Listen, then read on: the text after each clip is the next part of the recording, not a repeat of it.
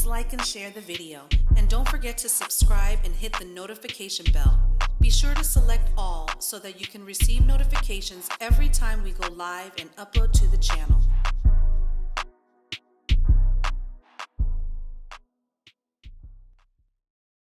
Introducing the 2024 Flat Earth Wall Calendar, the ultimate companion for truth seekers and awakened minds alike. Embark on a captivating journey through 26 pages that challenge the very foundations of modern science. Each month unveils a thought-provoking observation meticulously crafted to make people question the so-called reality that has been given to us by those in power. Each month is also accompanied by its own captivating haiku. Whether you're an ardent supporter of Flat Earth or simply curious about unconventional perspectives, this calendar sparks conversations, ignites debates, and encourages critical thinking. It's the perfect gift for free thinkers, science enthusiasts, and anyone with an insatiable thirst for knowledge and exploration. Pre-order your 2024 Flat Earth Wall Calendar today. Introducing Unfiltered Wisdom, 100 Powerful Proverbs for Independent Thinkers. A remarkable collection of 100 profound proverbs that will inspire and guide you on your journey of self-discovery. This captivating quote book is a treasury of timeless wisdom, carefully curated to offer insights and reflections for every aspect of life. This quote book is not only a source of inspiration, but also a perfect companion for daily reflection. Whether you find solace in quiet moments or seek motivation to overcome challenges, Unfiltered Wisdom offers a treasure trove of proverbs to uplift and enlighten your spirit. Get it today by either visiting our website or by clicking the link in the video description area. Thanks.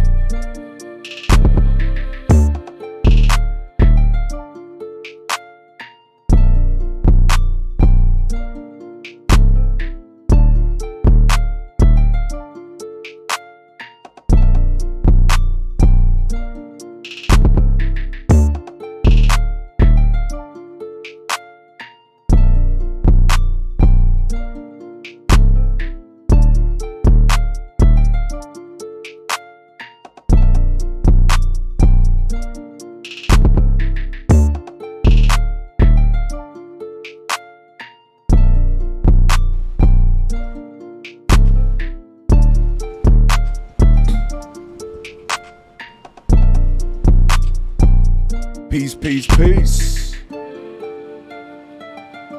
Yeah, yo, yo, yo, yeah, yeah, yeah.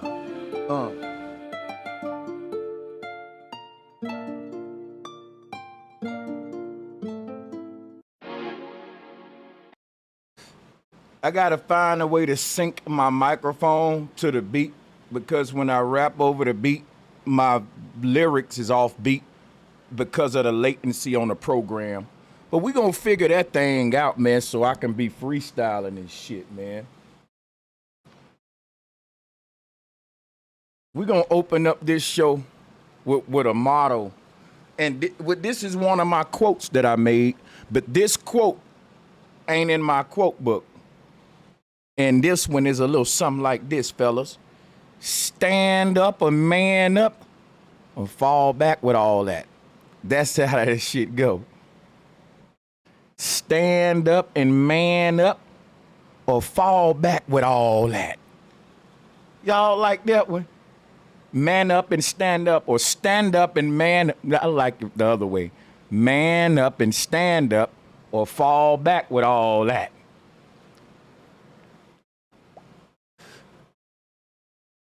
Salutes to every motherfucking body in the building. Let's clap it up, shall we? Becky, bombs, please. Thank you, dear. Thank you, dear. Thank you, dear. Shout out to everybody in the motherfucking building. You know what? Why am I bleeping my cuss words? I'm never gonna get. Oh my God! I didn't try to press that, but yeah, I'm just gonna be uncensored. I post. Hey man, listen. Shout out to you, Dulcinea, and to Damien. Hey, shout out to my mods. Listen, shout out to everybody. Dulcinea. Speaking of you, dear, I noticed that you've been getting some hate out here in these YouTube streets. Now, I'm not gonna be messy, right? I'm gonna do my show and do what I came today, but I'm just letting my sister Dulcinea know that I see it out here now. I don't know why they hating on the sister Dulcinea. She's a sweet sister that has just came into this thing. She's invited me on her show, and it's been love, man. It's been respect. So I don't got no problems with the sister Dulcinea. I appreciate the sister. And I appreciate every single last one of y'all. Jewel, I see you. Jewel, I see you. Love Zay, I see you. Man, you guys, I just want to say, man, everybody in the building today, if you support this community, yo, I see you, man. I want to drop a bomb. Citizen man, one world, one hood. What's good, brothers? Hey, guys, this Monday Madness is going to be real fire because we got some dope videos to review. Hopefully, because I'm going to check my email. And, yeah, we're going to have us a fire roundtable and something else I was going to say.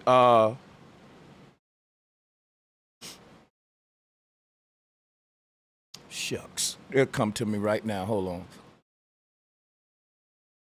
Oh, we got a lot to review, guys.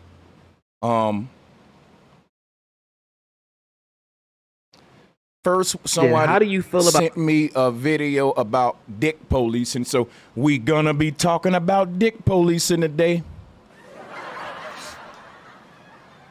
The wee wardens are on the attack again. The penis patrolmen are back on the budget. The government increased their budget funding, so the goddamn dick detectives have just been, going hard out here, pun intended. Goddamn it.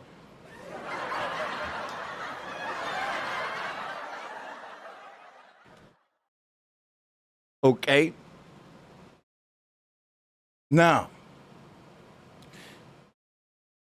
we got to think of new names for these dudes. I thought of one manhood magistrates, because you know another name for penis is, you know, don't kick me in my manhood. Another name for penis is genitalia. So I came up with the genitalia generals. But, you know, whatever you choose to come up, whether you want to call them the, see, I can't find them with Johnson. What's a J word for police? We'll just call them the Johnson generals, you know, and the genitalia generals, you know. The weenie wardens, you know, that, you know, shaft sheriffs, you know. Pecker pirates is what they are, pecker pirates. I'm gonna show you what I'm saying. We'll start it off like this just to warm it up, you know, then we'll go deeper and deeper. About interracial relationship. And listen. Any dude with a podcast or like a show like what we got going on right here, and you get these names on your show like Rizza Islam, Umar Johnson, why do other men interview other men about other men wee-wees?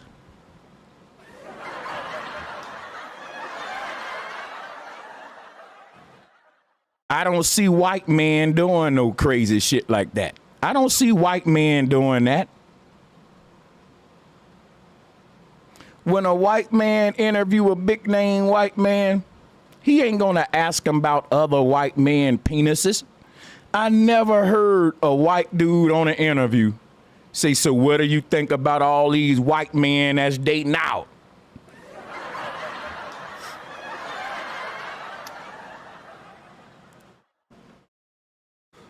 You will never hear that in a Chinese. See, black men are effeminate than a motherfucker like they single ass mamas. And I'ma say that shit, nigga. And I'm a black man from a single mama, and I'ma say it. Black men are the most effeminate men out of all the races of men on earth, and that is a fact, and I have no problem saying it. We get our nails pedicured more than any other man in any other race. Black men spray on more cologne more than any other race of man. Black men have a closet wardrobe that's bigger than the fucking woman that they laying next to. Black men got a shoe collection that's big just like they damn mammy. And they the only men like that. Black men got to get a haircut every fucking week, and more than every other race of man. Black men can school you on the top fashion quicker than any other man. Black men are quick to talk about another man's dick quicker than any other man, because like I said, all this is effeminate fucking behavior. And black men think that the world is scared of them. The world's scared of your black ass waking up, nigga. Don't get it twisted. Black men think that the world's scared of black men. No, dummy, the world's scared of black men being black men. They ain't scared of you as a black boy. Most black men are fucking boys. They are grown men that say shit like nah, boo-boo, and they get money and motherfucking and show out on each other and say, aha, I got this and you ain't got that. Nah, boo-boo. I do this and you can't do that. Nah. We are some childish second, third, fourth childhood ass motherfuckers, and I'm gonna say it today, and I don't care who I make mad, and we can debate this shit, nigga. We can do it. The Umar, huh? I don't necessarily advocate for it, only because we were not able to love our woman.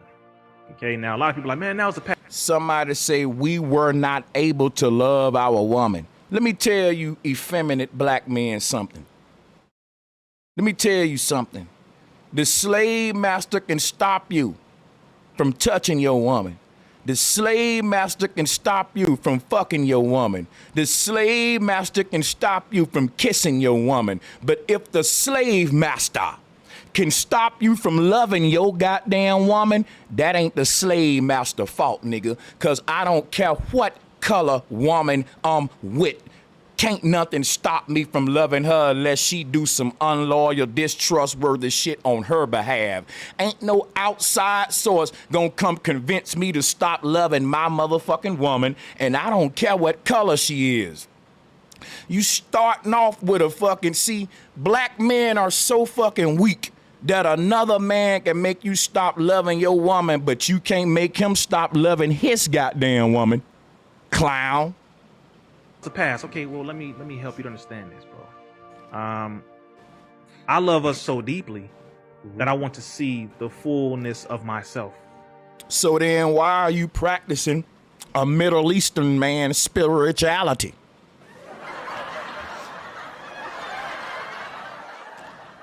How do you want to see your people in the fullness of themselves when you get on your black ass knees and worship a white ass sand nigga?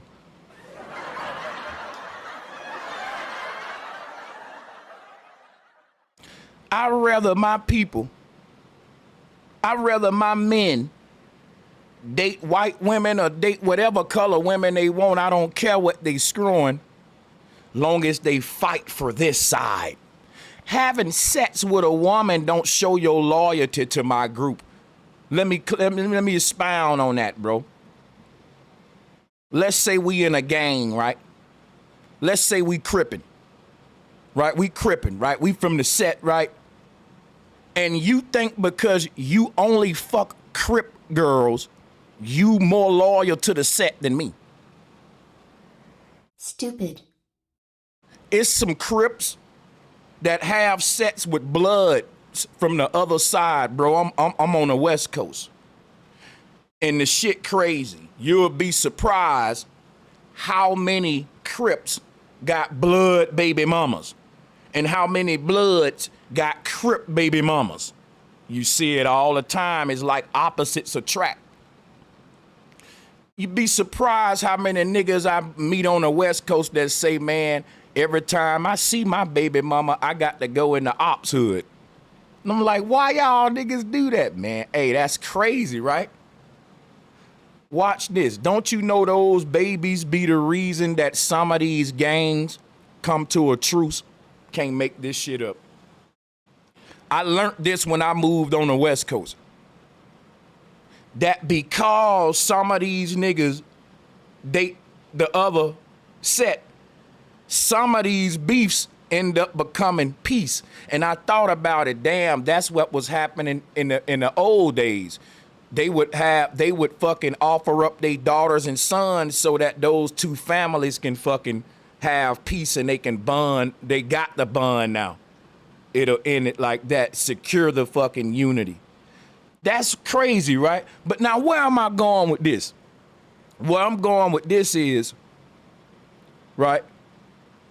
If you take my example with the gangs, what allow a gang to thrive is to control their territory. In other words, you can have a Crip set where all of them Crips is dating blood members.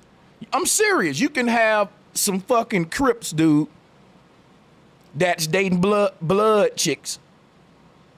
And goddamn it, but I bet you none of them Bloods from they set will be controlling those Crips' territory. So what's the point that I'm making? The only threat to any group, and I'm using a gang for example, is to lose control over their land and over their territory. In other words, when the white man took over our land and territory, he was raping our women, and it didn't make him lose the war. So if your philosophy is that us dating out is the reason for our demise, I'm saying that's an excuse to niggas who just don't want to fight and they think they can fuck their way to a victory, right? And they don't work that way. That's fantasy thinking. The white man dated out every day he was beating you and hanging you on them trees, and it didn't stop him from loving his woman, controlling his territory, and ruling the fucking world. He was raping niggas every day. That's interracial sex. All I'm saying is this: whether you choose to date out or not, that's a personal preference dealing with everyone's individual sexuality. I don't think we even got to talk about fucking when we show up in the room to talk about what we need to do as a people to get out of our situation. I don't need to know who this man dating or that man dating. This is gossip and effeminate behavior, and this is just a conversation that niggas use to derail the fact that black men got to really exercise some power for us to be feared. We got to really show some fear. You know how these gangsters do?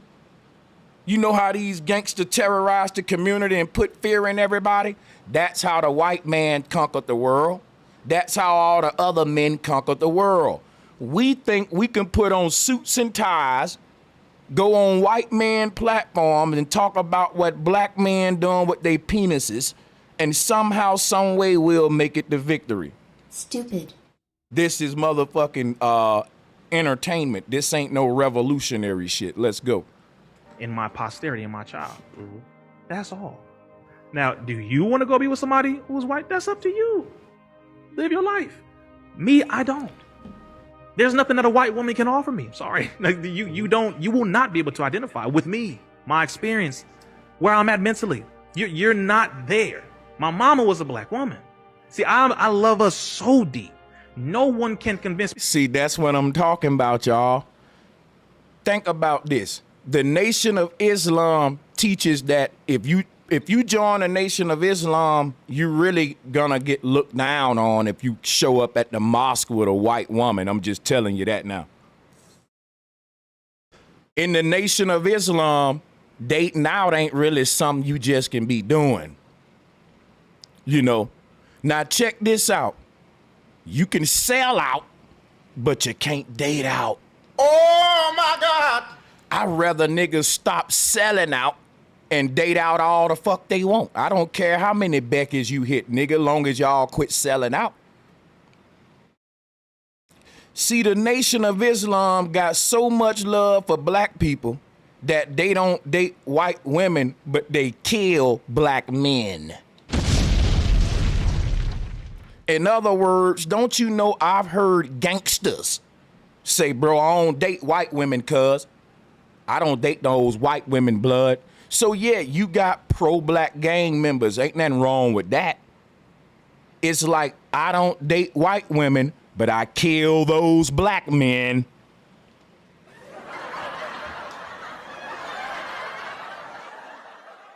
The Nation of Islam, they don't date white women. I give them that. But they kill black men.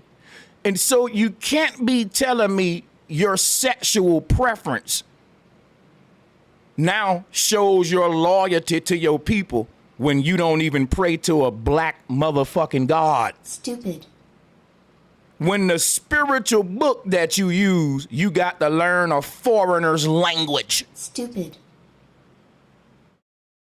I'd rather you get an enemy your penis than give him your soul. Stupid.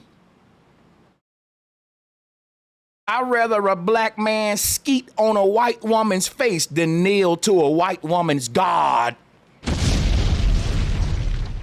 I'd rather a black man run through a whole gang of white women than teach a whole gang of black people how to pray to Jesus and tithe every Sunday. Y'all got more problems. Excuse me. Y'all got so many problems with niggas dating out, but the Nation of Islam do security for rappers. And rappers are the ones that taught us how to date out and get foreign women. Make up your fucking mind. Like and share the video. Listen, this ain't even about me and no interracial dating, y'all. I don't care what a nigga choice is. It's about the hypocrisy, though. I don't mind a dude saying, look, I don't date white women, man. I just don't prefer white women. But when you say, well, I don't date white women because I'm loyal to my people, I'm going to say that's bullshit. Just say, hey, see, that's bullshit. To me, you ain't being loyal to black people dating black women. What you doing is you catering to black women with low self-esteem so you can run through them. That's why a lot of you niggas who talk like this, like Umar Johnson, y'all ain't married, nigga. So y'all so loyal to the black women that y'all only date within your race, but you don't marry within your race. And those swirlers, they're marrying those white women. Those black men are marrying those Asian women. You niggas are only fucking all of these black girls, talking about you loyal to your race. Yeah, I gotta do it. Oh yeah, I gotta do it. Oh my God, I gotta do it. Let's tell it how it is. Let's tell it how it is. This is game that they running on head wrap wearing Pan-African black women with low self-esteem. This is how you get that hotep pussy, and they know it. So a nigga will make a sacrifice. He says, look, I can make a choice here. I can get no woman, or I can get all the black women I want if I just cuddle and coddle and cater to them.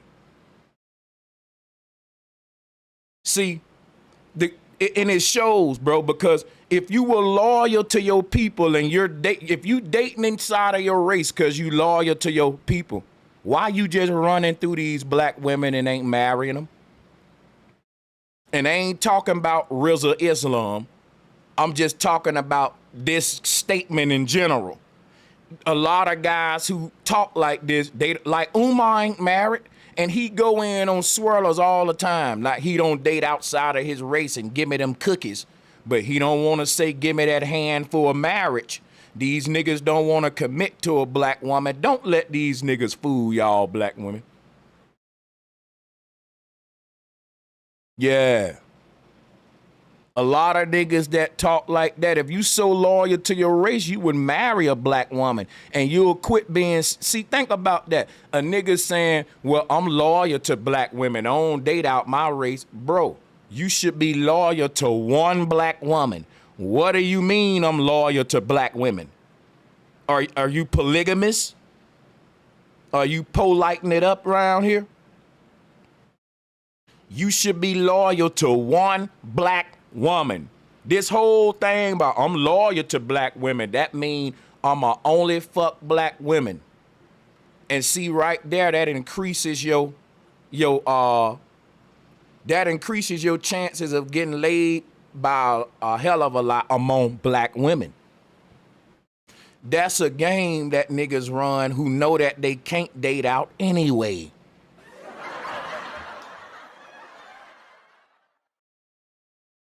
You know, I gotta dissect it, tear it apart to let you see niggas be caping, and fronting. Let's call it out. I done had some white women try to come at me. Trust and believe. Sell you some incense? Yeah, and some sage and everything. I was like, okay, look, I was like, okay, some sage incense and some shea butter, and you think, come on, Kathy, stop it. Stop it. Stop it. I respect the hustle, but stop that. So what they say is that because of us going to war with the white man, they're not attracted to the white woman. And I'm telling black women, that's a lie. They're men. If they see a beautiful, voluptuous white woman, Rizza Islam is attracted to her. However, I will give them props and say they deny their attraction and be loyal to the black woman. But to say you're not attracted to, that's crazy, because even the damn white man, when we was going to war with the white man, he was still raping our beautiful ass black women. There's no way that a white army can go to war with the black men and not say, damn, them black women look good. Because they do.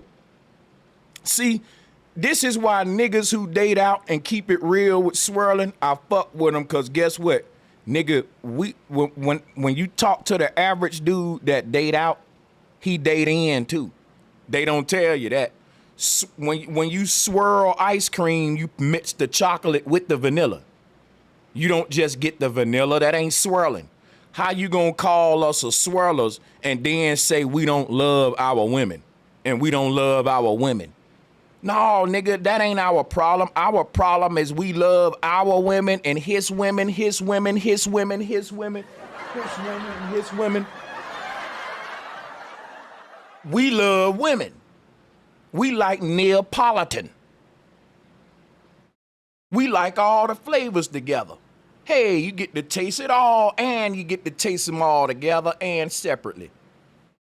Hey, son. So when you talk about a nigga that's swirling, quit saying he don't like black women. Dude, have you ever swirled ice cream before, dummy? Don't it got both flavors in it, dummy? Let's go.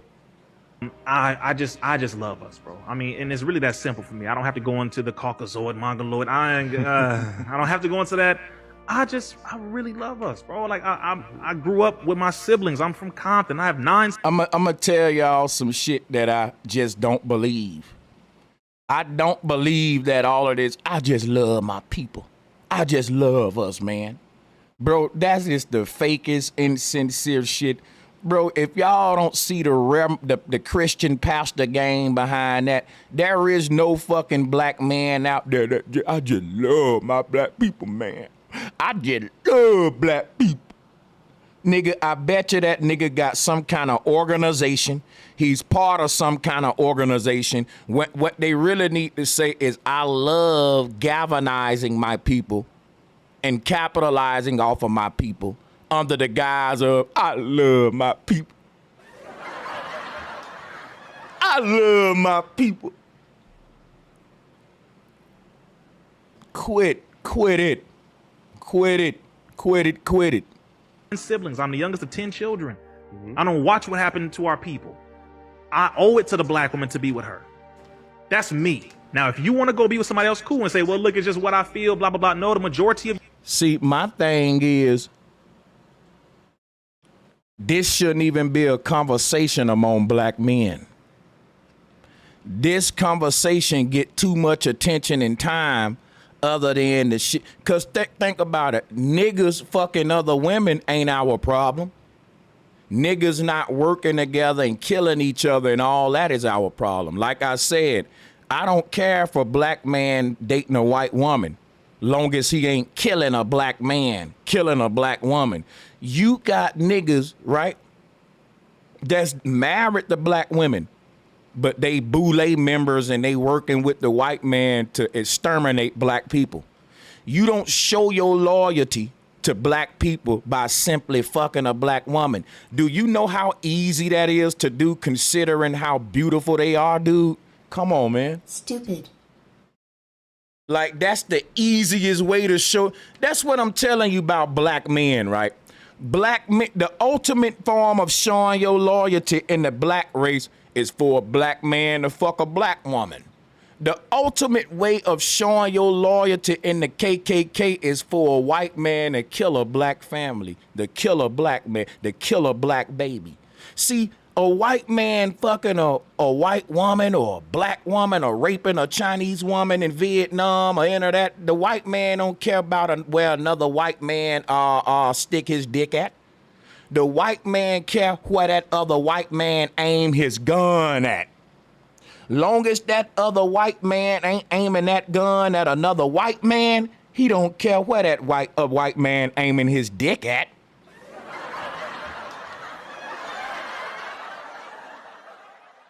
In other words, that same Klan member that probably hung 3 niggas and drugged 3 of them on the back of a pickup truck, he can go out and rape as many black babies and black women as he want, and the Klan will celebrate it.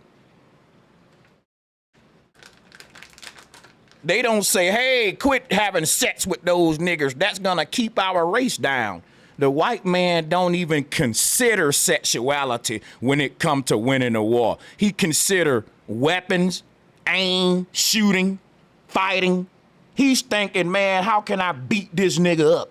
How can I beat him with he's thinking physical combat.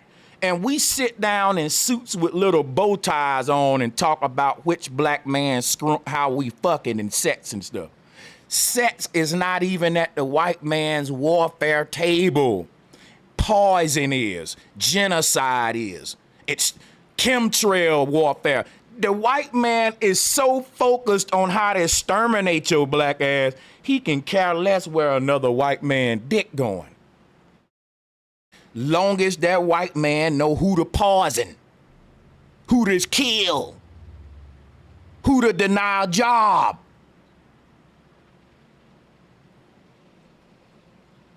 If you have trauma because of experiences you have. See, the black man want to focus on things that really ain't gonna hurt or help us. It's just a waste of time to keep us from not doing the real shit that is hard to do. See, it's easy to sit around in suits and ties under the air conditioner and talk about who the black man screwing and the swirling and the gossip talk. Like I said, effeminate stuff. It's hard to take the Nation of Islam, tell them niggas to take them damn little soft ass bow ties off and put them niggas in the jungle like them white boys and let them train with guns. If a race war broke out, we got the Nation of Islam showing up in them tight ass penny loafers with them goddamn tight ass bow ties, and them white militia boys is gonna be in combat boots with dirt on their hand, with camo on their face, screaming.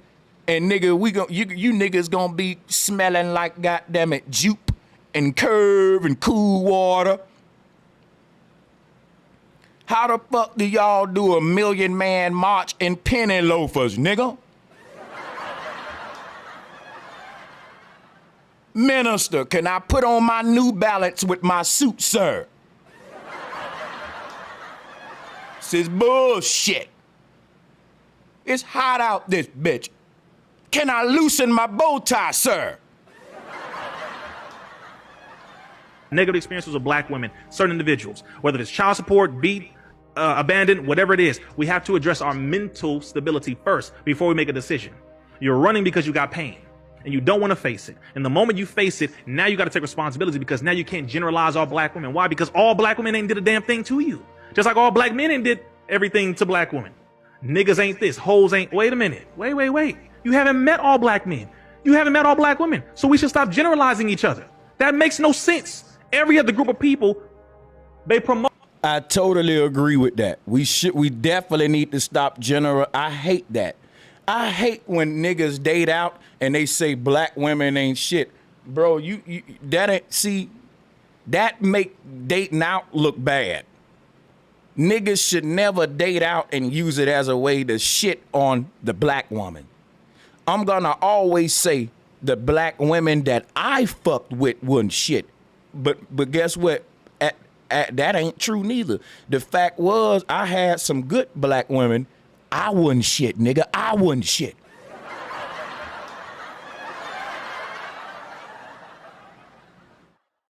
All right, so I'm definitely fucking with Rizza Islam on that one. Accountability as a man, I'm taking it, baby. Promote being with their own, but they just don't say it. They show it. That's all. Chinese, cool with being with a Chinese man and woman. Indians with Indians. Australians 9 times out of 10. But they don't talk about it because everyone wants to attack black, benefit from black, be a vulture to black. Music, dancing, bodies, whatever it is, we want that. But they always are trying to push this thing. Guess what, y'all? I'm going to tell you something about these niggas here. Who always make the same cliche talking points that get us nowhere. Everybody wanna benefit off blacks and vulture off of blacks and be culture vultures and be vultures off of black people. Let me show you something about culture vultures, why I'm not mad at them. And I know what you thinking. Brother Sanchez, you a coon. Watch this. Watch, I'm gonna teach you some shit. Everybody like to talk about culture vultures. Y'all know something about vultures though? Peep game. You know something about vultures? You peeped it yet? Peep game. You don't see what I see? Everybody like to talk about culture vultures, but what is the vulture doing? The vulture is only eating on something that's already dead, nigga. You know why black people got the most culture vultures? Matter of fact, you know why black people the only people with culture vultures, nigga? I gotta take that back. Wait a minute. I don't know nobody vulturing off the Chinese, the white man, and none of that, nigga. Black people may be the only group of people on earth with culture vultures. And you know why? Because our culture is dead. Vultures can't prey on a living culture, fool. Stupid. How about you quit focusing on the vultures and you focusing on resurrecting your goddamn culture back to its greatness? Because right now we promoting death culture. We proud of death culture. What is black culture? Black culture ain't nothing but corrupted death culture, nigga. Black culture is dead. Ain't nothing positive out of it. Ain't nothing but goddamn it high cholesterol food, toxic music, and stupid ass behavior. And I'll debate any one of you niggas on it now. You proud of a self-destructing ass death culture. You niggas talk about we got all these vultures, nigga, cause your culture dead.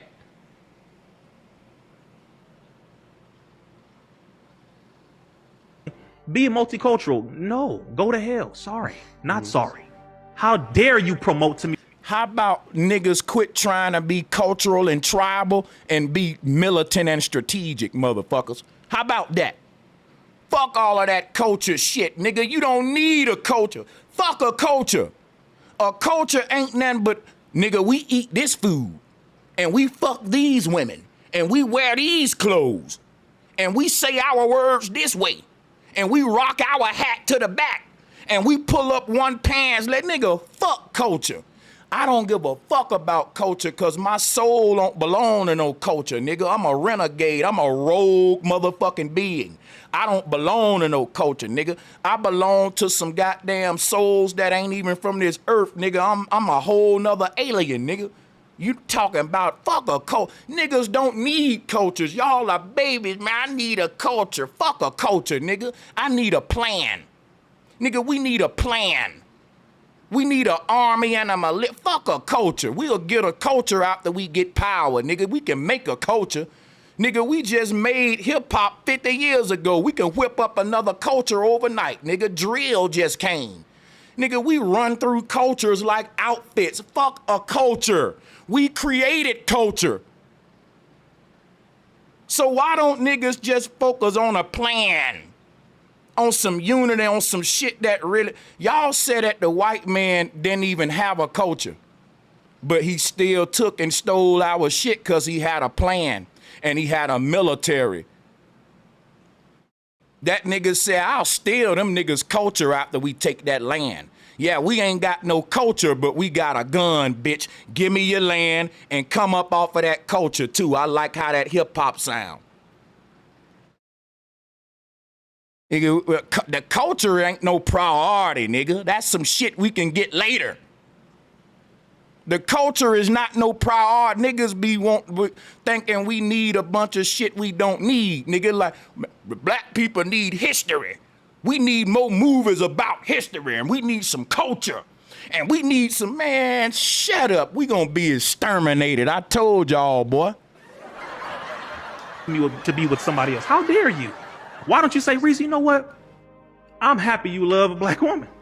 Why don't you do that? Why? Is that wrong? No, niggas, dude. Don't no other white man go up to other white men saying, I'm happy you married a white woman. Guess what they say? I'm happy you locked up a black man. I'm happy you bankrupted another small black mom and pop company.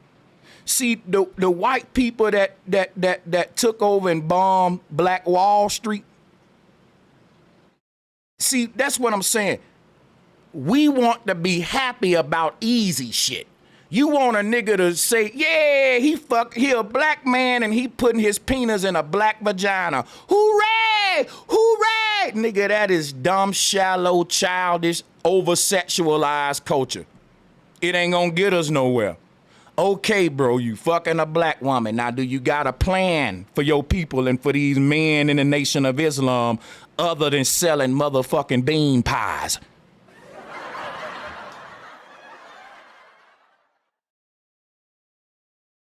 You want niggas to celebrate about easy shit. In that case, then, every nigga that's swirling, we should celebrate for him too, because guess what? He's dated several black women.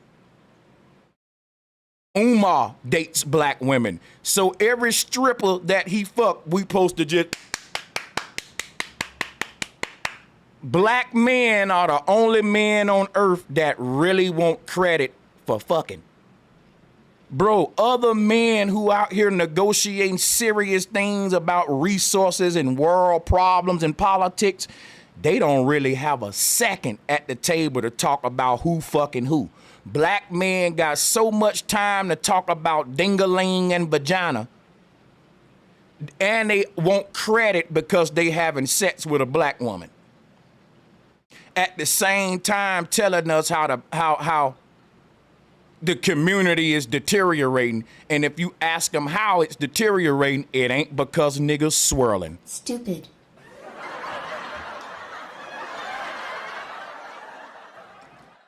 Why do niggas want credit? Because I'm a black man and I'm fucking a black woman every night. Okay. In the white race, you don't get credit for that, bro. You got to do something a little bit more. Come on, bro. Oh, come on. That's it. Okay, clap for that nigga. That's what nigga. And he really want his credit. Look at his face. Like, why can't you be happy for me? Because I'm a black man and I'm screwing a black woman. Bro, that ain't okay, dude. That's your sexuality. Why are we even talking about your dick right now? Wait a minute.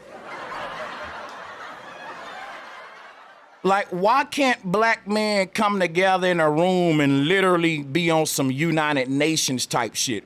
Cause it's gonna always be one nigga at the table that say, well, any of you niggas date out? And them the suspect niggas. Why are you interviewers so curious about a nigga's penis? I never saw so many interviews where I'm like, okay, I know that dick question finna come soon, but they can't just, when you a wee Warden, you just can't come out and say, okay, man, where your dick going every night? So you gotta say, well, do you date out? How do you feel about, but basically I'm gonna translate that into simple words. What the interviewer is basically saying, hey, Rizza Islam, so what's your dick situation, man? Where your dick going every night? And what you think about these other brothers' dicks and where they dicks going? Well, my dick is going inside of a black vagina every night. And brothers who putting their dicks over here, no, I don't see how we dick policing? See, a dick police is a dirty, dirty job, and I mean it. I mean it, pun intended. And kids, you never want to grow up to be a dick policeman. You don't. They don't pay a lot. You just, it's not worth it. It's not worth it. You never want to be a Willie Warden. Yes, some people call it a Willie. That's right. You never want to be a Packer patrolman. That's right. You know, a cock cop. That one hard to say. But them cock cops are on the rise. Bad boys, what you gonna do? When I come for you, tell me what you gonna do. What you gonna do? Bad boys, what you gonna do? What you gonna do when they come for you? Swirl boys, what you gonna do? What you gonna do when they come for you? Cops filmed on a location near you. We busting goddammit swirlers for 5 years straight. Meet Dick Detective Islam right now. Well, I've been on a job now 10 years in law enforcement. I moved up to homicide, and then I decided, I really love my people, so I decided to move up to the position of wee-wee warden, and I've been doing this now for about 2 years. I've actually locked up about 10 swirlers. I've taken about a total of 10 swirlers off of the street, and I thought it'd be good for the community. We don't have a lot of brothers going into law enforcement, let alone dick enforcement. So I decided, hey, what better job than a cop, for my people, than a dick detective. You got men playing basketball, football, but we don't got a lot of black men that are out on Peter patrol, sir. So with all due respect, I got to get back to my job, sir. Hold on a second now. Hold on. Pull over, sir. Who is this white bitch in the car? Hold on, y'all. I got a nigga pulled over. Hold on. Call up, back up. Yes, sir. We right here on 55th and Charleston. Yes, sir. We need another unit. Yes, sir. We got 2 black men in the car with 2 Beckys. And yes, I see the Trojan on the seat. I see it already.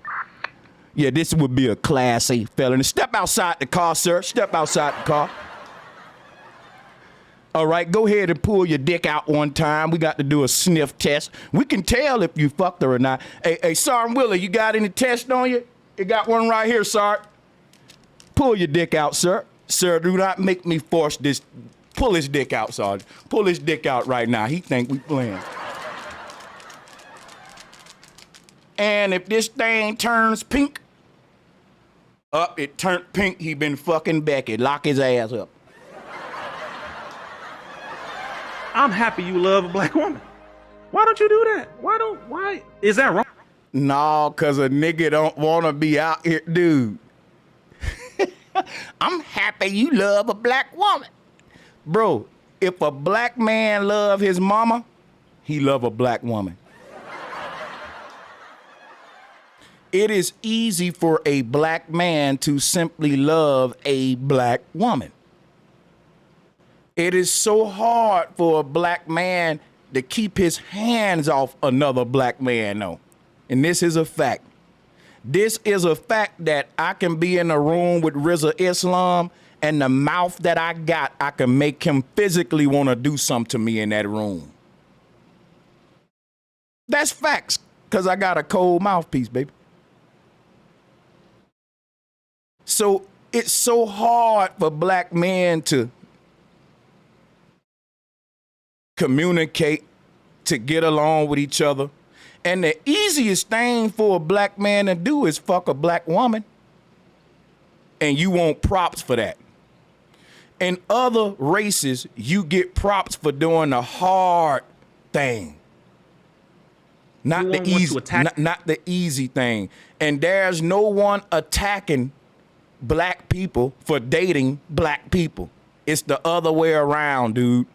You got black folks that's married to black folks, and in every interview, they talking about swirlers. I don't see no breakfast clubs and big black channels that's asking the swirlers how they feel about people dating inside of their race.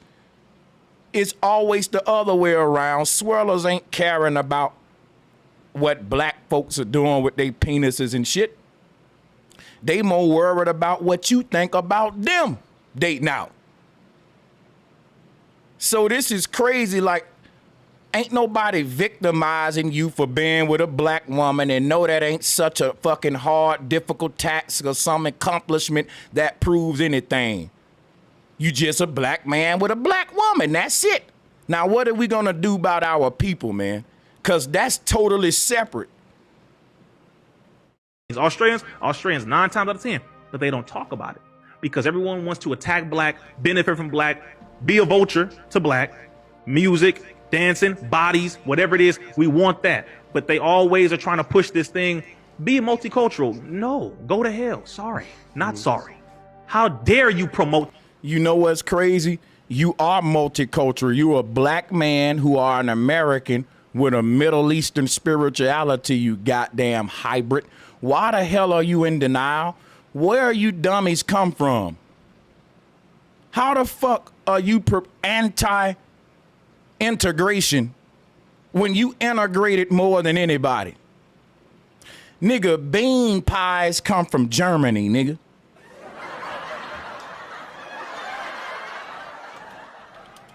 You niggas are black men, right? Y'all are black men in a Middle Eastern religion, and you American, and you selling German bean pies. Nigga, you been a mutt. Ain't no such thing as a black man born in America being a goddamn separatist. You know how stupid you sound? Do you honestly know how stupid you sound?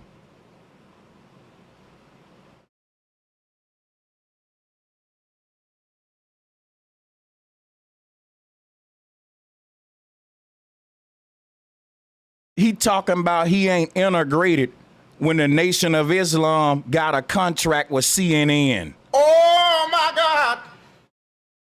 The Nation of Islam got a contract with Washington, D.C. so that they can do the Million Man March, nigga. And they contract gives the rights to the march to CNN. And guess who they got to get their parade permit from? The goddamn, the capital, Washington, D.C. will let 1 million black men gather at the nation's capital, but 10 niggas can't stand out on a street corner.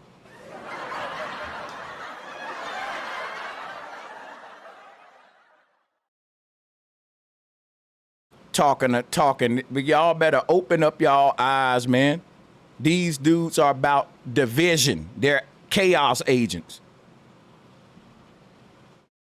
And they don't really, when it come down to what they need to do to get their people at the top, you'll find that they're in the bed with the white man. Because guess what? The Nation of Islam can give the rights to the Million Man March to anybody they want, meaning that the Nation of Islam can blow up some independent black film company or media company, or the Nation of Islam can have their own press. Why don't I'm finna show, oh, I got to kill them now. Why don't the Nation of Islam got their own press? How come the Nation of Islam got a contract with Viacom and all them people just like Boosie, Vlad, Breakfast Club, Noriega, the Drink Champs? All of you folks are in the bed with the same media entities, and that's why y'all got the same energy and talking points. A bunch of regurgitated bullshit that ain't getting black folks nowhere. Well, I fuck black women. And what we need to do is get into economics and a bunch of shit we've been saying for years, and it ain't got nowhere. Because everybody know that if we start really saying the shit that'll get us somewhere, that's when they gonna kill you like they did Malcolm X. Facts.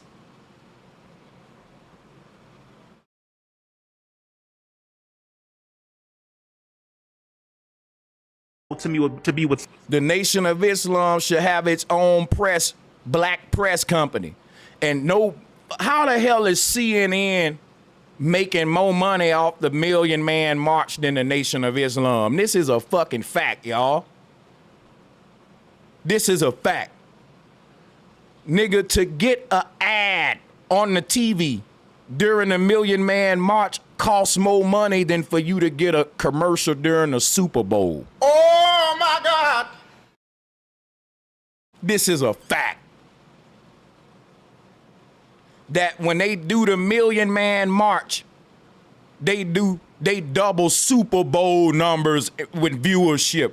See, when I tell you that CNN got a contract with the NOI and that the fucking Million Man March is a ceremony, a parade that is making multi-millions every time they do it, and only a few entities is eating off of it, and the NOI is getting the least amount, and they people the one doing all the marching. Ain't that some bullshit? Yeah, nigga, when they had a Million Man March in D.C., it's so fucking big that they have tens of thousands of vendors out with water, tater chips, snacks. Is millions of dollars made during the Million Man March, dude. The city of DC makes so much motherfucking money during the million, bro. And I'm just telling you now, It's a big ass parade, and they need to tell it what it is. 1 million niggas marching to DC, and they ain't really doing shit for real. It's just a show. It's a parade that actually makes DC money. It don't make DC think or get scared. Justice or else. Or else what? Or else shit, motherfucker. We got a contract with that white boy. What you talking about, nigga?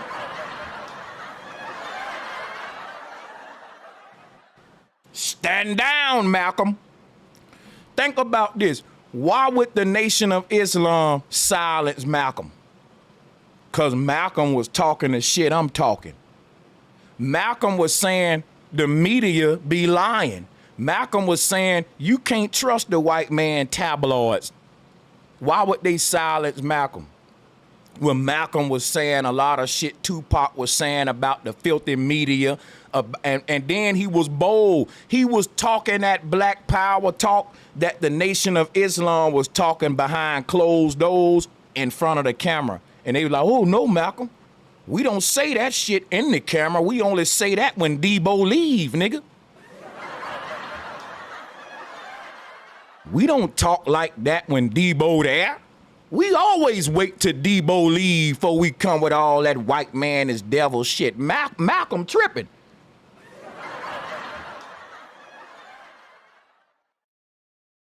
Yeah, Malcolm, we ain't really tough, man. We just be doing that, you know, in our house and shit, man. Like, come on, bro. Silence. Hey, shut Malcolm up for a while.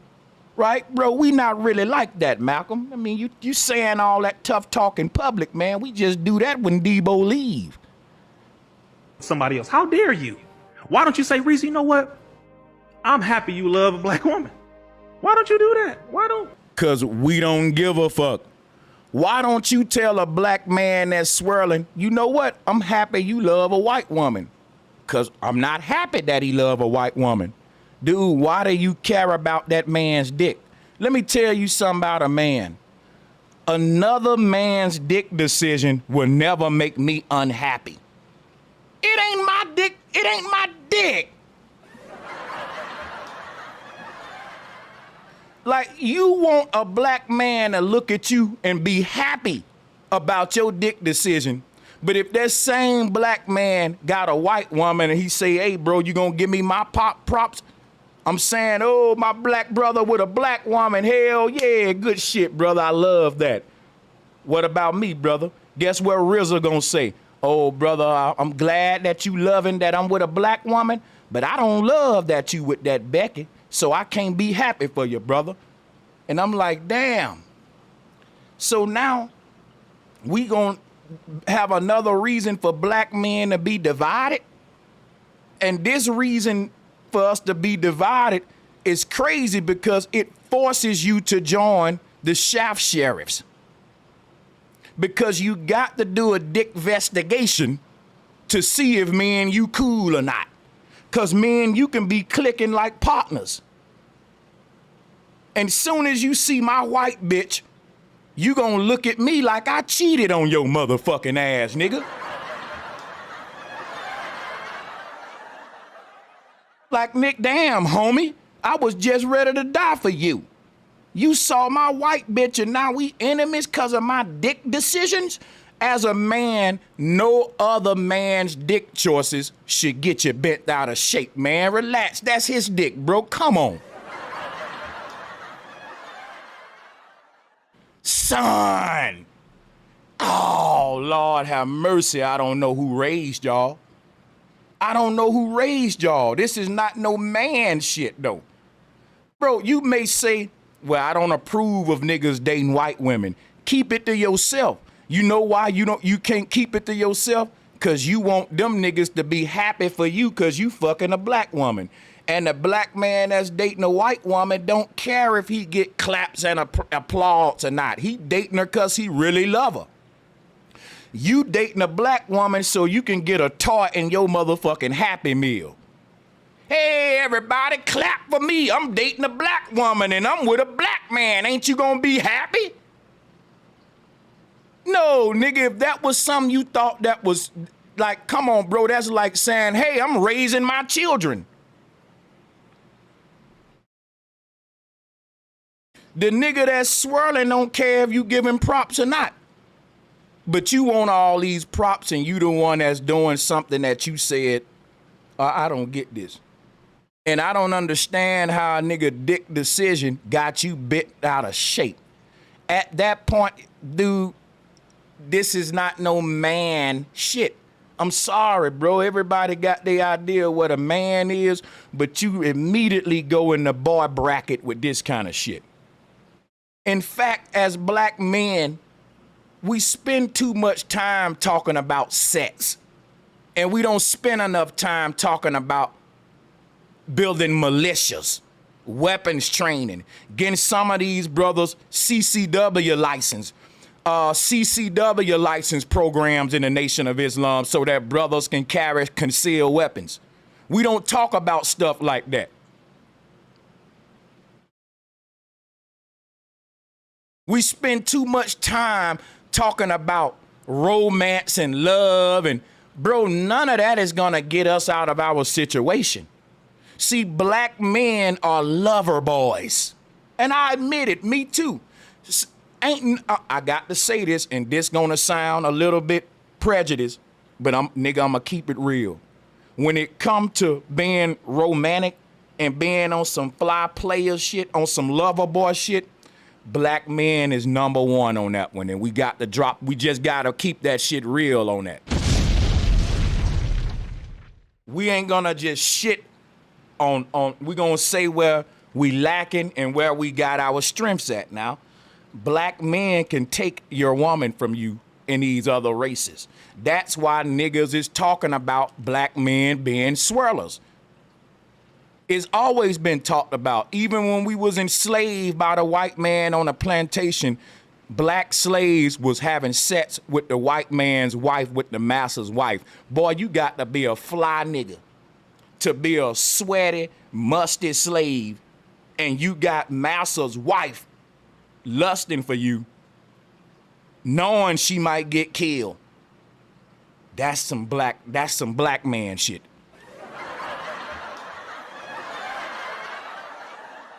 That's some black man shit though, and I'm just, see, I gotta call the shit how it is. Niggas will come to a foreign country, and the foreign men already know, okay, we gotta motherfucking cuff our women. These black guys are fly, and they can dance, and they got big old, let me just,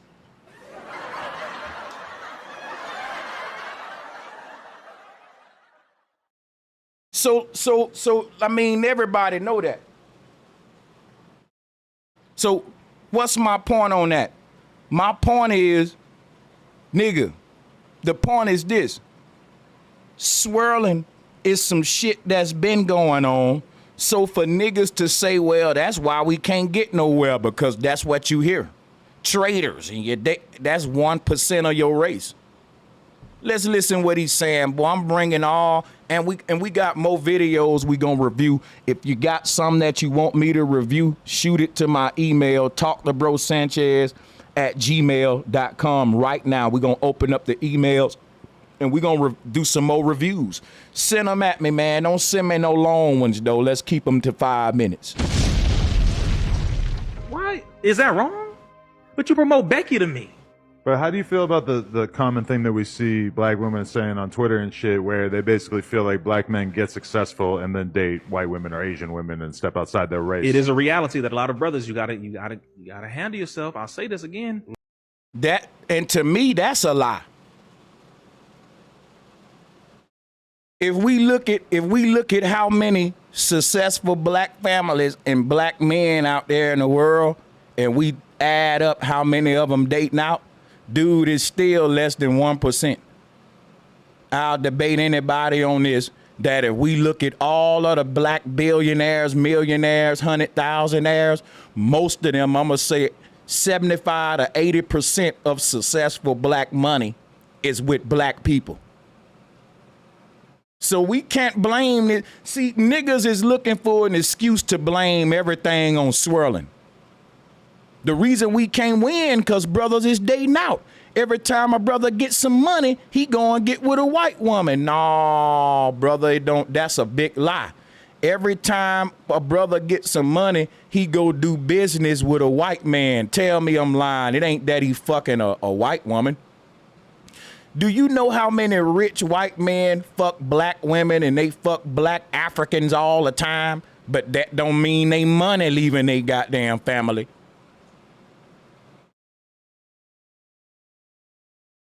Yeah, man. This is crazy.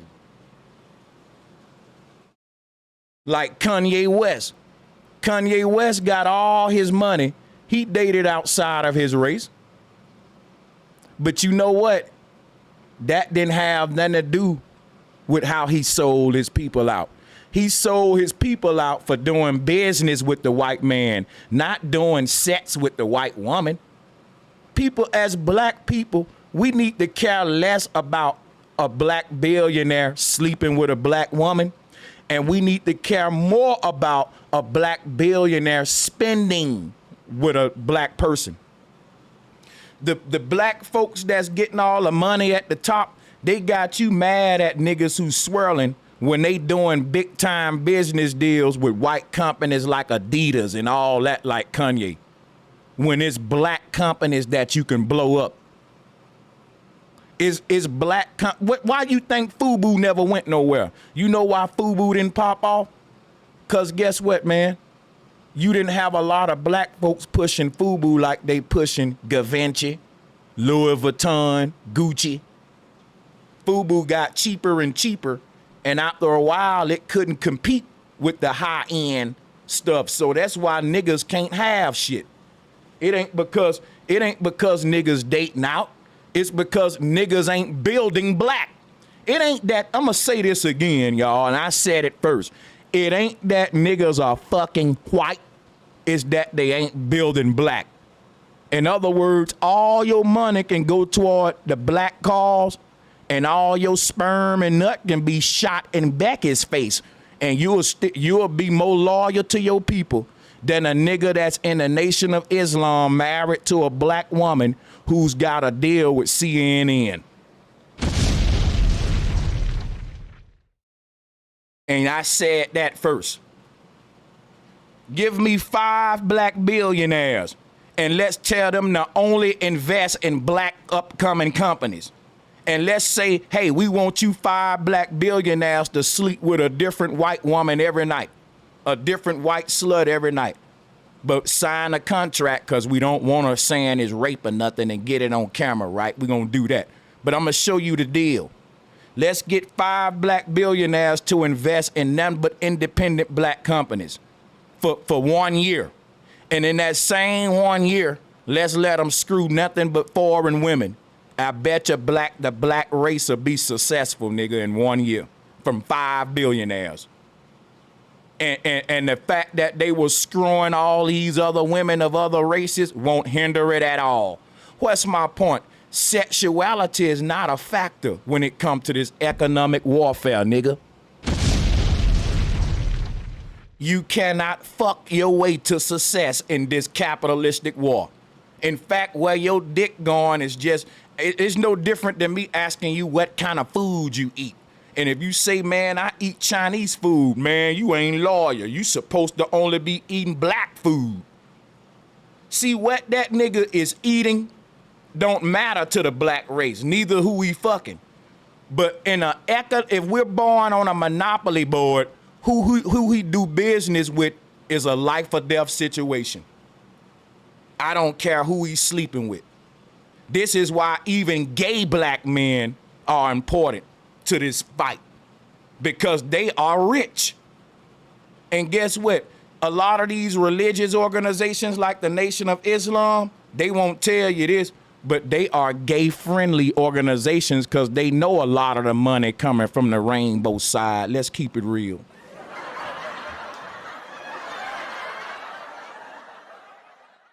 In other words, a brother like Rizza Islam will criticize niggas who swirl way more than he criticized homosexual black guys, because it's a bigger risk to criticize gay people. He can't go on all of these big platforms like the Breakfast Club and all that if he start gay bashing everywhere. So let's swirl bash. Let's give them the new energy that we would have gave the rainbow people.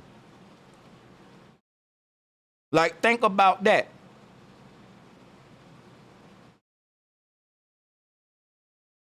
You'll never hear these dudes have that same kind of energy with the LGBTQ community because they got these big media contracts.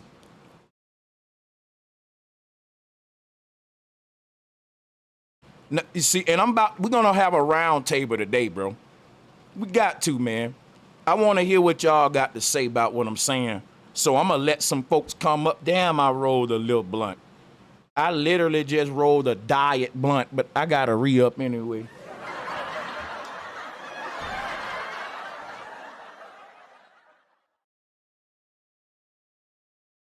This ain't a blunt. This a blunt light. You know how they got a Budweiser and they got Bud Light. Nigga, this is called a blunt light.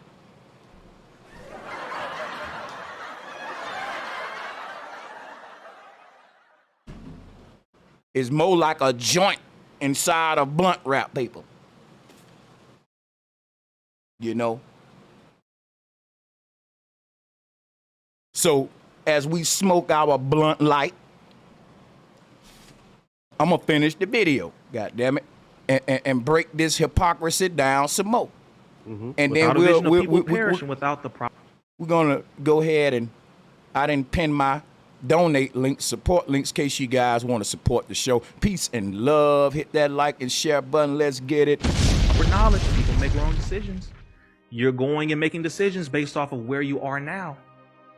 Where you are now, mentally, spiritually, emotionally. Well, I grew up with it. That happens too.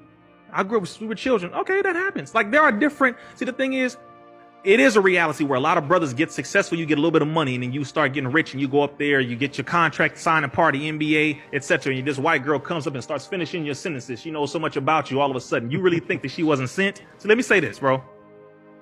Some of us are so damn naive that you think all of a sudden all these women just interested in you. You sound like a real insecure nigga. Bro, I'm gonna tell you some real shit. Why are y'all making everything a color thing? Because Mike Jones is a black man. Hear me out. He said back then, didn't want me. Now I'm hot, all on me. Black men have been saying that for years, dude. Why you making it a color thing? You making it like, okay, a black man got money, now all these white women want him and Asian women want him. That ain't the case. All these gold digging video vixen women want him. That's the case, of all colors. Listen, a lot of the black women that black man was lusting for, they turned him down because they was looking for the black man with the money. Then when that black man got money, yeah, they was all on his nuts. Like Mike Jones said, back then you didn't want me. Now I'm hot, you all on me. Black women do that too, bro. Why you making it some color shit? Why? Why everything got to be some color shit when that is a woman's trait, period? Bro, the most beautiful women of all races is going to know that they worth some fucking money, and they're going to try to use their beauty to extract money out of men. It's a reason why the beautiful girls are the strippers. The beautiful girls are the video vixens. The beautiful girls are the Victoria's Secret models. Beauty equates to money. And so if you're a nigga without no money, a girl who knows she's beautiful in this country ain't got no time for you. She will go date a ugly dude she ain't attracted to just because he got the money, and she knows she can extract some out of him with her beauty. This ain't no color thing. This is just knowing how women are. But when you make everything a color thing, you lead these young brothers astray, man. Because you making them think that just because they with a black woman, they okay. But, dude, that black woman will take your ass down there just like any other race will, if not quicker, nigga, when you get your paper. See, this pro-black shit will blind you. It will make you naive. And it'll just make you vulnerable and gullible as a dude, man. Like, this is a very toxic mentality. I'm just saying specifically for those. Yes. You wasn't interesting before to them. Now you get money and some fame. Now they're interested. Please look at that. Then go to the other side and look at... That ain't true, dude. Let's hear him out, though. Wait a minute. You have family and friends that you grew up with. Who was there with you? Who was always down for you? Look at them. Okay. Let's Hey, look. Oftentimes, though, when a nigga make it, he put his family and friends on, and that be his downfall. Why don't we quit this kind of talk and they got the sad violins going? Listen, they got you thinking when a nigga make it and get successful, put your family on, put your people on who was there for you. No, you don't put nobody on. I don't care if you help me. I ain't, guess what I'm doing? I'm starting businesses. They said, buy your mama a house. No, buy your mama a business and let your mama buy her own house, nigga. Black people think peanuts. We think small. We think small. You gonna buy your mama a house and introduce a new bill into the family, and it's gonna be a big house. So we got this put everybody on mentality, and that's why we ain't going nowhere. You don't put motherfuckers on. You build people up, and the best way to do that economically is building business and infrastructure in your community. The Nation of Islam is only building mosques and temples. That's the business of the white man and a deceiver, and the business of the oppressor. Somebody better hit my like button and share button. I don't know how my numbers go from 600 and some to 400 and some.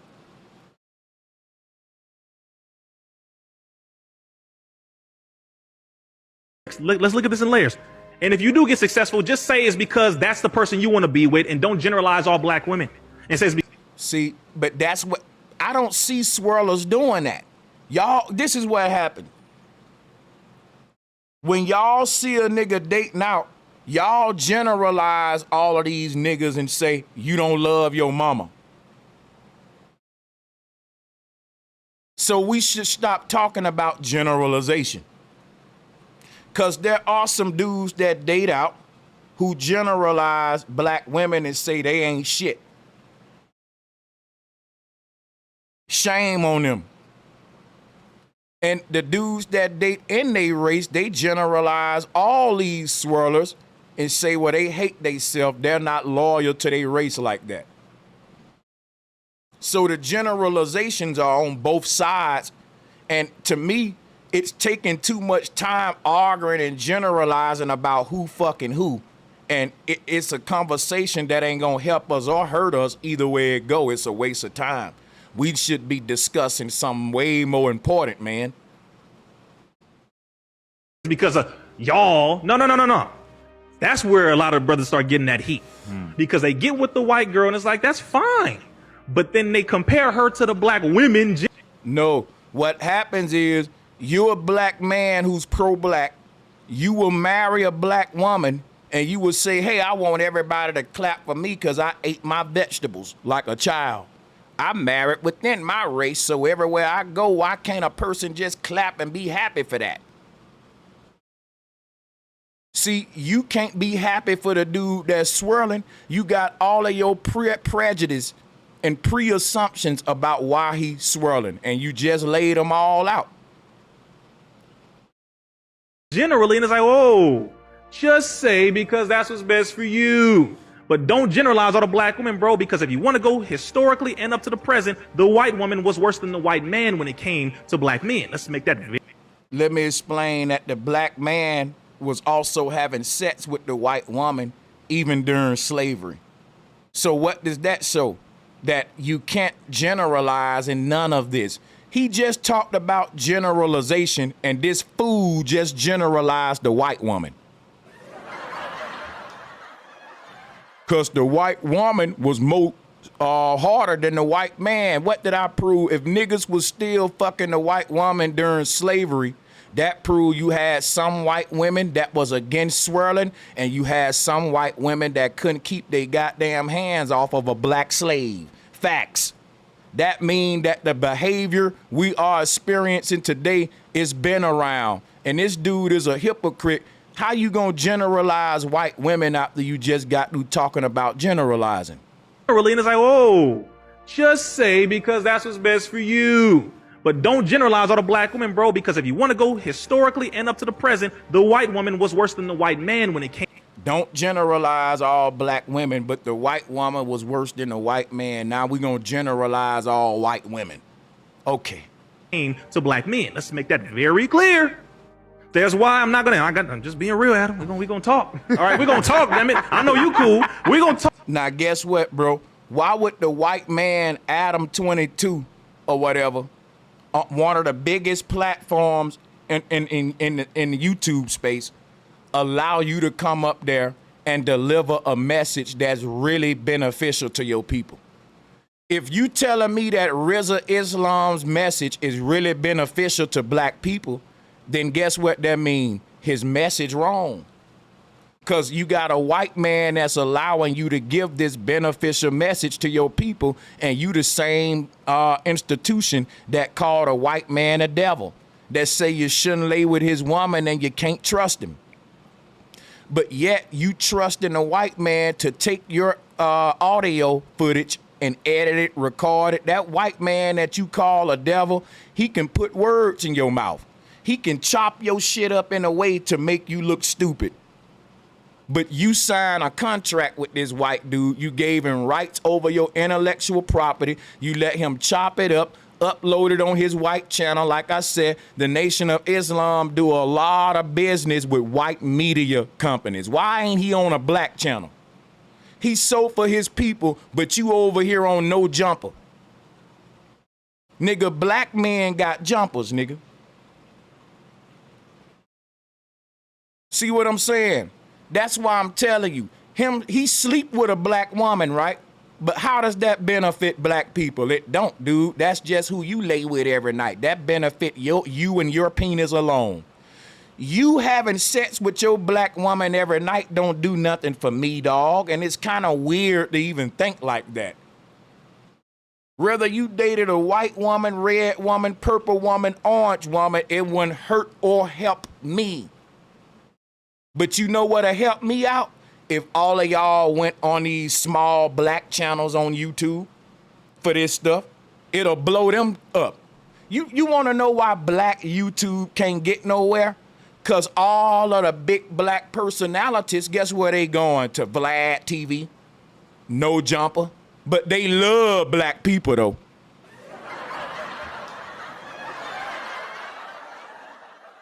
They love you just like the slave master loved you. Only enough to screw you, literally. Think about it. These people love black people only enough. Hey, I fuck a black woman, but you don't do no business with black people. And your organization ain't doing nothing but helping out Middle Easterners see their culture in our community. You love black people so much, you just don't want to be on none of their podcasts. When it's time for you to really deliver a message that's beneficial to the people you say you love, you call up the white man. When all them black folks you say you love got channels too and they trying to get on. Yeah, it take a nigga like me to point this shit out, bro. Y'all some fakes, nigga. Talk. Listen, it's a real thing. So, and vice versa, brothers. We just have to stop generalizing. That's all. If you get with who you get with, say it's because that's what you wanted or who you wanted. Fine. Later on. Okay, then why don't you just come out and say? Why don't the Nation of Islam come out and say we don't do business with niggas? We fuck niggas. We promote niggas fucking each other. But when it come to economics and money, we fucking with the white man. Fuck y'all niggas. And I'm going to tell you right now, bro, if the Nation of Islam united with a white organization called Scientology, and guess what? That's from a white weirdo by the name of Ron L. Hubbard, who was connected with Aleister Crowley. Oh, my God. The Nation of Islam united with a white Aleister Crowley group before they united with the black church, y'all. Oh, my God. I'm finna do y'all niggas so you gonna shut your mouth out of the day. You see, they'll never let a nigga like me get on that shit. I'm gonna call it, I'm gonna call it. Hit the like button and share button, because it's too much hypocrisy out here. The Nation of Islam. Y'all love black people so much, but y'all fucking in the bed and cahoots with nothing but the white devils that y'all call devils, not me. How did the Nation of Islam unite with the white Aleister Crowley Scientology before they unite with the AME Black Church? How? Nigga, I'm gonna call it out. I'm gonna call it out. Y'all got so much to talk about. Let's talk about this then. I'm gonna ask that shit again. Why don't the Nation of Islam ever build with black people? They only fuck with black people when it's selling you a bean pie.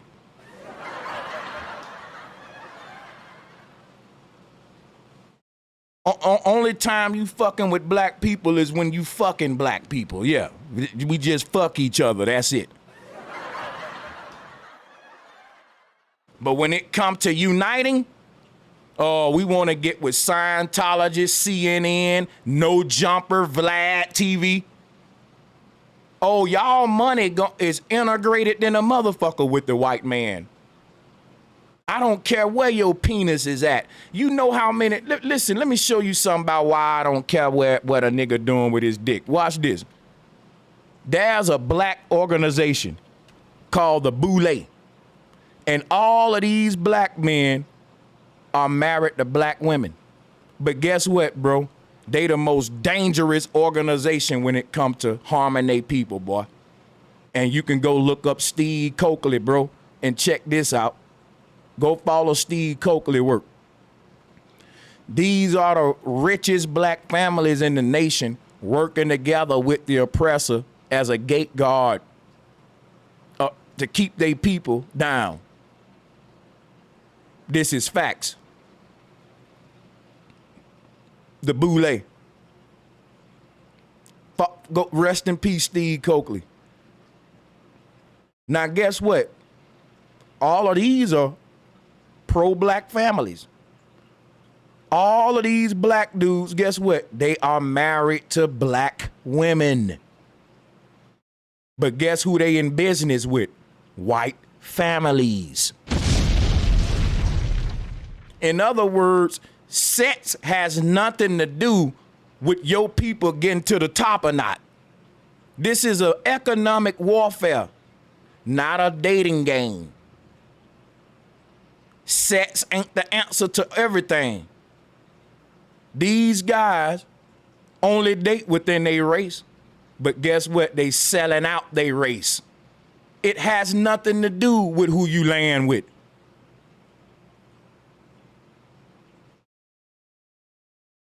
When you start to identify yourself and you start to go back and reflect and you start to learn about yourself, go back to your traumas and address them, you will change in whatever way that is. You will grow. As you said, there's certain things you started learning that you got mad. Mind blown. That you didn't know, or you was lied to, or you're like, how you didn't tell me? This is what happened. Yeah, man, black people don't want the truth, but I'm gonna give it to you. S gonna give it to you. Gonna give it to you. S gonna give it to you. Gonna give it to you. Come on, man. Let's open up the round table, man. Let's open up the round table, man. Open that thing up. Hit that like button, that share button, man. Hit that donate button, man. Support for the Monday Madness, baby. Come on, man. Keep that Monday Madness. Fund this motherfucking shit here, baby. Let's keep this thing going. We make Mondays feel like Fridays over here, baby. Let's get it. Come on. I know some people got something to say. So let's let the people come into the building.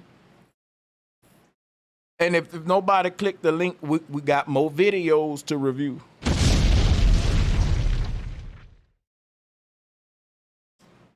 Matter of fact, let me look at my emails while we wait on them. See what we got. Ooh, these are a lot of. I better get started. All right, now when I do these other video reviews, it might change the topic. So if you wanted to build on anything that I'm saying now, we won't be able to. Well, I don't really want to jump too much around, but let me see what y'all got here. Oh, somebody. Oh, yeah. Yo, shout out to. Nah, I can't. I don't know if you want your name said. Okay, let's go ahead and go into my I got some videos to review, no problem. And they're in my downloads folder. So let's pull that up. So we got this video of Elon Musk talking about Neuralink, his latest video where they was asking him about it. I'm gonna get on that. Hold on, I have to switch my account to, hold on. It ain't in that folder. Here it go. Elon Musk explains Neuralink. Yeah, we finna get it. Okay. And as I move to the next topic, okay, we got 7:30. So let's get him in before I go to Elon. Now, when I get to Elon Musk, if you are an Elon Musk fan, or you think people are just, tinfoil hatters, pseudoscience, and we got the wrong idea of Elon, come on up. Let's hear the opposition, because I'm anti-Elon. I know the end goal of the role he's gonna play moving forward in this agenda. And I'm gonna review his video, his recent one, from Zuby. When it is 15 minutes, it's gonna be 5. 7:30. How you doing, man? I'm doing good, and yourself? I can't complain at all. Thank you for joining, man. Speak your mind while the topic is still fresh. What you got to say about what I agree with majority of everything you said. But I want to ask you a question before I get into my build. Well, I've noticed by dating other races of women, majority of them tend not to like the men in their race. So I want to ask you a question. I hope it don't seem too personal. With your Asian wifey, is she attracted to Asian men, or is she just strictly attracted to black men? I don't think that she ever dated an Asian guy, but I can't really say if she's attracted to him or not. You know what? You just gave me some shit to ask my girl, nigga. Goddamn. Goddamn, nigga. Shit. Not because I've noticed that, because and I agree with you too. Black men do put a whole lot of emphasis on having sex. And I'm going to tell a true story that happened directly last night. So I meet this Mija. She don't speak a lick of English.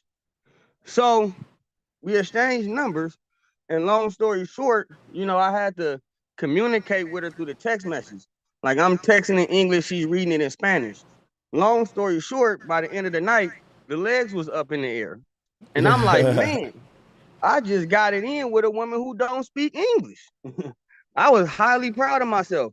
Now, when we come to the black man being sexually driven and the white man being war driven, in my opinion, I would rather go with the sex driven situation and being fly and being cool, because it seems like these other races of men want to, extinct the black man And I don't know how they think they're gonna do that. In my opinion, if y'all want to get rid of us, gather every black person up in one city and drop a goddamn bomb. Nah, see, But here's the reality. The reality is, because I like where you're going, the reality is that we say, well, white men are warlike, black men are lovers, but the truth is this. Only a small handful of white dudes are they warriors and fighters. And then you got your thinkers, scientists, tech nerds, your economic monopoly men. See, one thing about the white race, if you want to bring in how they winning and make the race thing and go into that, it's their ability to organize and galvanize their people. That's like the military. If you can cook real good, all of my cooks I want over here. All of my artists and musicians over here, because y'all gonna be giving us the music we need when we're working, whatever. All of my shooters over here. All of my goddamn leaders and people that just got a gift to organize men and lead them right here. All of my nerds and tech guys over here. All of my mechanical, engineering, constructing niggas. You might not be a nerd or tech dude, but you can build some shit like Granddaddy. You can over here.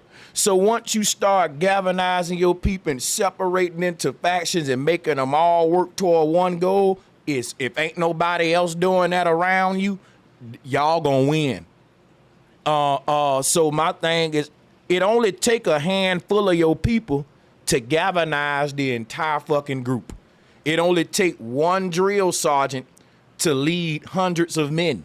So now you got a situation where the leaders of the world is small, but the amount of people that's being led are many, and it take a small few good men to do the job. And if you look at every race got like 90% of their race is just day-to-day working motherfuckers, like the Chinese, white folks, they people too. But in each of these races, you got this high up group of small elite families that's got their people galvanized. We don't got that, because our small, high up rich families are the boule. They're helping the other races capitalize off of us instead of rising up against them with their power and galvanizing their people like everybody else doing.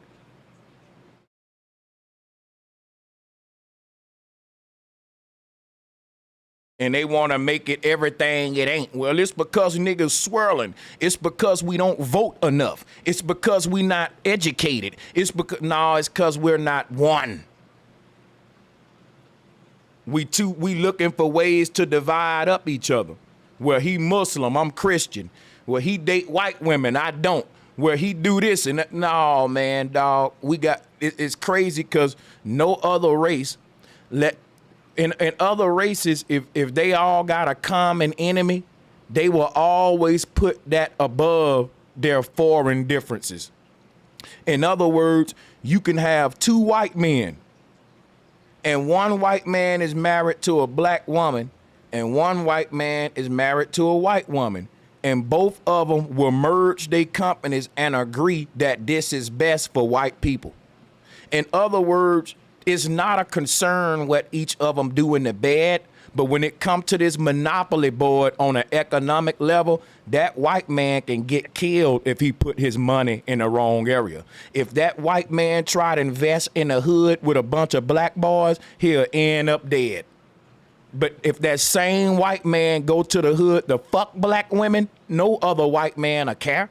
But if he go to the hood to fucking capitalized, gentrified, whatever you call it, so my thing is this. We make excuses for why we don't do what we know we really need to do as black men to be powerful. And we ignore the boule and the masons and the gate guards among us, and we act like them the people we need to be behind, and what's really keeping us back is them damn swirlers. And them goddamn Democrats or them Republicans or them it's always, or the devil is keeping you back. My bad, y'all got it. Let me get off my rant. My bad, y'all got it, bro. Ain't nobody else on the panel. Well, should I got another? Oh, go ahead, brother. Hey, yo, I got a question, but it's not necessarily about the swirlers. I'll hold it till later.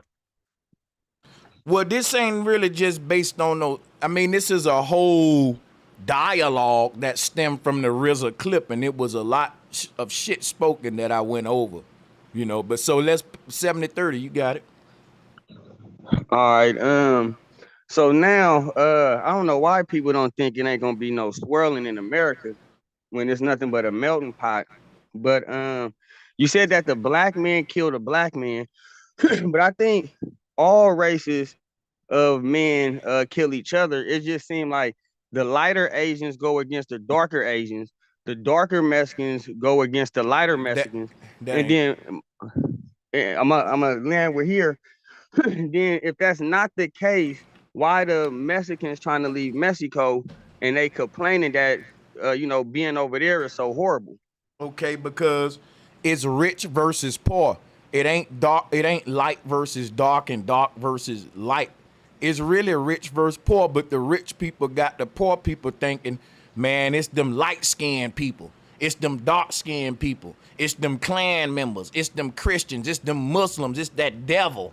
It's everything other than a systematic group of a systematic warfare, a system that's keeping us down, and a group of royal elite families at the top of that system, perpetuating it and rebuilding it, resetting it to be stronger and stronger as the generations wise up to the flaws and the game that's going on. So we got the enemy is a system, and if we're not knowledgeable of this system of oppression, buddy, I'm telling you, it's gonna be a price to pay for that. Because if you don't even know what the hell is injuring you on a collective level, you can't begin to even fix the shit. So we think it's the devil.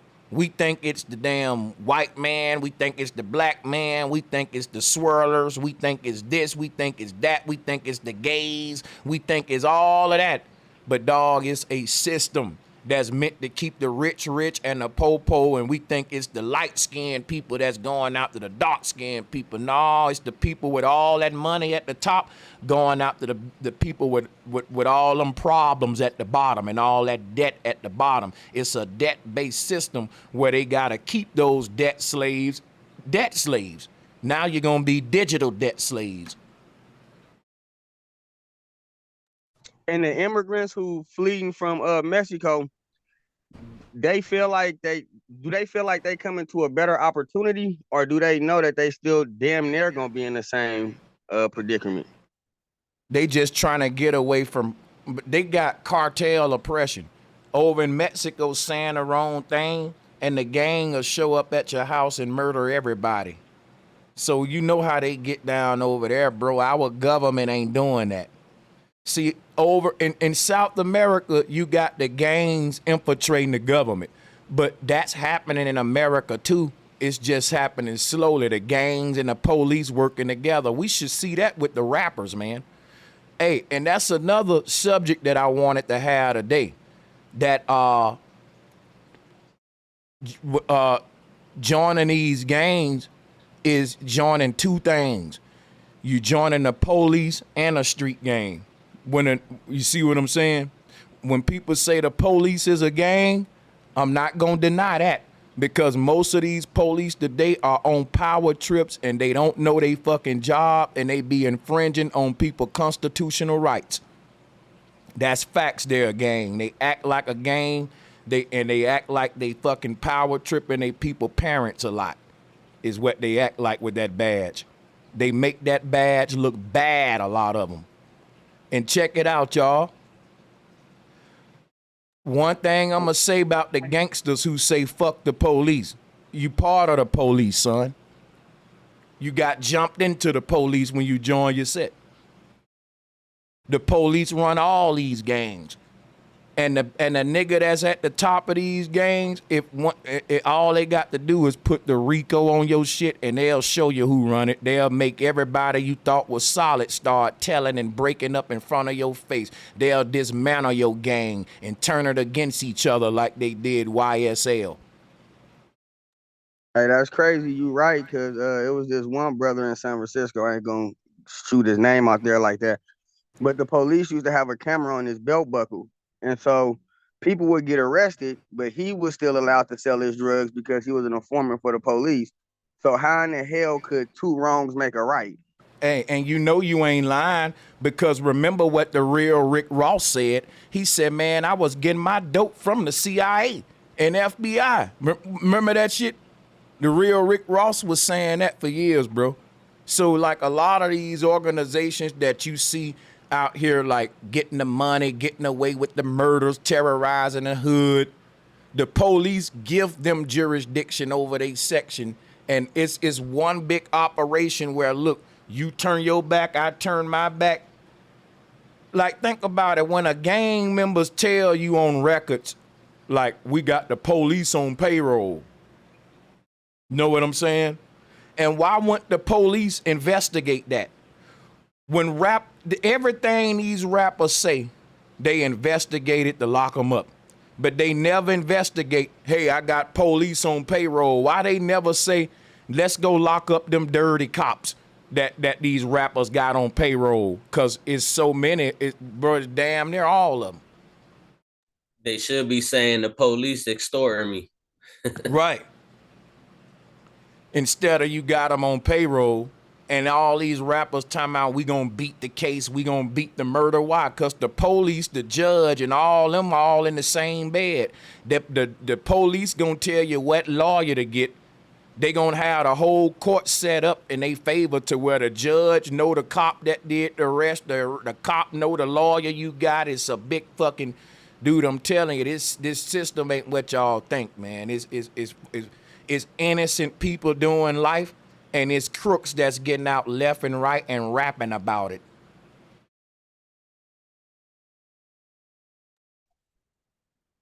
Hey, yo, Sanchez, quick question. You know that the rapper Gunna got out of jail. He making music and he's still opening up his mouth, rapping about shit that can get you a RICO. I can't make this up. That let me know this shit rigged up, bro. This man ain't changed. Like, how do you get out on a RICO and snitch and still be in your records threatening motherfuckers talking about, I would put some money on your head, but it's hot right now and shit like that. You niggas ain't learned your lesson with talking like that over this shit. See, when you can snitch and get out, you ain't learned your lesson. If you did a few years, you'll shut your goddamn mouth. Like talking like that. Go ahead, man. Yeah, I felt that same way when I heard that stuff about Jay-Z being an investor in these prisons. I'm like, man, what? That don't even make sense. Ain't these guys supposed to be, it's backwards.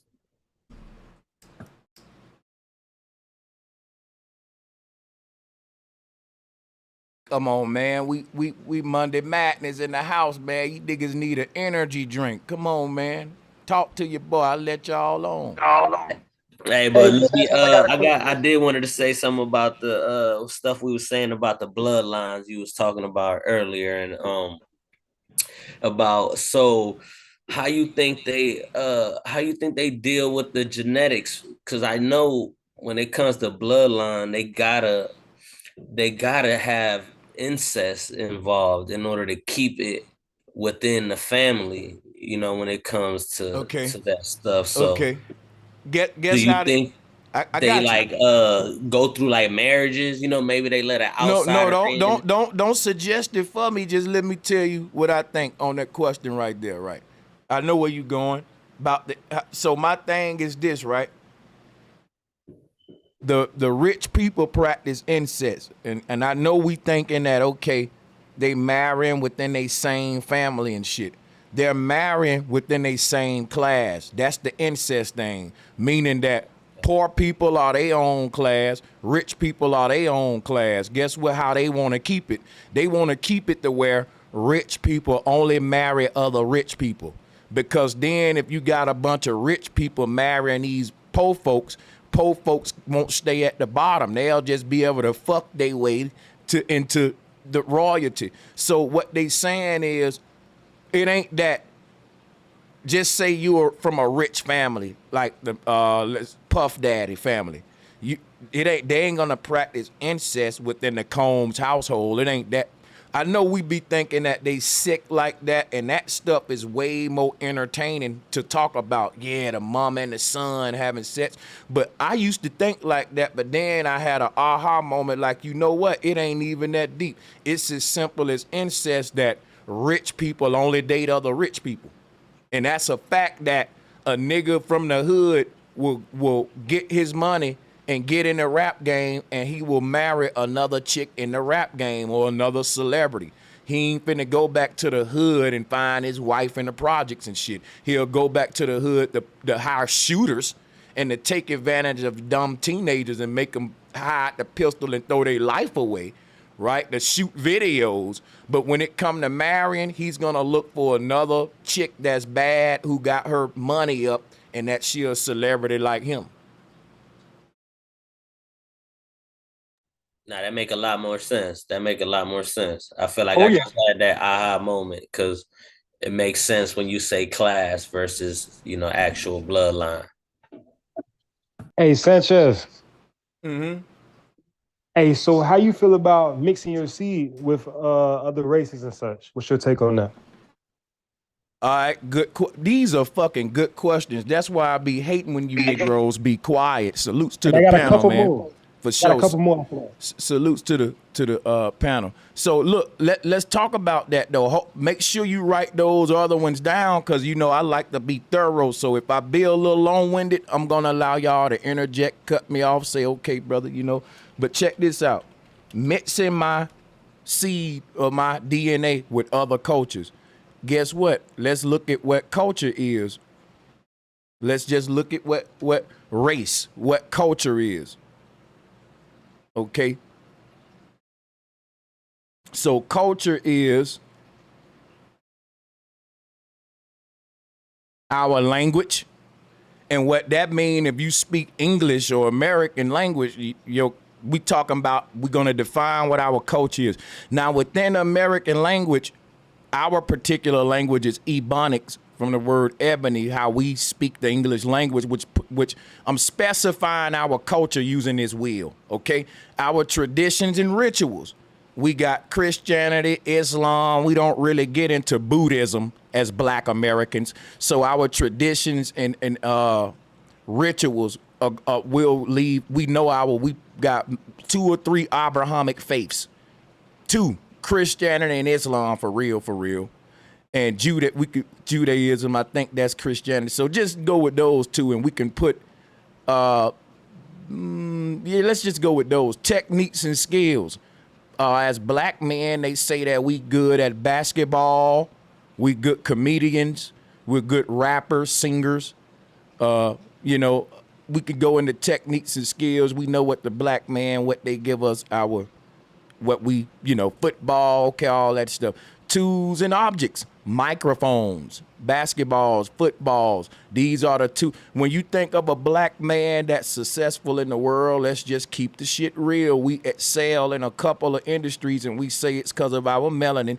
And so the tools and objects that get the Black man riches in this world is like basketballs, footballs, bats, baseballs, microphones, mixing boards, beat machines. These are the Black man's tools and stuff that he used to go from poor to rich. All right. The arts, we just said that hip hop, R&B, neo soul. These are the Black. I'm breaking our culture down using the wheel. Food and drink. We like what we call soul food, right? Barbecue, fried chicken. We can say it's prejudice, but this part of our culture, right? So, we can start going into that. Yep. Right. So, and then our values, right? What we value as Black people is no cap, high brand fashions. You got to have on name brand shit. We value our community because we're very territorial. Nigga, I'm from Brooklyn. Nigga, I'm from NO. Nigga, I'm from this. We value our religions. Okay, if black people are religious, we are the most religious. So we can go into the value system, the greater community. Well, that's where we kind of fell in that. In this box right here, it'll be the greater hood, ghetto, you know. But then the knowledge and stories, right? That'll fall under our religious beliefs and all that, traditions and rituals kind of and stuff. And that'll fall under like Anunnaki, neo-paganism, black people are gods, we from the Biru, Sirius, Atlantean, you know, your folklore and stuff, you know, black people are from, you know, all this just, you know. So that, now we went through the whole wheel. Now the brother said, how do I feel about black people mixing their culture, their race, with foreign races? That happens without us having sex with these races. And now that I broke this wheel down, you ought to see this ain't a sexual thing. Once we start to live on the same land and proximity as other races, we share one environment, we're integrated. That's why I said black men in America can't be separatists. You're a joke. The real separatists are men with their own nation. For example, when you go to fucking Egypt, you see a bunch of Egyptian men running shit. Is more of them than anybody. When you go to Italy, you see Italians every fucking where. It's more of them in they land than anybody, and they running it. That's called separatism. That means these groups of people have built a separate nation. They're not comfortable in their enemy's motherfucking nation, talking about we separatists. How, and you on your enemy's plantation? How? You in a damn la fantasy land.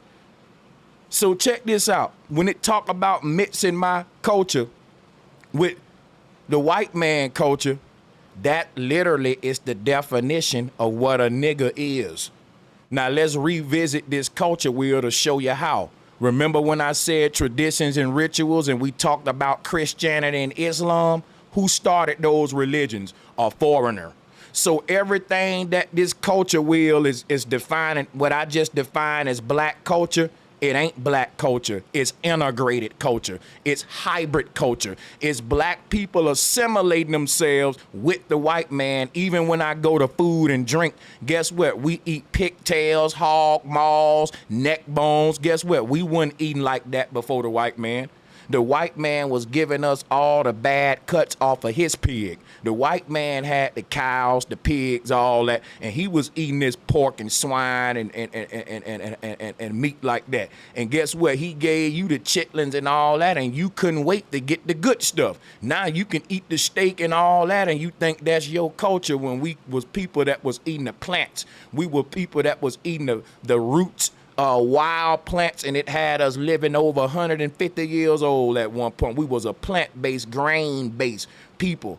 So listen, let me explain this. Everything I went over on this damn wheel, ain't none of it exclusively origin to the black people that's identified themselves under these two words called black culture. So when a person asks me, do I want to race mix, I'm gonna tell them that's been done. They should really ask me, hey man, what kind of damage do I think is done by black men who screw white women? Let's just get to the bullshit. And I'm gonna say, I don't think that's really doing no damage. We need to look at what the boule doing and look at how black men are getting these. Like, look at Kanye West. He didn't hurt the black community by getting with Kim Kardashian. He hurt us by when it was time for him to do some big business with his money and success and make investments. He went to the same white folks that we complain about. He helped. We keep helping make Louis Vuitton, Gucci, and all these. How you think these white brands get so powerful? Cause they got niggas think. Look at these folks built their own shit, and we don't want to build our own. And we think it's just good enough for you to just fuck your own. And that's my point. And look, stop me when I'm being too long-winded. You got it. I don't want to hog the mic. I want the smoke, though, with the chat. Whoever want to join. Let's go. Hey, there's some facts there, guys. Salutes to the panel. Salutes. Big salutes, man. Salute, y'all. Salute. Hey, can I say something real quick? Bro Sanchez is correct. Those big companies, the Baton and all those guys, they're looking for recruiters. And who are they recruit? They recruit those people. That's how they grow and grow. Influencers, that's who they recruit. People that they can put money behind, that can influence a culture, that can bring in more, money. Thank you. Yeah. Anybody that's saying something that I said that ain't true, click the link, and I'm not gonna, we're gonna just have a good bill. Don't let me feel like everything I'm saying is right. If there's anybody in the chat room that's saying, well, hold up, Sanchez, right there, you're wrong. You are the people that really need to click the link. We really need a balance here, So salutes to that. Hey, bro, I got a quick question. Why when a black man, when he date out, right, he tends to be more nicer, more kind with the other race of woman, but when he get with the black woman, he's very disrespectful? Okay, I'm going to just say this. I think that's a statement that's said so much that we think is true, but it ain't true. The truth is this. A black man that's a misogynistic motherfucker that makes his women look down and treat them like shit, and he's overprotective and no shit like that. I don't care what woman you get at, man, he's gonna be that way. That's just that kind of nigga. I agree. I don't think the traits change depending on who you get with. I mean, you could go look at the white women that date black men and still go through the same struggle. It's the same shit. I don't think it changes up. Yeah. You got to, because now I will say this. If that's in a dude, it'll come out later. It'll come out quicker with the black woman than it will with the foreign woman, but it'll come out. I'll give you that though. And the logic behind that is, if you grow up in the house with your brothers and sisters, y'all gonna eventually fight, cuss each other out. You're gonna fart around each other and laugh at it. You're gonna smack each other and all that shit. But guess what though? When company come over, y'all gonna treat y'all friends that's spending the night way better than y'all treat each other when them friends ain't there. So it's kind of like, if I'm around you all the time and I see you every damn day, we kind of wear off, and we, like brothers and sisters do, to where we kind of get very comfortable around each other. And that right there leads to the same brother, sister, little brother, big brother effect, to where that's going to lead to little fights here and there, like family do. Family, you probably fight with your family more than folks that strangers, because you round them the most and shit like that. And so, but guess what? You probably will forgive your family every time y'all fight though, but the one time you and an outsider get to fighting is never no forgiving. So it's kind of like that. So where black folks will be toxic with each other, rah, but they'll still be together, because for the most part, if you look at the statistics, black people are marrying black people. It ain't nothing but 1% up to 5% swirling. So what that says is that black folks are together, but they ain't getting along. And I'm just saying, if you toxic with a black woman, you gonna be toxic with Becky. But I think that a nigga will go to Becky because, and theoretically, she can take more, because white men by default are more kind of, if you want to talk about, and it's just theoretical, this we're generalizing too. Salutes to white people. Don't be mad. I'm just trying to, but my thing is, I think that Becky was born to respect male authority on some white people have a very patriarchal culture. Look at the Bible. It teaches women basically to have very high respect for the man or the father, right? So I think that kind of do play out at some brothers may, because even in the black church, I've seen black women in the church, that same Bible that'll make a white woman God-fearing and respecting her husband, it'll make a black woman say, well, all fuck him in the name of Jesus, goddamn it. But I'm just saying, you know what I'm saying? So, whoa. I'm just saying, you know, people will use that book to justify behavior that the book don't really say. But if women really went by that book, by black people being the number one Christians, it'll be more patriarchal. But black folks are a matriarchal group by DNA. So that's why we don't really follow the Bible as well as people that made it. But I went off on some whole other shit but to answer you, my bad. Hell no, that was I agree with that. Can I say something on that? And then somewhat, I think it's a taught thing too, because most white women, they actually, most of them really do run the household, even though it may not appear like that from the outside looking in. But once you get inside their household, you'll see like they run a lot of that. Then, and of course, they were used as the prototype as like the submissive woman in America. So of course, everybody would think they were the submissive, you know, this, that, and the third, and that would be the person to go to if you step outside of somebody who's more dominant or who's not as submissive, you would say. So I think also it could be a talk thing. Okay. Yeah, that's what's up. I'm feeling it. Liddell. What's up? What's good, brother? You got it. Welcome to the bill. And salutes to the question for hopping on. Everybody who hopping on, it's a casual roundtable. Just unmute whenever you want, and you got it. Salutes. All right. Much love, y'all. Much love. Hey, so it's crazy. So are we saying that that RZA is basically compromised though? Cause he basically perpetuating the same talking points that they curate to keep us in the same psychological box. You feel me? Like this same old squirrely, like that shit is old. You feel me? Like you said, why aren't you mentioning like the Masons and shit that's really stopping progression in the community and stuff like that? So will we basically say that he is compromised, the NOI, all that is compromised, like they taking deals, like you said, with CNN, all that stuff? Are they compromised, basically? I find it, just to answer you, I'm going to go into another tangent because I like these questions, right? I like these questions. I just want to pick, and you can cut in with me because I want y'all input too. Don't y'all find it strange that the most vocal, militant brothers in the Nation of Islam came up dead, and the only thing you was replaced with was Breakfast Club ass niggas that talk? Yeah, that's crazy.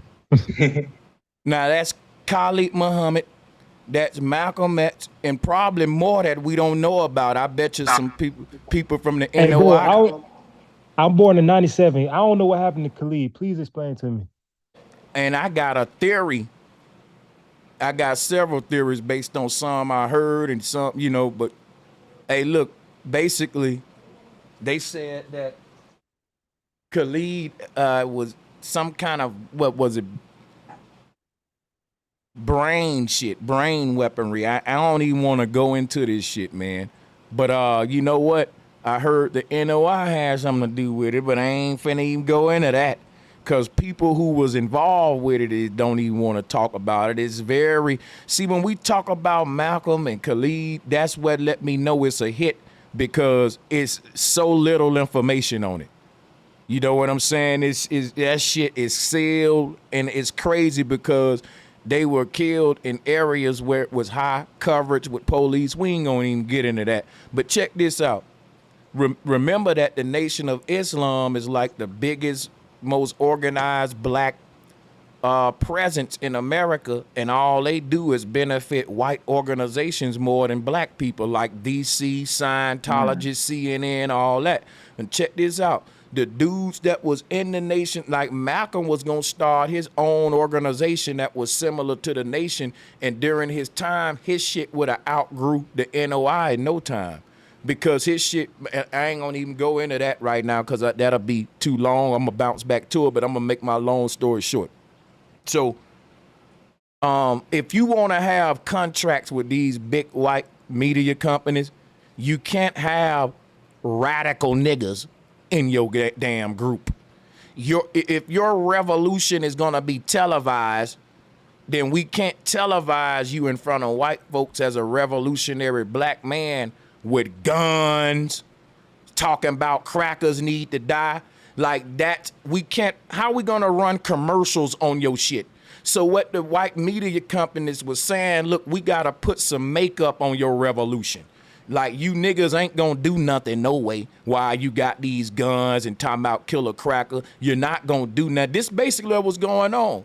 You need us if you want to eat. We winning economically. This is what I'm talking about, selling out.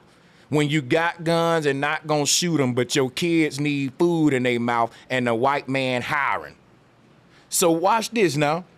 In the Nation of Islam, they knew off the back, we have gotten so powerful. The people running this shit can be multimillionaires, and we can be just another black church.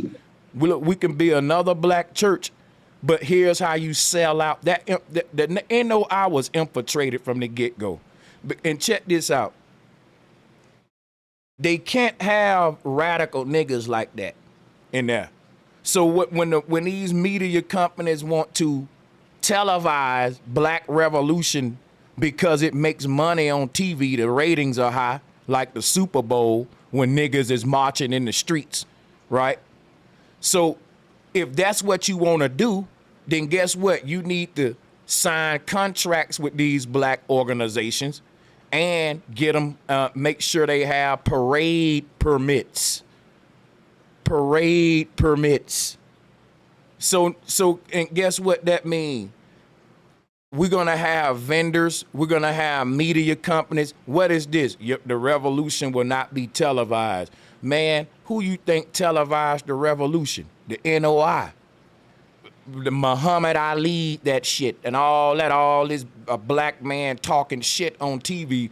When if you look at the white boys, they ain't the white boys that's gonna come take over your shit. You ain't never saw them on TV before. They in the jungle training right now. They in militias and shit deep in the jungle. And the niggas that's your revolutionaries got cologne and ties on the Breakfast Club, and you wonder why I said we're gonna be exterminated. You talking that shit, Sanchez. So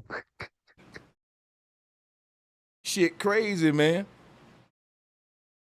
It's time for niggas to wake up. But it's crazy though, because look, it hit me like at random moments. Like, you know, we go about everyday life, but bro, we the only like community that literally had an organization that was strategically organized to prevent the main purpose was to prevent the rise of a black messiah. You feel me? I never saw that for the Mexican group, the Asian community, the white community. I never saw that for nobody else. You feel me? Just us. You know what I'm saying? Like, so I know that plays a part in everything. You feel me? They didn't go nowhere. So yeah, like they gotta be infiltrated into every organization that we have. Yeah, yes. Damn right. Israelites definitely the Christian church, definitely for sure. But it's they everywhere. You know what I'm saying? Sports too.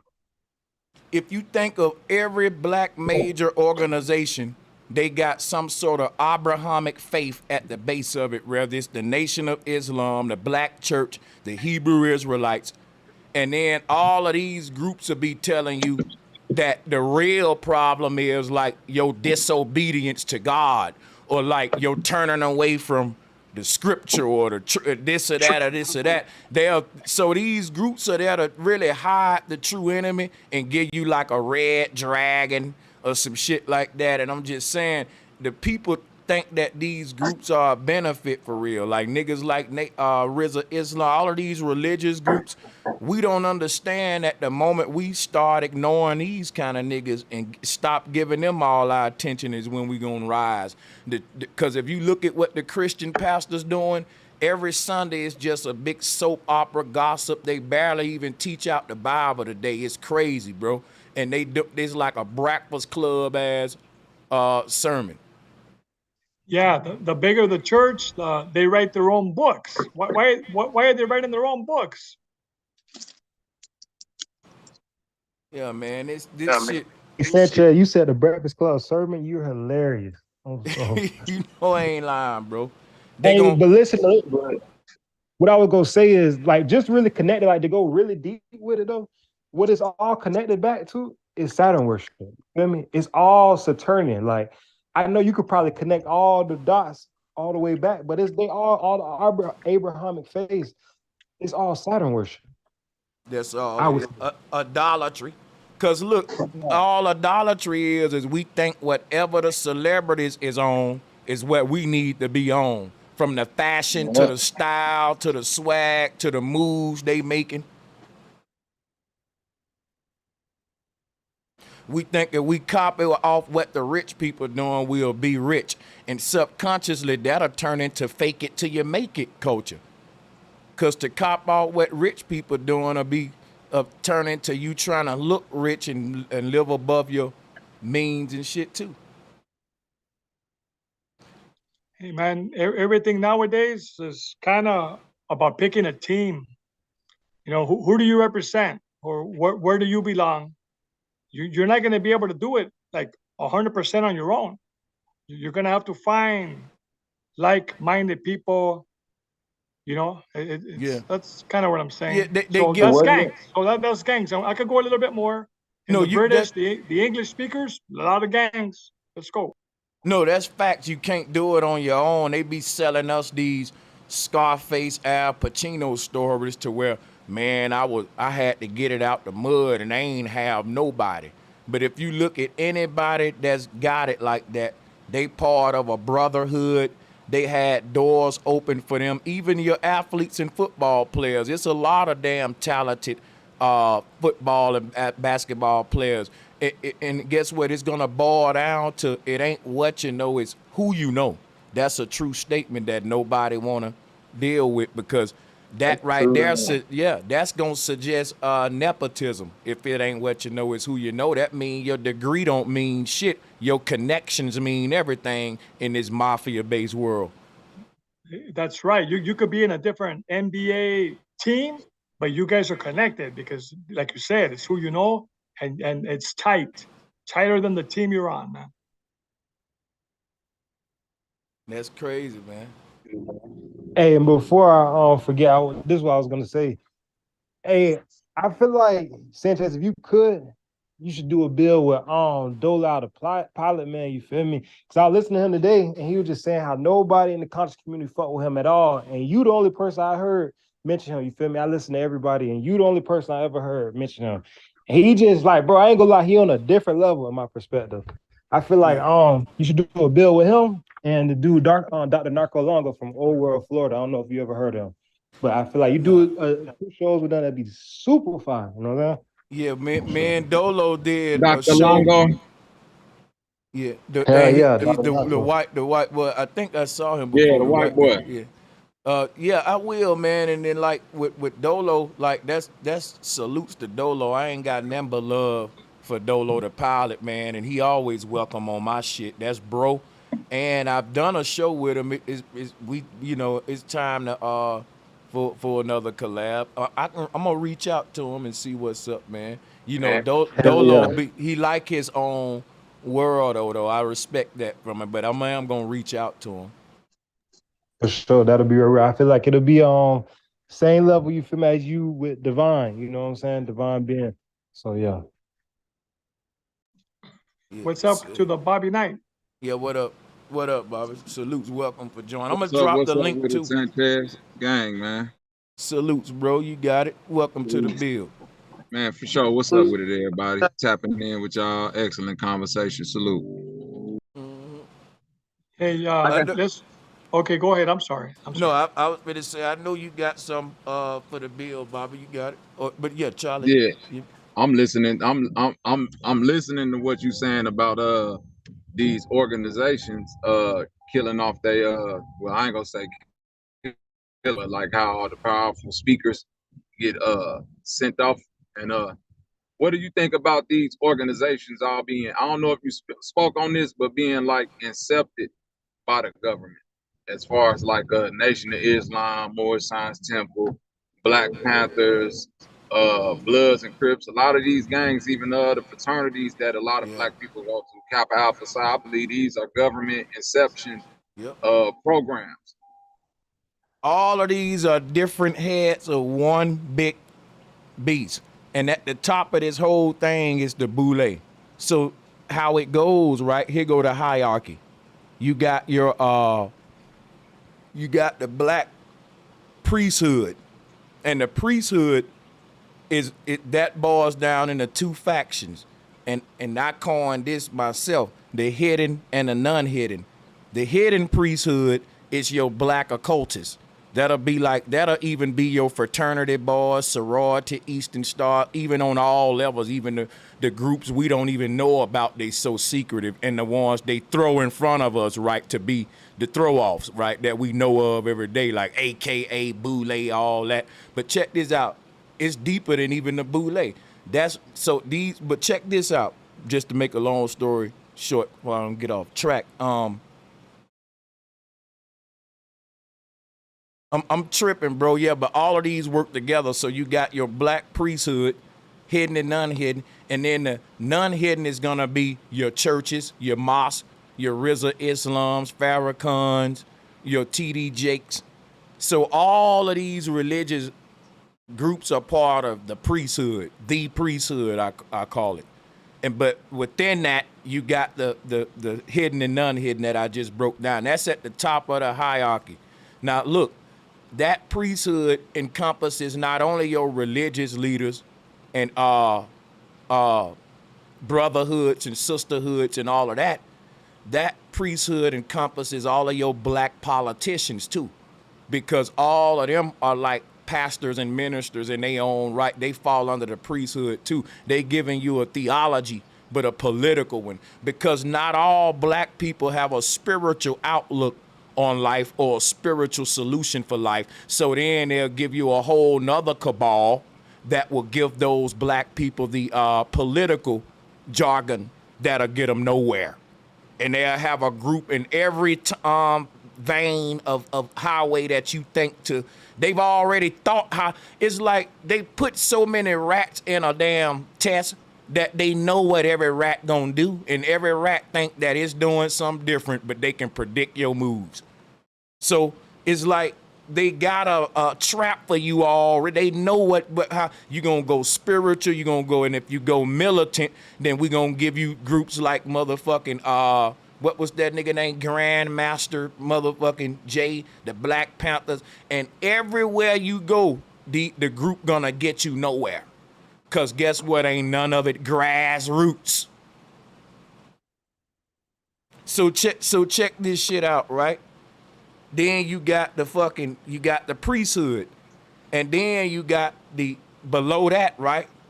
You got your artists and magicians, and that the priesthood is blended into now. This gonna bleed into transition into your artists and music and all that beneath that. Why I go from the priesthood to that? Because power it's gonna boil down to influence, just like the same influence that a political guy got, a rapper will have it.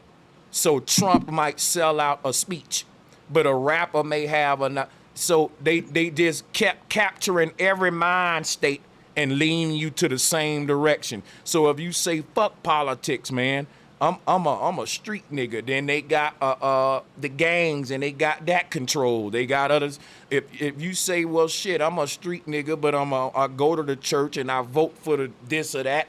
No matter what, all of these solutions that you using as a way. And guess what? Everything you choose, no matter if you choose one of these things or 4, 5 of them, it ain't gonna get none of y'all nowhere. It's just gonna create another nigga with a philosophy that's influenced by all of the groups he chose. And he'll show up on a channel like the Breakfast Club saying, look, my mom was a Black Panther and we was Christians, right? And I had brothers into gangs and all of that. Guess what that's showing?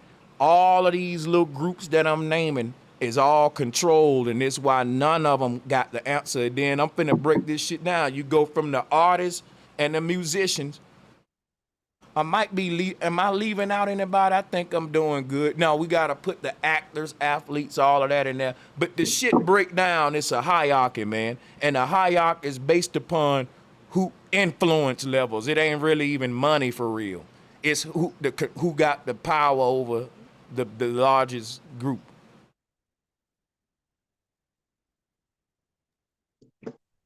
I got a quick question too. Do you think because the white man, he's so diabolical or whatever, especially with his past records, do you think the white man is weaker today than back then? Because it seemed like the white man is losing his power or is this a military tactic to make the people feel like the white man is losing power? True. I would say no change. True. But I look, think they're losing power. watch this, right? True power. No change. The real power ain't got no color in front of it, though. That is what I'm saying. Like when you say where the white man or the black man with the power, it's just a world power that's based upon a cabal of royal families, man. And you know what I'm saying? When you say was the white man winning or the black man winning, those royal families that's running everything are colors. They come in all colors. And look, you got families in Dubai that are royal than a motherfucker, and they doing deals with resources with the same with all the other rich people and shit, like, you know, around the world. So I mean, you got all of these families in different lands that's selling their people out and on a massive level. Look at the damn Christian pastors in Africa. Like, we think that T.D. Jakes and Creflo Dollar and Joel Osteen, them got big churches.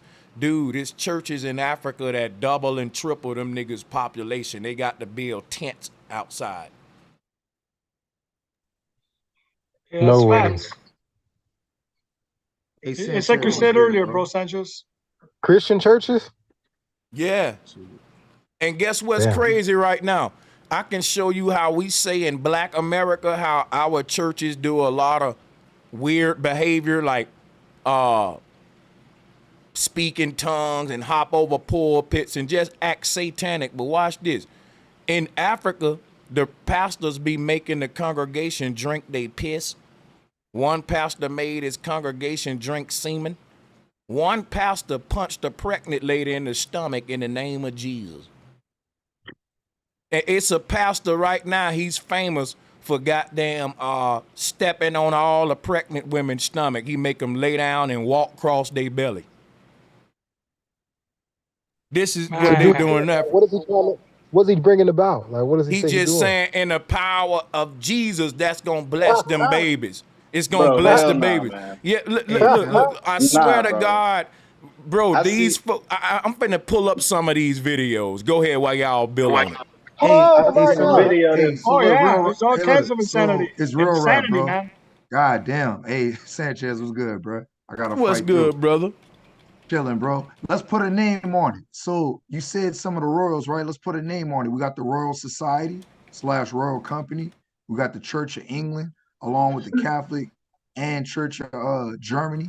Germany's Ministry Among Jewish People, the CMJ, Church Ministries, the Society, Alliance Israelite Universal, Ordo Templio, Orientales, the German Oriental Society. So you got to put names on this. Bring it out, bro. Read this shit right here. This grass-eating pastor now has congregation drinking petrol. Whoa, what bro? Listen, this dude was making his congregation eat grass, and then now he got them drinking gas. Bro, what's up with that? Guess what? Listen, somewhere that they write a passage you had to drink semen to become a man. Watch this, right? This dude said that to prove the spirit of God, you can drink this gas and ain't nothing gonna happen to you. You won't feel no sickness. Now, guess what? He got people drinking the gas, and then he said, "Well, how do you feel?" And he was like, "I actually feel better." Like this, and they going crazy. Look, they going crazy. Like, oh my God, Christ is real. I took a sip of the gas and I didn't die. So this is like a sleight of hand magician's trick that can only work on desperate, ignorant, shallow-minded people, and that's why I don't like these dudes. They know that. Yeah, that shit is crazy. Yeah, nobody be smoking or there's no lighters because things will go sour, man. You know, it like, think about this, right? Now, I want y'all to hear me out for something real quick. They said flat earth is so dangerous, they got to censor it and that they got to ban it off the internet and all that because its message is harmful. But you telling me drinking gas ain't? And you telling me they got pastors in America that's punching pregnant. Let me show you something. Y'all think I'm making this up. Watch this. And I don't know why they do this. They like to punch on you and stuff. There was a young man in Calvary. His name was Ben. I'm going to put the And I was volume running on. a youth group. I was there for a few years. And he was a nice kid, but he was one of those kids that was always he's a real smart aleck. Was a bright kid, which didn't help things, right? Made him more dangerous. And we were outside one day at youth group, and he was just trying to push my buttons, and he was just, kind of not taking the Lord serious. And I walked over to him, and I went, bam! I punched him in the chest as hard as I crumpled the... Yo, I just played that while I was looking for the one of them punching the baby in the, the pregnant woman in the belly. How many of y'all saw that one? This one was from an African pastor. I'm gonna show you this shit. And the one that made him drink, well, he actually was, well, here go the one about, he not only punch him in the belly, he do this too. So he see the pregnant lady there. Now what he's gonna do, he's gonna walk across her stomach. He's gonna put the other left feet on it to where both of his feet is on her stomach for at least about a second or two, then step on over. Then when they raise her up, everybody gonna celebrate it. Oh, yeah, and then that the baby blessed and all that. And this is so crazy, y'all. I swear this is crazy. Like, why You would said this is where? I think this is in Ghana right here. End Time Disciples Ministries. And they ain't the only one though. I see a lot of pastors that's doing things to pregnant women, and it ain't even on the news. It ain't a story. Nothing like that. Dude. Man, Yeah, if flat earthers was out here saying, look, man, you can punch a lady in the belly and that'll help the baby, they'll lock you up. They'll say, see, that's why this flat earth is dangerous. They teaching people to punch pregnant lady and step on pregnant lady babies, but they'll let the doggone pastors do it. I'm just What's saying. the real logic behind that shit, man? Like, Ain't what, no what do logic. they really believe would happen? Like, do that There's make no the logic baby? at all, brother. They Logic's anointing the out the damn window. baby? Like, come on, dog. No That shit logic, but crazy. it's pretty easy if you let me get it. Get it. There's a lot of people out there that are just lying, but they're very good at it, and people believe, and that's what is going on here. When it comes to the flat Earth people, the people that control people, they know that the flat Earth is real. That's why they shut us down, and that's why they despise us. But these guys, they leave them alone, and they actually help. They help them, because insanity. When the people are following insanity, hey, they leave them alone because those are the lost, and they do whatever it takes to keep you lost. But when you try to find the truth, they're gonna shut you down. They don't want you to find the truth, man. That's it. Look, it's I a lot of wonder displaced in people. those African churches, do the white women come over there and get a Stacey Adams put on their pregnant belly? Yeah, the white women go over there to Africa and they actually go to villages where the men, they pick out African men to have sex with. That's what they do. I'm gonna tell you what I think. I think at this point, no cap with Christians and Christianity, that you can tell a Christian anything you do to them or heal them now, and it can actually be something that can hurt them. Like, now think about how crazy and backwards this is, that if I told a motherfucker, let me hit you on the back of your head with this hammer, you ain't, and you gonna get over the pain and still live. And I hit you on the head with the hammer just enough to give you a knot though. And you be like, yo, it hurts a little, but I'm alive, hallelujah. That's crazy. That's the type of shit going on. I'm gonna tell you what I see. The psychology of these people is like this.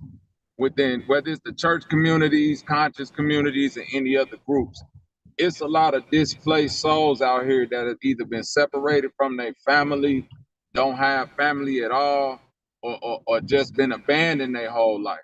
And as these people get older and seek family or some type of they got a need to be around people, they got a want So as they start to get into different groups and different knowledge, it's easy for them to be manipulated because it's still like a childlike mind of wanting to be wanted and never had that feeling. And I'm starting to notice that a lot of people within these communities, the reason why they put up with that abuse because they never felt no type of love. So even a motherfucker walking across your pregnant belly is better than nobody doing nothing for you at all, like having no human contact. Man, guess what though?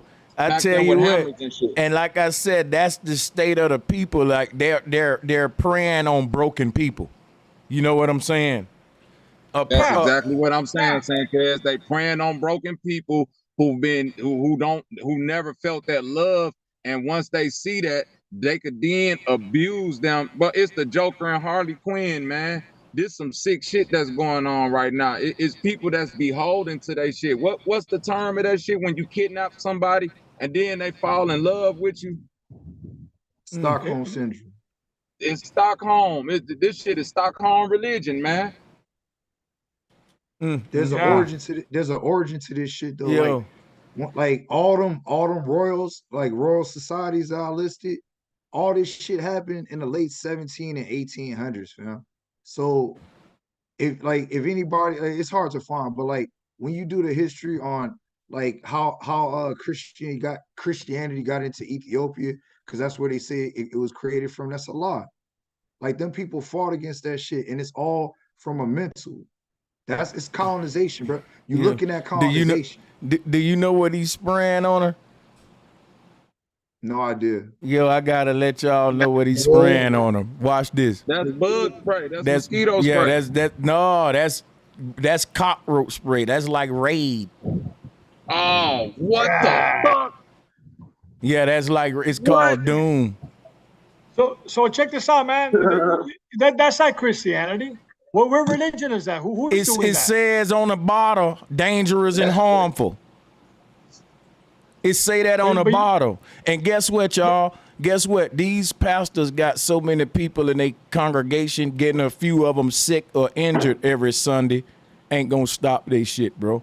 It's a spectacle. It's like a circus under a fucking tent. Now listen, brother. When you say that's not Christianity, not to disagree with you, but we've delved so far away from what anybody can even picture what original religion is, if there is such a thing, that we're purely into speculative interpretation of these words. So when you say what's not real Christianity, motherfuckers is in church biting circumcision skin off babies.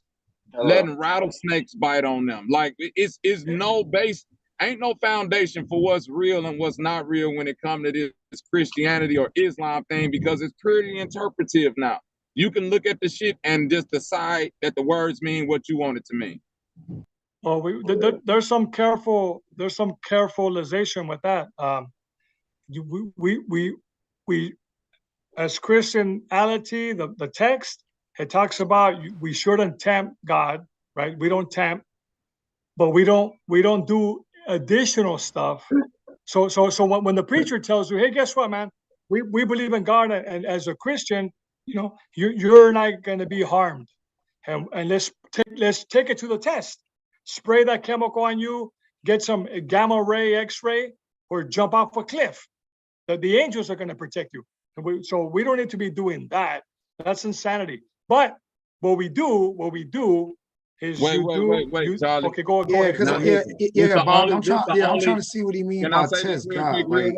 My only contention to that, Charlie, is that even though that's true as a common sense human, if I was a biblical person and somebody that was strictly beholden to the words of the Bible, I could be influenced into believing an interpretation, because the Bible gives plenty of miraculous stories of people stepping out on some unknown faith and being saved. Daniel in the lion's den, Shadrach, Meshach, and Abednego in the fucking furnace. Like, it's plenty of stories of people that like, so it's not outside of interpretation to say, hey, walk in that oven, let me turn the flames up, nigga, and you go be like Meshach, nigga. The Lord go cover and you go walk out. Now look, watch this, right? No, hey, watch big ups to Bobby. Can I get it? Can I get it back to Bobby? I want to say something real. Okay, yeah, go ahead. You can respond. Thank you, bro Sanchez. Big respect. So go back to bro Bobby. So you're right. When a man tells you, I'm going to test you, that's different. When God puts you to the test, it's between you and God and you don't know. So when it comes to that, yeah, you can be in a furnace, but that's between you and God, Oh not my when a God, guy bro. puts you and it pushes you off a cliff. You know, that's different. It's different. Go ahead, bro Sanchez. Hey, watch this, right? Before I forget this shit. You know how you got a bunch of people in America saying that shit that we know we Africans who, you know, Africans are the oldest and like it all started from Africa and that we need to go back to our African culture, African heritage. Truth is, when you go to Africa, you're gonna see more of the white, quote unquote, white man culture than in America. Now, I want the smoke. I doubt if I'm gonna get some Pan-African smoke, but I'm gonna drop the link. I'm fishing for it. I'm saying that Africans are more colonized than Negroes in America. I wouldn't disagree. Just real quick, Sanchez, there's a brother that says something about respectfully Bible God is we're referring to. Are we? Is this the same Bible God that in Genesis 6:6 was jealous of his own creation? If you're referring to that same Bible God, it's because that Bible God was created by man. That's why he had man emotions. And then if you want to get esoteric, you're dealing with the demiurge. You're dealing with so-called Yahweh or Yahweh. You're not dealing with a so-called creator. But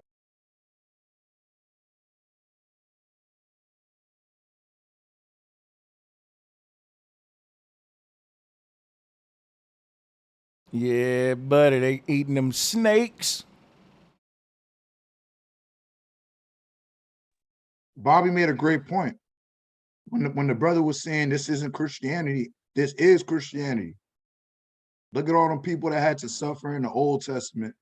Like, look at Abraham, the story of Abraham. He was inches from killing his own son to show his trust in Bible God. That's bullshit. Yeah, this is fucking crazy, bro. It's crazy, man.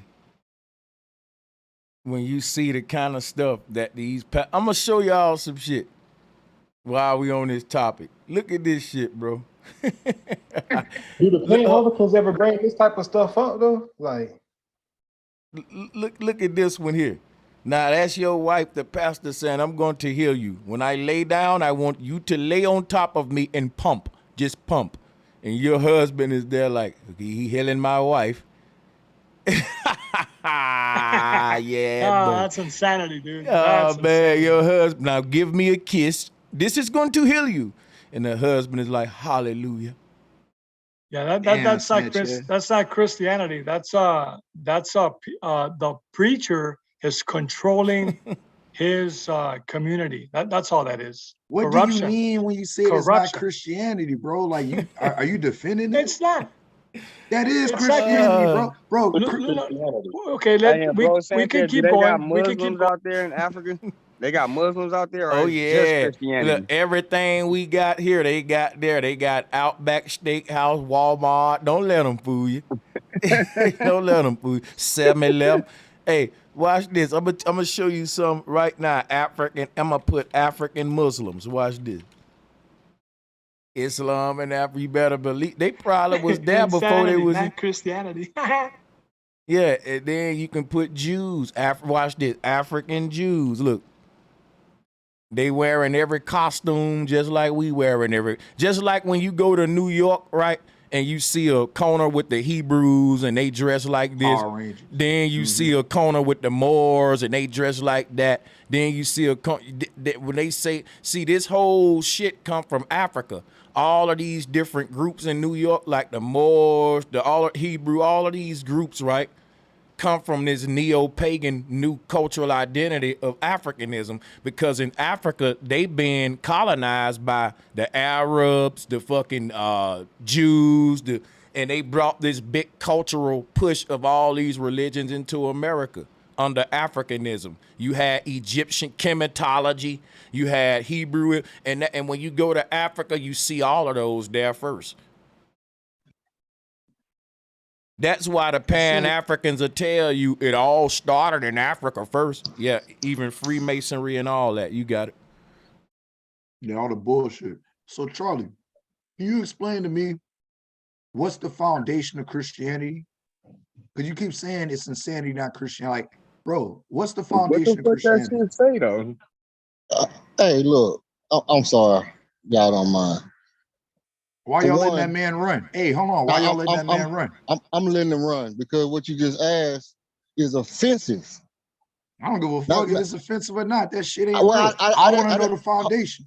I'm finna give you the foundation, but I don't give a fuck if you give a fuck. Here, but I don't give a fuck if you give a fuck, nigga. Hey, You don't know about the Gnostics. let's keep this shit. Well, I'm gonna say what I'm gonna say. I'm gonna let you go, Charlie. It was offensive, and I'm gonna tell you why it's offensive. Because it's stupid to say that when somebody, for one, Judaism is the one who bites penises and tips off penises, not Christianity. To say that if somebody do something ignorant inside of a group, that is make the whole group a monolith, that's ignorance in and of itself. Okay. I don't think it is. I would like to get into this thing with a voice. Hey, bro, Sanchez. Hey, hold on. This the same religion. Hold on. Let's be calm. I'm gonna let you finish. Go ahead. Okay. So you can't make a whole group of monolith off of one group of people. By that same token, if one person who believe in flat Earth say that that is several suns, can I say that all flat earthers believe that? No, you can't. So wait a minute. All flat earthers believe that the earth is flat, and that's what make our group. So it don't matter if we disagree on anything else. So that's what I'm saying. You can't. That's why it ain't a good example. I bet you that flat earthers say the earth is flat. The point that I'm making is this, and I'm not. You right though to a certain extent. I'm telling you why in so many ways you kind of can do that with the Bible and Christianity. The Bible leaves the door. Say what? I bet it's flat earthers that believe. Well, hold on, brother. You should let me. You missing my point because you ain't let me make it. Watch this though. What I'm saying about the Bible. The Bible opens up the door for you to be the worst demon that you want to be, or the greatest saint that you want to be. And my thing is this: the same book that a person said took them off the streets and took the crack taste out of their mouth. That same book told the white man that it's okay to enslave blacks and it was manifest destiny. So the same book that made a pimp stop abusing women, that same book condoned pedophilia though, and encouraged Solomon to have a bunch of concubine and women. So what I'm saying is, if you wanted to use the Bible to condone some evil stuff, you could do that, and another Christian couldn't come tell me that I'm not a Christian because I'm following the Bible when it says in the scripture, right? That if the Bible say in the scripture, for example, it got a scripture where it talk about when a woman is on her period, she ready to be, dealt with. And then, but women come on a period, the earliest is like 11 and 12, man. So the Bible really got this part in it where it's okay to have slaves, it's okay to have these young girls as a grown man. The Bible will condone a lot of crazy shit now. So that's why I say you can create many forms of Christianity, and that's what has happened in the world. Sick forms of Christianity that other Christians may say, well, that's not Christianity. Guess what you should say? Well, that ain't true Christianity. But you should say, look, that ain't my doctrine. That's what you should say, because look, everybody ain't following the ways of Christ. Some people just using the Bible to condone their evil motherfucking desires. That's what most people doing. Exactly. So thank you for making that point. Now that's what we agree, because everybody, you can take stuff out of a doctrine, out of any doctrine, anything that anybody teach for a long time. You can take something out of it and it's put your own beliefs in and say, hey, look, this is what we believe in this religion. You know what I mean? For example, you know, and this is just for example, I know flat earthers that are clearly racist, and that will clearly say that black people should still be slaves. I know some myself. So they can easily say, hey, this, right? Watch hold, this, hold on, right? You can I making finish? bad examples though. But You can go I ahead. finish? Go ahead, man. Yeah. So if they say, okay, look, let's say they go out and then they start a flat earth channel and they got Flat Power Part 2 on their channel. And then they going on and they saying, hey, look, black people should be slaves. Now they're not talking about flat earth, they just talking about black people should be slaves. Now you can go on there and listen and say, hey man, this is what flat earthers believe. In that kind of mind frame, people act like this, people act like that, because then you can say, then this is what we're doing here. We saying, because that person believe in racism, then flat earthers, oh, this is flat earth mindset. Yeah, And what I'm saying that'll is be this, wrong, but that ain't what right. I'm doing with the Bible though. But this is what I'm saying. What I'm saying is, you see, but you do understand. Right, you understand that I'm not doing that with the Bible though, right? I know, but some people was. And so this, because when you ask what is Christianity, this is what I came to say. Buddy. Christianity is this: love your neighbor as yourself. Well, look, hold up though. That's one Love your thing. neighbor as yourself. That ain't. These two commandments came That's all not the law and the Christianity. Hold on, wait, bros. Hold on a second. That's one part of Christianity. But another part of, hold up, bro, that you can't just make Christianity so cut and dry and simple as if God didn't kill people. If God, as if God didn't lead Joshua's army into battle to slay their neighbors and to take their land. So now if you're going to say, well, Christianity is this, you're not giving no wiggle room for Christians to be militant, and that ain't really, and that's why I agree with the brother. That ain't what Christianity is. We got this, hold on, now it's my turn. We got this fairy tale fantasy land idea of what we think Christianity is, and for argument's sake, we want it to be this peace and love type of thing. But when you really look at it, it's a goddamn God that's ruling a bunch of motherfuckers through fear, and if they don't do what he say, he gonna burn their ass up in hell forever. And he might tell them to kill sometime in his name, not just love. He might tell them, look, cut that person off. You know what? I see so many Christians with YouTube channels, millions of followers, and they be making videos saying, God said, quit letting your family take advantage of you. Cut your family off. So hold up. God said, love your neighbor, but cut your family off. Hold up. God said, got that. So everybody making their own kind of Christianity. God said do this and do that, because if the Holy Ghost can speak to the prophets in the Bible, then the Holy Ghost can speak to me today. That's Christianity. And everybody going hold up, bro. I thought you was through, my bad. Hold on, bro. Y'all, hey, hold up, bro. And then the person with the car in the background. So that's hefty. So my thing is this, man. Like, Christianity is you being led by the Spirit. And the Spirit can tell people to do some stuff that you might not agree with, brother. And that's why I'm telling you the Bible is in conflict with itself. The same Bible that they use to, for example, ban homosexuality, that's the same Bible that the homosexual church uses to prove that it's okay to do it, because they will show you man laying with man in the Bible and God being okay with it. So if people don't want to admit that within Christianity, this same God said, I doeth good and I doeth evil. I am God, I give, take away. I do all this shit. Then come on, you got to own that evil side. Yep. So, hey, just real quick, fam. I don't need but 10 seconds. In 2018, the leader of Christianity, how the world sees it, the Pope Francis, had to come out and write a letter to the cardinals around the world to stop sexually assaulting children. Oh man, you already know how that goes. Yeah, he ain't the leader of Christianity. He's the leader of the Romans. The Romans. See, y'all ain't no listen. See, here's what happened. We identify a group by the symbol that they wear, and if all of y'all carrying a cross, you on the same team. Ain't nobody gonna sit there and try to specify and come back.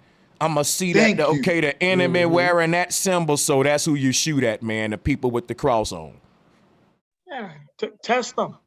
Test the Pope. Ain't nobody This doing is that in combat. crazy. Y'all defending this shit. Y'all know how crazy y'all sound defending this shit. Keep going. So okay, so let me try this one. I didn't make the statement cut and dry.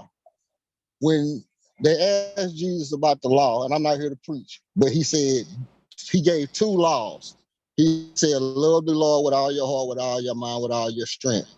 Love your neighbor as yourself. On these 2 commandments came all the laws and the prophets. So every law that was given, You cut out, took bro. those and concepts out of context. That's Watch a this. man. That's man's own fault. That's anything that you say right now. If you say, "Hey, look, only go to the store on Tuesdays," somebody 100 years from now, you know how the phone Hey, thing brother, goes. Somebody I'm gonna having take a that and hard go. time understanding your point because Hey, Sanchez, check this out. you cut out right. Hold on, let me see where he going real quick because he kind of been in denial, and he had cut out, so I didn't know where he was going, and he just said something about going to the store on a Tuesday and shit. You know? Yeah, what I was saying was basically what I'm saying is anything that you say, anybody can take it out of context. That don't make the whole overall idea wrong. That That's ain't all I'm saying. what the conversation about. The conversation is about you don't get to pick and choose who's a Christian or not. And the dude Facts. that's going around the world dropping bombs on women and children, he pray to Jesus before he do it, and you can't tell him he ain't a Christian. Okay, I agree with that. So watch this. Watch this, Sanchez. Same with This the my issue. dude that's doing the oral circumcision too. Go ahead, real rap to the babies. This is my issue with the Bible, fam. And I'm gonna make this real simple, bro. Have you ever played spades in your life? Yes. Okay. If we gonna play spades, don't we have to have a full deck of cards in order for the game to be legitimate? I guess. Yes, or I guess? I guess. No, that's a yes, sir. That's an affirmative. So Okay. for us to have a legitimate game, any game, poker, pity pat, tunk, spade, it don't matter. You need a full deck of cards. With the Bible, you're not dealing with a full deck of cards because you're missing scriptures. That's why when you make certain quotes on the Bible, I just laugh, my brother, because there's versions of the Bible known as the Gnostics that completely that has the full context of what was taken out that Christians may or may not know about or even consider. And in the Gnostic text, they say the God of the Bible is the devil, is actually the evil one. That's why, from what Sanchez was saying, that's why in Isaiah 45:7, yes, he said, I create good and form the light and create darkness, meaning I think I create good and evil. And the last time I checked, he was the one doing all the goddamn killing in the Old Testament. Respectfully. Yeah, Okay. they try. I'm gonna show you what's happening, F. Hutton. You're trying to say that Christianity doesn't have any elements of evil to it. It's all good, and I'm saying no, that ain't what Christianity is. That ain't what Yeah, it no, is. I'm not saying that. No, Okay. I'm not saying that. What I'm saying is the people who do evil things under the umbrella of Christianity and say, I want to murder people because I'm a Christian. I'm saying that's not the basis of what the religion is supposed to be about. Hold on. Now, yeah, somebody. I disagree though. I'm listen. I'm saying that religion is a warfare tool, and Christians don't see that religion falls under missionary military work, and I want to break that down to you. Okay. You know what missionaries are? Yeah. Okay, so but by your definition, then I'll go into mine. And by the way, F. Hutton, this is a fire bill, bro. Salutes to you, man. Still sharp and still. You got it. Really. So for one, I want to, before I go into my definition of missionary, I want to say this. I also know what a tool is. So, okay. So a missionary is a person who go out and has the mission to basically colonize. This is basically colonization. Go ahead. And basically, colonization starts with a Bible. And that Bible is the foundation of a religion. And that religion is a group of beliefs in a systematic form that now start to give rise to institutions of churches in the land that didn't have churches. They just had step pyramids and ziggurats. We was on some astral projecting shit. So watch this, right? My thing is, our old churches and temples didn't have nothing to do with Christ when they had the cross. It was literally talking about free energy and the science of life. But I ain't finna go into all that. I just want to keep this thing simple, right? You can't have war without religion, and religion justifies war. The God in the Bible promised his people land. That's what the book start with. His people being captive in a land that wasn't theirs, but there was a promise to his people that I'm gonna give you land. The only thing about that promise is that there was already some people on that land. So in order for God's people to get that land, they had to colonize those people with that book and say, hey, my God gave us this land. This is called manifest destiny. When you take the land from the people, you then stop their future generations from fighting by making them worship your gods and telling them, look, the reason you're born onto this land that's yours, but you don't control it, is because it's the will of God, right? And through your suffering, God will be praised. That was what they taught us when they took our land. They said, look, I know you in slavery and you picking con, but for your suffering is that God be the glory. Don't you know it's people in the Bible Belt that still stand by and swear by that, and it's sad to watch. And that creates what's called struggle culture, where now you got a group of people saying who can suffer the most. Nigga, you didn't go through it how I went through it. I had to get it out the mud. That's what this does subconsciously, because this saying that the man at the top, at the very top, had to start at the very bottom, and it's like some sort of initiation, because religiously we're taught that those who suffer for Christ will be rise up in his glory and all this old goofy stuff, right?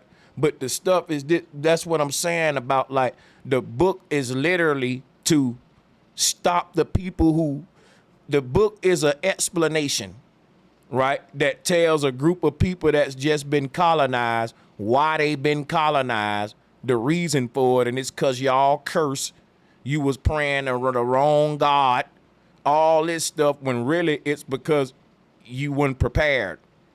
You need, now it tells you you need to pray harder if you want your stuff. You need to do more praying. You need to turn back to God versus turn back to each other. Right now, the pastor get rich and the people get poor, because why? God need 10% of your money to work for you. He can't do that shit for free. Yeah, so now the whole 10% thing, we know that that's BS. You know what I mean? That's nowhere in the Bible for nobody, really. It ain't got to but be it's in the not there. Bible And for so, it to be a part of Christian. Not everything that Christians do are in the Bible. Let's get that straight too now. right, okay, yeah, right. Now we rolling. See, so the stuff, that's what I'm saying. So a Is lot of hell stuff in the Bible? Because I've heard people say hell ain't even in the Bible. It's in the Well, Bible, if you look though, know, watch this. Christmas ain't even in the Bible, even though it's about the main character in the Bible, and it says nothing about getting a tree and doing all this shit. The only thing that they speak about that's similar to Christmas is Jeremiah 10, where it say, don't fasten a tree in your house and deck it with silver and gold and put ornaments on it, for this is blasphemy and you're worshiping another God. It literally speaks about don't doing because that. you know why Yeah. the Bible say don't do that? Because during Christmas time you worshiping the Antichrist, which is Santa, Satan, in the Diablo red, the red, black, and white costume with the big. Oh yeah, You know what? Yeah. You know what I just started thinking? I just started thinking all the people that I know that have read the Bible once or twice, that actually read it front to back, none of them are Christian. But all the Christians I know, they never finished the Bible. I read the Bible. I read the Bible several times. Are you a Christian? But you know what? You a Christian? But yeah? you know what? Christ never told people to be Christians. Exactly. Christ was a Jew last time I checked. Well, that's what I'm asking. Are you a Christian though? Yeah. Nah, I mean, I don't consider myself a Christian. I consider myself. Oh, but You know, then it wouldn't apply to you that you read the Bible. That's what the brother was saying. but right, but so this is my thing. I mean, that's why it's complicated to me, because I believe that religions start small and they build up and they blow up from anywhere, and then the idea can get taken out of context. So one of the main things to me that make it suspect when people start saying, "Oh, Christianity is like this," because believe it or not, and this is gonna throw a lot of people off the bridge right here. Y'all are in the middle of the early stages of a religion right now. No. Hey, let me say something. Let me say something real quick. When people say, "Well, Christianity is like this, Christianity is like that," you're speaking as if they're wrong and they can't do that, and you're wrong, because Christianity don't give everybody a universal experience. Everybody that's been experienced Christianity experienced in a totally different, unique way. You got all kind of different forms of Christianity, and you just trying to make it like your way or the highway for real. Right. If you're a Catholic, you're a Christian. If you're Lutheran, you're a Christian. Protestant, Mormon, Baptist, like agnostic. Denomination.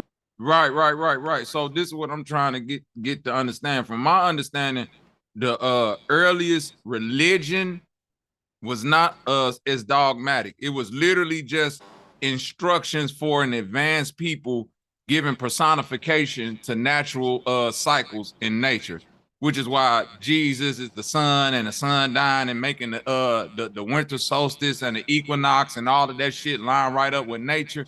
When you take personification and then try to turn it into real people, that's the biggest lie. It ain't a religion on the earth or that ain't saying the same shit. Whether you're looking at Buddhists, Muslims, Confucius, the Sumerians, all this shit is the same thing. It's literally them looking at nature and giving their own personification of the shit.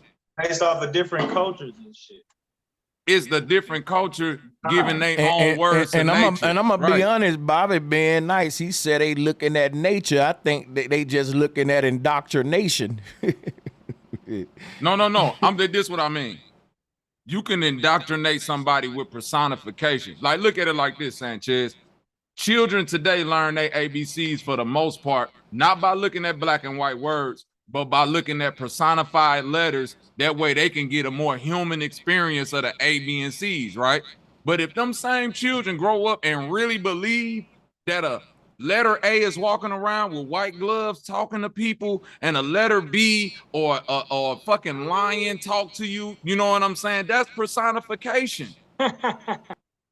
No, I'm being real. You can trick people with personification. No, now, I believe that. Right, we in third grade faith. We ain't even to fruition yet. It's so simple to look at Jesus dying on the cross and see that that's the son. We still trying to say, no, religion, where these people at? These ain't people. This personification. That's why it's real important what we talk about, and we keep it simple. Things aren't really complicated, you know. And yeah, the true teachers of kids are the parents. But if the parents are lost, then it ain't gonna go well for the kids unless the kids are thinkers, you know. And then they start questioning, and then they're gonna seek the truth, and they may find it. Yeah. Man, and nowadays the kids nowadays are so woke. Even me, when I try to talk to my elders about Christianity, telling them about it, they refuse to believe any of that. Like, that's embedded into a person, man. Everybody's duping everybody, man. It's up to us to, when you hear something, what? When you hear something or see something, you gotta be careful, man. And Charlie, why and did they y'all be back, telling me you gotta why be did a y'all Christian. bypass what I said earlier, Charlie? Why did the Pope come out in 2018 and had to write a letter and tell them cardinals across the world to stop it? He ain't even say, he said slow it down. The man didn't even say stop. Can y'all please slow it down? Meaning, can y'all please stop getting slow it down? And listen, now check this out. Now watch this. Let me know right? when I can go. It's all good. Oh, okay, go ahead. You can go. Now, go ahead, man. Thanks. So the Pope, that's like another mafia. And he can't even control his own people. He can't control them. So he has to manage the case management, damage control. Hey guys, let's tone it down. But nobody's getting reprimanded. Come on, Yeah, man, let's not get fooled. I don't That's think a the corrupt Pope is system. interested in. Do we really think the Pope interested in controlling his own people? No. Hell no. Hey man, they're doing all kinds of fireworks in my neighborhood. But check this out: the Pope, the Vicar of Christ. Understand what that means? The Vicar of Christ. That's insulting. And then the Pope says, "Well, I'm the Vicar of Christ, but who am I to pass judgment? Hey, Who Charlie, am I to pass judgment? Hypocrite. You do know that Christ is just the second Satan, and the Antichrist is the third Satan, or what they call. You got the some people say the first Adam and the last Adam, but I will say this though, right? Christ is just another form of Satan. There's only one deity of this world, and that's the serpent god, Gab, in the Egyptians, what we call in Christ, what we call in Jesus, that's what we call in Allah. All of these ain't nothing but one deity. Of all of these Abrahamic faiths y'all under, they all stem back to Satan, Nehushtan, Yahushua, Shu, Hushtan, or what? Let me show you. Yeah, the serpent. Here we go. We can, you familiar with this? So we can pull this stuff up, man. If you ready to take the red pill, because I mean, if y'all over here, we might as well wake you up, right? That's what we do. Yeah, share the screen. Here we go. Don't be scared of this red pill now. Oh, there go that parasite. There go that parasite. Don't be scared of this red pill. Who ready to show how? Come on now. It's all what my purpose with this debate and where I'm about to go now, and I'm gonna stay on one topic with this, right? And the topic is gonna be Christ is the devil. Christ is the devil that y'all say that he's saving you from. He just another form of Satan. Any Christian that's opposing that, I want to see if you know that. Because if I gotta watch this right, if we got a Christian on the panel right now and they letting me say that, that mean they know that Christ is Satan, but they still worshiping the devil, and that's what they saying in they silence. Yeah, no, I'm gonna oppose it. I just want to give a quick shout out. Okay. I just want to give a quick shout out to my nigga Satan, because last time I checked, he ain't kill nobody in the Bible. All right, let me get to this back on track here with the Satan thing, right? So I think you gonna give a shout out to Satan. Listen, man, here's what's going on. I'm gonna repeat it again, right? We on sit down with Sanchez, right? And what happens is I'm initiating another segment in the show right now. What I just said very simply, we're gonna stay on subject, and what it's gonna be on is Jesus is the devil. I ain't even 10 seconds into trying to explain how to the Christian want to be distracted. No offense. I think that I should have the Christian's attention, and that if the Christian's running from that statement, don't make it so obvious. I just said I just call your God the devil. How you talking to somebody else? It's starting to look scary now. I'm just going to be honest now. That's why I say bold statements like that, because I can back them up. And I think that the people that hear me say them know this nigga gonna back it up, because he fire with the symbolism and he finna give me a red pill. I'm not ready to be taught Jesus is the devil yet, and I know he gonna teach that to me. Now, if you don't want me to do that, I won't pop your cherry, man. Hey, you know what I'm saying? I'll fall back. But check this out, though. Every soul, or what they call a fallen angel, they call them seraphim. Jesus was a seraphim. His name was Seraphis. Let's pull it up.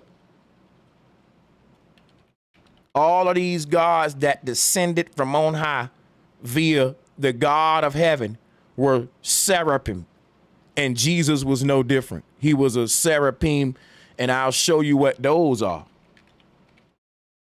Satan and Jesus were seraph, These are angelical beings regarded in traditional Christian angelology as belonging to the highest order of the ninefold celestial hierarchy associated with light, order, and purity. Satan was one of them. Christ was one of them. The Antichrist is one of them. See, we got this thing about raising hell, but hell ain't raised in the Bible. It's dropped according to, because God is the Most High, right? So all of these serpents and beasts in Revelation that's coming to do evil on earth and in the earth, them coming from heaven, not hell. All of them horsemen and all them monsters, this showing you when all hell break loose, it's coming from on top. That's why they say it's principalities of evil in high places, not low places, not low places. Watch this. God in heaven got all authority. He controls the seraphim. God in heaven cannot do evil, so he got to have the seraphim and demons to do it for him. If you understand original Christianity, the role of the devil was to perform the evil that God couldn't do. God is so holy that he got to say, hey, kill that nigga for me, because if my holy hand smack that nigga, you know, so God's still evil. He just doing it through motherfuckers. Even if God want to do good on earth, he got to do it through a man. So for that reason, God is a spirit in heaven that can't leave heaven in his most high form. He got to come to earth in his gab form, or what they call serpent form, because in ancient Christianity that was talking about the human body. This was God's avatar, and God has visited the earth several times. What that mean? That we have more than one lifetime. God ain't none but the Most High in his earthly form. So please stay muted if I don't say I'm done, guys, while I'm trying to talk to the Christian. I don't want no help with this, and I only want to deal with the Christian who disagree and saying that Satan and Christ ain't brothers. They both were at the right hand of God. That's his big brother. And guess what? The Antichrist come from he's a spirit that rose up from the earth. But whether he descend, how did the Antichrist get to the earth? See, this is telling you in the Bible that all of this must be done. It's God's will. If you read the book, it's the spirit of the Most High God that's in the Antichrist, that's in devil, that's in Jesus. He's controlling his own play, and he's the bad guy and good guy. That's why he said, all things I do of good and evil. I give, I take away. So the person that said, I found $100, that's a blessing. God took that 100 from somebody else to give to you, because he said he take and give away. Satan can't do nothing without God's permission. So check this out, right? When you think about why, it's because we don't understand original spirituality. Right here, this is what Satan and Jesus is. They are fallen angels, and those are called seraphim. Those are called seraphim, and that's why Jesus was called Serapis. And that's why the symbol of Christ, he said Christ gonna be lifted up as Moses lifted up the serpent in the wilderness, even so must the Son of Man be lifted up. They compared Christ to the devil many times. They call him the morning star. Guess what they call Satan? Lucifer, the son of the morning star. Guess what, y'all? They call Satan the man of sin. Guess what they call Christ? The man of sin. See, Satan in his time was the personification of all evil. And Jesus became that in his time. He was the embodiment of the world's sin. So people are confused today on why Jesus and Satan got parallels.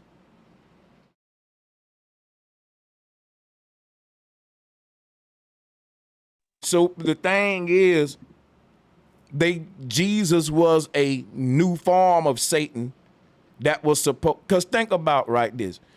In the ancient Christian religion, Satan was the lawless one. And what did they say about Jesus? He come to do away with the law. See, all of these titles and terms that's associated with Satan and Jesus, they parallel because we don't understand that Christ was just the second coming of Lucifer, which is why if you look up Satan in Paradise Lost, you'll see him posing, taking the same pose as Christ on top of the mountain with his arms out. This Satan, this ain't Christ. This Satan here. They got the same story. They both is a form of God on the earth. And so basically, this is the story of this Most High God visiting the earth several times to bring hell onto the earth. In Christ's time, the world was going through like these reset. Every time these reset periods come onto the earth, they have these messiahs present and shit. But I think that, you know, it's just them hiding what real motherfuckers was doing. Instead of they turn it into a myth, but we got to decipher it. In other words, we got to ask the question, why is Satan and Christ got the same artwork from the same sort? These artists would have been around the same time and shit. So I'm just gonna, like, it's too many parallels between Christ and Satan. But if you understand, though, that Celtic religion, because all this is based on Celtic magic, you know, the Kabbalah, the Bible, Christians don't know that. And in those old voodoo systems, let me show you something real quick, because I know I'm being long-winded. So actually, let's let the Christian who disagree interject while I pull this up. And we're going to pass it around to everybody. I just want to holler at the brother. I just got a quick question for you, Sanchez. What is the difference between Satan and Lucifer, though? Basically, aren't those two different people? I got you. The difference between Satan and Lucifer is there's no difference other than the people don't know that they're the one and the same. When you start understanding what Christianity was all about, which I'm about to go into, just let me speak a minute. See, when we see Christ on top of the cross, and they say that the trident is a three-pointed instrument, this cross is a three-pointed instrument at the top, all of this stuff with him being related with, see, they traded the horns for the thorns, but it was horns that made it thorns. But if you look at Christ on the cross, you can see the trident with his arms, the stick. Like, this is all Satanism, but you probably ain't gonna give me the time to show you how. But I'm gonna try my best. Watch this, right? In old Celtic magic, let me show you some. What the Celtic people believed, it was what they call paganism or and shit like that. That ain't what we was on. But what they believed basically was that all of the, because there's a law in the universe called karma. That's what our ancestors taught. But what the Celtic people believe was that you can cheat karma. Like, they think you can cheat death. They just believe in cheating a lot of shit, these people in power. And, you know, and just more than the Celtic people, too. But anyway, they all believe this sick thing about cheating karma. And basically, our way of cheating karma today is somebody telling you you can be forgiven of sin when they lying to you. That's what Christ telling you. Christ saying, look, if you murdered somebody, don't worry, I'll pay the price for you, and that's going against the universal system. You're going to pay the price for that person you murdered. Everything you did wrong, you got to pay your own price for it, and only the devil would tell you, man, you can do wrong, I forgive you. The ancestors said when somebody talking like that, that's the devil, and that's how Christ talking. Now, let me tell you something about Celtic voodoo. They teach in Celtic voodoo that back in the day, what started this Christian religion, that if you done something wrong, you can cheat karma by writing what you done wrong on a piece of paper and pinning it to a doll that represent you. So let's just say you stole something from somebody. You will write that on a piece of paper. You will pin it to the doll. Now what that says in magic is that you are free from that action, and it's like the doll did it now. I didn't do it. Even though I'm the one stole it, I'm putting the karma on the doll, and now I'm forgiven. So this doll was the original man of sin, which is why, let me show you what I mean by the man of sin. The man of sin is a man in old Christian magic that's there to embody your sin. These dummies thought they can cheat karma, and that's how we get these religions that's saying you can just do what you want to do and ask this invisible friend for forgiveness. And look at where that has got the world today. That got the world. Look at how evil the world is with people thinking like that. What if all these people was taught, hey, everything you done wrong, you gonna pay for that, man, on a karma level? That'll create a beautiful world like the ancestors had, because everybody know you got to pay for your own. Look, if every nigga thought, hey, man, every crime I commit, this one dude gonna serve my time in prison, and we got one nigga that's doing life for all of the whole world, nigga, the whole world gonna be stealing and killing. And we just gonna let homeboy pin it on his shit. Tell me I'm lying, y'all. Nigga, the world will go crazy. And that's basically what happened.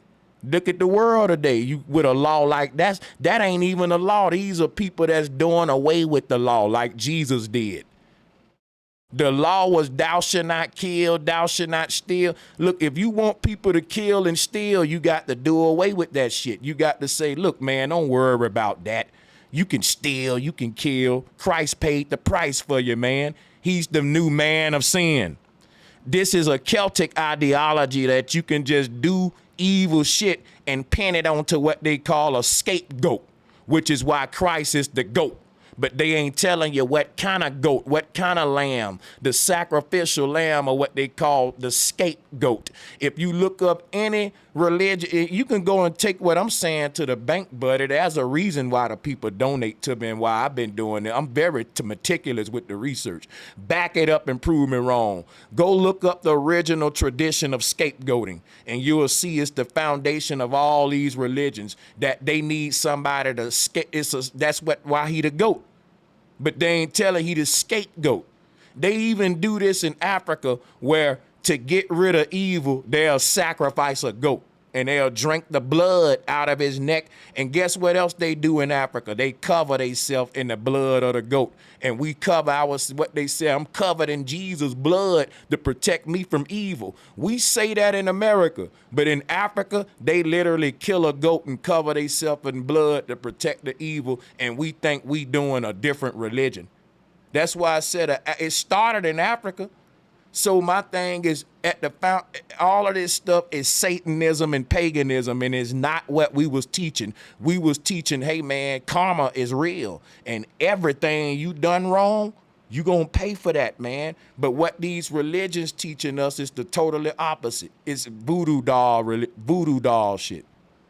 Hey, Sanchez, the smoke. scapegoating thing, right?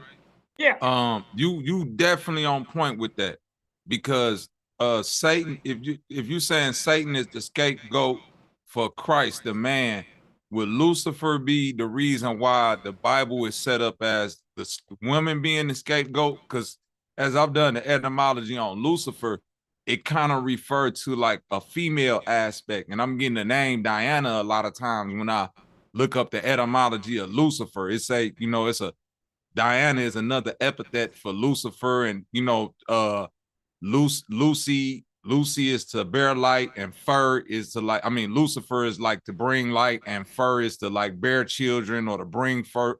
It's the lucky fire. Something. But see, right.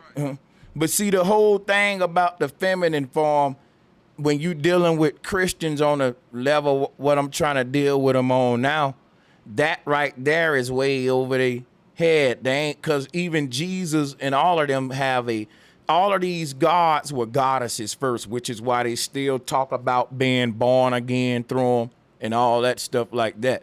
But the whole thing about what I'm trying to get him to see, though, real quick, is that Jesus and Satan and the Antichrist are all shared as one title, and that's called the man of sin. See, all of these gods show up on earth during reset times, during Renaissance times. This is facts. So what is that saying? That when the governments of the world wanted to reset everything, guess what it was going to be? Drought, famine, disease. They got to knock the population down, kill a couple of folks. They got jobs going to decrease, like what we going through now. And guess what? Instead of them saying, well, we having a reset on a government level, they say, well, the world ending, this is prophecy coming true. That's why every couple of generations the world end, but it never end. It's just a reset. They use religion to explain the reality we see during the reset, just like what's happening now. Christians saying, God told you, see, the world is ending and the Christ is coming back right now. That's why it's war going on and famine. So they already programmed that when we start resetting shit for them to equate that to God doing it. But so that means God doing a lot of evil then. But since God can't do evil, how does God end the world every time? With monsters, with horsemen, with reptiles and ugly creatures. Go read Revelation. That lets you know at what's revealed in the reset is that God and the devil working together, man, to reset the entire shit. And that's the demiurge. Whoa. Got There could be smoke. another way to Smoke on look that at that. karma. All good. Go ahead, Charlie. Nah, go ahead, Charlie. Like, I'm not Yeah. gonna forget. Thank you. Another way to look at it is if we're being warned about the inevitable, we need to understand who's doing the warning and who's doing the inevitable. And it's gonna play out. But let's go back to the truth and counterfeit. There's only one truth, and the truth is not a lie. That has to be established. That's law, real law. But counterfeit could act like the truth. It could look like it. It could smell like it. It could taste like it, but it isn't it. And the counterfeit is there's some faults in there. There's some faults But where look, brother. where you can if you investigate like a real inspector, you could find it. You could find the faults. How in the easily pipe. though do you think it'll be able to manipulate somebody if this whole religion thing was just supposed to be personification of nature, right? Now, if you know this is supposed to be personification of nature, but you giving it to people as real life people, it's easily to manipulate. Wouldn't you agree? Check this shit out, bro. That's true. But Damn, bro. no, I'll say that's true. But I'm I think sorry, man. I think I'll let the oh brother no, go ahead, man. Charlie. My bad. No, in our respect to the commentary, Bobby Knight, I may have to hear it another time. I'm a little bit slow right now. I don't see how common sense don't bring these people out this religion shit. I want to know, do these He dealing with Christians, I indoctrination. want to know, do they understand now how Christ and the devil are one and the same? Or did I confuse them with all that? That's what I wanted to respond to. Thank you. That's what I wanted to respond to. I want to respond one by saying if this was the debate, I would shorten this whole thing by saying you said Christ and the devil were the same, and then you said they was brothers, and that would be my argument point. For two, I would say, well, listen, brother. God came. Check this out. Slow down.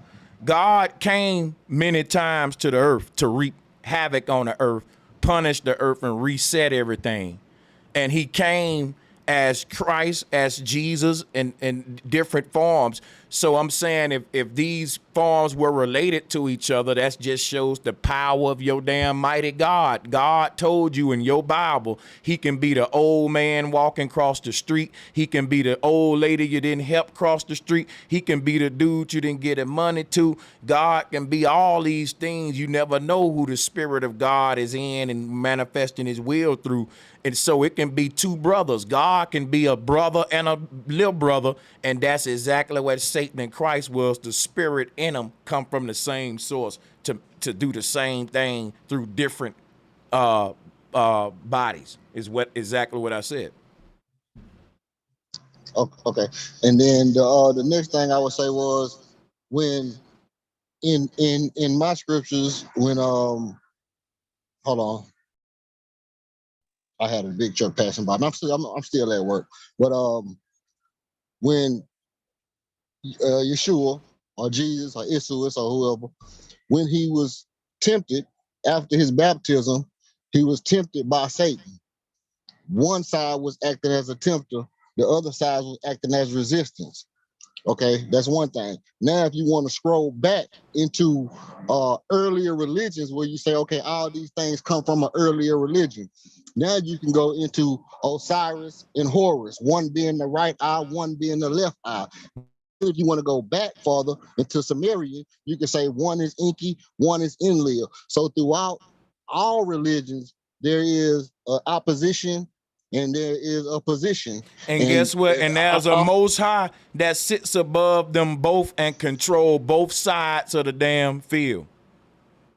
Okay, so by that interpretation, I can see when you say they the same. You saying they're in the same group, but they not the same. Listen, what I'm saying is you can have a Democrat and a Republican. And people will think they different, but I'm going to say they the same because on a low, you don't know that even though you think that's a Democrat and that's a Republican, they both being controlled by one entity that's using them both to get one job done. There so you they go. the same. That's how power works.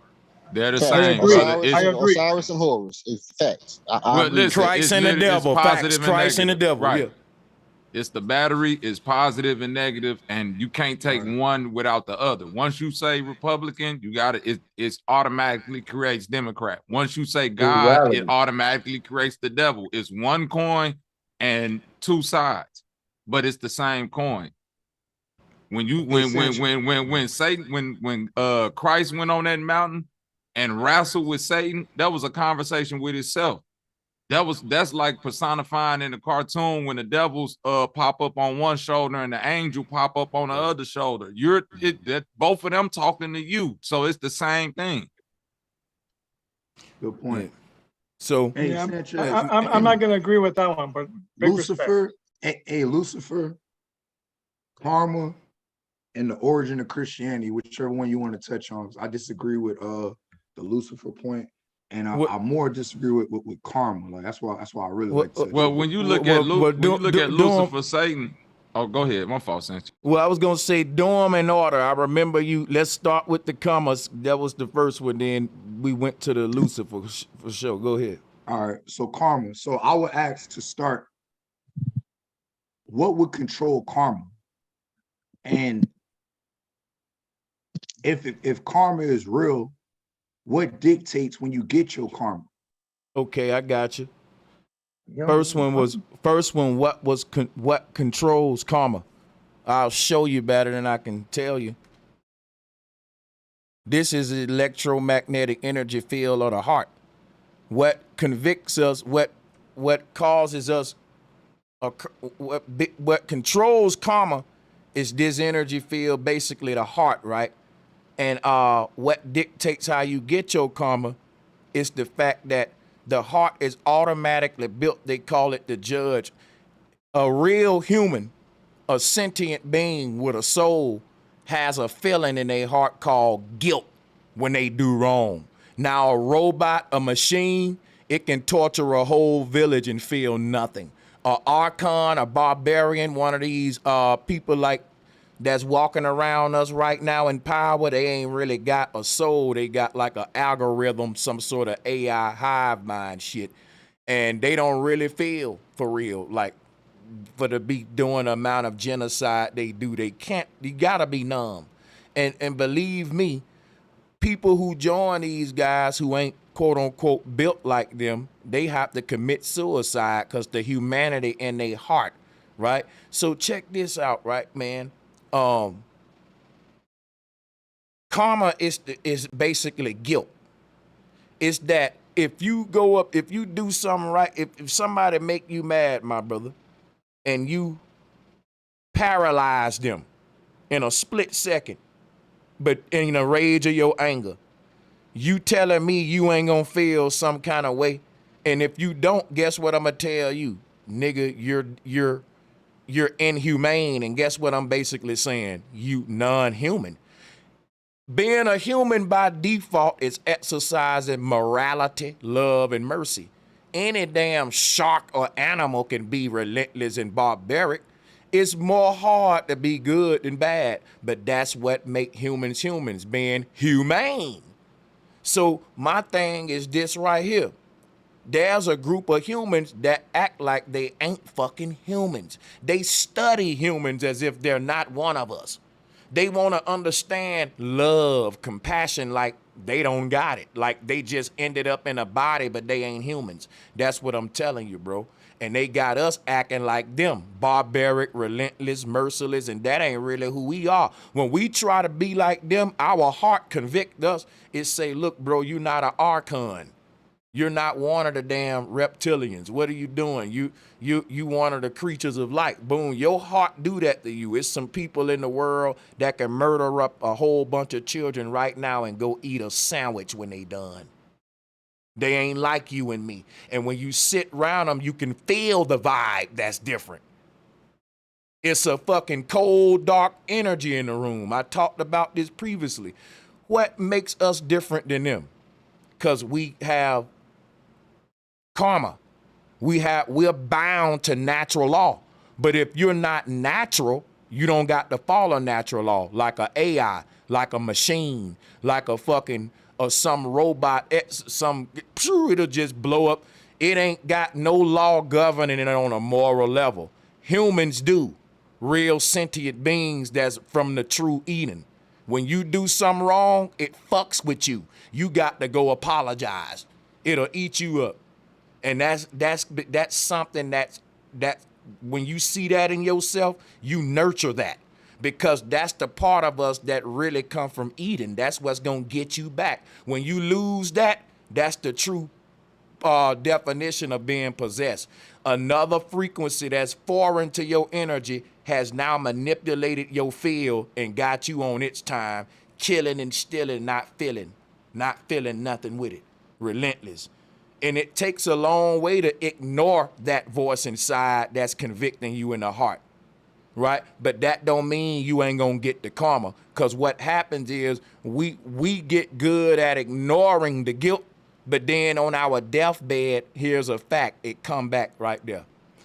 I'm telling you, damn near everybody on their deathbed get into this feeling to where, hey man, I want to apologize to motherfuckers I was beefing with. Just say you and your cousin was beefing and when talking to each other for 4 years. On your deathbed, you gonna hit your cousin up, man. I love you, man. I'm sorry about that little bullshit, nigga. Like I'm telling you, but part of leaving here is we gotta let go of everything, and that's what the karma gonna fuck you up. That karma gonna make you not be able to let go, and you gonna come back. You know, I'm telling you now. Look, I'm gonna say this, real talk. I'm gonna be honest with real rap with this thing, cause y'all are saying facts, right? And I'm going to be honest with you. I'm going to say beliefs. Because what me and him is arguing about is a spiritual discussion that's in the unseen. For example, right? A person, these people in power, they murder every day. And I'm like, when the fuck they going to get their karma? You see what I'm saying? So that's why I'm telling you, I don't think karma is this thing to where if I slap you today, somebody gonna slap me tomorrow. I'm saying that karma is a feeling of guilt that's gonna visit you on your deathbed because we get into another state of mind when we get ready to leave here. And that's why the Hindu said don't die with no regrets. That statement is founded on the fact that don't build up any bad karma. You know what I'm saying? So to say that when you understand how I'm defining karma, you really can't deny it. The way I'm defining it is a fact.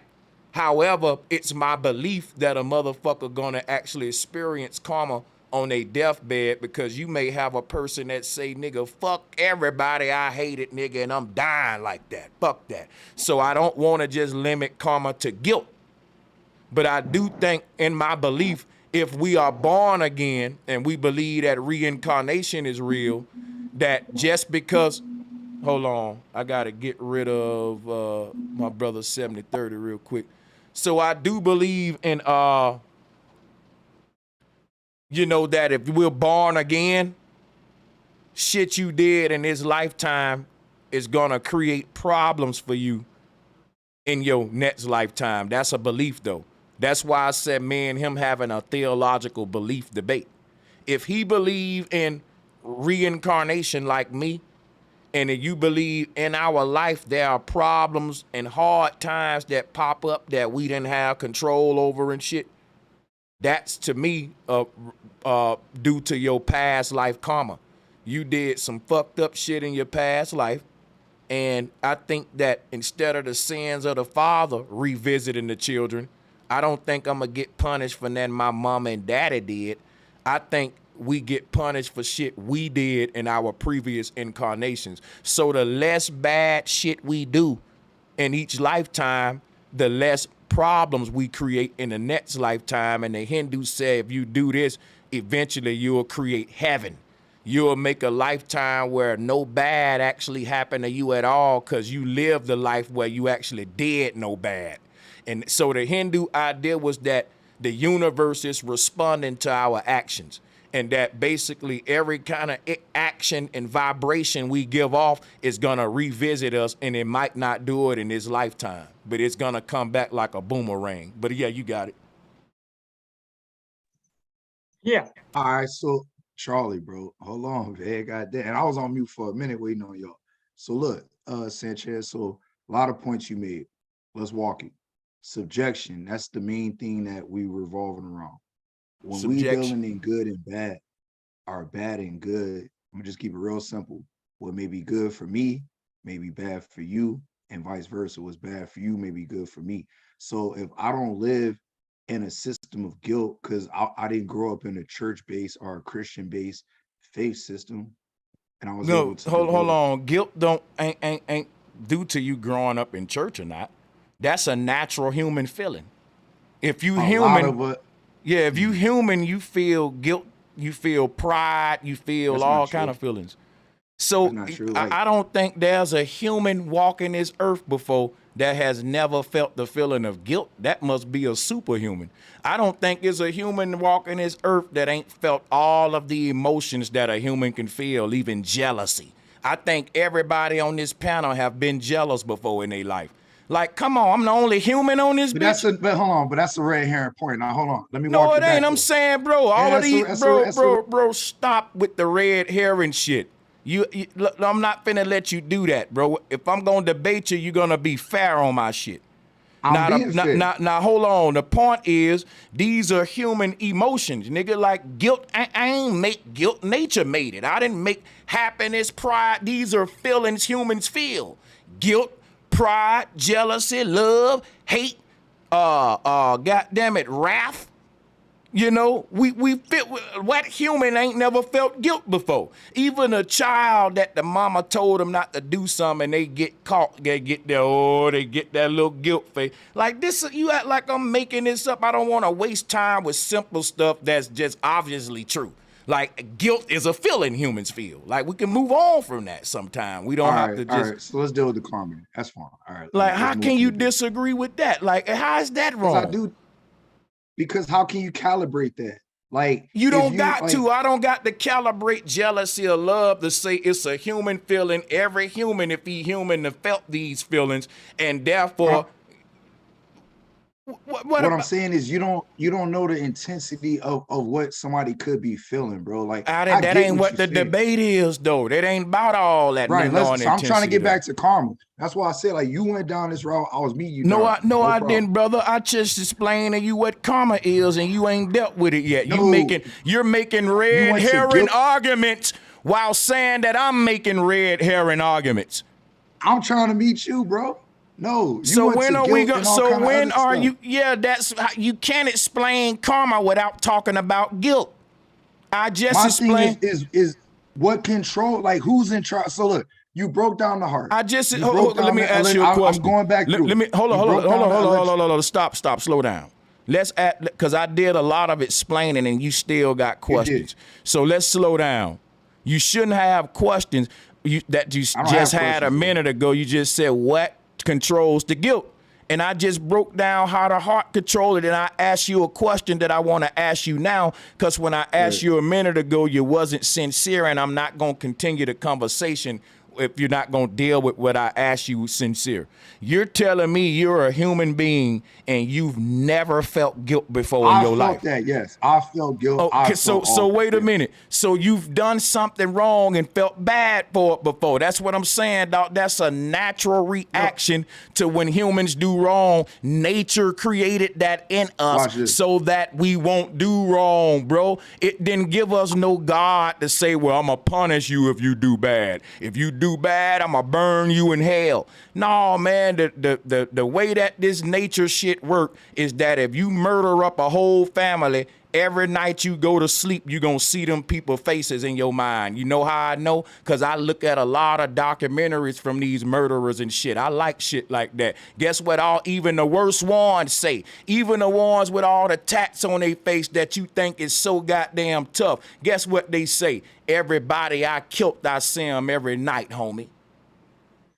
Ooh, hey man, so that's like a self-police. Come on. Hey, but is it possible that can that brother respond though? But I don't know if he wants your your help or not. Respond, bro. Like before the other brother jump in. So look, I hear you, Sanchez. Let me tell you, the reason why I felt what I felt, if you want to speak personal experience, because I grew up in the Catholic system. I grew up indoctrinated. So I grew up being told, well, if you do this, God's gonna punish you for that. You do that, God's gonna punish you for that. And so I came to, my full awareness and understood that that's direct subjection. That's what we dealing in. So yeah, I'm not gonna be disingenuous and act like I haven't felt. Somebody just dropped a good point. They said PTSD. That's a good fucking point. If you go to war killing a bunch of people, even if you think you doing it for a good cause, nature gonna beat your ass, man. A lot of these folks that kill a lot in combat, they commit suicide. They see the people, they saw the damn bodies blow up, then they threw the grenade. They saw the nigga body bust open. And we think that nature don't got a built-in system to make sure that you get back for that. Guess what? You know how many cases I see where the murderers, they be rapists, right? And they only murdering the women to get away with the rape. But they really didn't want to be murderers. The grape made them be murderers. But they'll kill themselves before they get caught and can't live with themselves and shit. You know how many celebrities commit suicide just because they got a lot of money and they can't live with the fact that they've sold out and can't really do nothing to help their family, they hood, nothing like that. I'm just telling you, bro, the Hindu spoke about karma being a natural guilt system. This before a courtroom. We didn't have courtrooms where a judge find you guilty. The heart was the judge and it gave a feeling called guilt. Way before the dude in a black suit. And all you gotta do is pay him enough and you'll beat the case. So ain't no real guilty or none guilty. That's the Sham Circus Act. The real court is in your chest, in your heart. That's what governed man before the gods and police and all that, religions and institutions and shit. But yeah. Yeah. Hey, so that's why we say, you know what? I was wrong. I made a mistake. I gotta live with it. We don't gotta be stupid and kill ourselves. You're strong. You know what? I made a mistake. Everybody can't live with some of the shit they done. Some people living with some of the shit they did will be worse than death.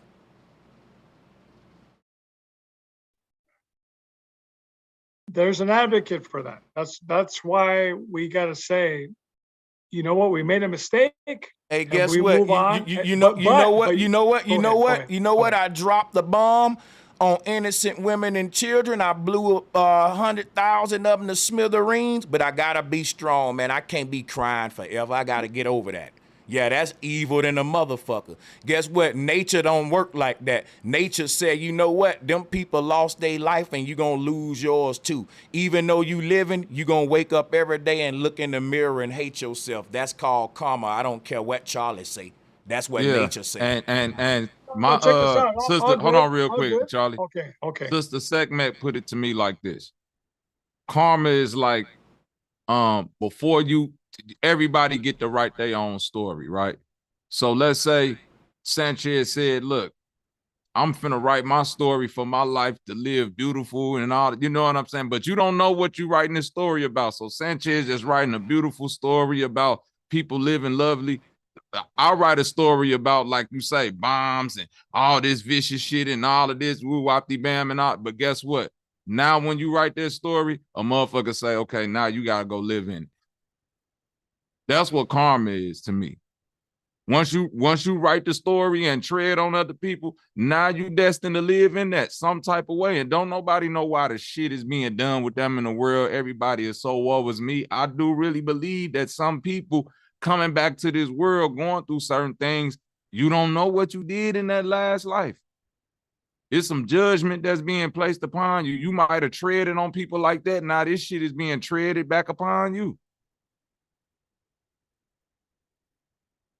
Hey, Sanchez and Bobby. So how would y'all account and Sanchez, you're right. I do subscribe to reincarnation. So how would you account for the first life with karma? How would you account for karma? I don't think you got a first life. I don't think you will have a last life. I think the only thing that exists is the cycles of life and death.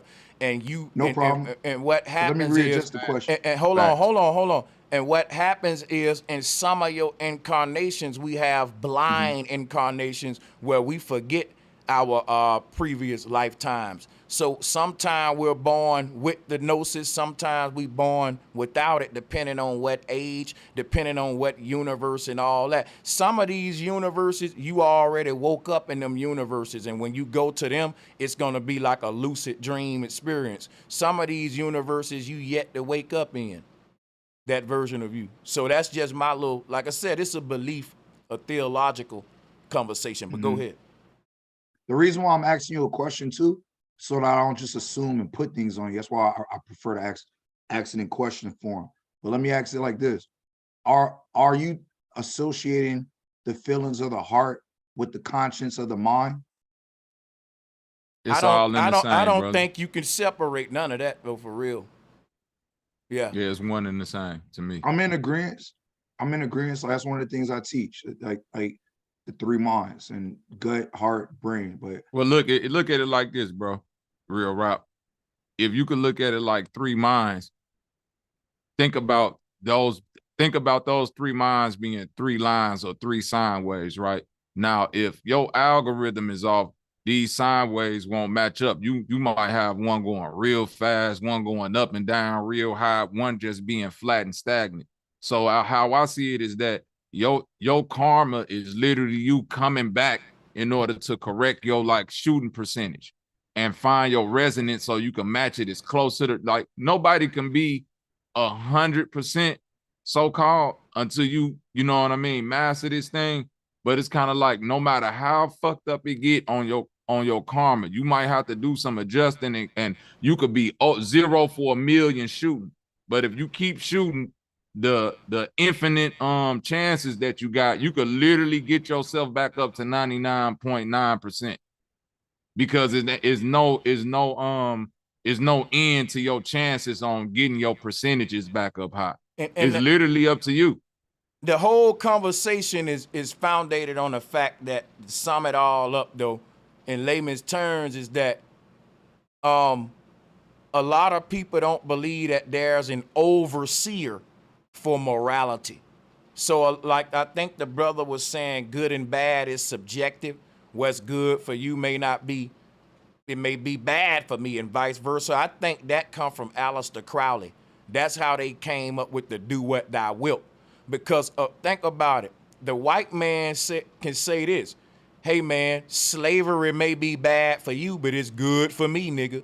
So pick that motherfucking cotton by that logic, you know, to say, well, what's good for you may not be good for me. Well, then them people that's practicing oral circumcision to those little children, they can say, look, that's good for me, man. Well, you can say that's bad for me. Well, that's how then we say to each his own. And I don't agree with that neither, because a person can say, well, man, look, fluoride and lead in the water is good for me. And I can be like, bro, that's bad for my people. We organic people that need natural spring water. So I can't go with the that whole concept of what's good for you. No, that's bullshit. It sounded good for a long time till it meet Brother Sanchez, though. I'm going to beat it up. Just like they say, what you don't know don't hurt you. That's bull crap. We say a lot of stuff. It sound good because we said it for a long time, but it's really stupid, y'all. Hey, Sanchez. Now, what you just said about us not believing we had overseers. Let's say, for example, we all chose to come into this simulation, right, Sanchez? This group of people that's on this panel. And when we went in, we forgot, like how, you know, some of us believe we forgot where we came from. Now, as we in the simulation doing whatever the fuck we want to do, you know what I mean? Some doing righteousness, some doing evil, balance, whatever.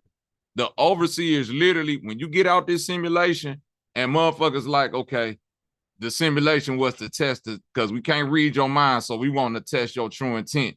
You can't lie when now we get out this thing and you remember like, oh shit, I really was in this simulation. Now all us in this room got to sit and watch your life video. Who willing to, you see what I'm saying? Yeah. Who willing to sit in the room like, okay, now Bobby, your turn. We put your videotape in. And your, like, who want to sit through that and say, and sit in a room full of motherfuckers while we just replay look, your life? Be like, God damn. You know when they hit play, it's gonna let us hear your thoughts too. Yep. All that shit. All the shit you think you done in secret, all of that shit. Now, who willing to sit in a room with all your peers and everybody and say, all right, put your life tape in. Since you don't give a fuck about karma or none of that shit, let's sit down and watch your tape in and just, you know, go through it and see what the fuck, since you ain't got no feelings about none of this shit. You know what's That's called Judgment Day. On Judgment Day, everybody can watch the video. Fuck, what are you damn it, man. Like, fuck Judgment Day, bro. We don't. Judgment Day happens every day you feel guilty, nigga. Your heart judging your actions in real time. Like, chill, Christians, please stop doing, like, that's my thing with Christians, man. We can be on some deep shit dealing with, you know, something that's dealing with us and how to get yourself better. And they'll come with the mythology, like Judgment Day and shit. Like, this ain't no judgment shit. Fairy tales and shit. And we telling you, like, why your heart be broken for no reason sometimes, because you ain't dealt with a lot of past karma and bad stuff you did is still bottled up in you. You think you just moved on, and even a psychologist will tell you ain't lying. So I ain't trying to get mythological once us humans and adults start getting deep, dealing with our emotions and all that. We can't be children now and go back to fairy tales and shit. That's my only thing with the Christians, bro. When it's time to get deep and serious with the shit, it's Judgment Day. That's the unicorns and the four apocalypse, man. Please fall back a second with that for a minute. Hey, cause look, real rap. It ain't a spiritual sky daddy thing, but think about this, real rap. If we were in like a Matrix situation and we all on this Nebuchadnezzar ship, who willing to come out of that thing? Like, we wake up, real rap, and a month now I gotta review your Matrix life, and you gotta review mine. Like, now we dealing with the like, that's the type of judgment we dealing with. We know we're not on this journey alone per se. And we know that it's some type of agreement we made to come to this thing. And the judgment is that the gods, or that who we are, you see what I mean? When you get back to that higher self, this is your life in review. This is your true intent.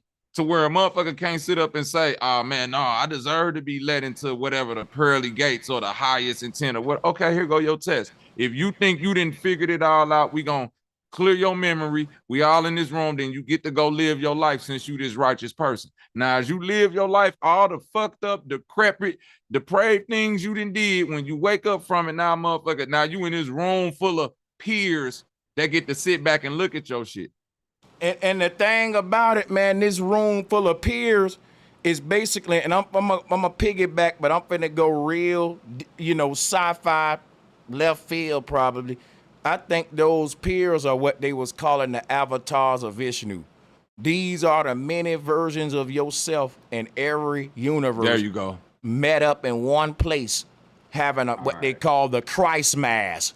Meetings of this Christ Mass is when we get to the North Pole, All of our avatars that was born, all of them sperm that your daddy shot out, each one was a different you born in a different universe out of a different version of your mama in a different scenario and alternate reality. Like the thing is this right here, right?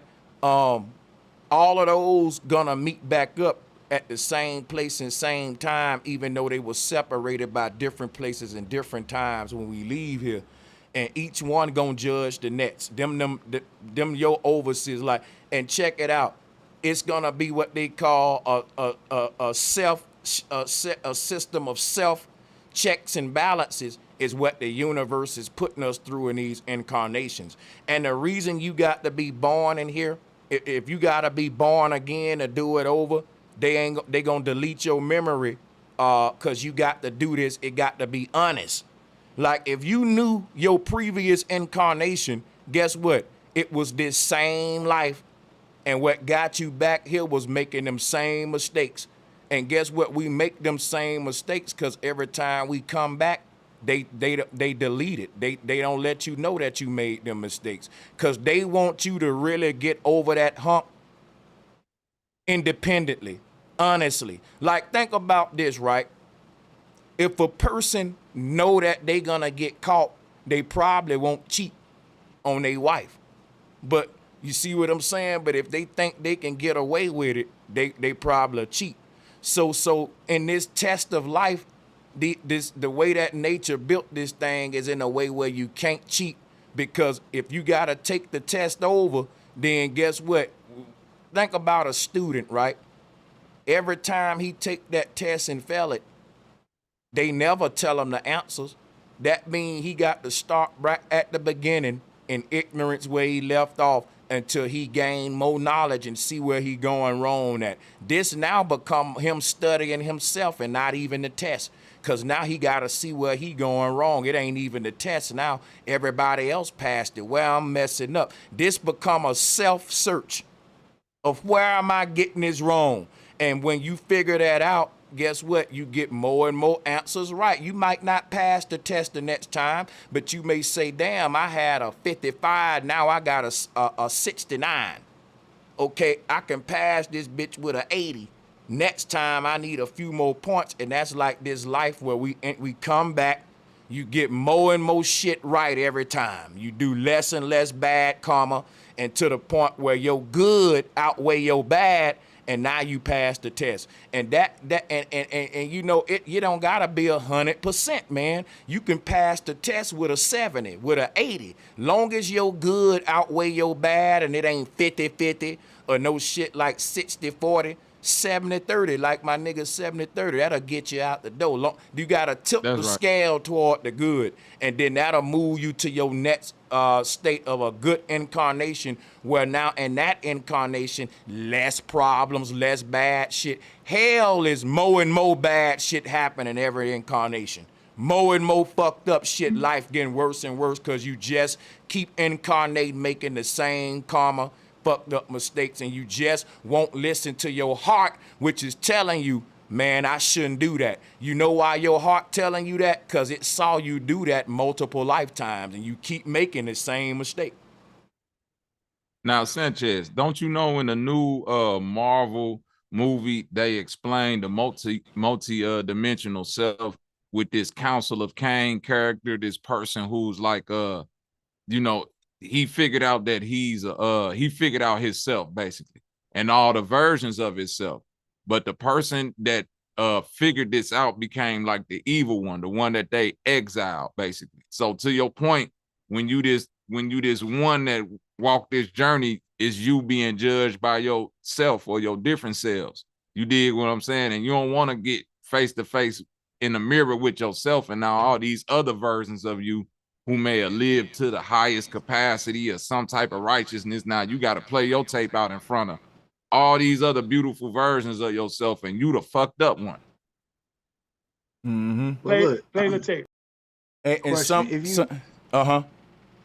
if you dealing with separate realities, Sanchez, and they all like, I'm not knowing how this works because like this not really my lane. Like I don't. Yeah, you I don't go really down get this- into ancestral stuff, but I No, recommend you do. I do, but I deal with detached. I'll get to that in a second. This is my Okay. question. When you dealing with multiverse and parallel realities, but different, based off of the logic that you and Bobby presented, if like you saying that you don't need to be 100, I get that. That makes perfect sense. But my thing is, who's gonna judge? Who's like this is all dealing Okay, with self. let me ask that. I'm gonna say this. Man, Bobby answered your question so many times, and I'm shocked that you still asking the who. Cause we keep saying It's not you. the Yeah. I understand to me. All right, so look, I deal in detachment, and everything you're saying sounds like the 42 laws of my art with the lightness of the heart. I'm not really So- dealing with laws. I'm dealing with how you feel when you break the law, which is guilt. I'm dealing with karma. Karma ain't really the law. Karma is a system of punishing you or rewarding you by doing good or not. It's the But it's reward coming of from you, is what you're saying. Listen what I'm saying. Yes, it's the Listen, seven. It's hold like on, the hold on, Kabbalion, bro. hold on. If you feed the homeless for a day, you'll have this beautiful fucking feeling in your chest like, man, that's what's up. It's a gratifying feeling. Or if you help an old lady cross the street. Now, some of you niggas on the panel that play tough, you already know that y'all niggas do a lot. It make you feel good. Even if you was selling dope, the nigga in front of the store asked you for $1 and you gave that nigga 100 one night because y'all was trapping so good. That made you feel good.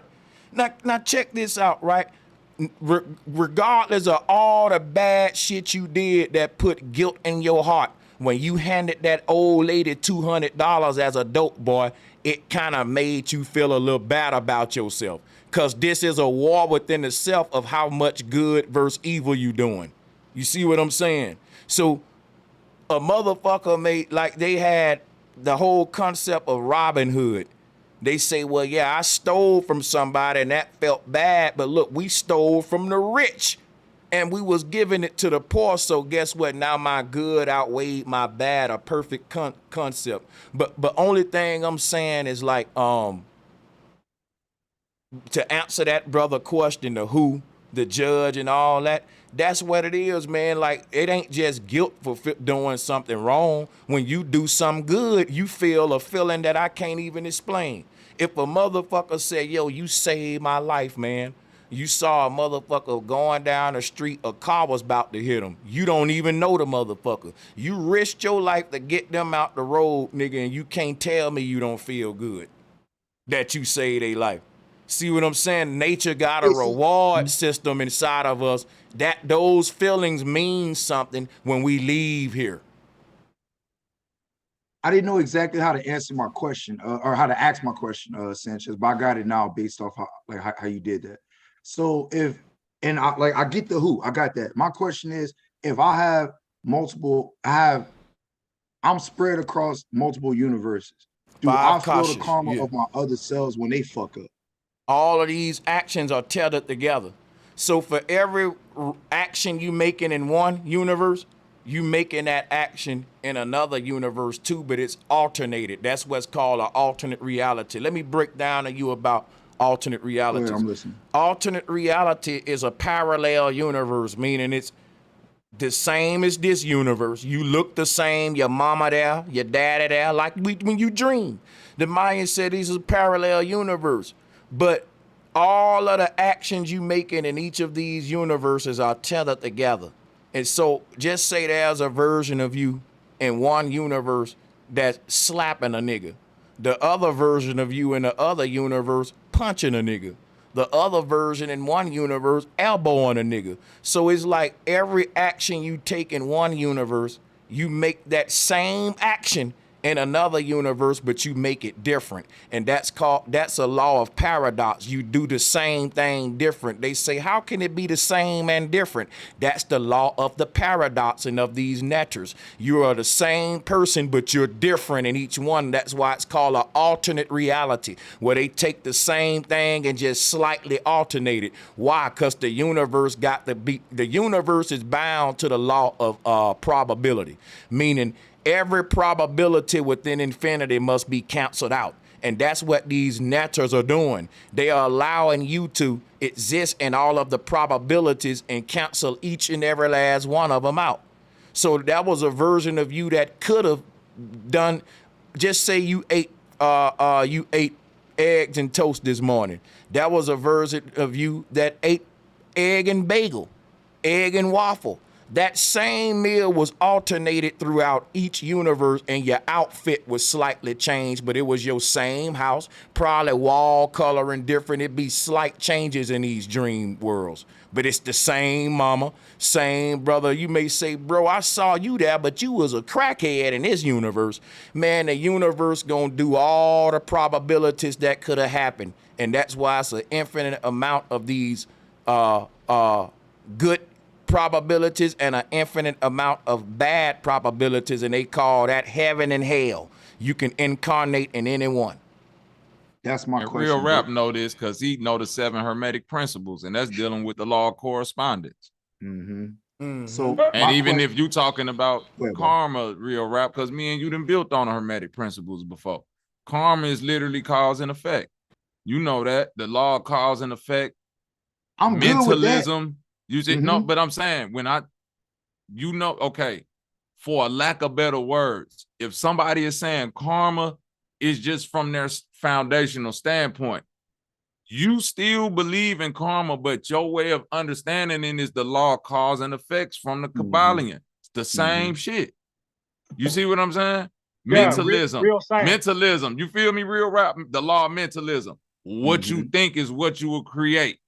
So if you see what I mean, you can't escape this shit. This is literally what we saying.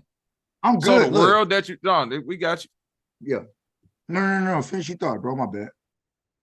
No, all I was saying is that the worlds that we create here literally correspond with the worlds that we will be incepted in, because it's all about your journey. So let me make it about me. So based off Sanchez logic that he just said, in another life, if I'm a crackhead and I'm fucked up in another life, how are my other versions gonna get to where we need to get to? Listen to this. If one life you're a crackhead, which will be the lowest tier, in another life, the corresponding highest version of that will be a natural person living in the jungle just chewing coca leaves. You feel what I'm saying, Real Rap? It corresponds. It's the positive and negative, the same battery. You choose where you want to be within that realm, but it's all you. And consider this when on some karma, law of correspondence and polarity and shit.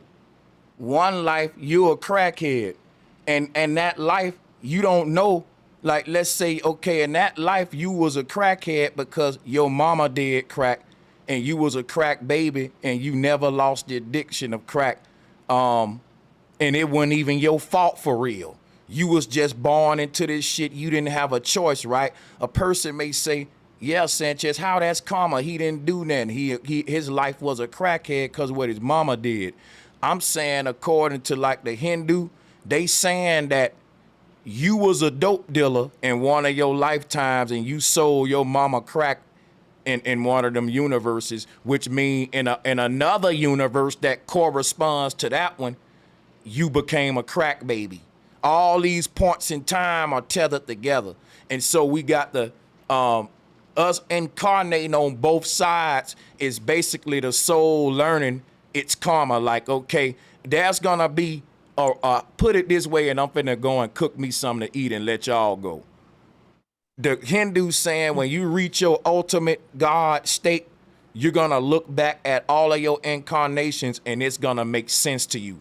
So when a person say, well, I'm going through all this drama in my life, They gonna be able to see their previous lives and see where they been fucking folks over, where they was evil in the motherfucker. But since they forgetting their previous lifetimes, they forgetting all the fuck shit they did. And they forgetting how it's keep following them. But life is telling you, listen, do less evil each lifetime, and each one to get better and better, where you emptying yourself of bad karma and replacing it with good karma. It can be either or. This is the law of polarity. So Before you got, go, you know, yeah, I'll before you go build make with your you before I go, man. I'll take all my right, time. before you go make your food, my only see, like Bobby's smart, bruh. Nigga a genius. Talk to If me, niggas man. would have said, if niggas would have said cause and effect, like Kabalion, I would have got it from the jump.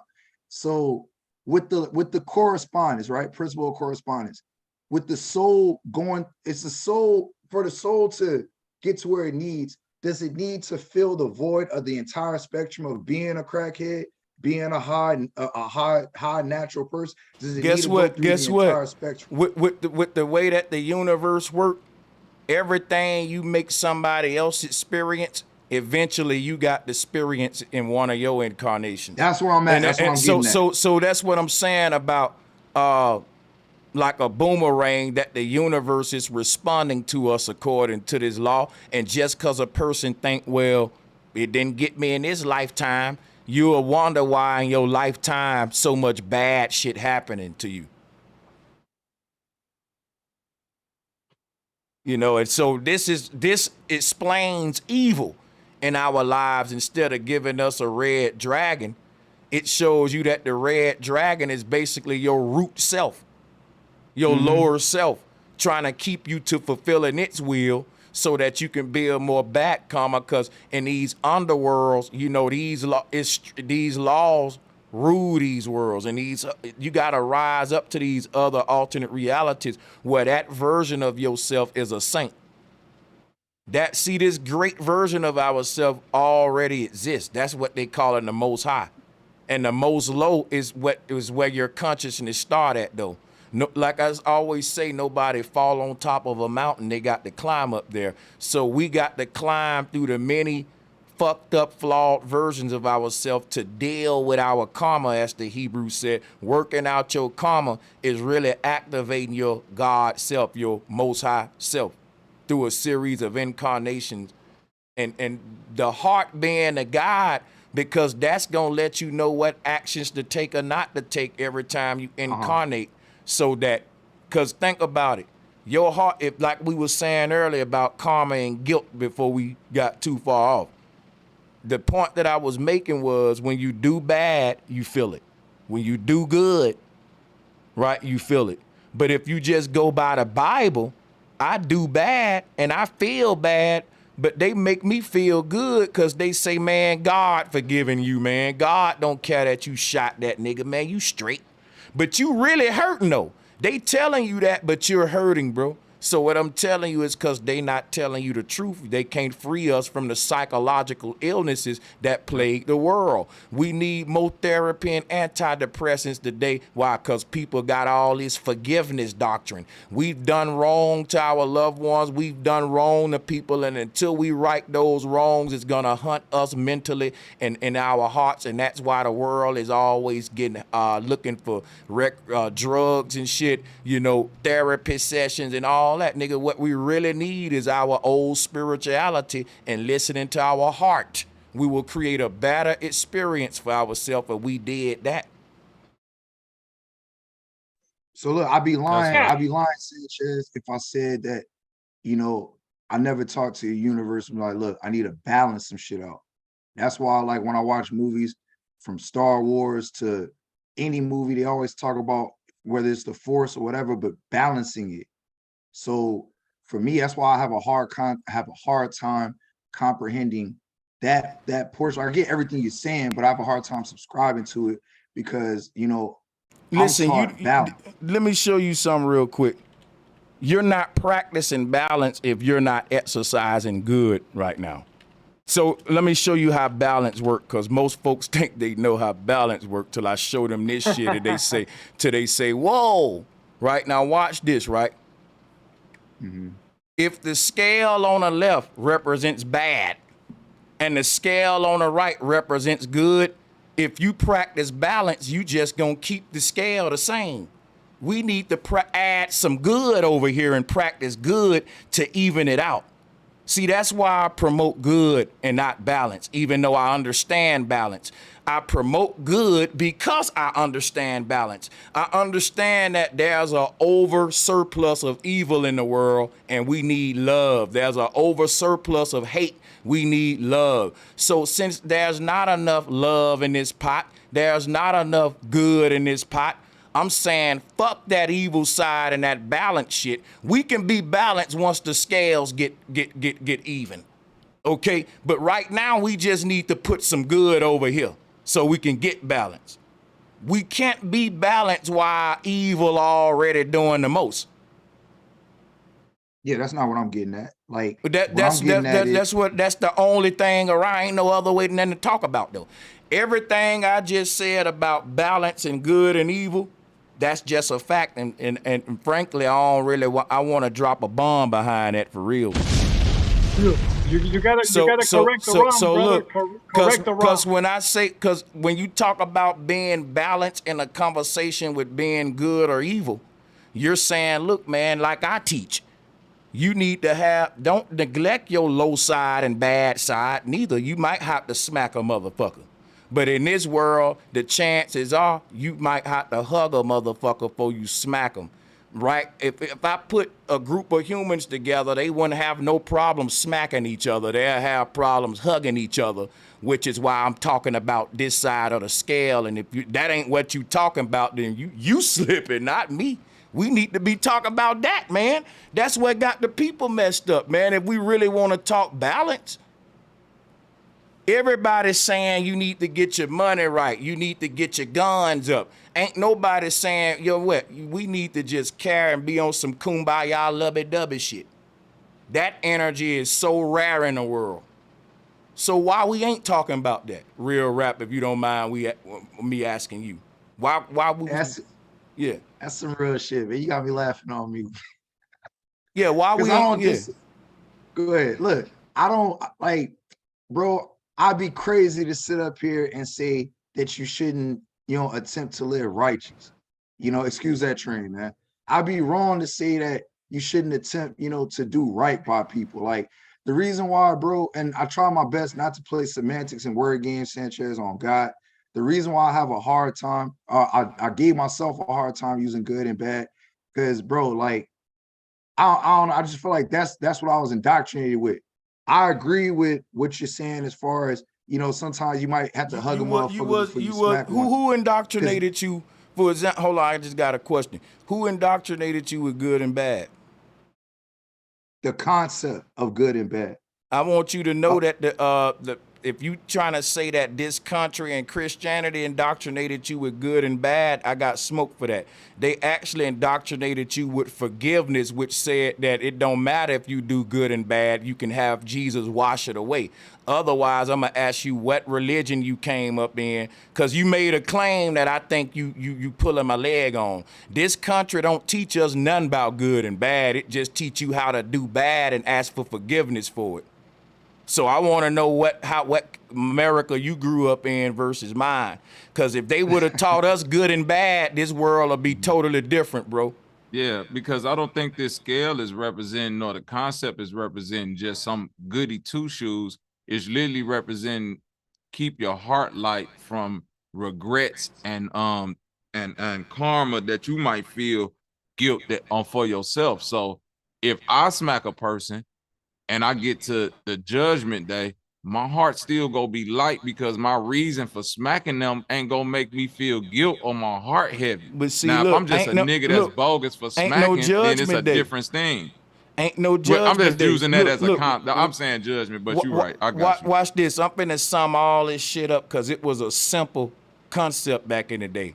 Do unto others as you have them do unto you, man. Simple. Mm-hmm. That's it. That part. That's so fucking saying, ain't nothing else to be deep about. And that's all that's all the Hindu saying. If you do something to somebody that you know you didn't want done to you, your heart gonna fuck with you about that. You're gonna lose sleep at night. If you torture a nigga for no reason and goddamn it beat him with baseball bats, pour alcohol on him, bro, you ain't gonna be able to live with yourself. Guess what happens? How I know a lot of dudes, and no offense, ain't really in the streets for real. You know how many niggas I know that'll kill you but still vomit when they get through? I'm talking about niggas that'll go in a robbery, end up have to shoot a nigga and do all that. And a human reaction, and tell me I'm lying, even people, you not lying. bro, you will vomit after you shoot somebody. Why do you do that? Your body is telling you, nigga, like, you're gonna be sick behind it. See, we watch all of these killers and murderers, and we don't understand that a lot of these guys, man, they been tortured. When they say that when you kill somebody, they ghost gonna hunt you and torture you, that's what they was talking about when people say, I see these people when I go to sleep, man, and it keep me up. And man, go and look at some of these murderers and giving their interviews and shit, bro. There's plenty of them. They all saying the same thing. That's why they break down in that courtroom, because they know they got to sit in that cell with their thoughts. That's hell, literally. You cell hell. You're in that.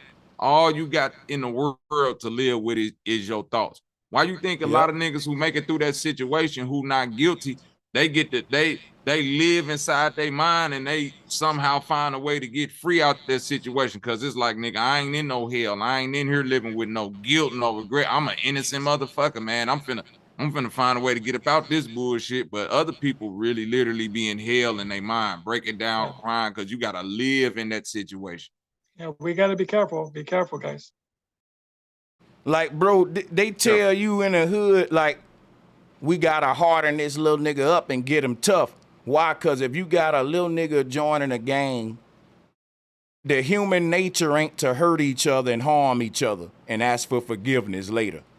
That's why even if you hunting animals, like if you're a hunter in the South, when we was young, skinning your first fish is a headache. Man, when you go fishing as a little boy, you catch the fish, you want big brother to take him off the hook for you, skin him for you. Guess what they tell you? Okay, man, if you catch another one, you taking that next one off yourself, or you will be stuck with a fish on your hook and can't fish no more. You gonna be over there playing with him, scared to touch him, get the hook out his mouth. You know why you doing that? Because you saying, I'm hurting him. You already hurt him when you hooked his mouth. But guess what? You'll reach a point where you squeeze his ass real tight, make him stop wiggling, and you'll yank that hook out. Man, sometime I don't even pull it out. I just yank it right through his lips, split his lips. That's when you lose your... I reached that point where you do it so much, it just numbs you. But your first time is like, oh, man, I'm hurting this fish. But after about your 50th time, 100th time, that go away and you just skinning them motherfuckers, cutting the head right off. Pow! Just no thoughts. You ain't even... See what I'm saying? But that show you it ain't a natural fucking thing. We just numb the voice that's telling us is wrong over repeated behavior of doing it. But that revisits us, according to the Hindu, because that voice in us that was convicting us our first time, it never goes anywhere. You just ignore it. But it becomes so loud when we making our transition. And that's what this whole thing about. When they say your life is gonna flash back before your eyes when you die, why you think that's happening? So that you can grade yourself. You're gonna be looking at your own life like, oh shit, man, here go the part where I cussed that lady out for no reason. I wish I could have did that differently. And guess what? All of them wishes gonna get granted. You're gonna reincarnate to re-edit that shit till you live your best version. That's changing the past. I don't know if we can do that. All good. Hey man, I just told you we can. You on the wrong channel. We teach that we time travelers over here, how you can't change the past. If the past and the future is connected and you can change the future, come on, bro, you gotta start thinking dualistic or you ain't woke. Quit being one-way thinking.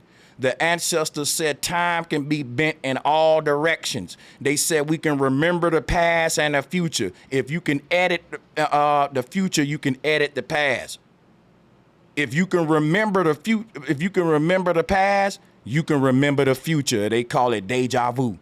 You got to wake up, Charlie. You got to start thinking deep like the rest of us, brother. No offense. No offense. Hey, thanks for saying that. This is where we at with it, though. That's why I encourage y'all, study what the ancestors were saying. Go look at go research, right? I'm gonna actually do some shows on this now, because I'm finna go into time traveling and shit with the Mayan and all that, the technology, what the pyramids were. Like, I've been teaching a lot of this stuff, but what I'm saying is, if you follow this deep shit I'm teaching, then a lot of the stuff y'all say won't make me feel like, well, maybe I'm getting too deep. And I know I can't be no nigga saying I'm getting too deep on Bro Sanchez TV and Flat Power. You know, I know we up on multiverse, netters, karma. And even if we ain't up on it, if deep as y'all is, man, if you found out the earth is flat, after me explaining it a little bit, you ought to be like, oh, okay, that's what they turned to heaven and hell. But they lied and said, if you do everything God wants you to do, you go to heaven. If you do everything the devil wants you to do, you go to hell. But the truth is that nobody really go to heaven or hell. When you die, according to the Bible, your soul is just sitting in the earth waiting for judgment day. And that's when God gonna rebuild the earth and establish a new kingdom and toss hell and earth in a lake of fire with all the devil's followers. So no one go to heaven or hell. They go to the lake of fire or either the New Jerusalem, which is on earth. And so check this out, right? They lied to y'all. Heaven and hell are mind states and states of being that we're creating within our own self and our own series of actions day to day. Is creating karmatic experiences. You cannot give off a certain kind of energy and it not come back to you. It's like being in a swimming pool. I can't make a bunch of waves in the water and expect the waves not to touch me. I can't push it. Think about this. I'm in the middle of a swimming pool. I can't push a wave toward the wall and think it ain't gonna come back to me. That's literally how the ethers and these netters work with our actions. But they turned that into God looking over all your actions, and He gonna punish you if you're doing good, and excuse me, if you're doing bad, reward you if you're doing good. The concept of being punished and rewarded into heaven and hell is what I was just explaining. That your incarnations can get worse or they can get better. All you got is the present moment. You can start right now building heaven. And guess what that looked like? Righting all your wrongs. But that takes too much ego. You got to get over your ego. And that ego is literally what they call demon possession. You are possessed by the ego. The ego is a concept they call the echo. That's this shadow version of the self. Like in the movie Us, the bad version. You're your worst version, basically. But in order for you to be your best version, you got to rise above that worst version, which is centered around ego. It takes you to put the ego up to say, guess what, man? I'm sorry, bro. Guess what? Even though I don't got a lot and I can easily take his shit and he got a lot, I'ma actually be happy for that man. And just because he got a lot, that gives me motivation that if I keep working hard, I'ma have it one day. I'ma have a good attitude about life and treat people good, even if motherfuckers ain't treating me good, because I'm not treating them good, right, for them. I'm so greedy and selfish, nigga. I know that when I do good by people, it make me sleep better at night. I have a very sensitive heart, man, which why I can do the research that I can do. I'm sensitive to seeing things, feeling energy, and just being in my own mental space. Because of that, the spirit of conviction is amplified in my life. So if I do something wrong, that's why I apologize a lot on this bitch. I feel like I gotta go. That's the only way I can move on forward. You know, so people who ain't in tune with that part of themselves, they ain't really perfecting their spirit. They just going through life making actions that they don't think gonna affect them mentally or spiritually. But the physical is tied to the mental and spiritual. Religion don't want you to know that. They want you to think you can just do what you want all your life and join the church at the end and give your life to Christ, and that all that murdering, all that bullshit, hey man, it's good. It don't work like that. So the debate started off with the Christians, you know, trying to defend their Bible and stuff, but I'm giving them something to sleep on tonight.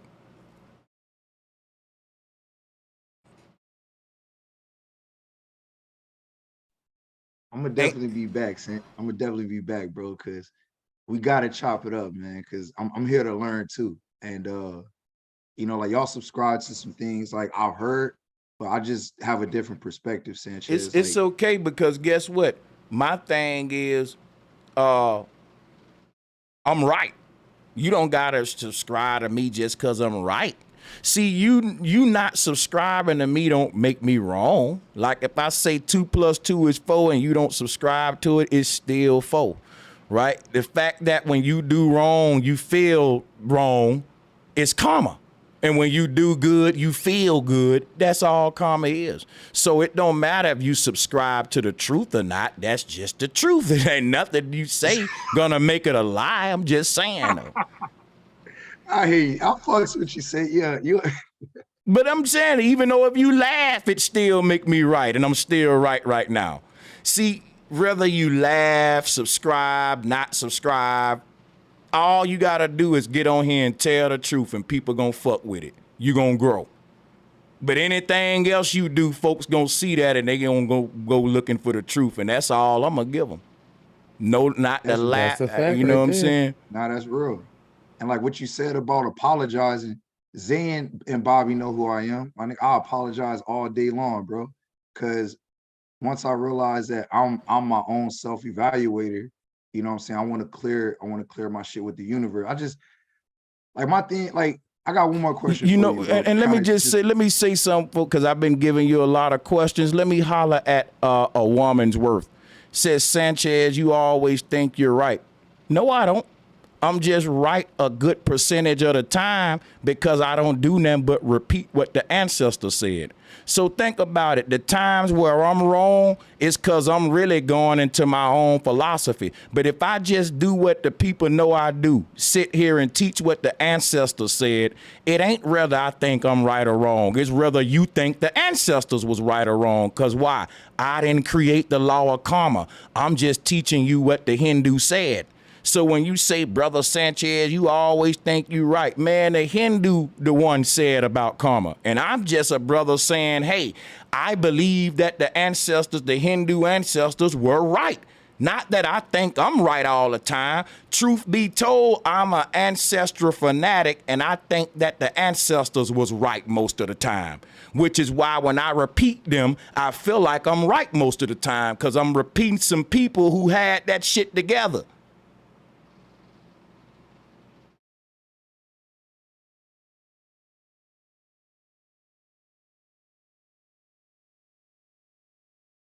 If I show up teaching about astral projection and how the Mayan viewed out-of-body experience and shit, and a brother say, I don't subscribe to that, and I say, bro, I don't care what you subscribe to. That's what the Mayans said. You can either believe it or not. I'm not wrong. Somebody can say, bro, Sanchez, I am right. That's what the Mayans taught about out-of-body experience. Now, you can say, well, they was wrong. There you go. Then they can be wrong. The ancestors ain't always right. But if I'm teaching ancestral cosmology and I teach it the way they taught it, I'm always right. If I say the Hebrew said the earth was flat, you can say it's round, but I'm always right. Guess what? Even if the earth is round, and I'm here to teach ancient cosmology, and I keep saying the ancestors said it's flat, I'm always right. Even if the earth ain't even flat. You know why? Because the ancestors said it was flat. And my job is to teach what they said. So even if they was wrong, I'm right, because I got to just give you what they were saying. And it got to be right, even if they was wrong. So, like, quit putting me in the midst. Y'all need to take the message and forget the messenger. You're personalizing it. I don't have a following because I always think I'm right. People follow me because they're ancestral fanatics, just like my dumb ass. I think that the ancestors were fucking awesome. I think 90% of the shit they said was true. And that's a big percentage, dude. So everybody who think like that gonna fuck with me. And it just so happened it's a lot of people who think that the ancestors was way smarter than us today, just like me. So they go back and hear what the ancestors said versus anybody else. And anybody with that much confidence in their ancestors gonna always think they right. Why? Because my ancestors said it. That's just ancestral pride. I think my ancestors knew what the fuck they was talking about, so when I repeat them, I'm confident that I'm right every time I say what they said. Because they were fucking geniuses. If I'm wrong, then damn it, I'll die that way. I'm sorry, that's just the way I am.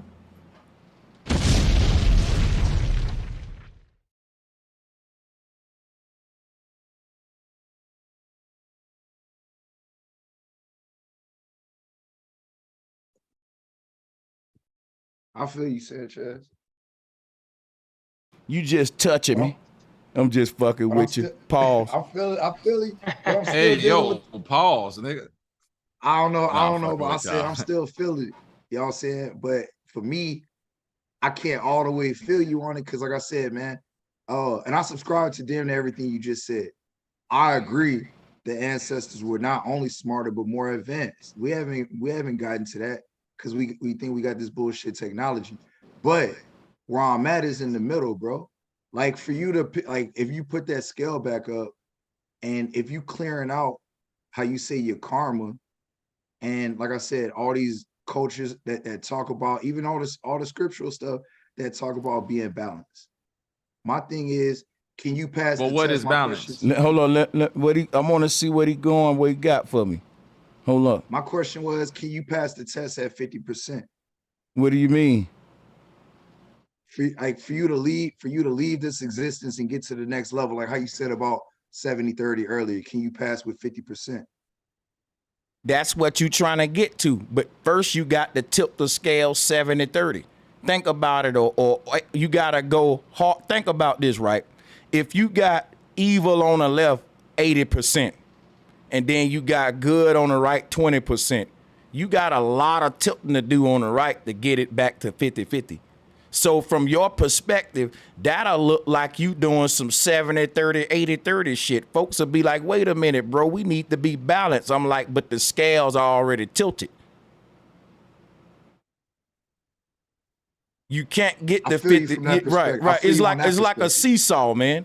It's simple. It ain't even a debate or nothing you can agree or disagree with. It's just something you need to look into on that scale again. If you already got one seesaw side all the way to fuck up 100 to 0, let's just blow this out of proportion so you can visualize what I'm saying.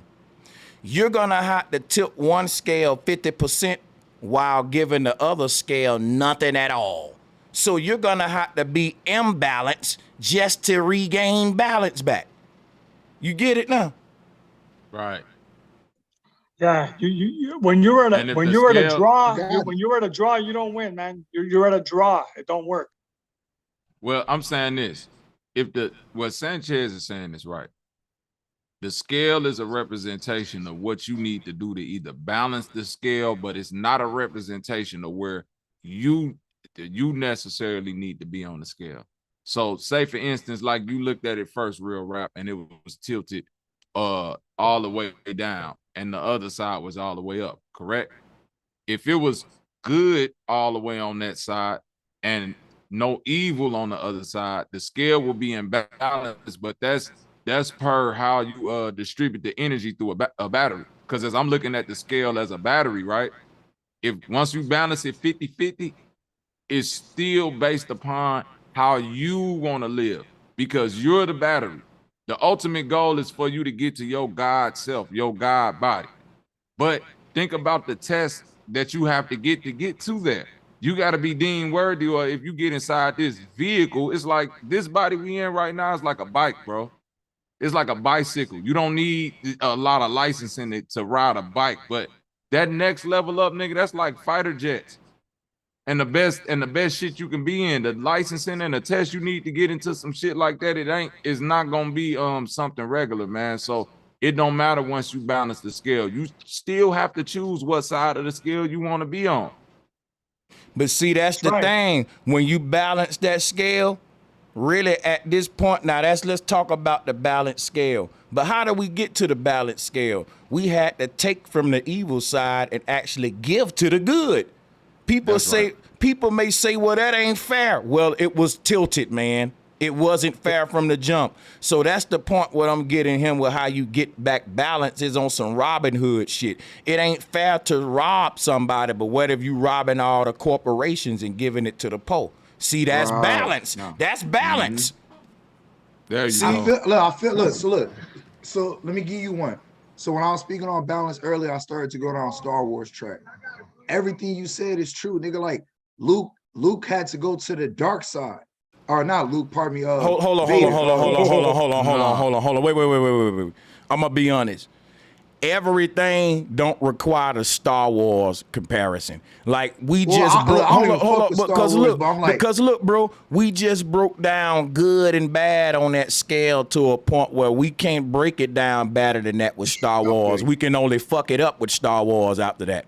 Like, man, we just broke that down, man. If you still need a reference and we going Star Wars, this just gonna go on forever and you never gonna get it. So, bro, with all due respect, I ain't even trying to be fun. I just want to push forward from good and bad at this point, man. Yeah. Say, bro, Sanchez, I got a question, man. You know what I mean? Because we go back and forth with a lot of different stuff. You know what I mean? Bible and not Bible, this, that, and the third.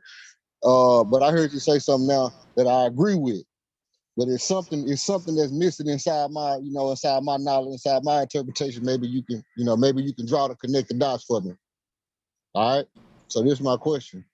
Mm-hmm. At what point is there a point that you can show what an ancestor said, hey, we saying this, but it really mean this?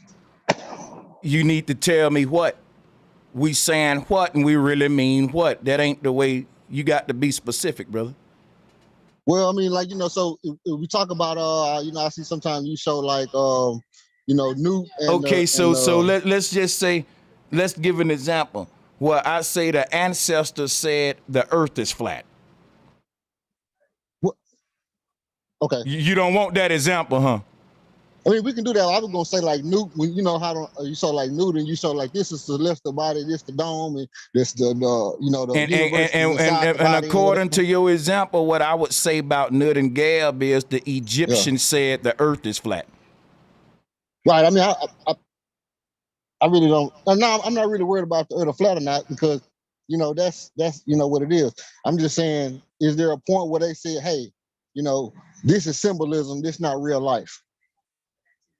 Did the ancestors point to their symbols and say, this is symbolism, this ain't real life? Right. Oh, shit. Hold up, excuse me for a moment. I'm about to answer you, though. Hell no, they didn't, and why would they? That ain't the way. See, you don't point to a symbol and say this ain't real life. You build a symbol to embody something in real life.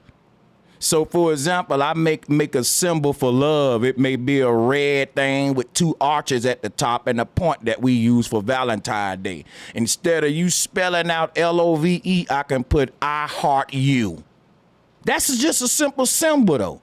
Now, I'm never gonna point to that symbol and say, hey, this symbol means love, baby. It don't mean heart, because that's gonna take the power of the symbol away. She should know when I put I heart you. If she don't get it, if I got to explain it, guess what? That defeats the purpose of the symbol. It's an emoji, nigga. It means that I'm happy if I sent you a smiley face. If I got to explain that, you don't understand symbolism, and that's the purpose of symbolism, for some people to get it and for some people to don't. It's a coded language. If you don't get it, occult people love the fact that most of the world can't speak in symbolic terms. Symbols are a reflection of reality. It ain't like we build symbols to represent shit that ain't real. The symbol exists by very default because it's a mirror echo of something that is. If that make any sense to you. Yeah, it's the words. Sense. The words is the double cross, not the symbols. People can tell you, hey, everything's okay, and then they kill you. Okay, yeah, I mean that makes sense. I was just trying to, I'm just asking questions because I don't know. Now, I got a question for you. I got a question for you now. Now, why did you ask me that question? There's a reason for everything. No, just because I don't know the answer. So it's like, see, the way my mind works is like this. I constantly look for answers.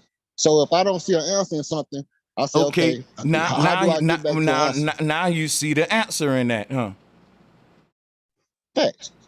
Okay, so look, now based on you seeing the answer now, how important do you think symbols are in our quest for understanding who we are and the world around us? Symbolism, syncretism, all that. Well, I'm okay. I'm super deep on symbols. You know what I mean? Like I did my college paper and my daughter's college paper on symbolism. So I'm super deep on symbols. The syncretism thing, I really, just kind of figuring out how it works, so to speak. You know what I mean? But I mean, it's obviously important as far as the quest for knowledge. I think, it is what it is. So look, syncretism is the oldest process on earth that you use to decode symbols. Just to let you know. But go ahead. No, I get it. I get it. So, meaning that if you really want to understand symbols, you got to be a syncretist or you're going to never really fully understand them. But yeah, you got it. Okay. No, that's it. I mean, I can kind of, I kind of take from there. So that was just my question. My question was like, is it a point to where, because you do a great job of breaking everything down. You do a great job of showing, this clearly, resembles this. This clearly resembles this. And this is what they said, how I'm able to, kind of draw the line in between the two. So I was just wondering, in your studying, had you found somewhere where they said, hey, look, by the way,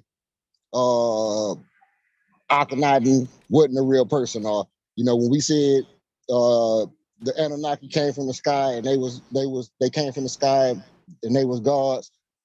This is just symbolism. I was just wondering, was it somewhere that they said that? But okay. I got you. So you're asking me, right? Why wouldn't we take that literally? Like if they didn't say, hey, these gods coming from the sky is symbolic, Brother Sanchez, why would you say it? That's kind of like what I'm getting at here. Well, no, not so much. I was just, I mean, you could take it that way, but I was just saying no. Actually, bro, I just like, cause I'm getting hungry, and when it come to these kind of bills, people like to be, just say what, bro, just like, it's not hard. I see where you going with it. Go there, brother. I ain't gonna bite, man. You know what I'm saying? Cause I really don't know what you asking me if you telling me that ain't it. So try it again. Maybe I get it this time. And just straight up ask me though, bro. Yeah. That really was it. I was just wondering, was it somewhere that you can point to that says, hey, look, this is just about this, not that. That's all. Yeah, are you a biblical based guy yourself? Do you fuck with the Bible? Yeah. The Bible say everything in it is symbolic and just an allegory. You want me to give you the scripture for it? Yeah, you can do that. Galatians 4, chapter 24. Study that one tonight. Paul was talking about the story of Moses and how Moses lineage came to be. And he said, listen, all these stories about lineages of Moses and all that, this is allegory, man. This is symbolism for us to basically tell a greater fucking story through symbols. Like if I say, look, man, if my child come and say, Daddy, how are babies born? And I tell him the story of the birds and bees, and he believed that we get here through birds and bees, he's taking the symbolism literally. You shouldn't do that. I'm using the birds and bees to teach them some shit humans do, so I don't gotta be so sexual with a child. So when religion was talking to dumbass peasants, they talked to them in symbol like a child, and those children who children-minded, still believing in children books, still letting the damn adults, which is the occultists, speak over their heads like children. So you're reading the Bible and you thinking the birds and bees, and I'm reading the Bible and I'm thinking, man, Daddy laid that dick on mama. That's me decoding the birds and the bees while you literally believing in birds and bees. I get that it's just a symbol. That puts me on a higher position than you guys. That's all I'm saying. Like the child that knows mama and daddy is buying those gifts, he's matured quicker than a child that's still saying Santa Claus did it. You don't get past the myth, the symbol of the shit. You haven't decoded that and figured that out yet. No, That's what. And I'm not even talking about you. I'm just speaking that in general on, people who can't get past the fact that none of these things are speaking literal when they talking about men coming out the sky and all that. And these books will tell you that, which is why people make big money decoding this shit. They ain't fucking putting all this money into deciphering all this shit, bro, because it's literal. If they thought this shit was literal, it wouldn't even be a Da Vinci and a Da Vinci Code. We're the only slow people and the slaves that take this shit literally. That's why they laugh at us, bro, because it's literally faith and not fruition. Like personification, man, this is what we keep coming back to. And I'm asking everybody, if we know letters are symbols, just like all these other things are symbols, do we then let our children believe that letters walk around the earth teaching people pronunciation and how to form words? Because that's what we're doing with these books. Yeah, no, I mean, I study the symbolism in the Bible along, with also look for things that happen prophetically, and I also look at it and say, hey, is this a representation of our ancestors? So, I mean, I look, like I say, when you hear me say this all the time, I look at the Bible in 3 parts. So, I mean, I don't just look at it and say, hey, this is a story about a man named Moses. I look at it and say, hey, is this a representation of our ancestors? But look at what I'm saying, though, brother. When they say a story about a man named Moses, what is the symbolism that is teaching? And how does it correlate to what we need to do in our lives today and going forward in the future? So I don't just take it and say, hey, this is a baby that they put in there with alligators. Watch this. Moses, for example, is not a literal dude that ever existed. He's a personification of a scientific concept called meiosis. It's when a cell split and it separates the waters from the waters, like he did when he let the people to the other side. This is even how babies are born. When they was teaching deep science in the ancient Christian days, they didn't want the normal human to know these secrets of life and death. So they gave them fairy tales instead of teaching them about a cell process of how you split the cell called meiosis. They personified it as a man that broke 2 tablets in half. But Thank you, Sanchez. It's personification for a greater people. It's personification for a greater people, and the only thing that I might slightly disagree with Sanchez, I don't think they was hiding it from the people. I didn't say they was hiding it. What it is, I don't think they was dumbing the people down with it. Let me explain to you what happened, right? When you start to create this system, what the ancestors created, the purpose of it is a filtering process. It's the fact that if you a shallow-minded motherfucker thinking you know everything and full of ego, you'll never crack the symbol code. the people who learned the knowledge we got had to get over their ego and say, damn, we been lied to. We don't know shit. Whoa, the ancestors smarter than us. Bro, you know how much ego that take to get over to say that the people thousands of years ago is smarter than us today with all our gadgets?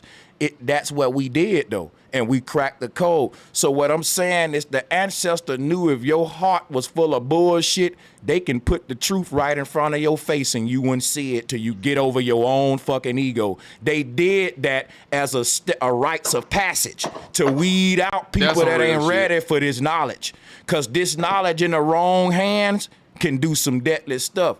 So some people cheated and ended up with the knowledge despite the fact anyway, but nevertheless though, you know. I also want to, you know what I'm saying, this is what I wanted to build with you on, because I believe that. I believe, you know, about the meiosis, but I also believe that Moses was the beginning of a Messianic order that decided to start building religious temples on earth.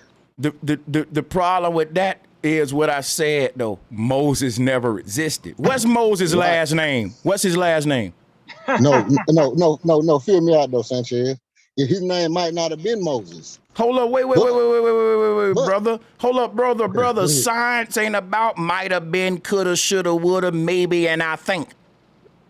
It's either you gonna decipher the fucking book or you gonna play with it and go into your own guessing game. We can do it. We can do it. Hey, Charlie, why you? Okay, he gotta go for that one. Just unnecessary blurts. He ain't gonna get your ass put out tonight. You see me talking to this man. We ain't gonna be retarded. So F. Hutton, yeah, I don't like this unpointless cuts off. We could do it. Roll it. Like, no, nigga, you gone for the night. You getting sleepy, dude. Yeah, come on, bro. We was talking. Nah, but I mean, so first of all, I believe that the names in the Bible was also encoded with different messages. You know, the name, first of all, Moses ain't even how you pronounce Moshe. And Moshe, you know, right? All of these is the same pronunciation, and ain't no wrong way to pronounce it. For example, right? If somebody say "what up" or "what's up," you can't say neither one of them wrong. It's just an argument of dialect. That'll be doing what the white man doing. So some people can't say Moses, and some people they mouth won't let them form a z, so they say Moshes. And that's how you get that. And the word Moshes is the word mosh, which is, guess what, the same science going back to a scientific process. You will never make Moses, Moshes, meiosis, or none of the etymological forms of how you pronounce his name make him a real person. You'll only make it a real scientific concept, like I said. Because none of this stuff was meant to be taken literally, bro. It was meant to be taken as scientific personifications. Moses, have you ever heard of osmosis? Let me show you something. Yeah, I know osmosis. Okay, that's how you separate the water, like what Moses doing, through osmosis. And you make the water stand up. If you want to see this, how this looks, let me show you this in a blender from the side view so you can see. This is what Moses is doing. He's pushing the water aside. You know what that's called? Osmosis. And how ironic. His name is Moses. Guess what he's personifying? A whirlwind. That's what the scepter is all about. I've done the research. I don't gotta maybe this shit. I don't gotta guess this shit. People can say, well, he think he know everything. He just know his symbols and his syncretism.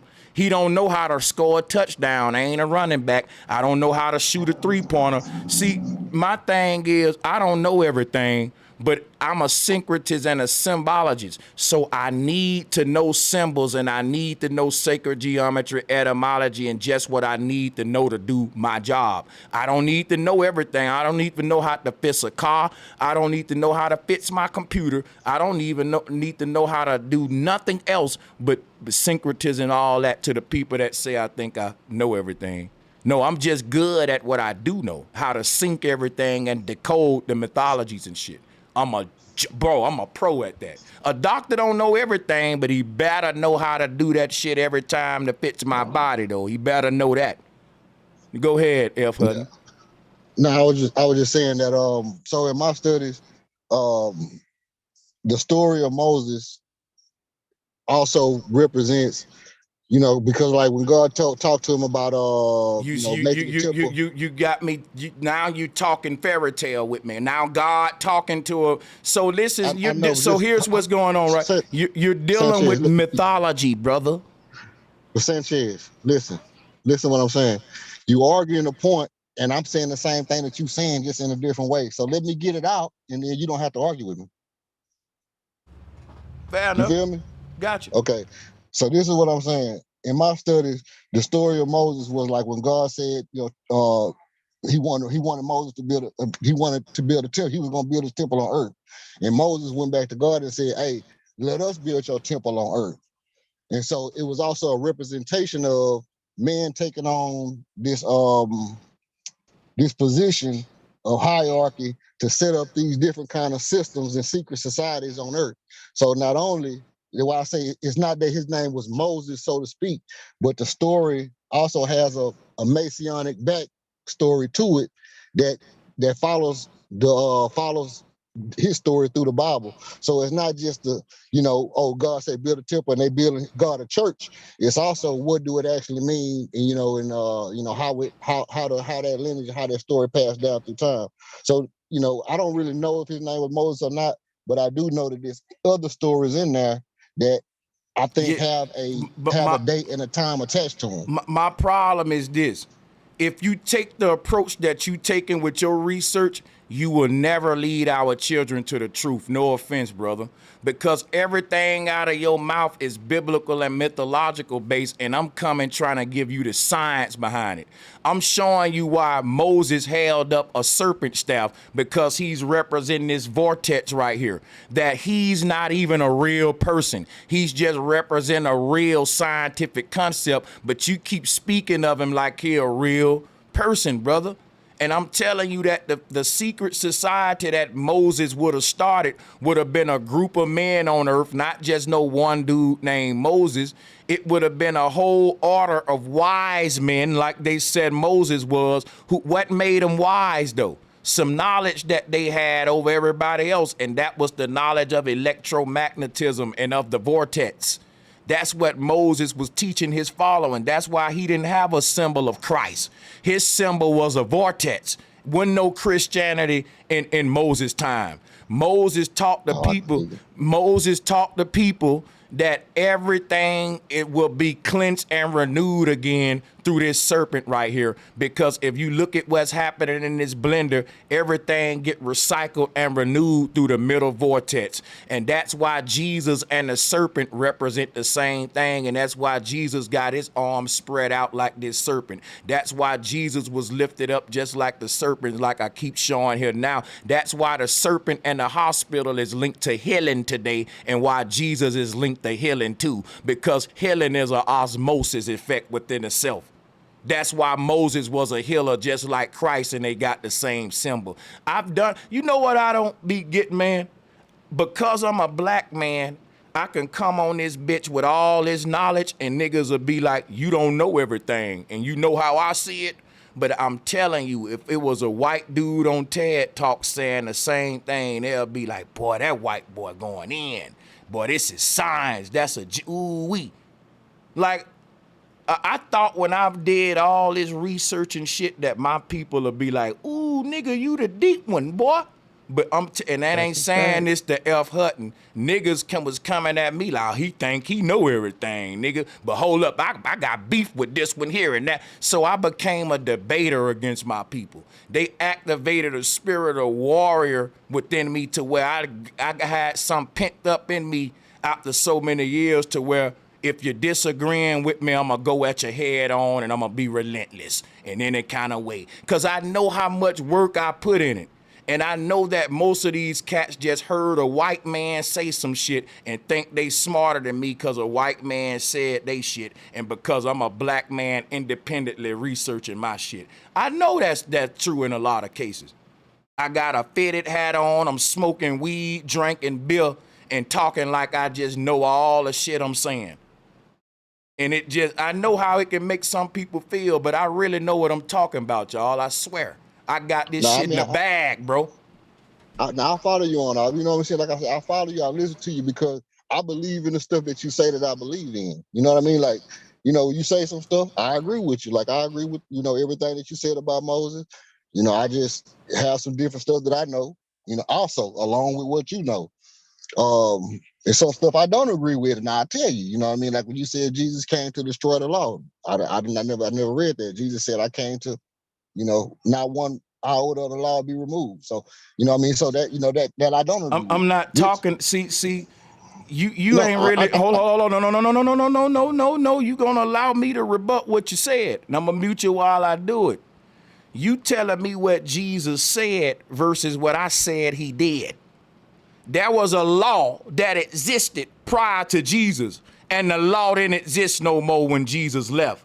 So you can say I don't care what people say, bro. Didn't your mama tell you to watch what people do and fuck what they saying? So you are not winning that debate at all, because my motherfucking argument was Jesus did away with the law. My argument wasn't Jesus said he did away with the law. I don't care what that nigga's saying. I watch what he did when he came. He did away with the law. And anybody that know what Jesus did when he came to the earth, he did away with the law. You can say what he said all day, but you can't deny what he did. When he came and left, there was no more law. That's why Christians are debating that shit today in theology class all around the world. Did Jesus do away with the law or not? Because some groups going by what he said and some groups going by what he done. Guess what group I'm with? You guessed it. Oh, well, I'll say this. For one, you know that, you know, most people feel like Jesus didn't exist. Feelings ain't in this one. Whether you believe he exists or not is irrelevant if a nigga want to debate me did he do away with the law or not. Because he don't have to exist to make, see, let me explain something to you. You're too quick to speak, bro. Listen. It don't matter if Jesus was real or not. The laws that they passed on earth from these fucking fairy tales was real. Meaning that Jesus wasn't real, but if you deny Jesus, you'll die for real. They'll kill you and burn you for real. So like whether you believe the motherfucker's real or not, what's real is the turmoil and chaos that these religions seeded on the earth in the name of these fake ass gods. You missing that? No, I'm not. I agree with that. I agree with that wholeheartedly.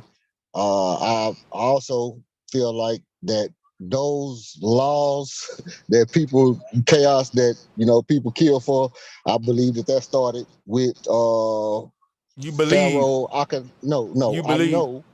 I know that the first Pharaoh got everybody to killing and stealing and destroying, right? Okay, so the first Pharaoh who started monotheism was the first Pharaoh who started saying, hey, look, you can get into the afterlife by doing good or bad. So that's a lie. That's a lie.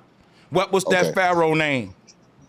If I'm right, it's Akhenaten or Aten, you know, one of them ones. That ain't what the Pharaoh Akhenaten taught at all. He taught Atenism. And that ain't got shit to do with no good and bad and morality and all that, what you saying for real. Okay, so I could be wrong. But as far as the Jesus thing, you know, I guess if Atenism was based upon, just to give you a little simple, just to point you in the right direction, I'm sharing it now on the screen. It's based upon the worship of the sun. But see, the original form of Atenism before Akhenaten corrupted the system was based upon you unlocking the Kundalini. The original pharaohs, they worshiped the serpent, the same serpent on a ureus of their hat that Moses lifted up here, and they replaced that with the God soul, which is the sun. But see, the soul was personified as a serpent or the kundalini before they start personifying the soul as the sun. The reason they personified the soul as the sun is because they was teaching that you had an oversoul, and that soul became Christ, the soul over our own souls, while prior to that, we were all serpents just like Christ. What that mean? What do I mean by us being serpents like Christ? Let me show you this real quick.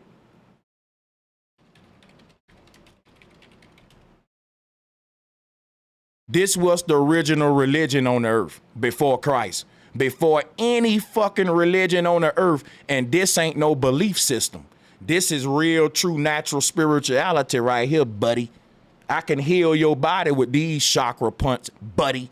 This is real shit. Each one of these 7 chakras correspond to a musical note that can either heal you on a major scale or kill you on a minor scale, buddy. This is real shit, buddy. This ain't no belief in fairy tales. I keep telling y'all that.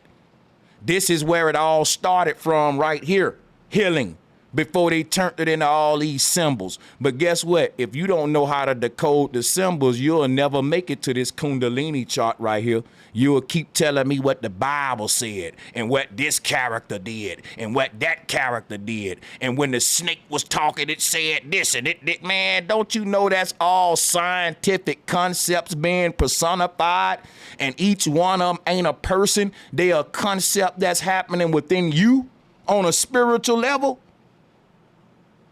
That's why they were called gods, because they were guides to teach us knowledge. Not that now these same gods leading us astray because we can't see beyond see, that's the problem. When you personify something, some people can't see beyond the person versus what's being personified. Christ personifying energy and everybody praying to the person called Christ for power versus seeing that he's personifying science that can teach them how to make their own fucking power. But until they decipher the shit and stop taking it literally, they'll quit asking him for fucking power that they never gonna get till they decipher that shit.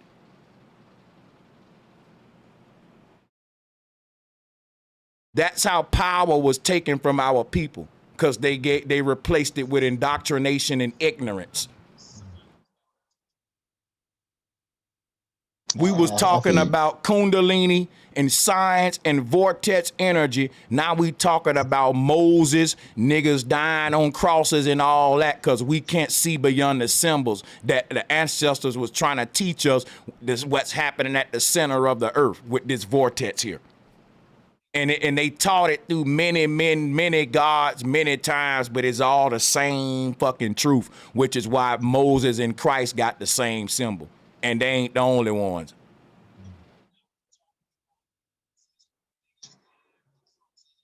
Makes sense. But there's a reason why they call it osmosis, brother. If you take this literally, a man lifted water up for real. For real. If you want to decode this and see what the ancient Christians was teaching, what made Moses a wise man, then you'll go to breaking down osmosis, meiosis. Let me show you what meiosis is. Because all of these are what they taught under the god Moses.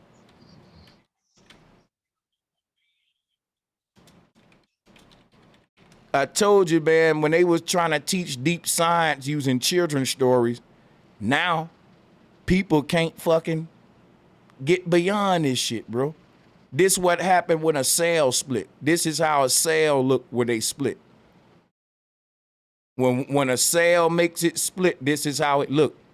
So Moses, right now, this process is called meiosis. Now watch this.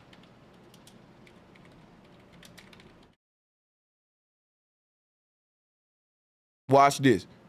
Now we tell this story and this ain't just Moses' story. This is all around the world. They got a God that personify the energy that causes a cell to split. And Moses is a form of that God in all of them. There's a God called Camazotz. Let's pull him up real quick. Camazotz, the original Batman. He's a form of Moses. Here we go right here. Instead of giving him 2 pillars, they made him open up his wings, you see. This is a form of Moses right here. The 2 pillars is just, you know what that represents? What I was just showing you earlier. Your electromagnetic energy field. Watch this. You are Moses because your energy field is a sail. It's a torus field. And you are the vortex energy that's splitting it. You are, guess what? Our whole life can be summed up as a sail being split. And guess what happened when this sail gets split? The old you get tossed away and the new you rise up out of the old you to continue your consciousness. Then it's split again. This is why they said a snake that's shedding its skin. They call it, if another form was Moses too. So Moses with the 2 pillars is your electromagnetic energy field. Your will of your heart, they said a will of God is written in the heart. That's the commandments right there. That's why they got the electromagnetic field of the heart replacing with the commandments. Don't you know in the word commandments, it's the word what? Mind, M-E-N-T. They're telling you that these commands are coming from the crown up here. And then the signal from the mind is being transmitted as action through the body. Let thy will be done, Most High, because your body is in the prison to your mind. You are your thoughts. You can't control your actions if you can't control your thoughts. And that's what this whole thing represents. So you can't manifest the will of your heart until you split, meaning that your lesser version must split from your greater version, and the weak must be separated from the strong, and survival of the fittest, the last man standing gonna be your greatest version after these. See, that's what this field is. It's you splitting your cell just like meiosis right here. And at the end of your death, that's what they call rip. That's when this shit gonna break apart. You're gonna rip and become 2. You're gonna become the low version and the high version. And if you fed your lower version more than your high version, you're gonna descend to another incarnation with the lower self in a lifetime that's gonna be even more harder than the one you had before. And vice versa, if you fed your angel the most, you'll ascend up to an incarnation where that life gonna be way better than the one you had before. So this split is also what they're calling the Big Bang as well, because life ain't nothing but the splitting of a cell, and that's the torus field, and duality is something that's being created. It ain't been created already. It's a process that's always unfolding, and that's called meiosis. That's why he split the sea. Let's compare this to the Big Bang real quick. At every point in this cell split, you're transforming to a new version of yourself. The more of it split, the more better you get as a person. And then when you become this great refined version of yourself, the old you just split that off. That's what meiosis is. When you was born, we had to perfect ourselves through this life. And that old version becomes a whole nother cell. And then the new version rise up out of him. You're cloning yourself, basically. So the new version is what goes into the new reality. It's born when he's split, that's when you die in this world. At the end, there's no more need for you to be here anymore. This world is only a place where we come to transform. It's a pass through where we come to split, rip. It's like if certain fish want to shed their scales to grow new ones, they might rub up against a rock. They'll pass through that rock a couple of times to clean a little, the skin. Some fish will do that. but passing through that rock, that rough place all the time. That's incarnating to this earth a bunch of times. The more we pass through here, we're stripping away more and more layers till it ain't no more layers to strip through. And those layers are avatars, human bodies. And when it ain't no more layers to strip through, it ain't no more incarnations to have in the body. Each one is the splitting of a cell. But this thing gonna reach a point where it ain't no more, it can't split as a cell no more, because it transformed to something beyond a cell now. It was a cell, but it perfected itself so much you can't even call it a cell no more after this point, but it's still splitting itself. It just ain't a cell no more. It's something else that's splitting itself and splitting itself to some greater and greater. And when it get to that greater form of itself, whatever that was splitting, it ain't splitting that no more. It's transformed again, but the splitting never stopped. That's just you moving from one self to another through these netters, or what they call cells or torus fields right here. Transformation continues, that's all I'm saying, and that's the whole thing about ripping. Moses is representing our story, our birth in the universe, the Big Bang. All of it is one. Once y'all see this shit in synchronicity as one damn thing, I'm telling you, bro, you think you have an aha moment.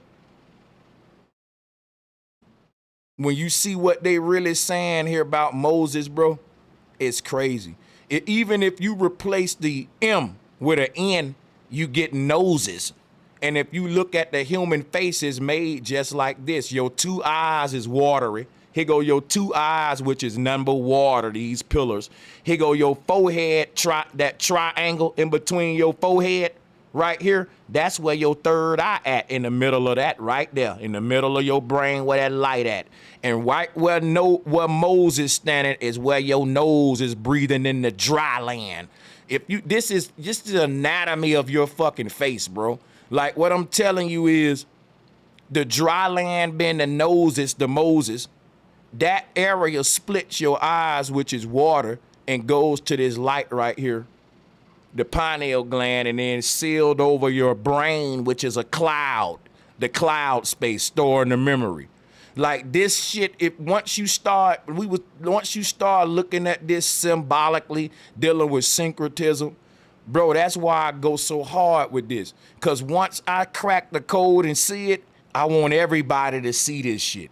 And I don't want my people playing around with mythology and folklore when I know all of this deep shit. When I sit up at night like, yo, this shit is not no magic and no deep shit. It's anatomy, it's our true spirituality, it's our biology, physiology. Like, look how much we know about gods and devils, but we don't know about our livers and our kidneys, our kundalini, our aura. They got us learning everything about these mythological creatures when these creatures was just personifying the beautiful traits about our damn self. How your liver work, how Moses represent the nose, because you can't go to heaven without taking the proper breaths and meditation. That's what he was teaching. Moses talking about, like, if I really was to go deep with this, bro, I'm telling you, when we talk about the word noses, that's the gnostic. When we talking about Moses and noses, and y'all think I'm making this up, right? But I already did a whole stream on this with the etymology. When you look it up, it comes from the word nasal. If you look at NASA, that's what NASA is, nasal. A rocket shaped like a nose. But what do we say? He being nosy. That's people that's trying to peek over the other side. If you poking your nose over your neighbor's fence, that's how they get the word he nosy, looking over your neighbor's gate. And what NASA trying to do is see the other side. And that's what Moses was trying to do. See the other side, cross over the netters. That's called being nosy on a spiritual level.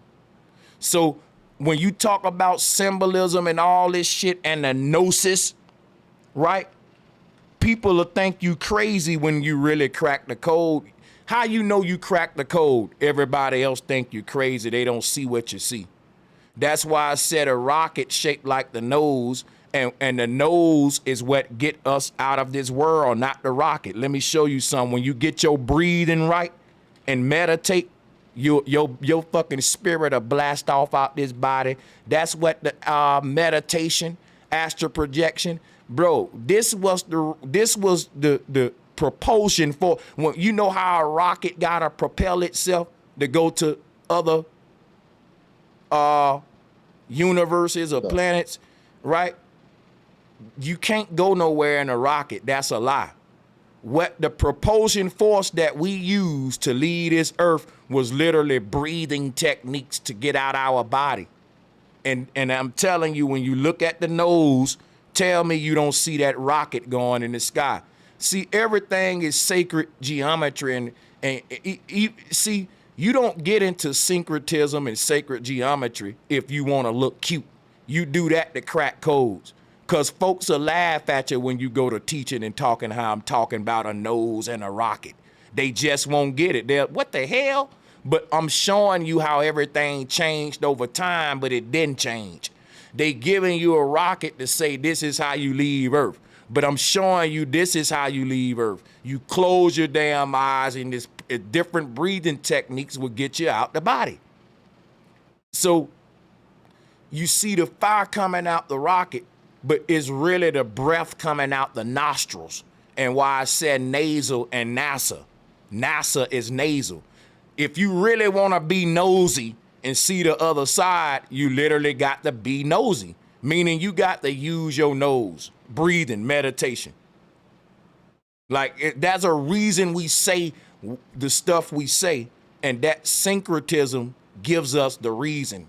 It gives us the history of why we say certain stuff, why certain stuff shaped like other stuff that'll go into sacred geometry.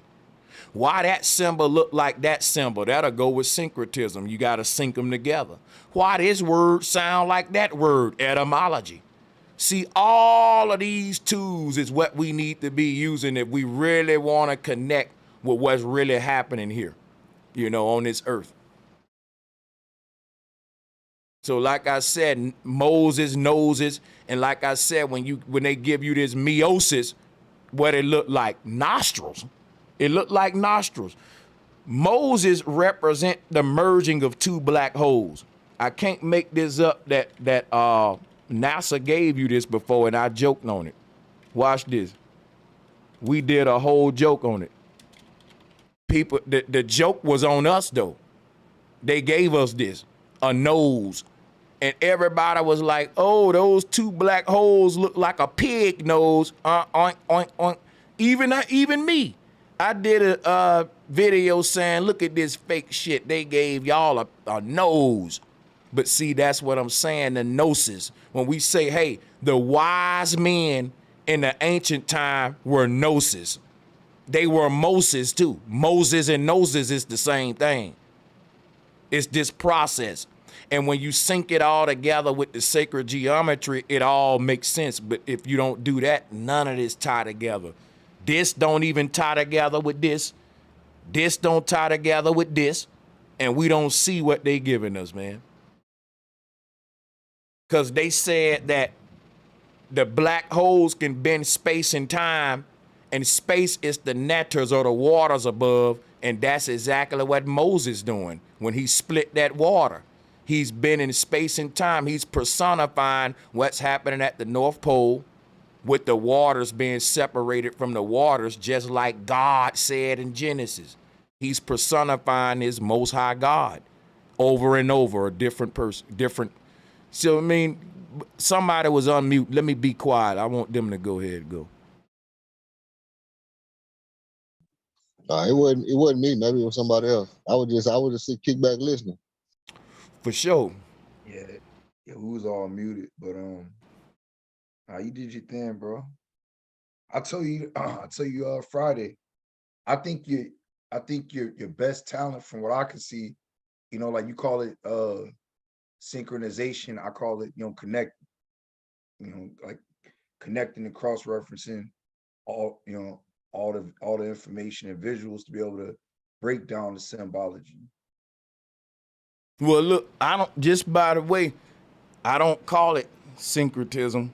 That's just the what you call it. All right, that's the actual definition. Yeah, that's what you like. If somebody asked me what you do, if I wanted to give them the correct terminology on a profession level, I would say, hey, I'm a syncretist. I practice syncretism because now I can have me a political ideology. Meaning I'm not some pseudo nutcase that you can count out of politics and out of the world affairs with some foreign beliefs. I have a legitimate practice that's an actual political ideology as well. So I prefer to call myself a syncretist because most black folks just look at this conscious community like, oh, them just niggas connecting dots and, you know, deciphering. So I like to put the profession on it to let them know you can do this for a living, black man. You can be a philosopher. You can be a syncretist. There's other things you can do in the world. That's why I do that, me personally. I like to get them familiar with saying syncretism, you know, because there are white communities that do what we do, and they what makes them more professional can be a simple term. Instead of you calling yourself a guru, you say, look, I'm a syncretist. Like black folks like to say, I'm a master teacher, you know, shit like that. Bro, I'm a syncretist. I'm a professional. You know what I'm saying? Or a symbologist. Some shit you can look up that really is legitimate. You know what I'm saying? And I'm not just capping when I say I'm that. I'm really that, and I'm good at it. Like I'm the best of the best at the symbologies and the syncretism.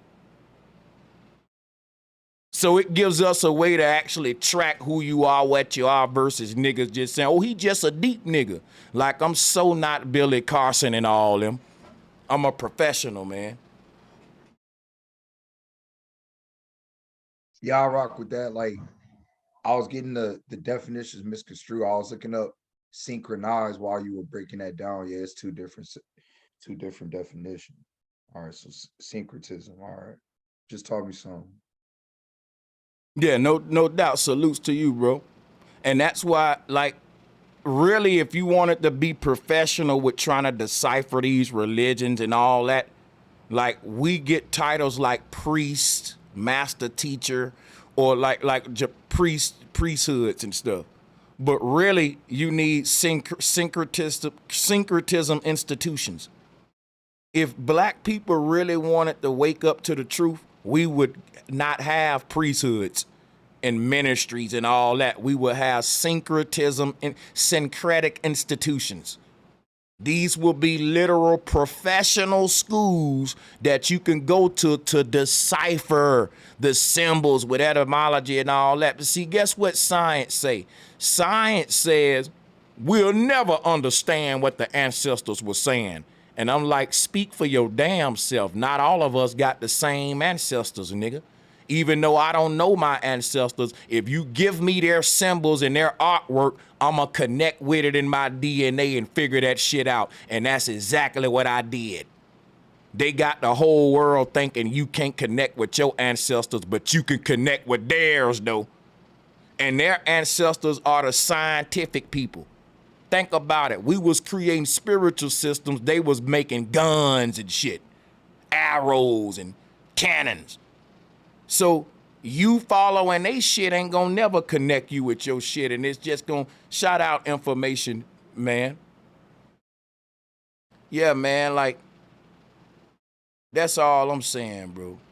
Hey, earlier you said some real shit. You was talking to EF, you saying how it doesn't matter if you know, Jesus was real or not.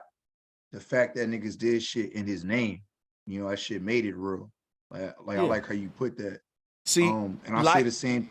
Life is a paradox. Lies are real. I didn't say lies. See, here's the trick question here. Lies ain't the truth, but they're real. They exist. They real. They fucking affect us, you know? That's the whole thing with religion too. It's a lie. It ain't the truth, but it's real. That's how artificial is though.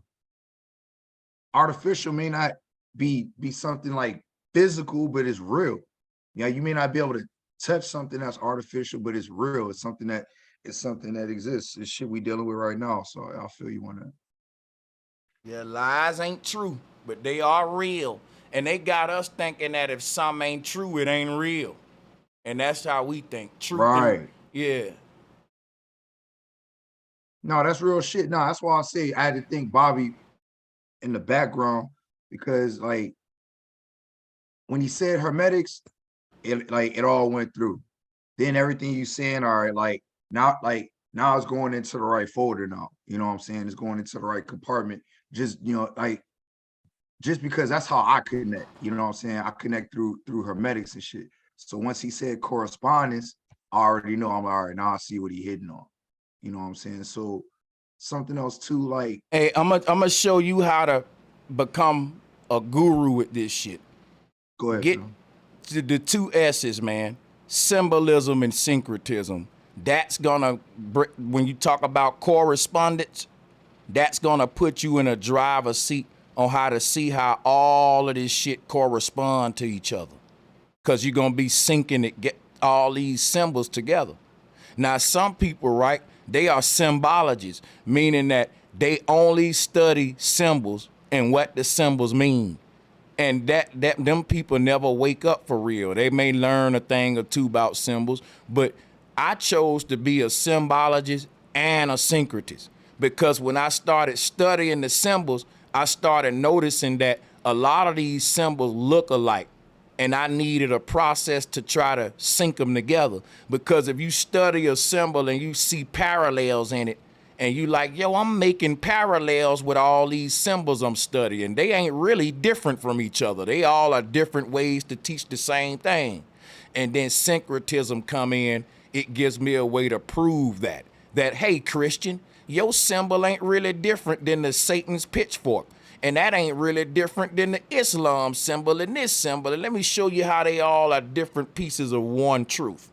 And that's why I chose to do all that together. Syncretism, symbolism, etymology, and all the things, sacred geometry. Because I needed all them to see the truth. I didn't just say, I want to do all them. I just wanted to see the truth, man. And it forced me to become all that shit. So if I just wanted to build a house, and it made me buy a hammer, a wheelbarrow, a bulldozer, right? And I just wanted to see the truth, and it made me become a syncretist, etymologist, all that other shit.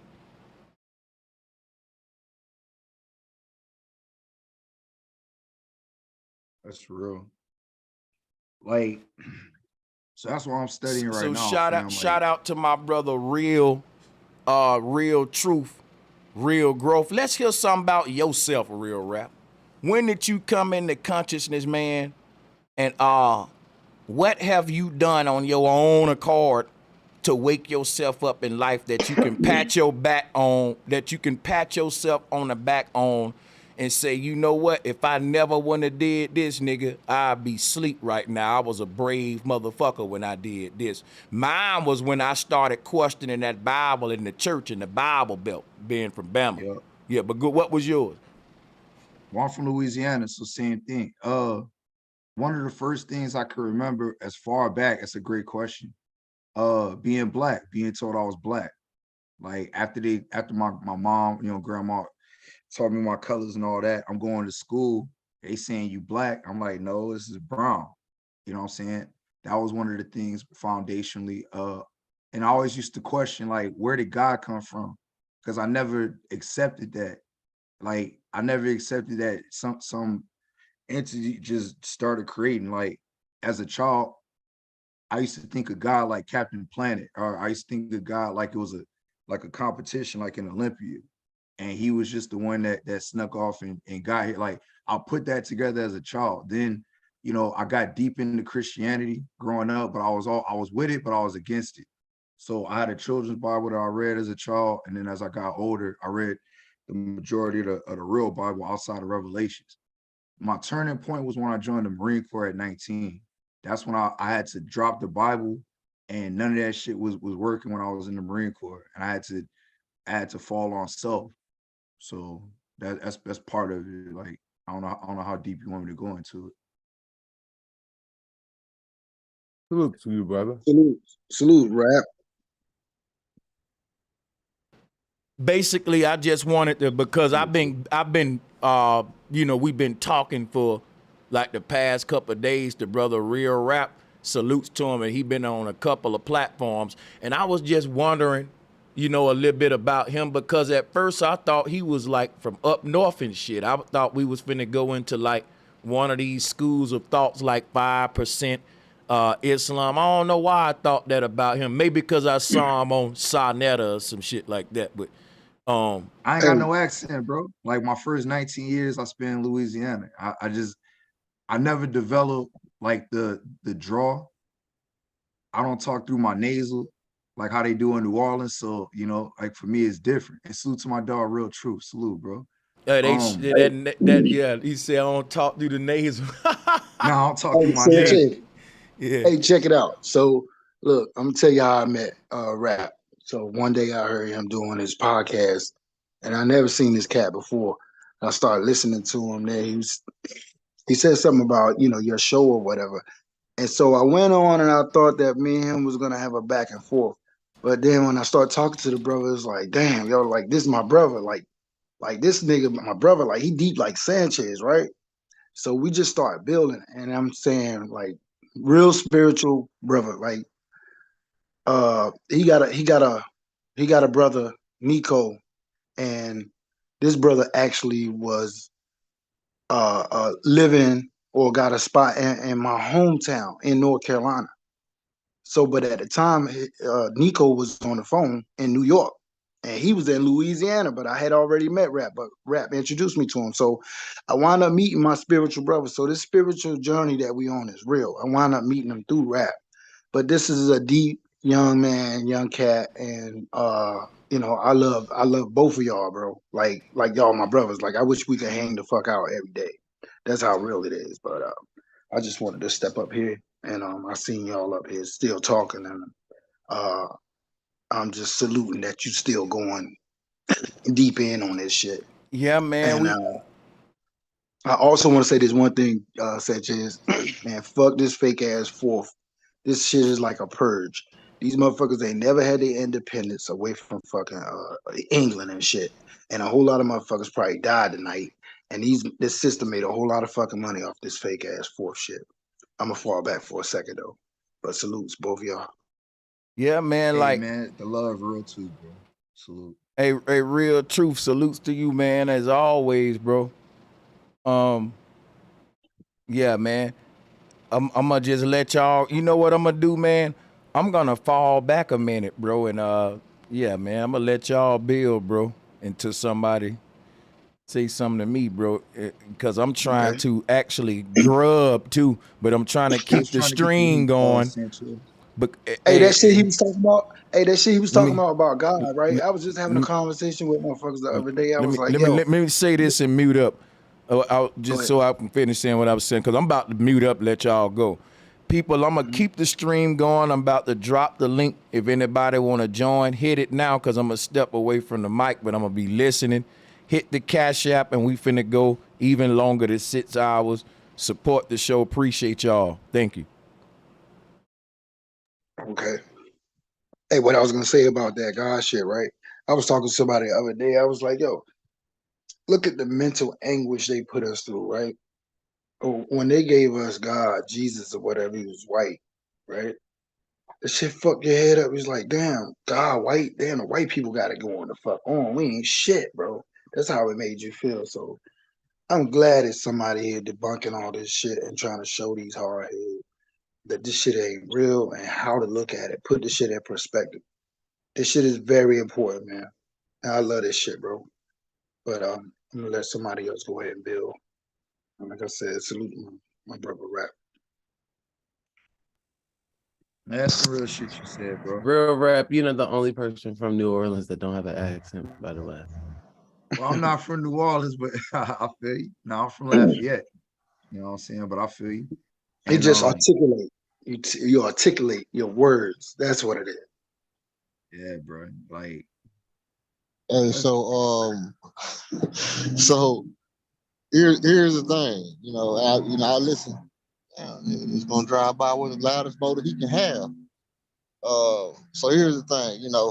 When when we talk about the God thing, it always loop back to it ain't no God, but it is a God. So I don't know if somebody wanna kind of touch on that, because I know how Sanchez feel about it, and I know how he how he go with it. But I just kind of wonder if anybody else think about that, like, when you start talking about it, you'll always get back to a God. You'll always get back to a higher. You'll always get back to, you can only go back so far. And if you say people go back to infinity, well, how did they start at infinity? And then you start all these different parallel universes. And so I listened to him talk earlier, and in my mind I was like, okay, you got all these parallel universes. At no point in these parallel universes, because even when Bobby was talking about the dude, I think it was Kane or whatever in the Marvel thing, it was like he started to interact with his other parallels. He started to interact with his other people in his other cells.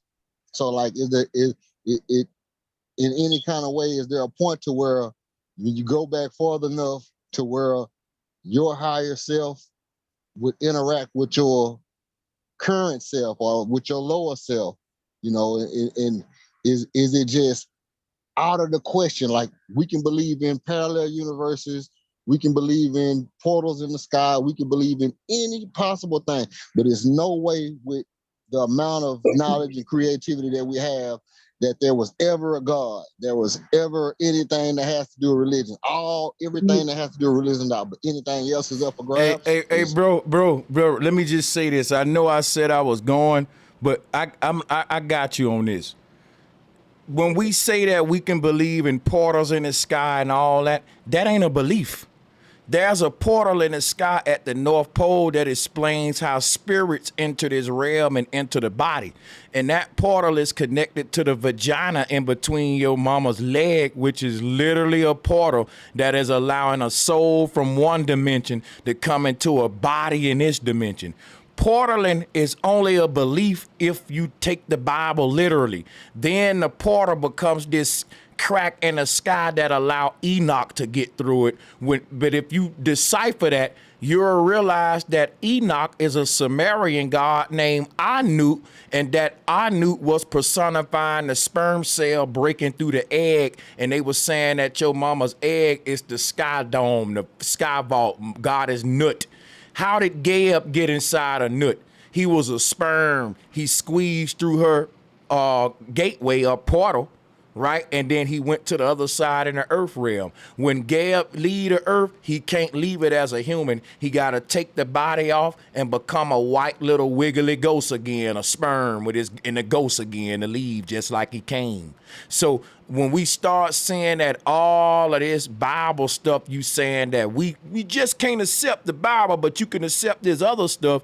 No, I can accept the Bible if you decipher it. I just can't accept it literally. I can't believe that a man really walked on water for real. But if you decipher it and say, well, the ancient Hebrew was teaching about electromagnetism and what happened when your soul get in the sky, they personified the heavens as the waters above, and when you die, you walking on the heavens. It make you look like you're walking on water in a lot of that old artwork, like the god Oans and the Egyptian art. So now if you giving me the Bible and you deciphering it with the knowledge that the original Gnostic Christians had, we buddies. But if you telling me, man, he really walked on water and the snake was really talking, you ain't gonna give me the Bible like that. I ain't taking it literally.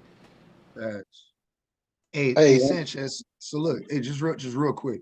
When you gave him Galatians, I appreciate that, Sanchez. That was real what you just said. Appreciate it, bro. For you walk off, Sanchez.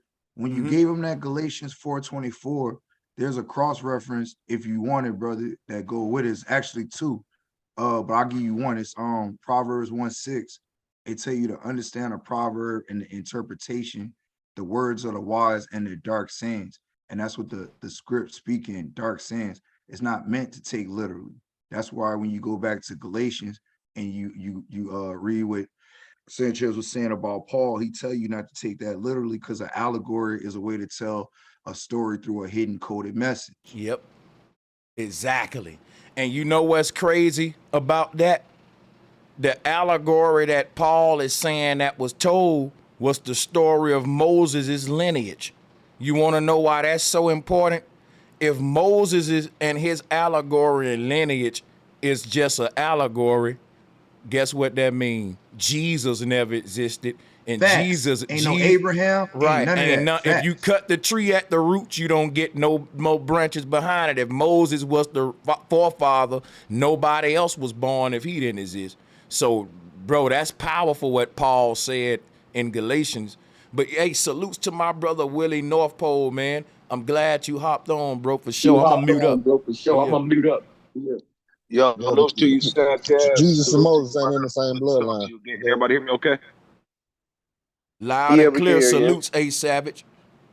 Yo, can y'all hear me okay? Sorry about that. Yeah, we can hear you. All right, yo. Salute to the panel, Thank you for man. having me, Flat brother Power. I'm just Sanchez. tuning in. Salute, I'm Willie. not sure what the topic is. I just saw Salute, y'all brother. on. I hopped right on. Is that A1? I mean, is that not A1? Is that Real Rap? Yep. I've Yes, been looking sir. for you online, bro. I couldn't find you, homie. And I'm gonna look, look for you. Make sure you hit me in the chat. I'm gonna put it right now, bro. I'm gonna put it right Okay, now. I was looking for you yesterday, I fam. got you. I got you. All right, but salute to the panel, everybody. Salute to you. In the chat. Salutes, bro. Salute to y'all. Salute to y'all. Salute to you, Real Rap. Salute to you too, my niggas. my niggas, nigga, the shit show is here, nigga. Salute. Where y'all gonna take it now? Let's go now. Where we What going next? was the topic for tonight? Well, look, well, hold on. So the last thing we was just saying, me and Sanchez was so we was breaking down like allegory and dark sayings and understanding that not to take the Bible literally. Like that's one thing I break down with niggas, like how he was saying earlier, it's the processes of the Bible. It's also the processes of the constellations. That's why you have the as above, so below concept. Because as the constellations happen, the constellations are also within the body. And that's what, the Gnostics were trying to teach. You know what I'm saying? That's what a lot like the real people that teach the scriptures the right way, that's what they teach. And that's why it explains in Proverbs 1:6 and the Galatians 4:24, allegory and dark sayings.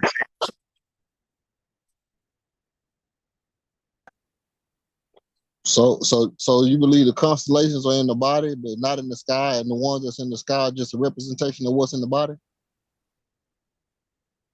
If I just said as above, so below, then I subscribe to what's in the constellations is what's in the body.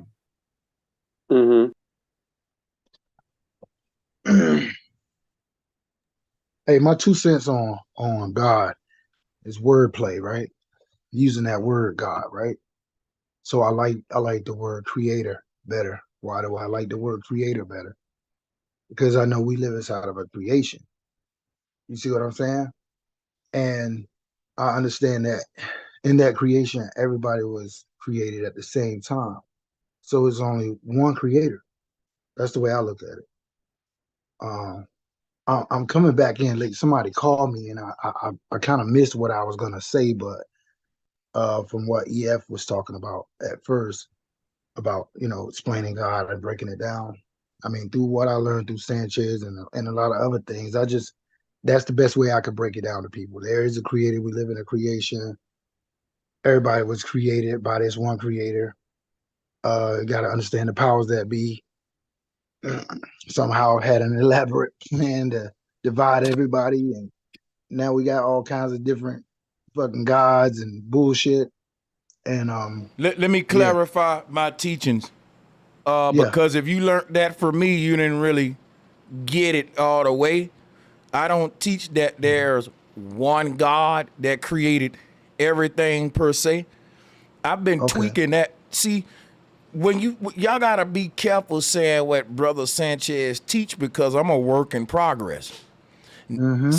What I taught last month, I may edit that and tweak that the next month, because I have been saying there's one God, but I've also been on a quest to define what this one singularity is. You know what I'm saying? So the more I come into comprehension of this one singularity, I'm realizing it's just a paradox.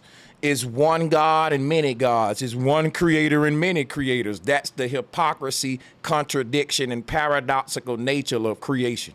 Meaning that there's one creator, and that's you, real truth. You create your own world and your own reality. Like right now, the world you in, you're creating it from the inside out. The world I'm in is the same. The world that we share is, we don't really share our world. We share basically this, what, like the internet, like, to where if I'm playing Call of Duty at my house, you playing it at your house. We ain't sharing consoles. We ain't sharing video games. You got your own Xbox, I got mine. We're sharing the internet. Now that connects your world with mine. Right, that connects your world with my world, but you don't live in Sanchez world and I don't live in your bubble, your world. We on our own time. We came at different times, gonna leave at different times. And basically, you know, what I'm saying is, we all created the world around us. We are the creator. But there's only one creator, man, because you can't make my world and I can't make your world. There's only one creator because I create my own world, but that don't mean I'm the only creator, period. That just means I'm the only creator in my fucking world. Whatever going good and bad in my universe, I'm creating it in real time. I need to look in the mirror and say, what am I doing to bring this kind of energy in my life or these kind of people in my life? Boom, boom, boom. You created your world from beginning to end, from the moment you was born with the light of your conception. So there is one creator and many creators. And again, going back to that paradox. So what created this perpetual whole shit? You did. Right? Listen, let He me just told explain. you did, boss. Let me explain something to you. Hold. You asked the question. I want to answer you, right? Because I'm taking the time to cut my stove off to do this, so I want to do it. Be quick. So check this out, right? You are infinite energy, right? And because you are infinite energy, all that exists is the release of energy. Energy is light. Now, the way that your energy is releasing itself is in the form of a holographic simulation around the source of the point that is being released from. If I take a grenade and pull the pin, you'll see this big explosion around this little bitty apparatus that I just put. That grenade will be the North Pole. That's your pineal gland. That little ball in your head is expanding this whole auric field around your body, and that's what they call in the Big Bang. When they say you was born, that the light that they saw under that microscope was equivalent to the Big Bang, they're telling you that the infinite energy that came from the other side into this side, you created the world around you, which is a holographic light-based world using your own light. You used your own light. So when your light fade away, this world gonna fade away. We call it death, fading to black. Your world end when you fucking give up your light in this place. This whole world that you see around you, when you breathe your last breath, it'll fade away. Why? Because it was being projected with your own light. And when you pull your light away from this world, it fade to black. When you pulling your light away from this world is you pulling your life away from this world. And that's what death is. That light, you ain't die. You just took that light to a whole nother. That soul goes, that energy, that light goes somewhere else to project a whole nother experience. So I guess what confuses me is that, you know, we all share this place, right? Do we? And just say because what I'm saying is, think about this, right? Our bodies share this place, but you ain't your body, you your mind. You don't live in the earth. You live in your mind. Think about this, right? They say mind over matter. If you only live in the earth, I can put you in the cold and you'll break. When I was in the military, I had to live in my mind. When my body said I'm cold, my mind said, fuck that shit. I'm a soldier and I wasn't cold no more. When my body said I'm tired, I said, fuck what my body's saying. I'm finna run another fucking sprint. It's a place that you can reach where your mind say, shut the fuck up, body. I'm in charge.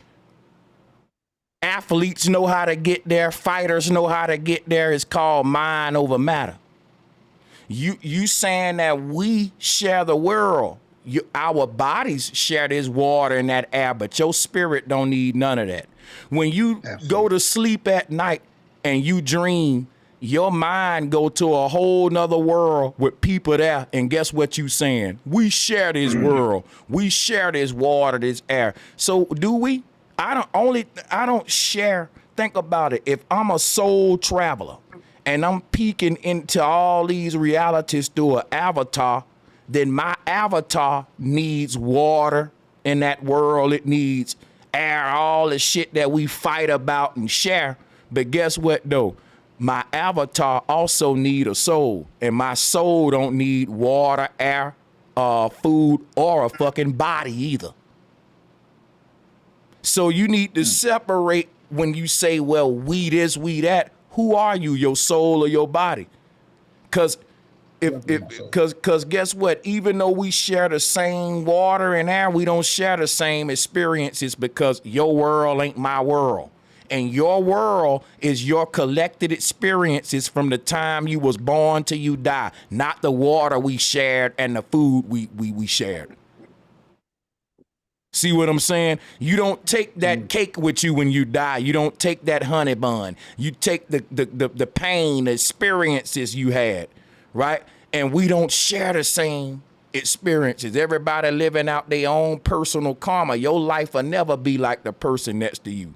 The same shit in this world would affect everybody, but it'll affect us all differently. Because we all are here with our own different problems and trials that the universe gave to us uniquely that we got to work out to activate our own godhood. Absolutely. That was deep, bro. I like that. But when you say who's creating this shit, I'm telling you right now, bro, if you fall asleep, right, and you start dreaming and you walk up to me in the dream and say, bro, who creating this world, this sun? Look at that moon. I'm going to say, bro, you doing that. You doing it in your sleep. The light that you was using to see in the body that's in the bed, walking in the bed, sleep, since your eyes is closed, you projecting that light back into the self to see inside of whole other worlds, and you're seeing in them with a whole nother set of eyes that you got over there, a whole nother you was born over there. So if I walk up to you in that dream and say, hey, brother, you creating this world. Yeah, if I walk up to you in that dream and I say, hey, my brother, you're creating this world and you're God right now, man. You will say, boy, you done lost your fucking mind. Till you wake up in your body and you'll say, damn, that diggity, yeah, you was creating that world in your sleep from another world. And that's what the ancestors said we doing now, which is why they said life is but a dream. Yeah, it's so many levels of this shit because I also talk about when you go to sleep and you astral plane, you could go to your other bodies. So yeah, it's different. It's a lot of different more aspects of it. And that's why I tune in to try to learn. I don't act like I know everything. It ain't, but look, if you knew everything, you wouldn't have to act it, bro. It'll show. I'm telling you that right now. You got motherfuckers that act like they know everything. And trust me, people will say he act like he know everything. But I'm gonna tell you right now, when you know everything, the act will go away. The motherfuckers that know everything, they don't even show you that because they become a threat. See, but when you a professional at something, you want everybody to know, hey, yo, I'm a running back and I got this many yards. I know how to run good. I know my shit about running. Same thing with syncretism and all that. But I think if you knew everything, you wouldn't have to act at all. But yeah. Exactly. I'm far back too. I like that. I think the people that act like they know everything is because they know they only know what they do know.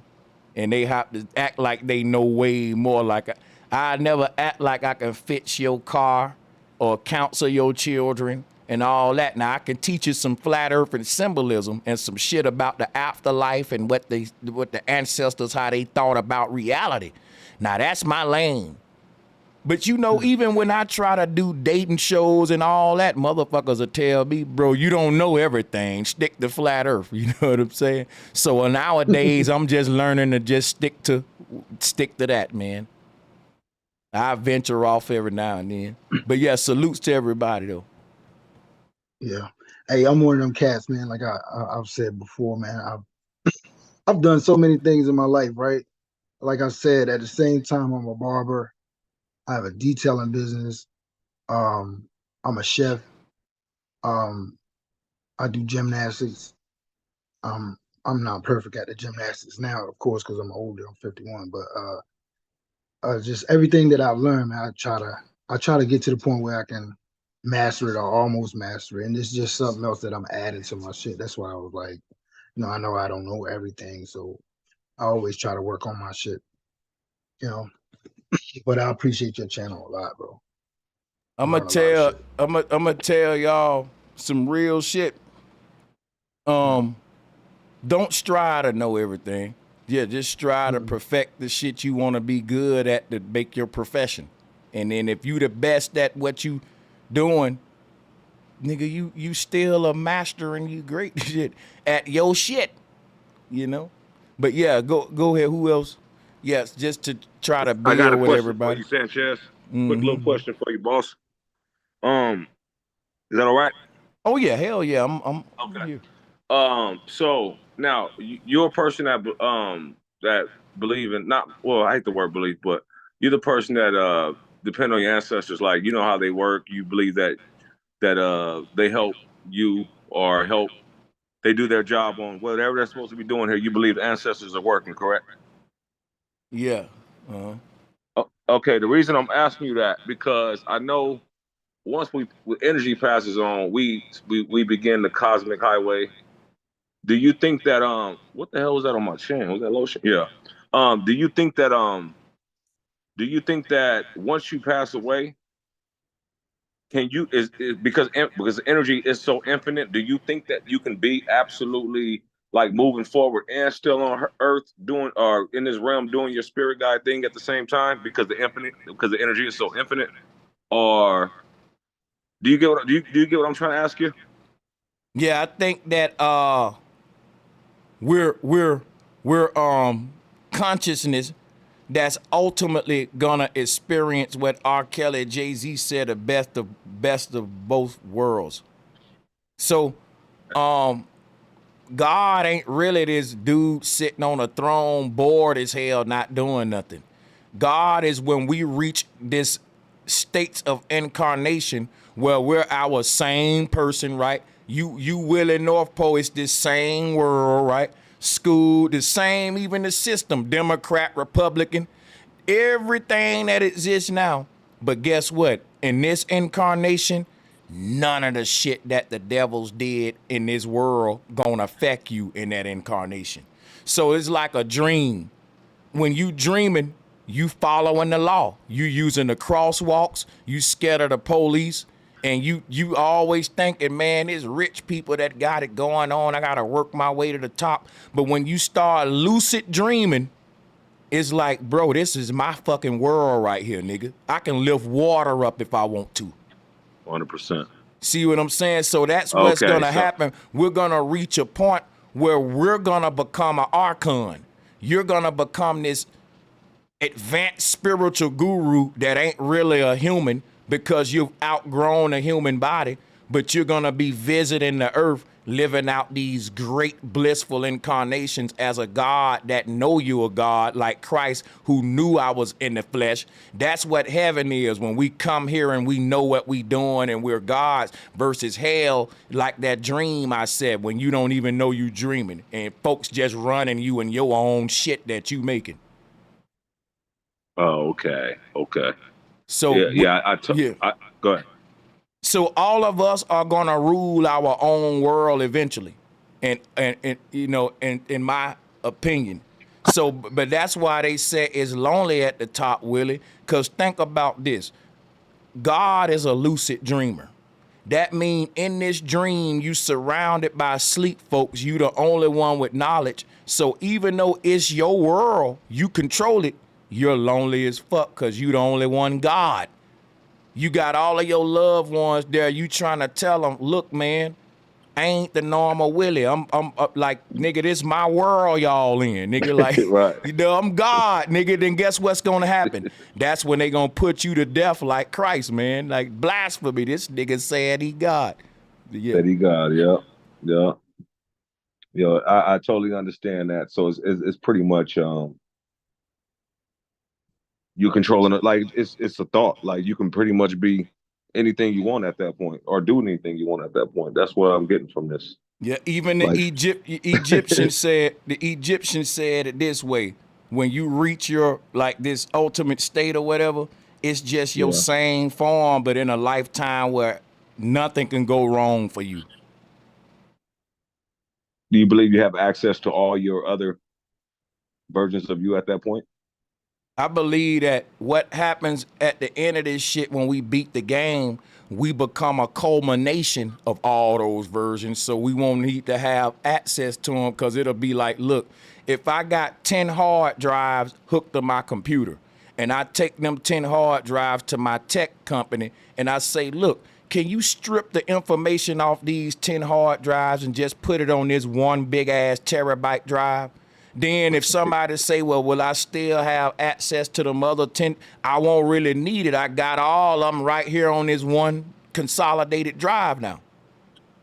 So it'll be like, instead of me having to switch through 10 different versions of myself, I just make one badass version out of all 10 of them stuck together.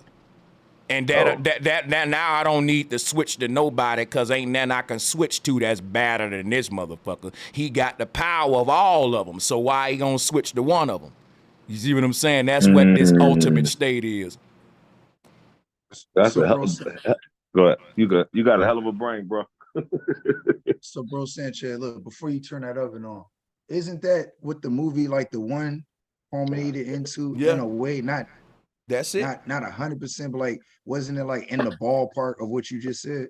I always use that movie to explain what I'm saying. So I would say that the movie Jet Li, the one, hit that shit at least 99% of what I'm saying. All right, well, my bad. Never mind. And look, All right. and the 1% they got wrong is, nigga, space is fake. They should have had the netters with the flat earth, but you know they gonna give you that though. So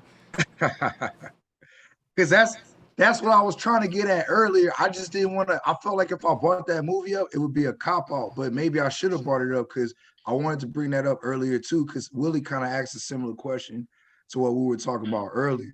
You know, and that's what I was trying to get at with the combination. The name one is what they calling Neo. That was the first name of God. So when we talk about the word one, is really Neo, Uno, Nuo, Nua, which is Anu, right? It's the word Nua or Neo. Even the word Noah will all come from the word one, because the name Noah and Anu and all that used to be a god called Oan. Oan is where you get this whole thing about one, and about God being the number one, or Neo is the one. He's the one. But now the one is also the W-A-N-D, the one. And this God is really personifying himself as a scepter, this whole center, this North Pole thing. And that is only representing the wanderer, the observer. The one is the one that wanders the universe. It's the mind. Wow. Now watch this, Sanchez. When you asked me about my background earlier, right? I'm going to keep it 100% with you. And I'm not gassing you. But when you told me on Friday, ain't nobody fucking with you on this comedic, like the cult shit, the comedic cult knowledge, like secret knowledge, you gonna be the one, bro, to teach me that shit. And for me to come into my oneness, it took me to accept my Africanness. I ran from Africa my entire life, bro. Yeah. And it took me to start to study Kemet, understand canoe, like not canoe, but understand like the boating system and how that was the journey to to get out of it. Like it's just so much stuff I've been studying, bro. But I want to tell you that for the background, for me to get to my neo or get to my oneness, number one, finding my genealogy, you know what I'm saying, and accepting all my bloodlines, and coming back into not playing with Kemet and actually taking that shit serious so I can get a fullness of understanding, because that's why I'm lacking. My Kemet is weak. My Kemet knowledge is weak. You know me, man, and I'm gonna tell you something, bro. I really appreciate your real rap. Taz told me you was a real one, bro, and that's all I've been seeing. That's why you come over here, it's like you've been over here since day one. We gonna tussle, get it in, all that. I saw how you get down in this debate shit, bro, and I saw that you willing to swing your sword and bring it to niggas, and you also willing to say, oh shit, let me learn this about that. Yep, that's what I did say that. Yeah, he do. That's one thing I never take from him. The brother humble, man. I gotta be more humble like this nigga for real. No, Taz literally said he heard him. That he's the type of person that admit when he's wrong and all that shit. Just real quick, bro. Do you think that okay, you remember the movie Last Dragon? Yeah. Okay. Well, Bruce Leroy was in search of the master the whole time, right? I don't know if you remember the concept of the movie. He had to go around this 360 circle of dragon of levels, and then to reach the last dragon, he had to his teacher sent him on a bogus mission in search of himself. Pretty much at the end, he realized he was the master. He had to blow. Do you think that was because I know a lot of movies you think that was kind of related to sort of a Neo and a Matrix situation? Because I know a lot of movies give those type of messages. And that's kind of like what I got out of that. I'm not sure, but go ahead. It's crazy because like I wrote a poem when I was a little boy called Running to Myself. I was in high school when I'm saying a little boy, but the poem was basically to sum it all up in a poetic way. I was traveling down a dark path like the shadow of death and shit, but I saw light at the end of the tunnel. I went on and on throughout the poem to say that, when I finally, it was not too long of a poem, but it's deep, right? I finally make it to the light at the end of this dark path, and it's not a light. It's a mirror. I was the light, and I was running to myself. So as I grew older, and you just bring that up with the last dragon, that's the same kind of concept, to where we think that God is this force outside of ourselves that's guiding us to make the right decisions to go to heaven. But when we get to heaven, we're going to wake up in our heavenly bed and realize that God was our higher version manifesting its will in the sleep realm through the bodies it was dreaming in. You know what I'm saying? Because the one thing about this, right? When we say God is this voice in our head helping us make the right decisions, that is us for real. That's a higher version of ourselves calling us home.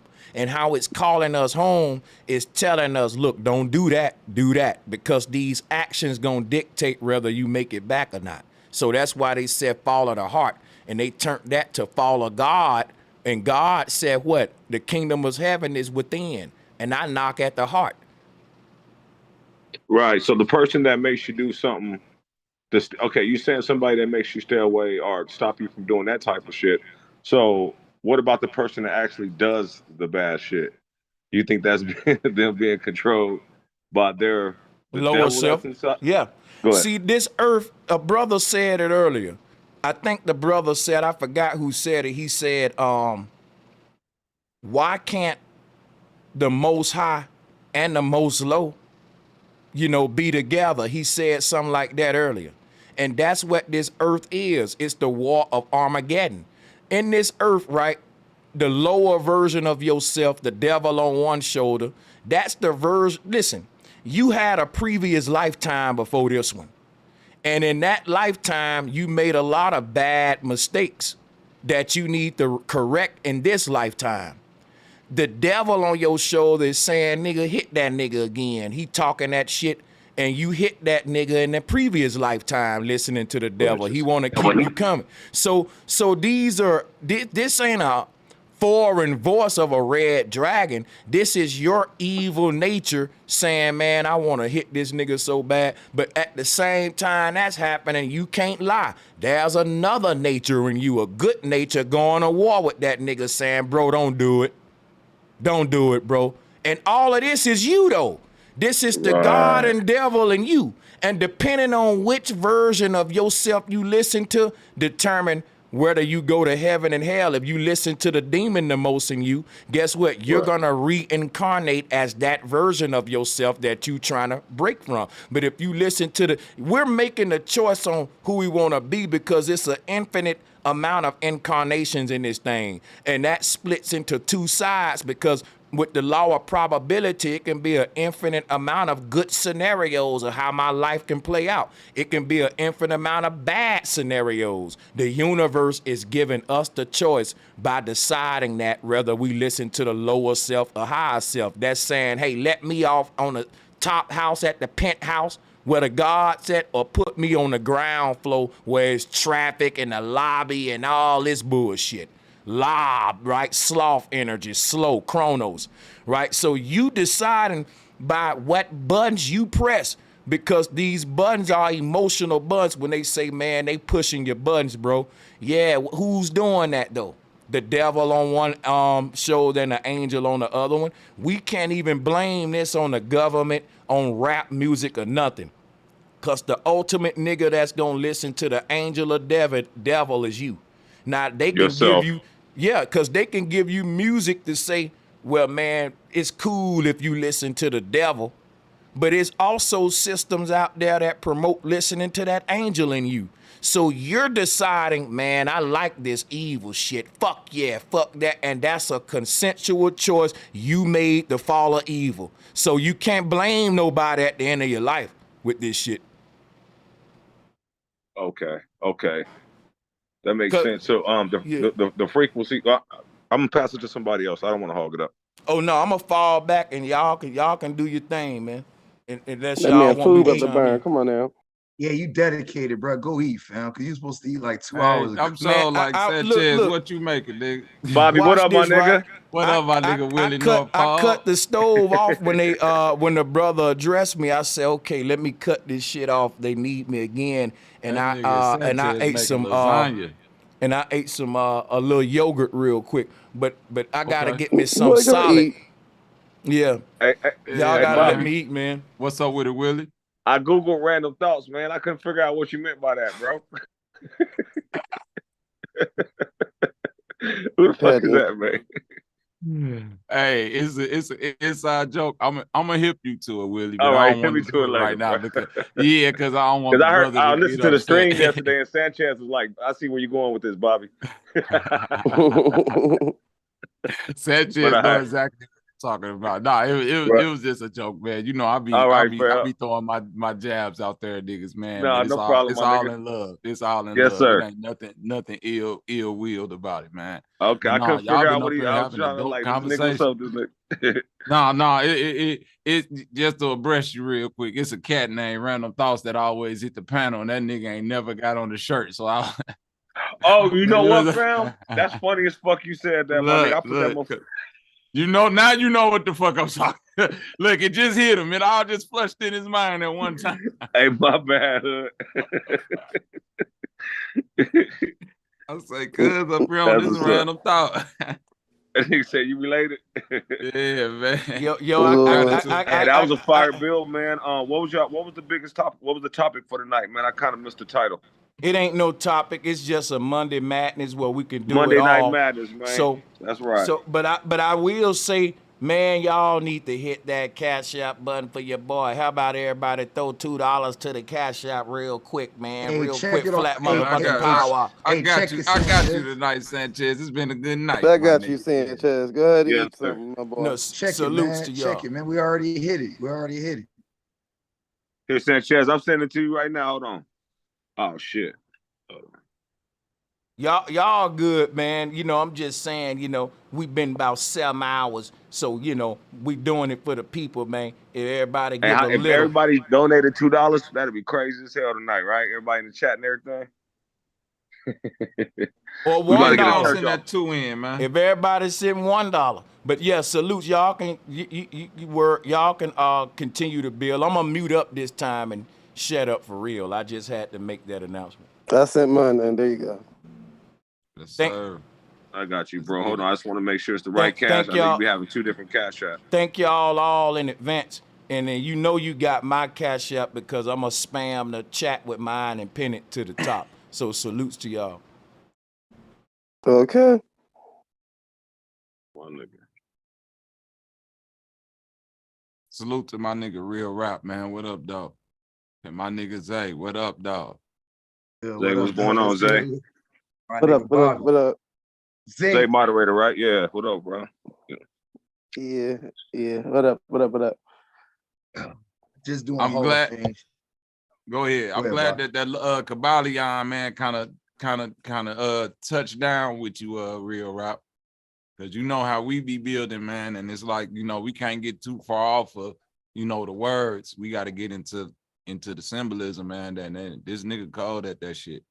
I'm about to Can't get deny into that. it deep, bro.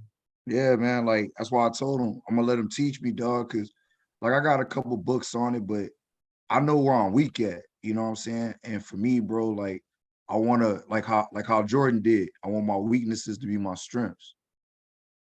Correct. Yes, sir. Correct. Especially, you know, coming from the mind state of, you know, Aboriginal and, you know, wanting to do the history on things, man. It'll really help you decode and, you know, kind of put together all these civilizations to understand that it was all one thing at one point.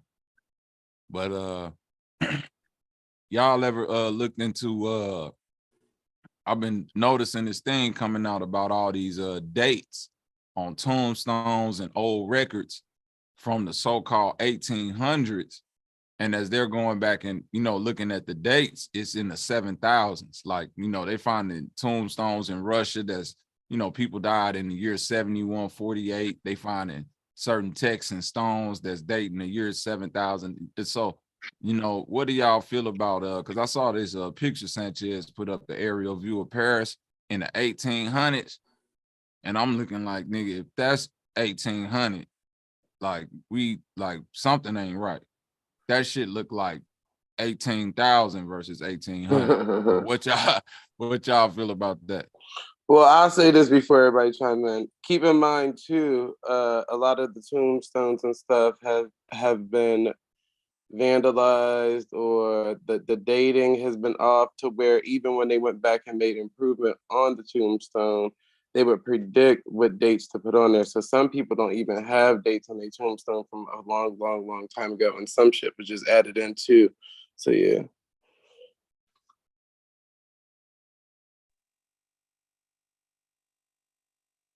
Yeah, because motherfuckers be looking into this so-called mud flood period and this time so-called in memoriam of the 1800s, where it's like a mix of history that I'm not quite understanding. This is saying that people were less technologically advanced, while at the same time it's showing superior technological advancements, right?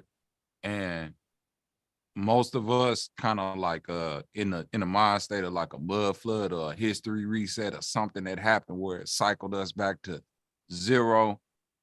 As I'm looking at these dates, is a lot of things is dating the year 7,000 and different ancient cultures that still thriving today.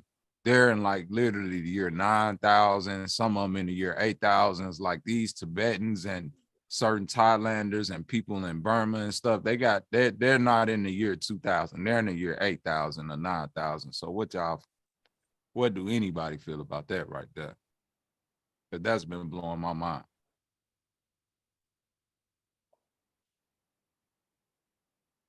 I'm still trying to understand what it that's kind of advanced for me, bro. Some panel probably got that one. The 1800s, right? Yeah.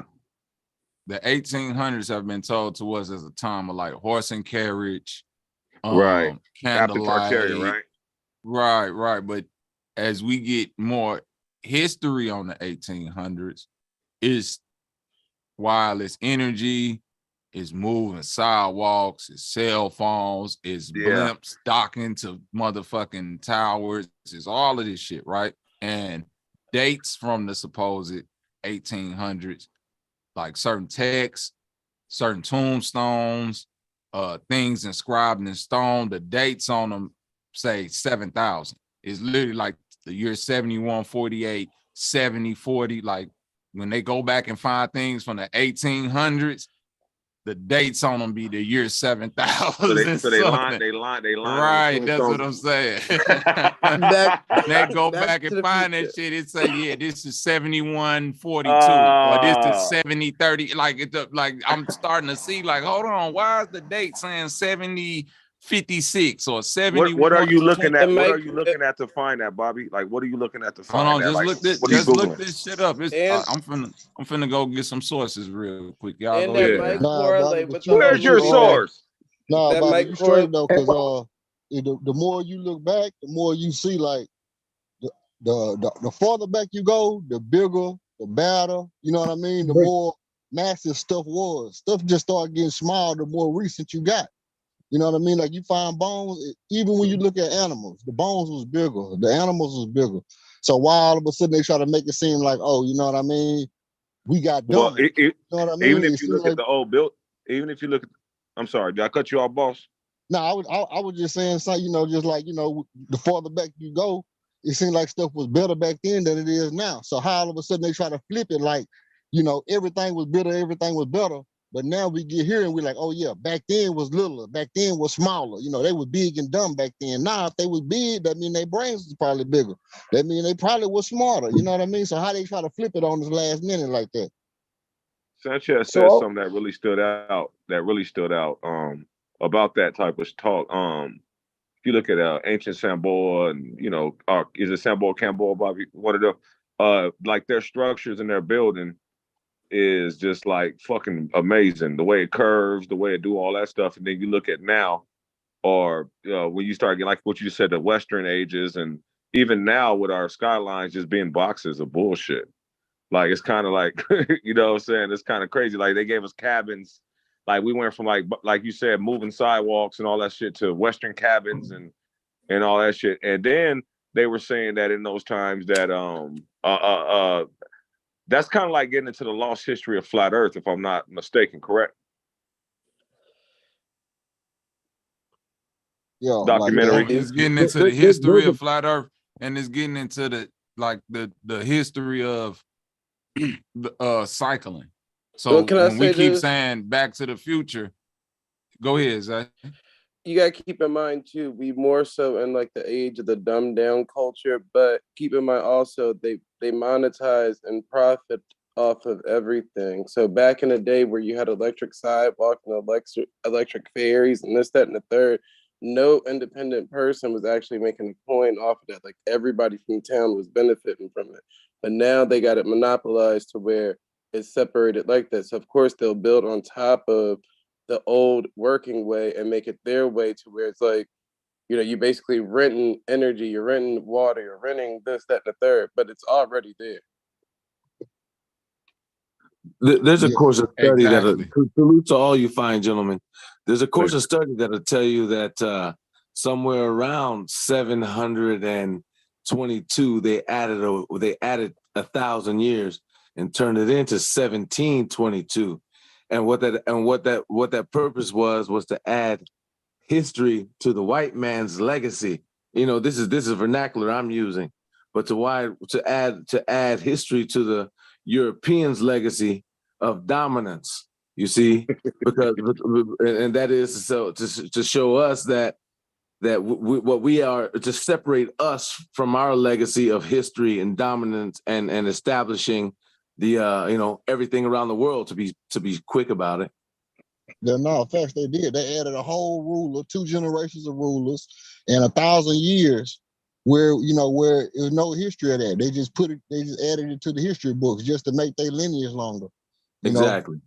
But I do animation, and you know what I mean, that we were talking about this the other day about how capitalism is kind of what's running everything now, because like just doing simple animation, the easiest thing to animate is like a block. If you want to make a skyscraper, you can just put a block, stretch it out, you know what I mean? Boom, you got a skyscraper. It's harder to make a pyramid, but a pyramid take up more space, so it take up more land. So in order to just be able to just, monetize it's not hard to make a pyramid if you're a giant. Right. But it's easier to put more skyscrapers on a piece of land than it is to put more pyramids.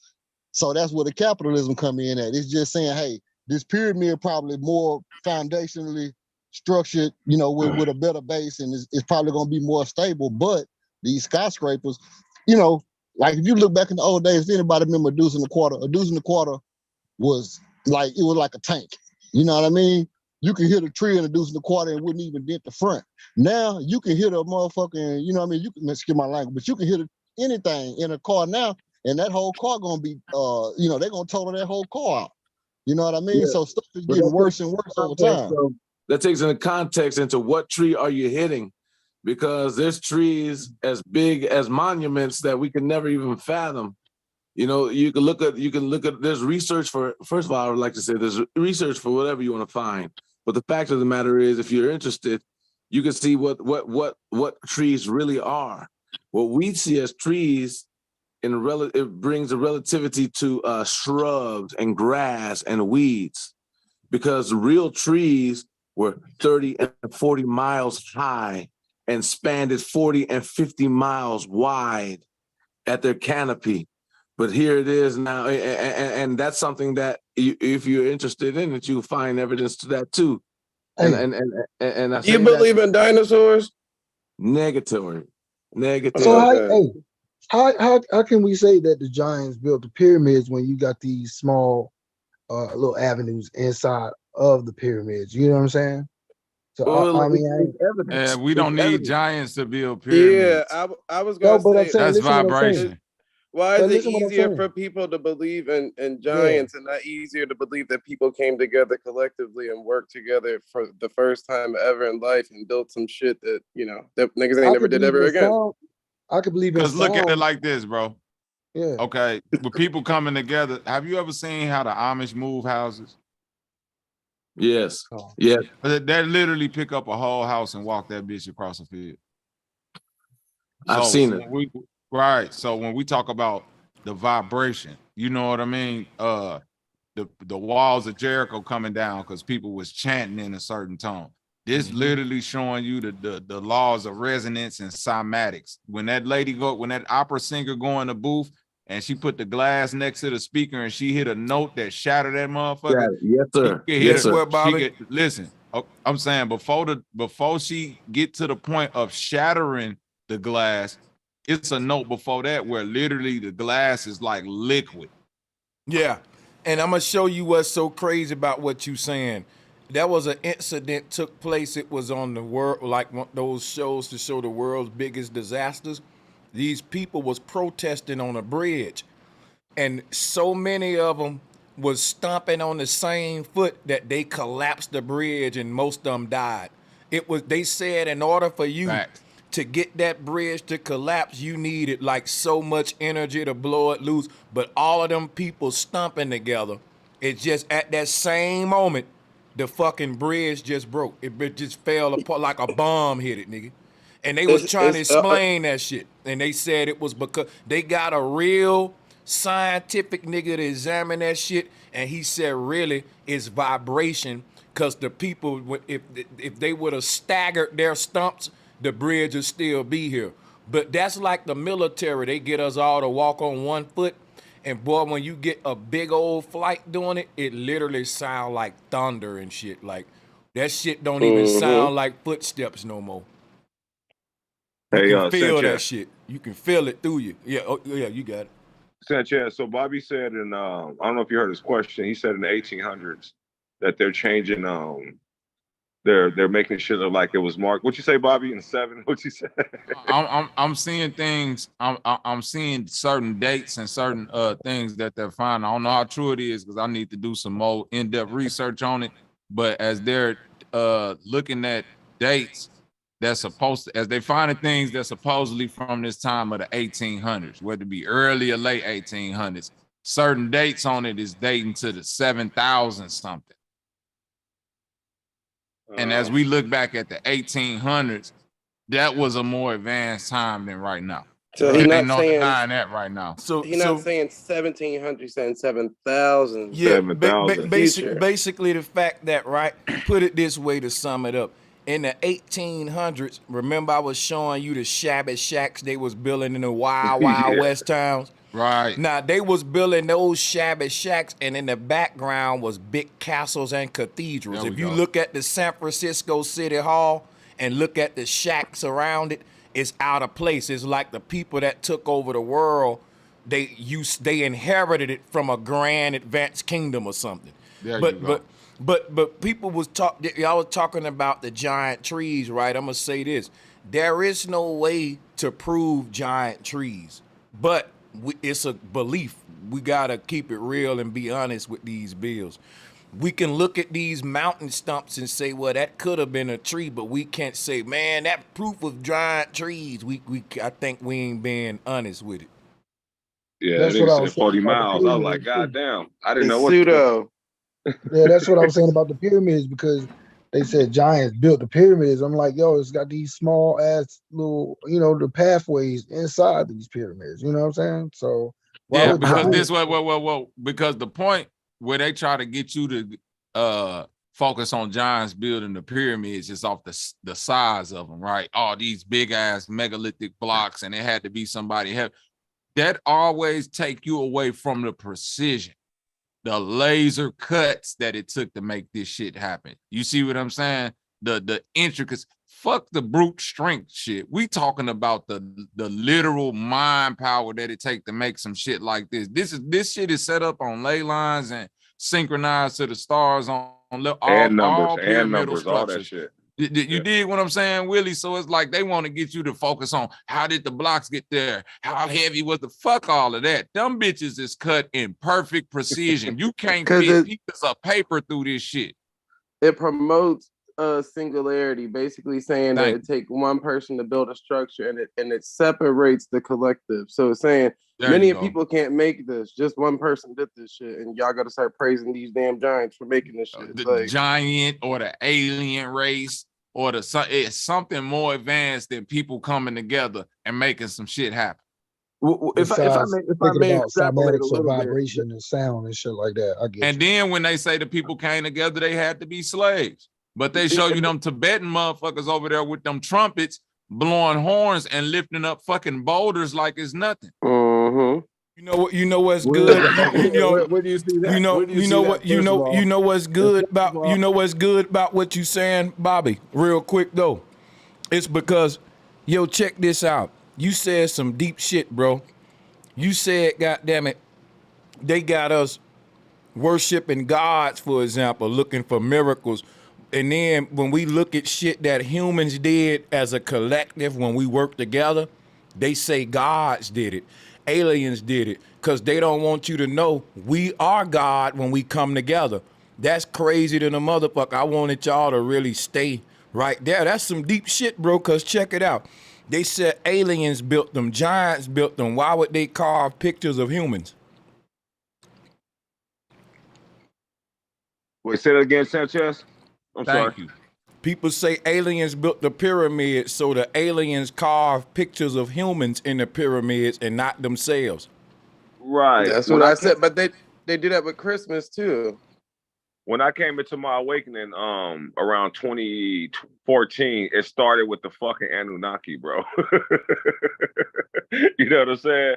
That was my rabbit hole of you know, even getting to the point I am now, just opening my mind up. You get what I'm saying? Getting away from the whole Jesus, you know, the Bible thing. You know how we was Sanchez in the churches, bro. You get what I'm saying? And it got me all the way to this point. But at that time, they were saying that it was aliens, you know, with the pyramids and all that type of stuff. But as far as the pyramids itself, Sanchez, now, is that the Freemasons' work, those specific pyramids in Egypt, and the rest was by the people, like everywhere else? Or is that all, it all had a purpose and they just plagiarized it? All of these pyramids? No, not all of them, just the one in Egypt. I'm sorry. Well, look, I gotta talk about all of them. Okay. Because it's all synced together. It was a worldwide order. And basically, how we got a new world order based on a religious foundation, a religious leader uniting it all. This happened before. It happened before we had Abrahamism. The first form of religion we had was the chakra system. That's what those step pyramids, that's why they tell you the first pyramids were step pyramids. They also tell you that those step pyramids are burial grounds, but guess what? Ain't no tombs in the step pyramids.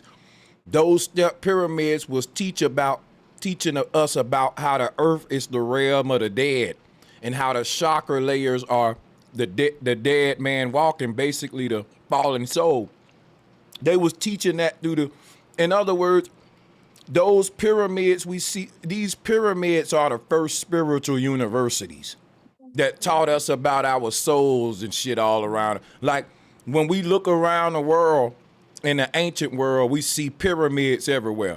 But if somebody look around our world today, they'll see temples and churches everywhere. And if we leave, they'll say, I wonder why it's a church over here and a church over there and a church over there. Just like we say, I wonder why it's a pyramid here, because that spiritual system had spread worldwide. That was the original one. You know what I'm saying? So just I hope I answered you thoroughly without being all over the place and shit like that. Oh, bro, you muted, bro. I don't know if you know you muted, yeah. Realizing is you answered it thoroughly, but what I'm realizing is I'm really here just to, you know, I noticed, I watched the stream last time what happened, and I noticed, you know, Bobby, everybody on here, real rap, a lot of y'all know a lot of this stuff, man. And I'm kind of like I said again, I'm a student in this, bro. So when I'm on the panel, I feel like I'm representing the motherfucking chat with these questions, bro. You get what I'm saying? Balancing it out, if that's okay. Man, it's fire, bro. It's fire. Always. All of y'all, man. You too. Yeah, for real. That's so. And what? Because he was asking me like, you can revisit that question for some of them. You talking to me? Yeah. No, what was that again? Oh, so basically my question, when you said all the pyramids, I thought you were asking me what I was asking you, but basically what I'm saying is the pyramids in Egypt is always, why's the attraction to that? Why don't they talk about the Samboa shit, everything else, where all the other shit is? You know, the ones the ones here look way better than the ones in Egypt, the ones in America. Do you get what I'm saying? I'm just saying, like, why do you think everything is panned towards that direction? That's what I'm saying. Like, I know a lot of the Aleister Crowley shit come out of that side of Egypt, correct? Well, look. But I'm trying. Wait, what was that? The reason they focus on Egypt is because, you know, the occult system started in Egypt, meaning that the knowledge was universal. It was all over the world.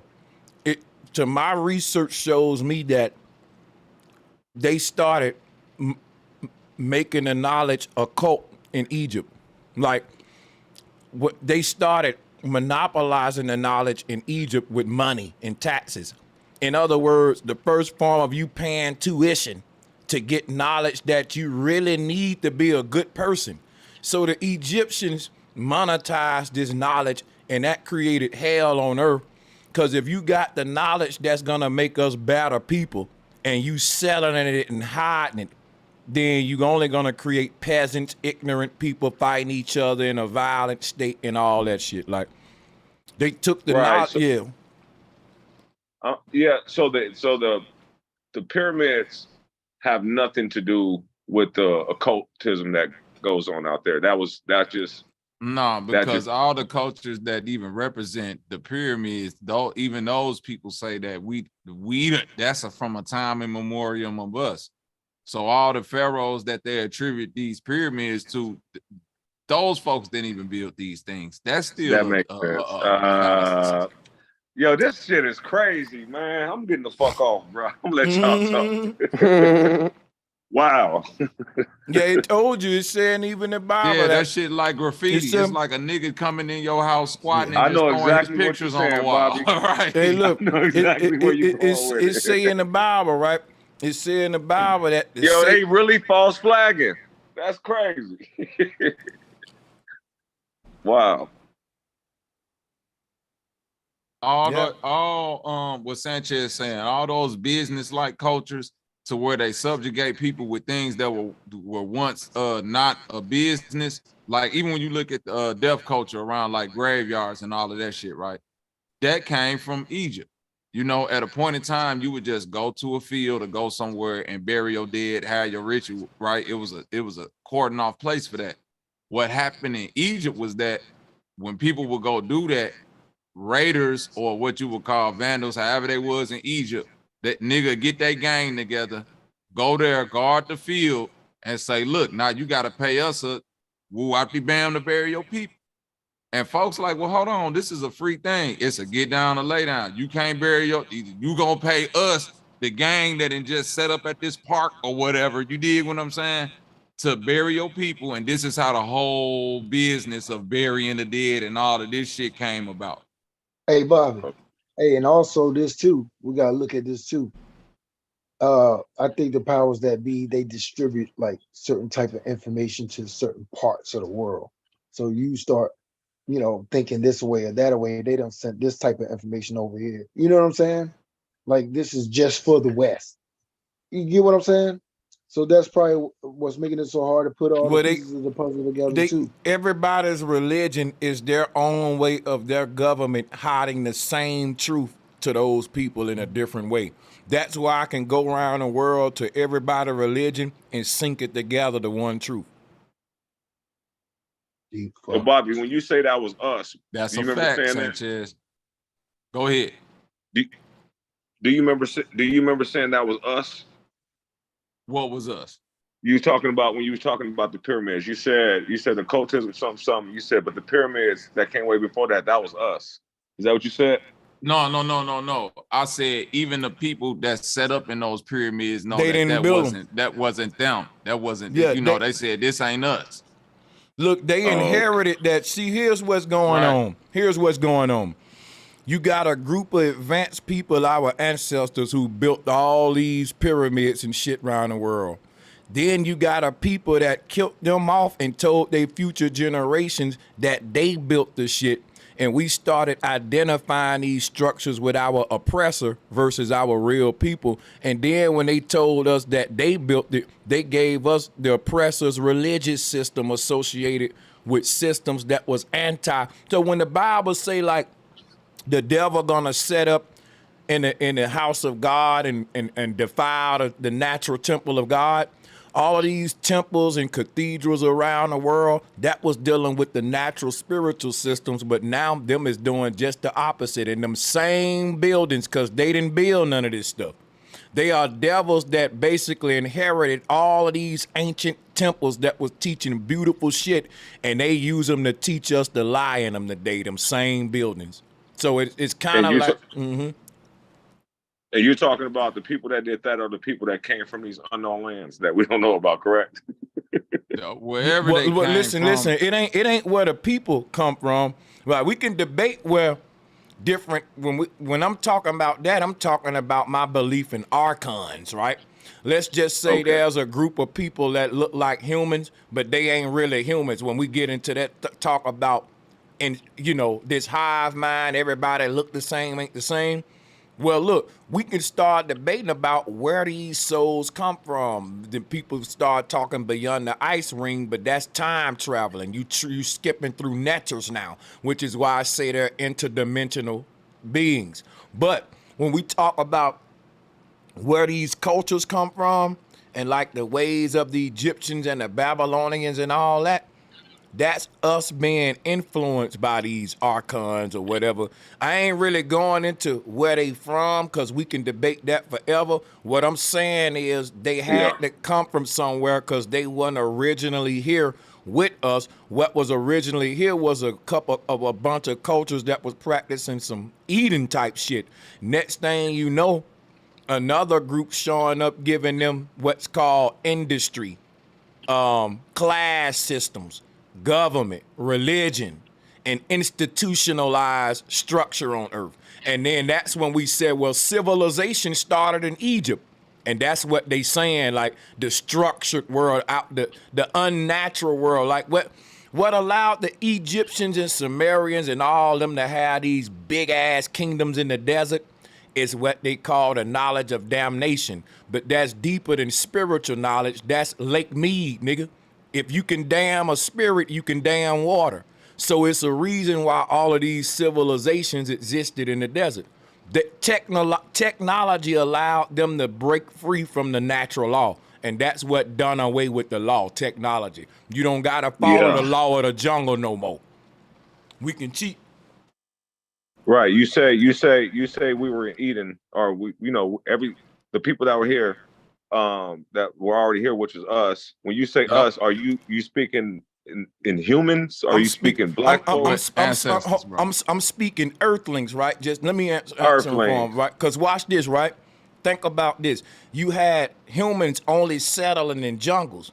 So when we populated and expanded, any deserts that was on earth, we was turning them into jungles as we spreaded the seeds from the jungle and our humanity populated outward. Think of the jungles like a cancer. And if don't then stop it, these jungles will spread and you will have a earth covered in green trees like some Garden of Eden shit. Now, think of a little desert, right? In this world of nothing but Eden-like people, is green everywhere. Now think of this little bitty desert over there, and that's a group of people that's keeping themselves alive with technology, like in Las Vegas, right? Sin City. They damming up shit using technology. Now think of this war going on Earth, where the people in the jungle say, I like it in the desert, man. They got nice advances, it's futuristic. And now this war come on Earth, or people staying in the jungle or leaving in the jungle. And to make a long story short, if we stay in the jungle, we actually spread the jungle with us. But if we move to the desert, we make more deserts on Earth and kill the jungle. It's like two cancers going to war. If you can look, if you can look at what's happening to the Earth from a top-down view over time and fast forward, you'll basically see jungles going to war with deserts. I get it. I get it. So. Yeah, parasitic behavior, Willie. It's a parasite. Now it's kind of like we just remodeled our house. Tug of war, the Earth full of deserts at some point. Then it go back to jungles. Then it go back to desert. Yo, this is a cold ass world. Hey Sanchez, I be on my parasite shit, and he was asking about why Egypt always be the forefront of this shit, right?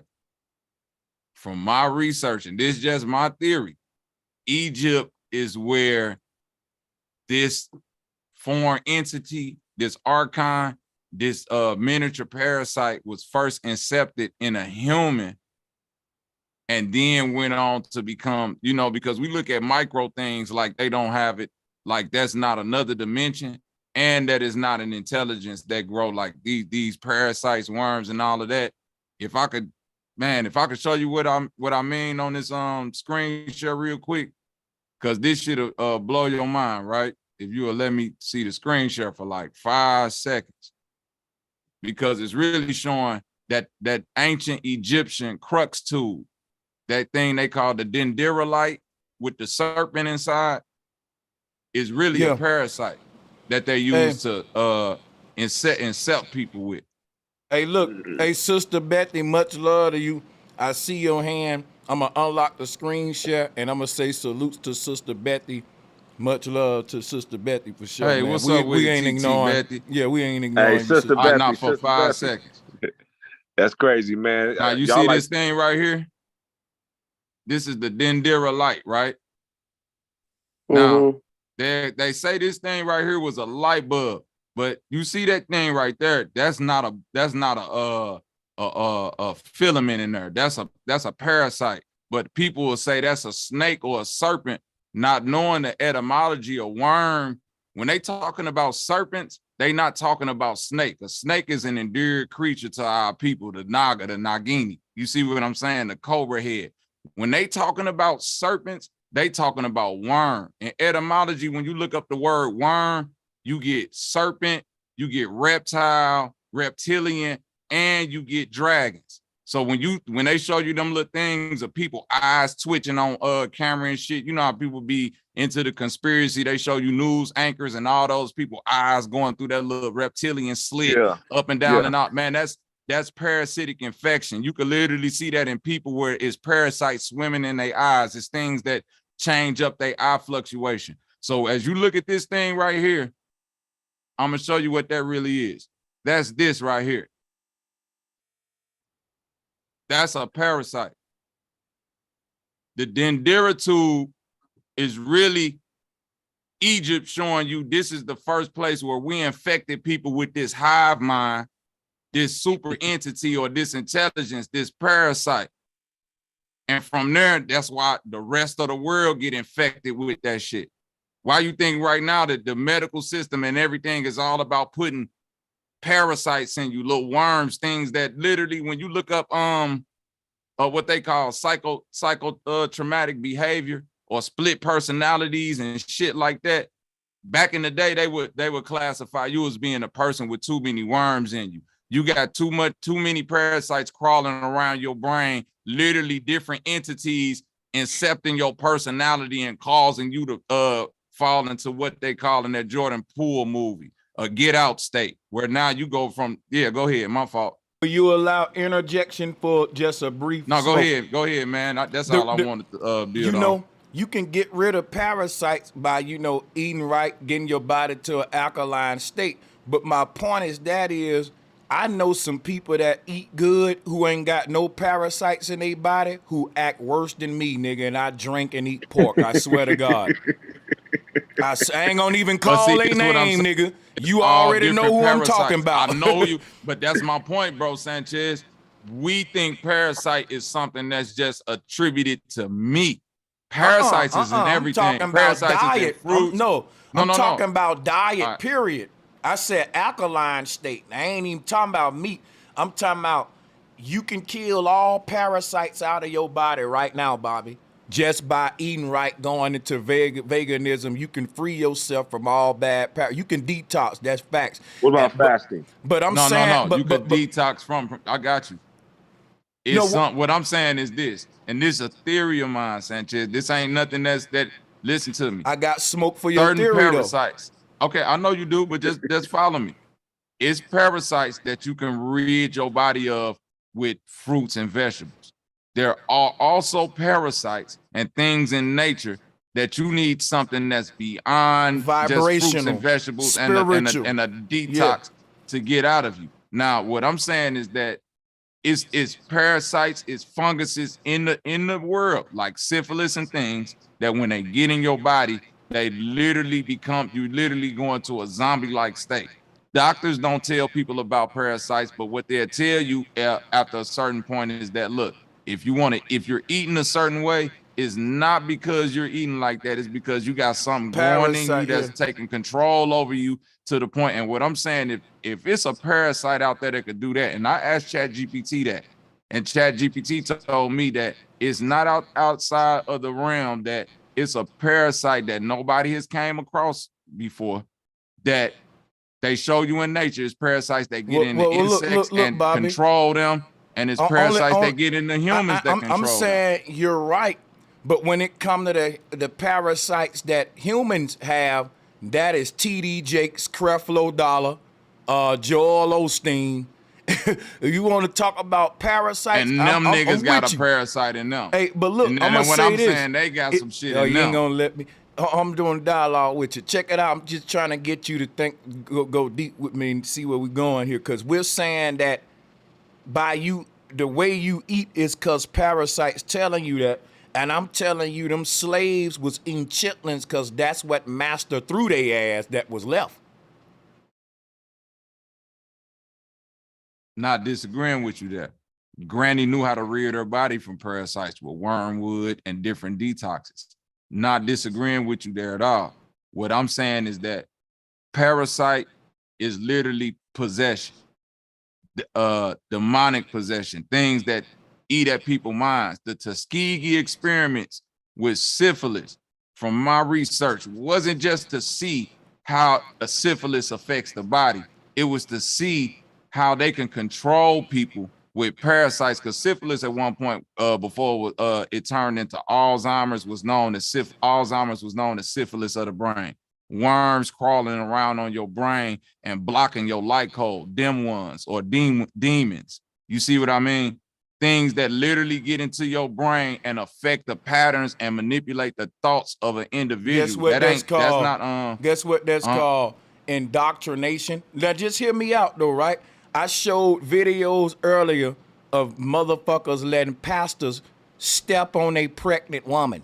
Now I can say, look at all them parasites in them people's brain making them let the pastor step on a woman's stomach and she pregnant. But I'm gonna say, look at all that damn indoctrination and mind fucking and brainwashing that's on their brain. Now, if you may explain it with parasites, but I ain't gonna lie to you, man. I like to explain that shit with, hey, that's a bunch of indoctrination and lies on that nigga brain. Got him acting like that. I'm not disagreeing. Yeah. What I'm trying to tie in with you is that we trying to identify archons. And one thing we can't disagree on, me and you, is that the world that we know, that some things are controlled by what we call miniature things, or the microverse, right? These archons, or them ones, fallen things, when you look at what a parasite is microscopically, these things become monsters, they become vampires. That is literally, you need heat, exercise, exorcism. You need heat to rid yourself of these things. And what we talking about, what's this 1%? What's this unhuman entity that's subjugating the world like this archon? And I'm saying my theory is, in Egypt, they found some type of parasite on some alien shit, incepted with it, and that's a hive mind. That's a hyper intelligence. And guess that's what? something that was on this earth and always been here. And I'm saying that what they found in Egypt was a pattern of sick behaviors, and it was a mindset that they found. Just like drill music. Ain't no aliens come give us drill music. That's a whole new sound that was a mutation of an old sound that's getting more and more corrupted. So what I'm telling you is, when humans have mental and spiritual issues, morality issues that they don't want to deal with directly, because you blaming it on a parasite is like a nigga blaming it on Satan or a demon to me. Because if a nigga is a pedophile and he like little children, can't no nigga convince me, yo, them just them parasites we got to get off his head. No, I'm going to kill that nigga. He got a sick way of thinking. That's his motherfucking thought process. Now, I ain't gonna blame that on no parasites, because guess what that's saying? That's saying if we can go in his brain with surgery and just get the parasites out, he won't be attracted to children no more. And I don't believe that, dog, because I eat a bunch of, I know I got parasites all in my body right now. But guess what them parasites making me do? Want to do sacred geometry, syncretism, and all that. Now, it's niggas that grew up in the same hood I grew up with, the same parasites in them, and they want to kill each other and act stupid. I got them same bugs and germs and parasites in me from that ghetto, and I want to help people and teach people. So I can't say think you do. I can't say, hey, brother, but then now you judging me on a moral level, and now it's going not personal. judging you on a moral level. So what I'm saying is, hold on, you said about yourself. Hold on, what I'm saying though, brother. What I'm saying is this: What I said about myself was I was in those streets and everything I did, nigga, it hunted me at night. Drop a one in the chat room. I even said that on this stream again and doubled down. I always said, bro, I did some crazy shit in them streets, and nigga, every time I did it, I had to harden myself and say, toughen up, nigga. Like I had to motivate myself, like, yeah, nigga, I'm a gangster. Come on, I can do this. You know what I'm saying? That was in my mind, nigga. I had to really say, you got this, man. You a G, you can do this. Hey, cut that 3 sits up a little bit more. Pass the beer. I had to get out of who I really was. So when people say, well, that was them parasites, that was that liquor, my nigga. That was that 3 sits mafia and them spirits that I chose to put in my body, so I ain't gotta hear that voice in me say, nigga, you know you're wrong. Because that ain't me. Sanchez. Hey, but listen, my point is this. If I choose to drink that liquor and go out there and do a drive-by, I don't want nobody to blame the parasites in me, though. I want them to say that man didn't make good decisions, bro. Because I think the parasites is a way out for these niggas. A nigga can say, man, the parasites made me do it. Now the blame ain't on his bitch, on his evil ass no more. Niggas do that in court with the devil. The devil made me do it. The alcohol made me do it. This made me do it. Nah, nigga, it's you. We need to work on you. I don't want to look for parasites out. Nah, and they real. Parasites are real. But all of us got parasites, and all of us ain't doing dumb shit though. Like you could, Well, it's a bunch of niggas from Chicago right now. All of them ain't pedophiles. So the niggas that's pedophiles can't tell me, well, my parasite on me telling me to like a little girl. Nah, nigga, we finna beat your ass. Fuck that parasite. Going that far with it, Sanchez. I'm going that far with it because that's where it's gonna go. You got to look down the road with these things, bro. That's what's called thinking I'm talking deep. about health. But can I build with you real quick? For sure. When you said that you had the same parasites as other people from your hood, the reason why I said I didn't believe that, because I've heard you say yourself how physically fit you are, how you work out, how you exercise, and how you do things. From my understanding, even my granny from Mississippi, she still eat bullshit to this day. I say this all the time, which is why I don't believe in Dr. Sabi and all of this shit, because she eat whatever the fuck she want to. She just still get up and get active, exercise. She still heat shit up and sweat shit out of her body. She still go in the garden and get herbs and different things to flush shit out of the body. That's what I mean by that. And when it comes to a parasite affecting your behavior, literally Alzheimer's was classified as syphilis of the brain. It's literally when they cut them people's brains open, it's worms on their brain. So I don't want to touch on somebody's decision to do some horrific shit. That's your decision. But if a motherfucker wake up one day and they just go walking out the door and your granny or something don't know where the fuck they at 3 hours later, that's classified as a parasite on the brain or worms on the brain. This is literally eating away at their memory. But look at what's going on, Bobby. You going into what mainstream science is saying. Because remember now, they saying that a lot of things about the brain they saying just ain't true. Especially when it comes to genderism, and we can go down the LGBT route. We'll know we can't really say what they saying when it come to mental health. Mainstream block this shit, I'm saying, Sanchez. I'm not even gonna lie to you. That's why syphilis, that ain't called syphilis of the brain no more. It's called Alzheimer's. But listen, brother, they used to call homosexuality, what was the word? Sexual retardation or some shit like that. You was psychologically ill. And then now they redefine that to something else. So what I'm telling you is, if science hide things or not, it's just they hid aliens. Now they bringing them out. It still don't make them true. My point is this, bro. I believe you with the parasites. There are parasites in our body right now, Bobby, that if we got rid of them, we'll behave differently. Really getting some of these parasites out of your body will make you more patient, less frustrated, and all of that good stuff, more civilized. You know what I'm saying? That's why when you go to the hood, they got a bunch of greasy shit, a bunch of fucking shit to make us less patient with each other, more quick to snap. You right about that. I ain't denying that. I'm just saying that with all that being said, your behavior is still yours. Whether you, because you said like, you know, the parasite making them eat that fucked up food. Then when they eat the fucked up food, that's making them. No, I didn't say making them. No. But you was basically saying how the parasite can really control. You made the example of how. No. I said. Let me finish. Make sure Let me use the word influence. Let me use that word. Influence. That's making them, bro. I ain't gonna lie. That's making. Well, you had not things influence. Well, listen. Yeah. If I influence, hold on. But that don't make. But it's still your. Hold on, brother. You gonna make me forget where I was going for nothing. This ain't even a real argument. We saying the same thing. Because if I influence you to subscribe to my channel, I just made you do it. If somebody say, "How did you make them do it?" I'm gonna say, "I did it by influence."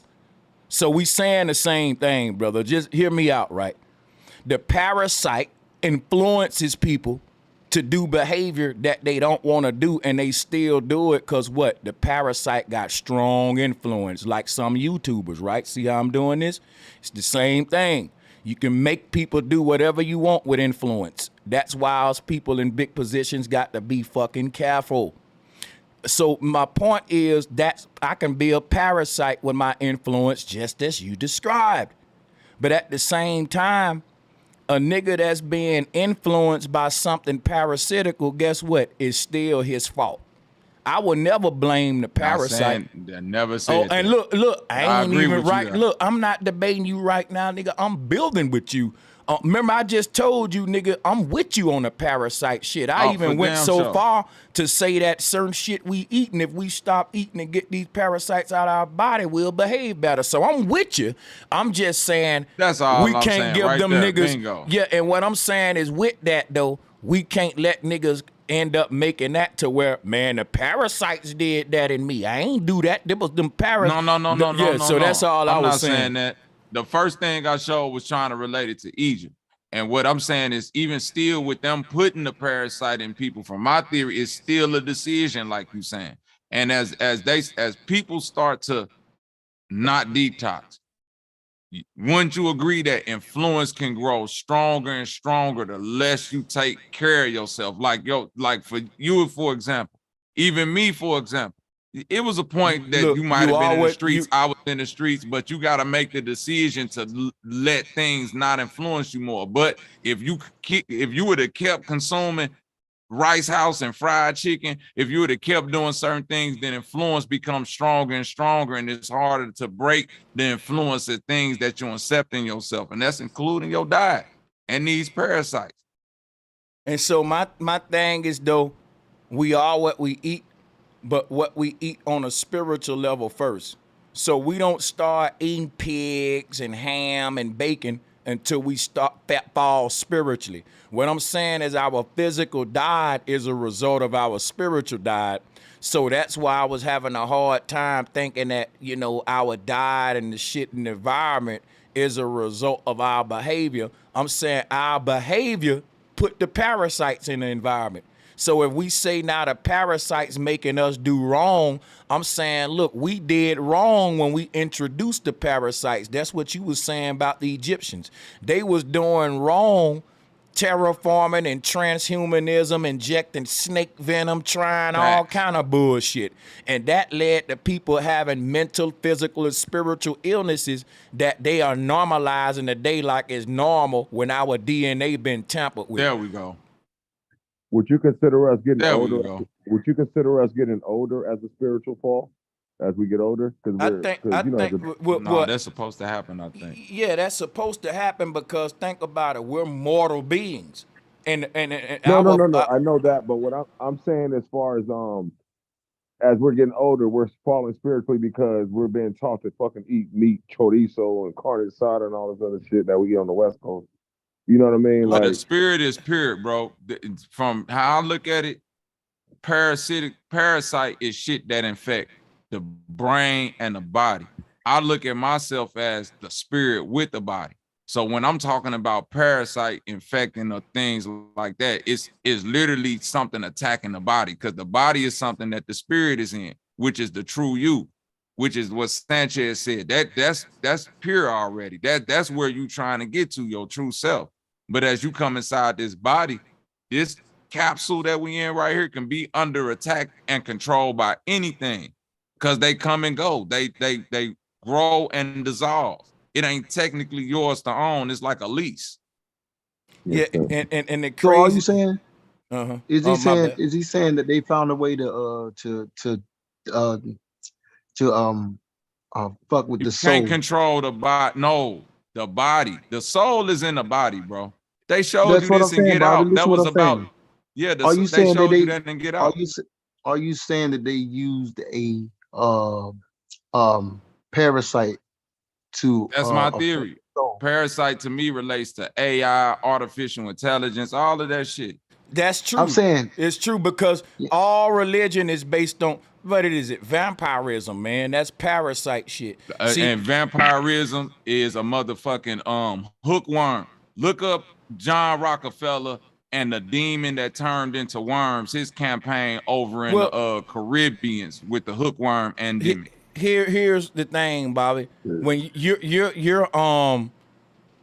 symbol of evil is a parasite, and ain't nothing wrong with that at all, because that's a way of you addressing evil on a microscopic level. Because we always Well, not address it. necessarily evil, Sanchez. I really want you to like look at something, because when I say a hookworm and people say vampires, and then I look at these things microscopic, the symbolism come to life. That's why like I give you credit for me being able to kind of like look at the symbols of some of these things. Like, oh, when they talking about vampires and things like that, I'm looking at this little parasite from my giant view, and it just looked like a little wiggly thing on the, but when you get micro, the world that we say is actually controlling our world, these things become vampires, these things become, little dragons with horns and all type of little weird shit. Let me and cook as it with get you. inside the body, it grow.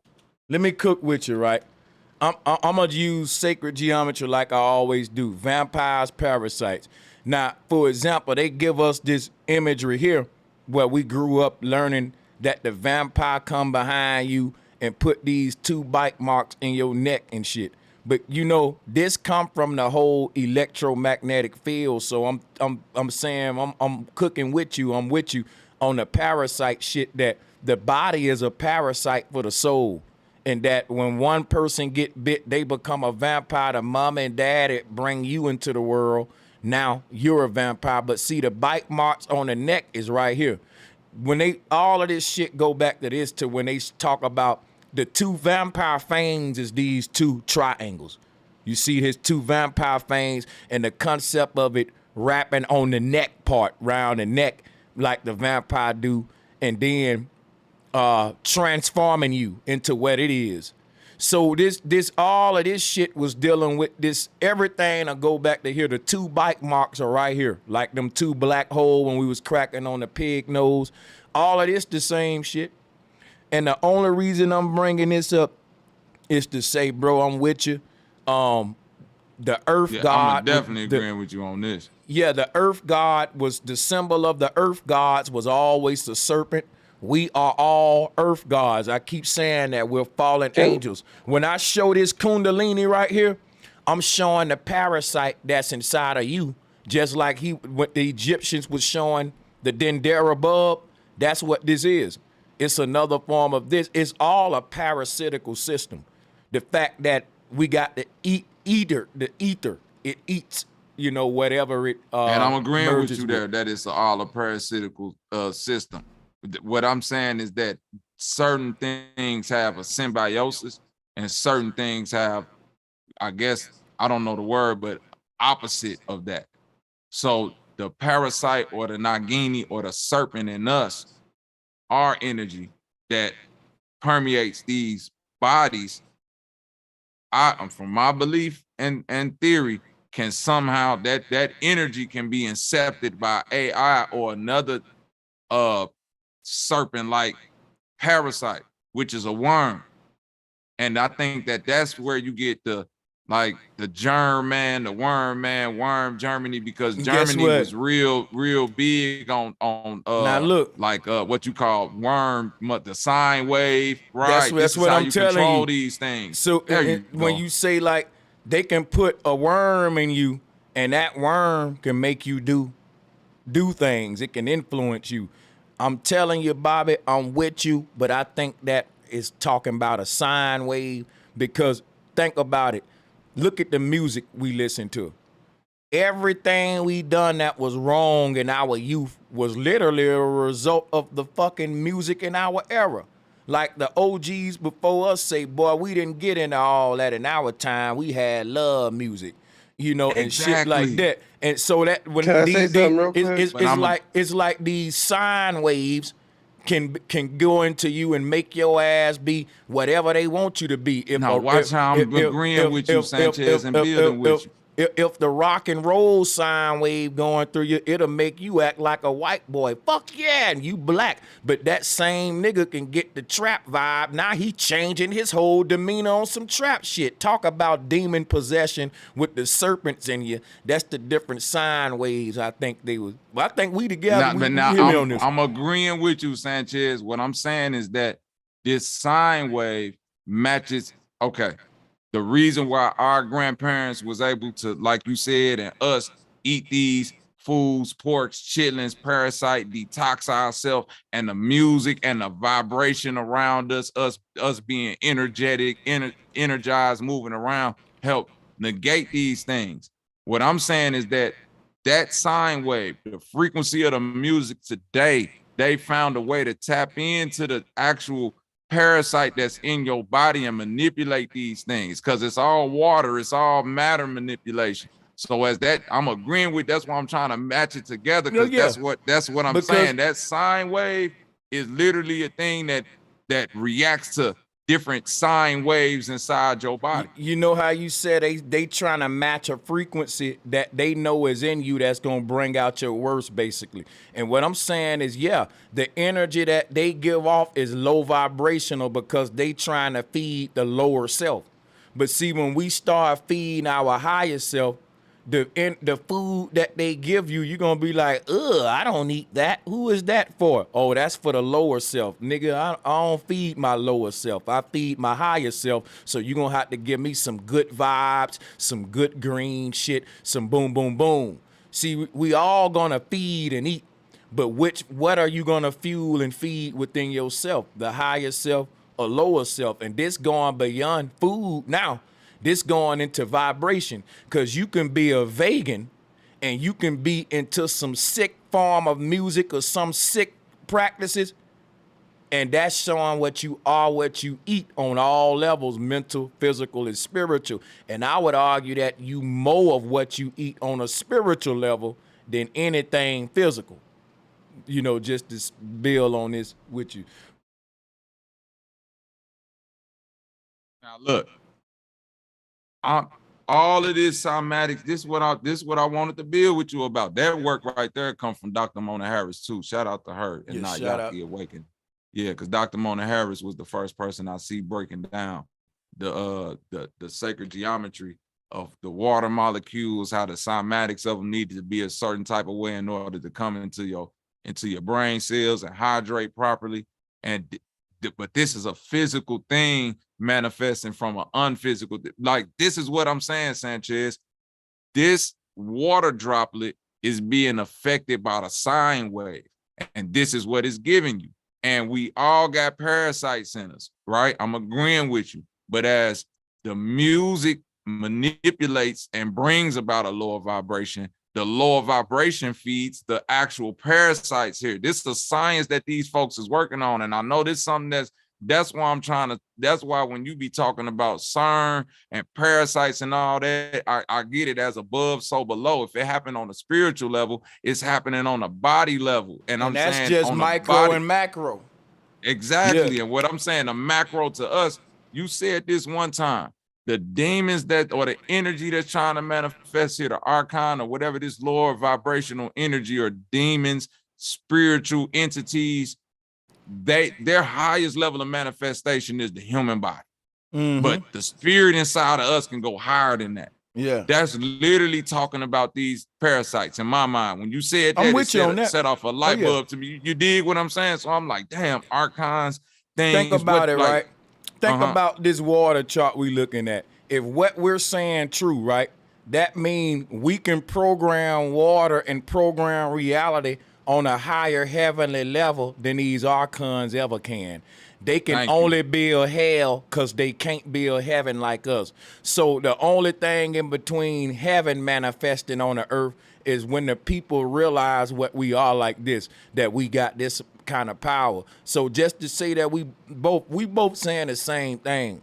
I'm saying with this chart that I want to piggyback with this is that the parasite is the thing that's programming the water into the distorted image. You know what I mean? Exactly. Because so it is like if this water molecule is your DNA, then when you listen to some evil shit, not just music, but when you in your heart, you attach your heart to, like, when, let's say you grow up looking at mob movies and you say, oh shit, nigga, you know, you idolize about shooting a Tommy gun, being Capone, how niggas was naming theyself, you know, out the mob names and shit. So right there, you create a new energy on earth. And that's the energy that we got in hip hop that embodies the mafia era, even though in our time. These old demons live on and mutate themselves, like how trap music turned into drill. Drill gonna turn into something else. Drill gonna turn into something else. Some crazier shit, right? That's what I'm saying, Sanchez. We're living in a time where demon time, just that phrase is so prevalent now, and that's why I'm tying it in with you, because the energy, how you said the parasite is creating a fucked up frequency to create hell. And them same parasites that was in us, that was in Granny and shit, when you like, well, shit, Granny ate pork, and I'm right. Longs in a box. My granny, that nigga say Newport Long in a box. Yeah, boy. that, See, hey, look, that right parasite, there. that parasite got him Sanchez, buying look at them that shit. Newport. High five, my nigga. We ain't even have to look how the world bring it right to your footprints, nigga. Damn. And I'm gonna that tell nigga you, said Newport Longs, hey, nigga. and nigga, that's a hood parasite, cause he didn't ask for the Marlboros. No, he asked for Newport Long menthol, and you know that nigga finna get a tall boy with that bitch, Sanchez, because he muted that mic. Because you know, after that Newport Long, he was gonna say, "Yeah, let me get a tall boy and a half a pint of that Paul Masson back." That's all I got. Yeah, you know, Sanchez, yeah, real rap. You know, a nigga can't afford Hennessy. It ain't payday yet. So let me get that Paul Masson. Nah, I don't know if you niggas. I don't know if you niggas ever smoked cigarettes. I was a chain cigarette smoker, man, and I'm gonna tell you right now, niggas only get the loans when they broke. Because I'm gonna tell you something, nigga, them shorts hit so much better. But them longs is like, nigga, I gotta short myself and make these bitches laugh. You smoke a Newport Long, it's like a nigga having a candy cane in his mouth. Boy, that bitch walking around, you could take a Newport Long out and use that bitch as a walking stick. Y'all nigga clowning, man. The only thing that defeated Newport Long is a Virginia Slim, and motherfuckers, no, I'm not lying. Oh shit. That bitch will poke you in the face when he talking to you. Man, look, you ever seen one of them old school players? Look, now look, imagine an old pimp nigga talking to somebody with that Newport Long in his mouth. He like, nigga, you know you owe me like $20. He flick that bitch and hit a nigga in the face. That nigga whole eyeball go burn out. Boy, you get hit in the face with a good Newport Long flick, nigga. Your eye go out your. Fucked up, though. I'm sitting here the whole time on mute. I get out the car to go get my cigarettes. My phone jump. I put my phone in my pocket. That hoe come off mute. Y'all can hear my little. Hey, you know we gonna get you now. hey, I'm gonna tell you right now, bro. I'm gonna tell you what's crazy. I fucks with them longs, cause nigga, I swear when a nigga hurting and you drinking, and you running through cigarettes when you drinking, you know that. But nigga, everybody know when you fucking with them longs, it don't get good to later, nigga. Like them first couple of hits on them longs, I don't know what it is. Niggas be like, why you get the shorts, man? You get more cigarette with the longs. Guess what I found out, y'all? You can do this test. Go buy a pack of Newport longs, go buy a pack of Newport shorts, put them together, guess what? You'll realize the It's the same filter. amount of tobacco. The filter is only longer, not the cigarette. You ain't getting more tobacco. You getting more filter. Facts. That's why them bitches pull like that, Bobby. That big Same old amount of filter. tobacco. I remember somebody did that before, took a long and a short and dumped the tobacco out them bitches. And was like, you see this shit? Yeah. It's the same amount. It's more filter. They got the filter going into the white part like it's still fucking tobacco. That's filter in the white part. Look at them longs, you'll see. Hey, Sanchez, I ain't gonna lie. They low key did the same thing with the Oreos. Like they trick niggas and shit. They took a row out, they made the shit water, but you still getting the same amount of cookies. See that? They They call that shit shrinkflation right there. Fuck yeah. Hey, but real quick, just before I lose that point, then y'all can talk about what y'all want to talk about.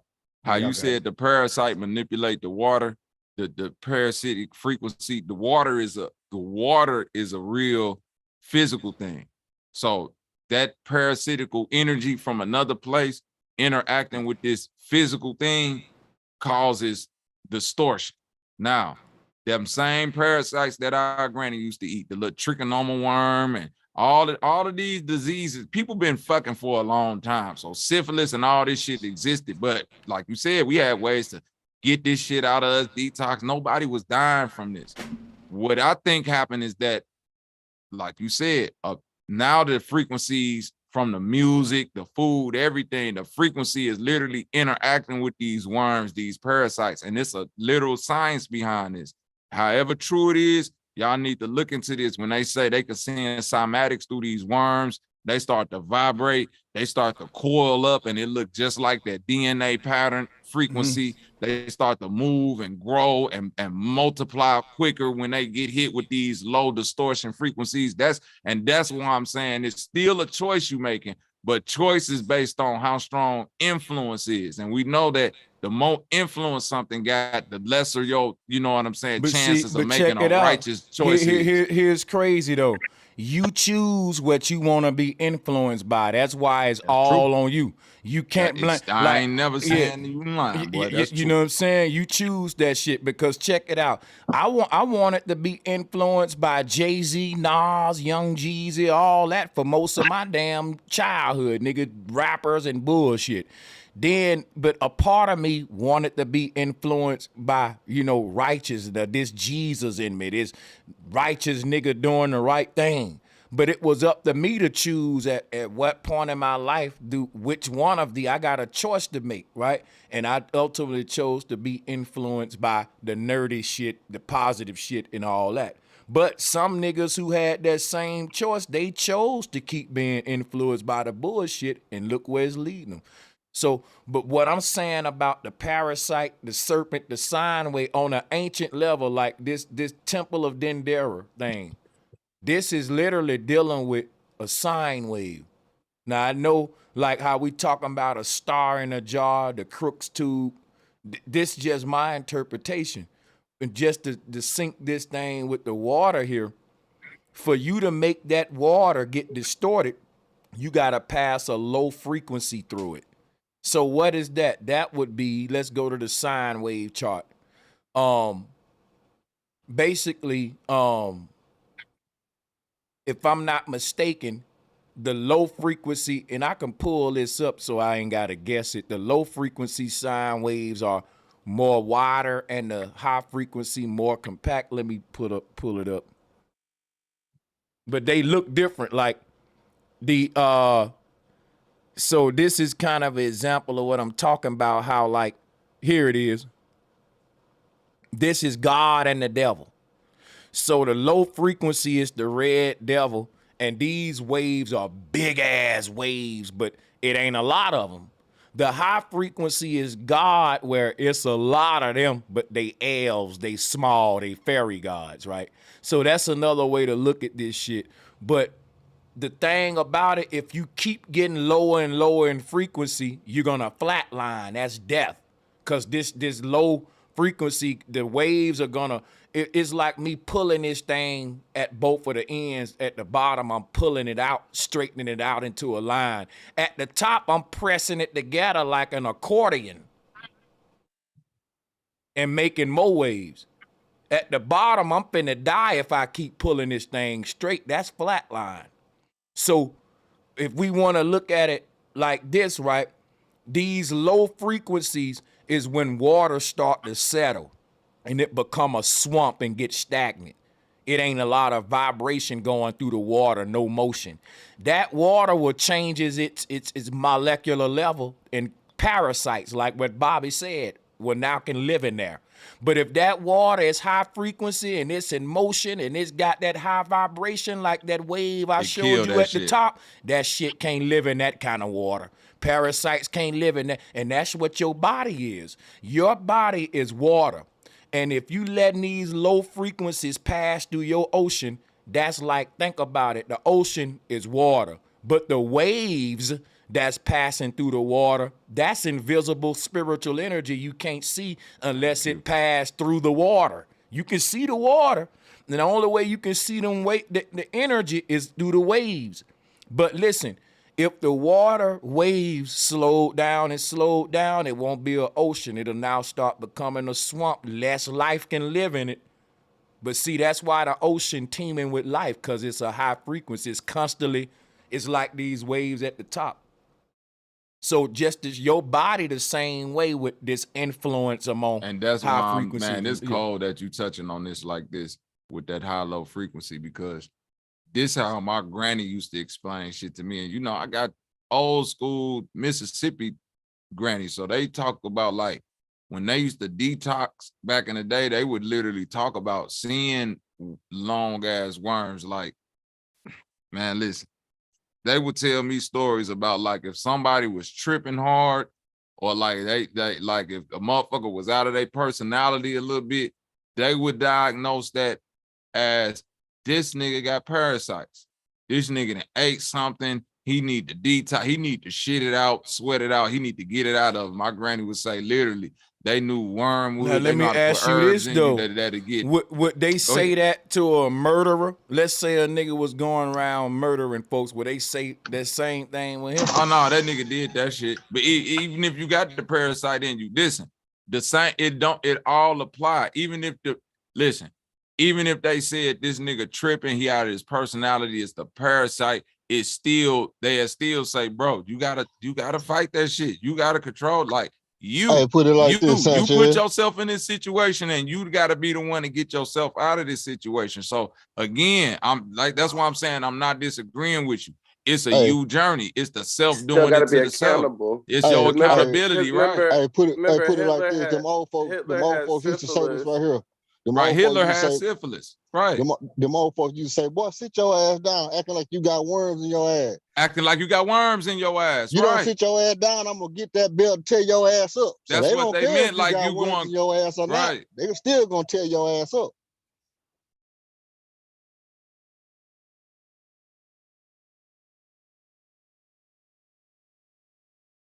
Tapeworm, yep, that's what my grandma That's what I'm used to talking say about. Not my fault.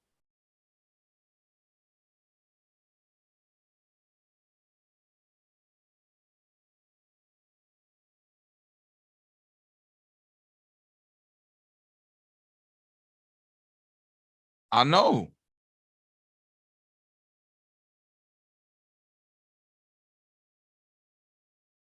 But that's a parasite. No, but listen what I'm saying.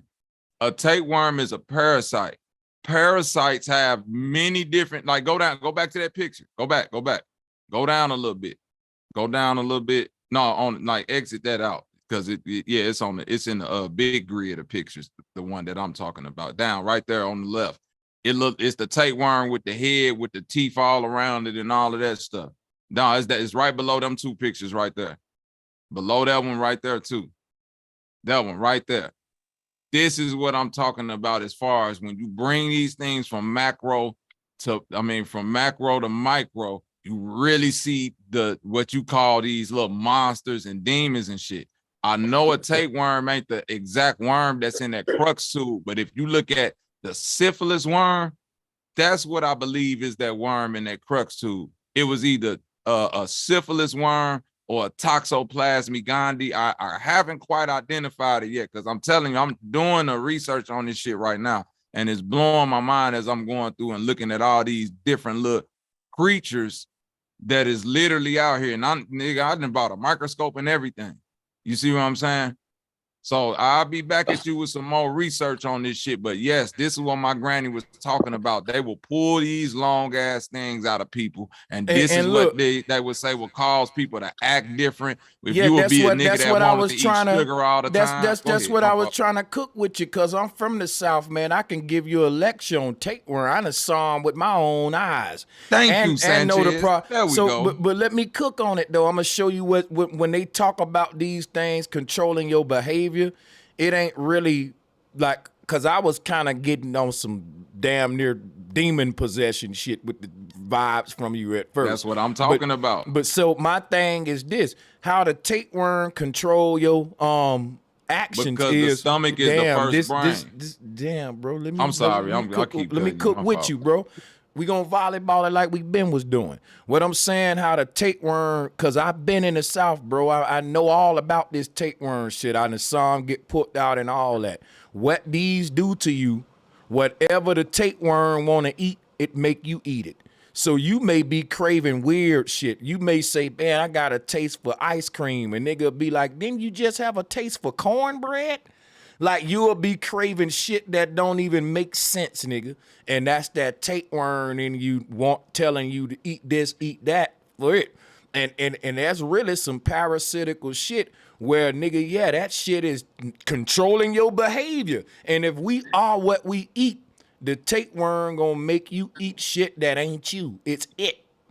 So now this damn near form of possession. That's why I told you I was with you. That's why I can go to the tapeworm shit and cook with you on that too. But I can still bounce back over here to the sine wave and to the kundalini and all that to show you that these tapeworms ain't just physical microorganisms. They are invisible spiritual sine waves too, in low frequencies on another level. Everything on a spiritual level is on a physical level. So if you show me any biological worms that's controlling our behavior on a bad level, I'm gonna say, damn, that's the manifestation of a low frequency.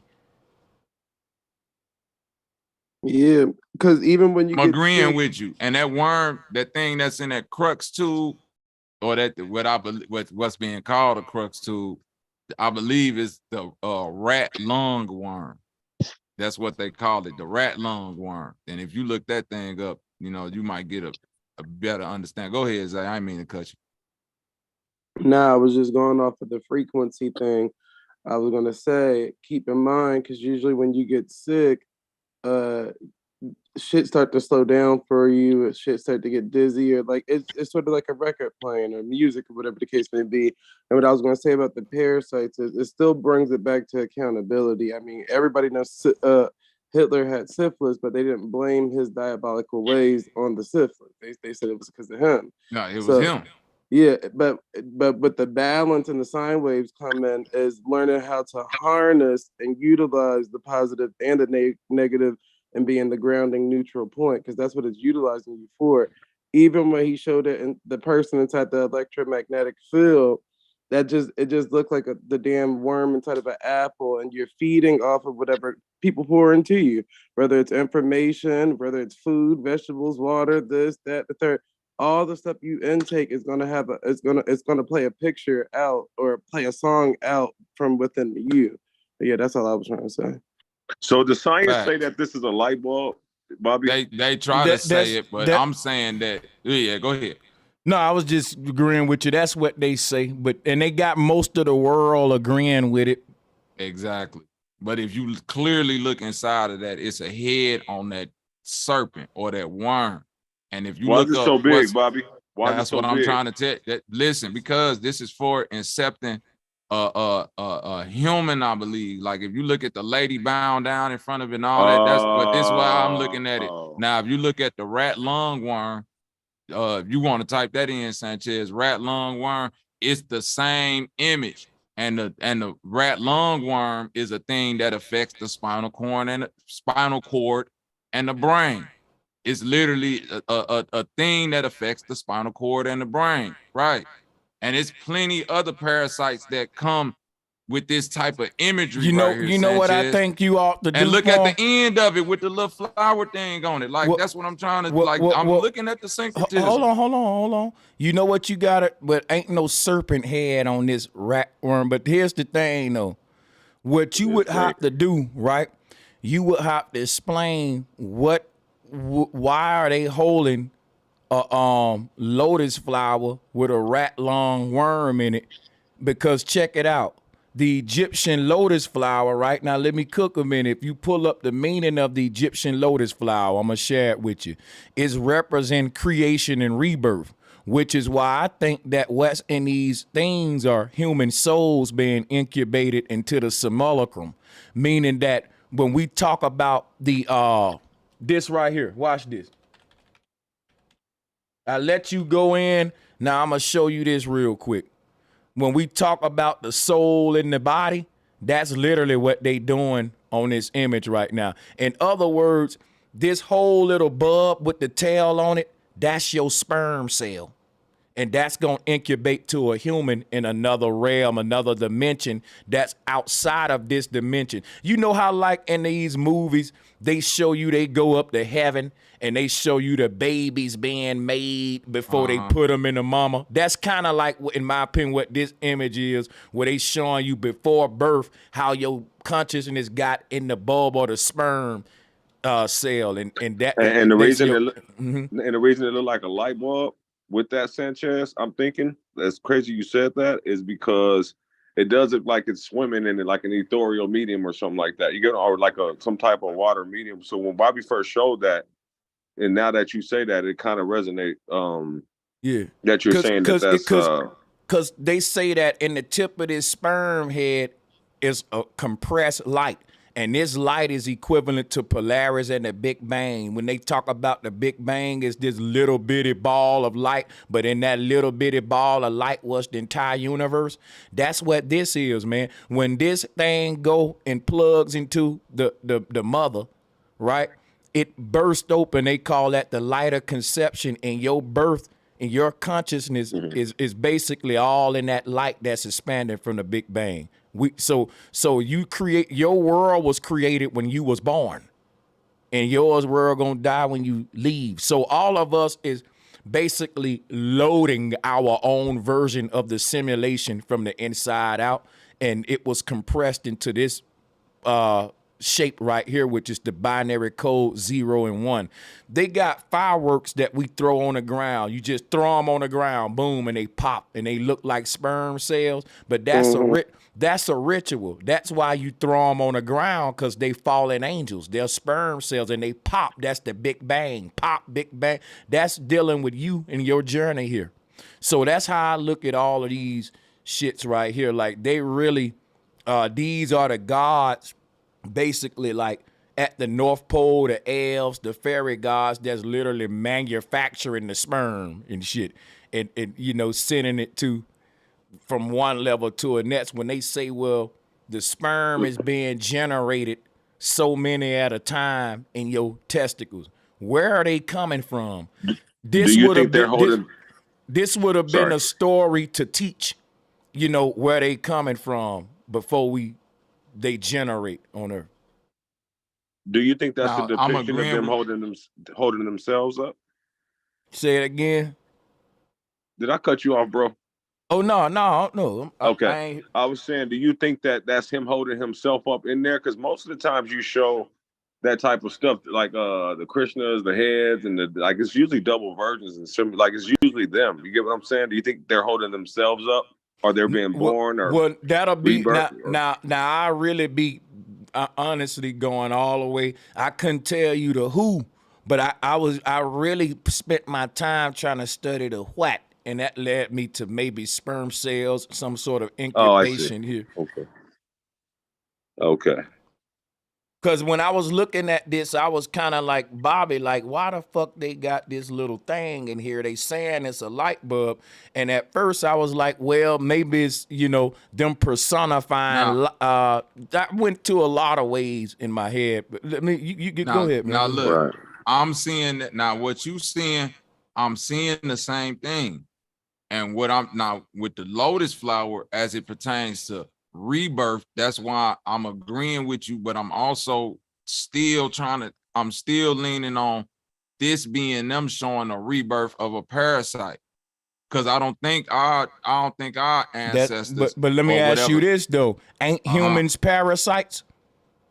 No, I get it, but it's So a if different type of symbiosis. so if we're being born again and reincarnating over and over, you're right. They just showing us the rebirth of a parasite, which is this body that's gonna come into this earth, and it's gonna take more than it give. So I do think that the human body by nature is a parasite, and we're looking at it being incubated from its That's what I origin see. point. That's a point that I also wholeheartedly agree with, because I've in this theory that I'm kind of flushing out, I say that bodies are parasites, but souls are not a part of bodies. The soul is a different thing than the body. The soul goes into the body as a conduit or the driver or the vehicle of the body. So by the body by default being parasite or parasitical is susceptible to parasitic attack. So that's why, as I'm looking at this thing and I'm understanding, like, why is it a significance placed on Egypt? What did they do there? What were they creating? Why were they so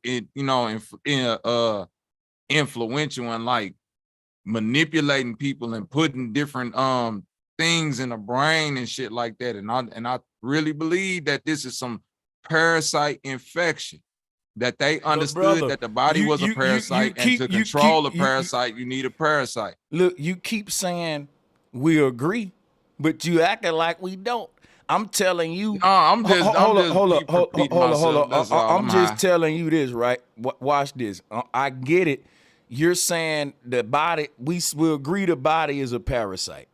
Now, when it comes to this image right here, don't you know that they teach that the Egyptians created humans?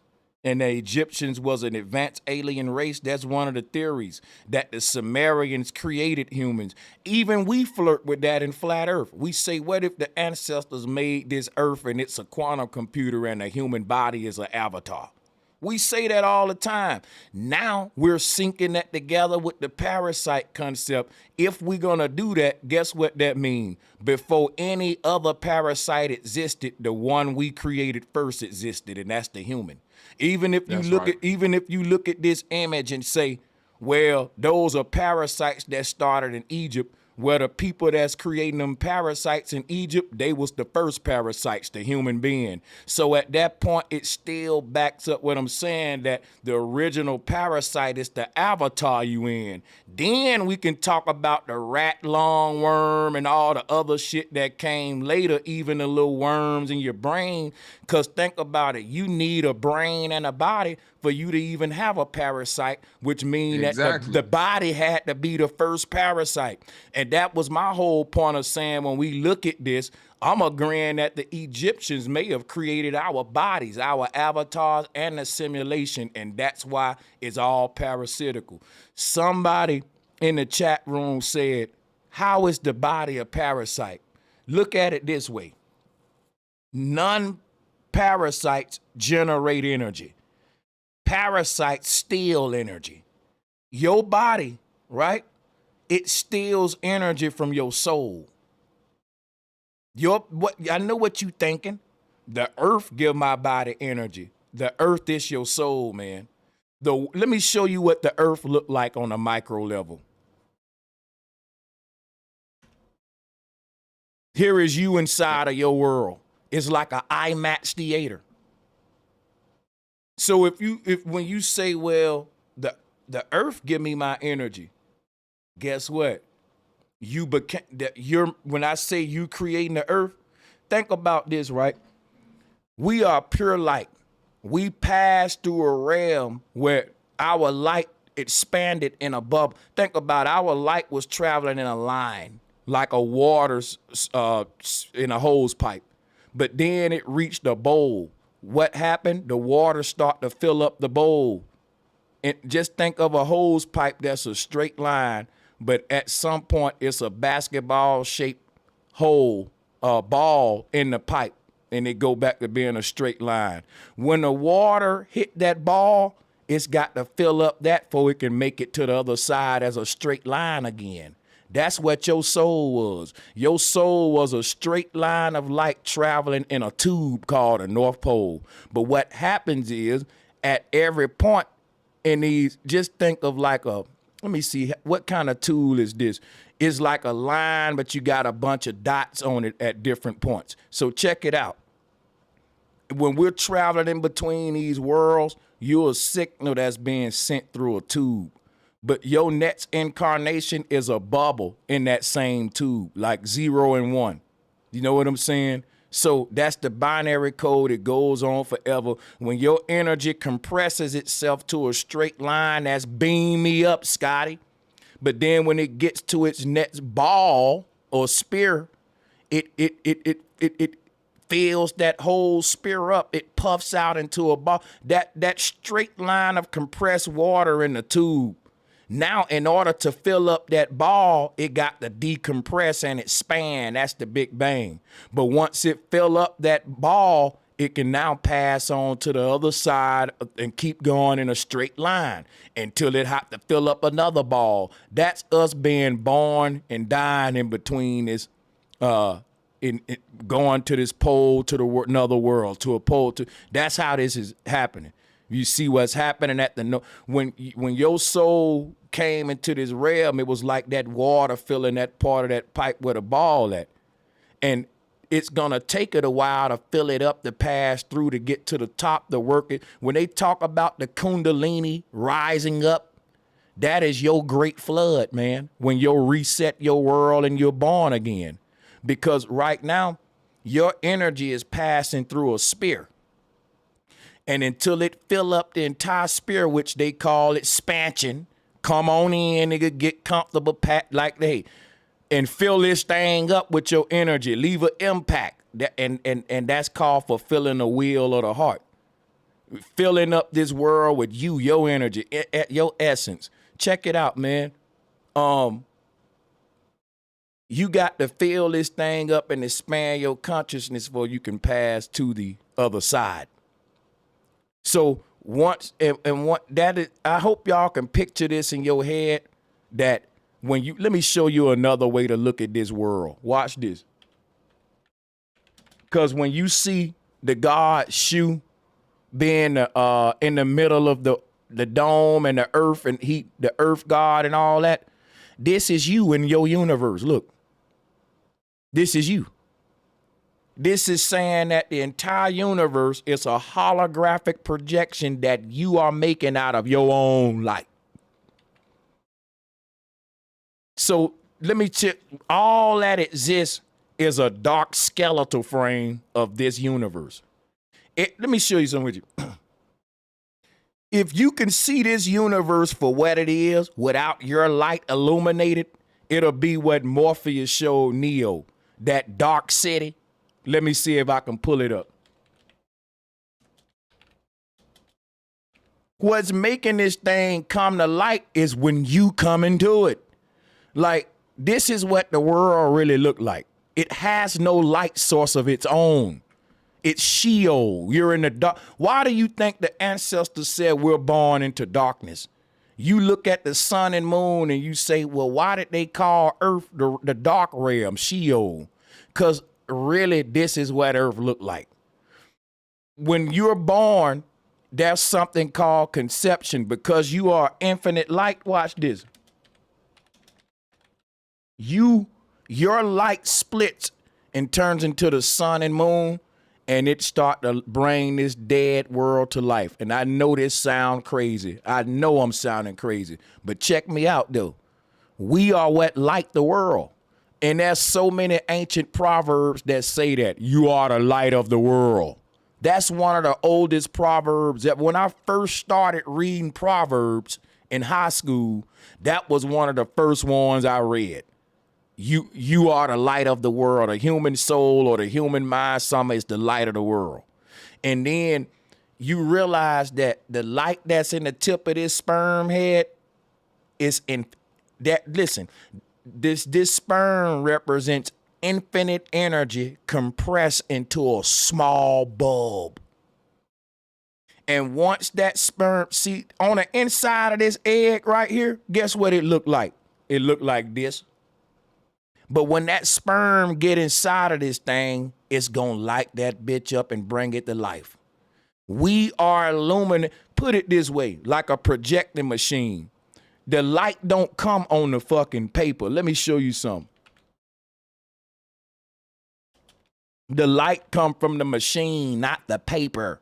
So my thing is, when you lay down a sheet of paper on that machine, the machine gotta be turned on to project what's on the paper on the wall via light. And the source of the light ain't from the paper, it's from the machine. Now the machine is the soul, and the body and the world is the little paper. Ain't no light in none of that stuff. The only thing creating the light is at the core of this machine. That's what the soul is and how this projecting working. See, there will be no picture without light, even though there's potential, there's something there. We got something laying on a machine, we just can't see it because ain't no light. So that's what like every single person is coming into this same dead ass underworld, and we're bringing it to light with our imagination. That's why Morpheus told Neo, you really think that's goddamn air you breathing? Man, this world been ended. We're in an old ass world that been was destroyed. We're in basically this is like Ghost Town. You know the Thriller video?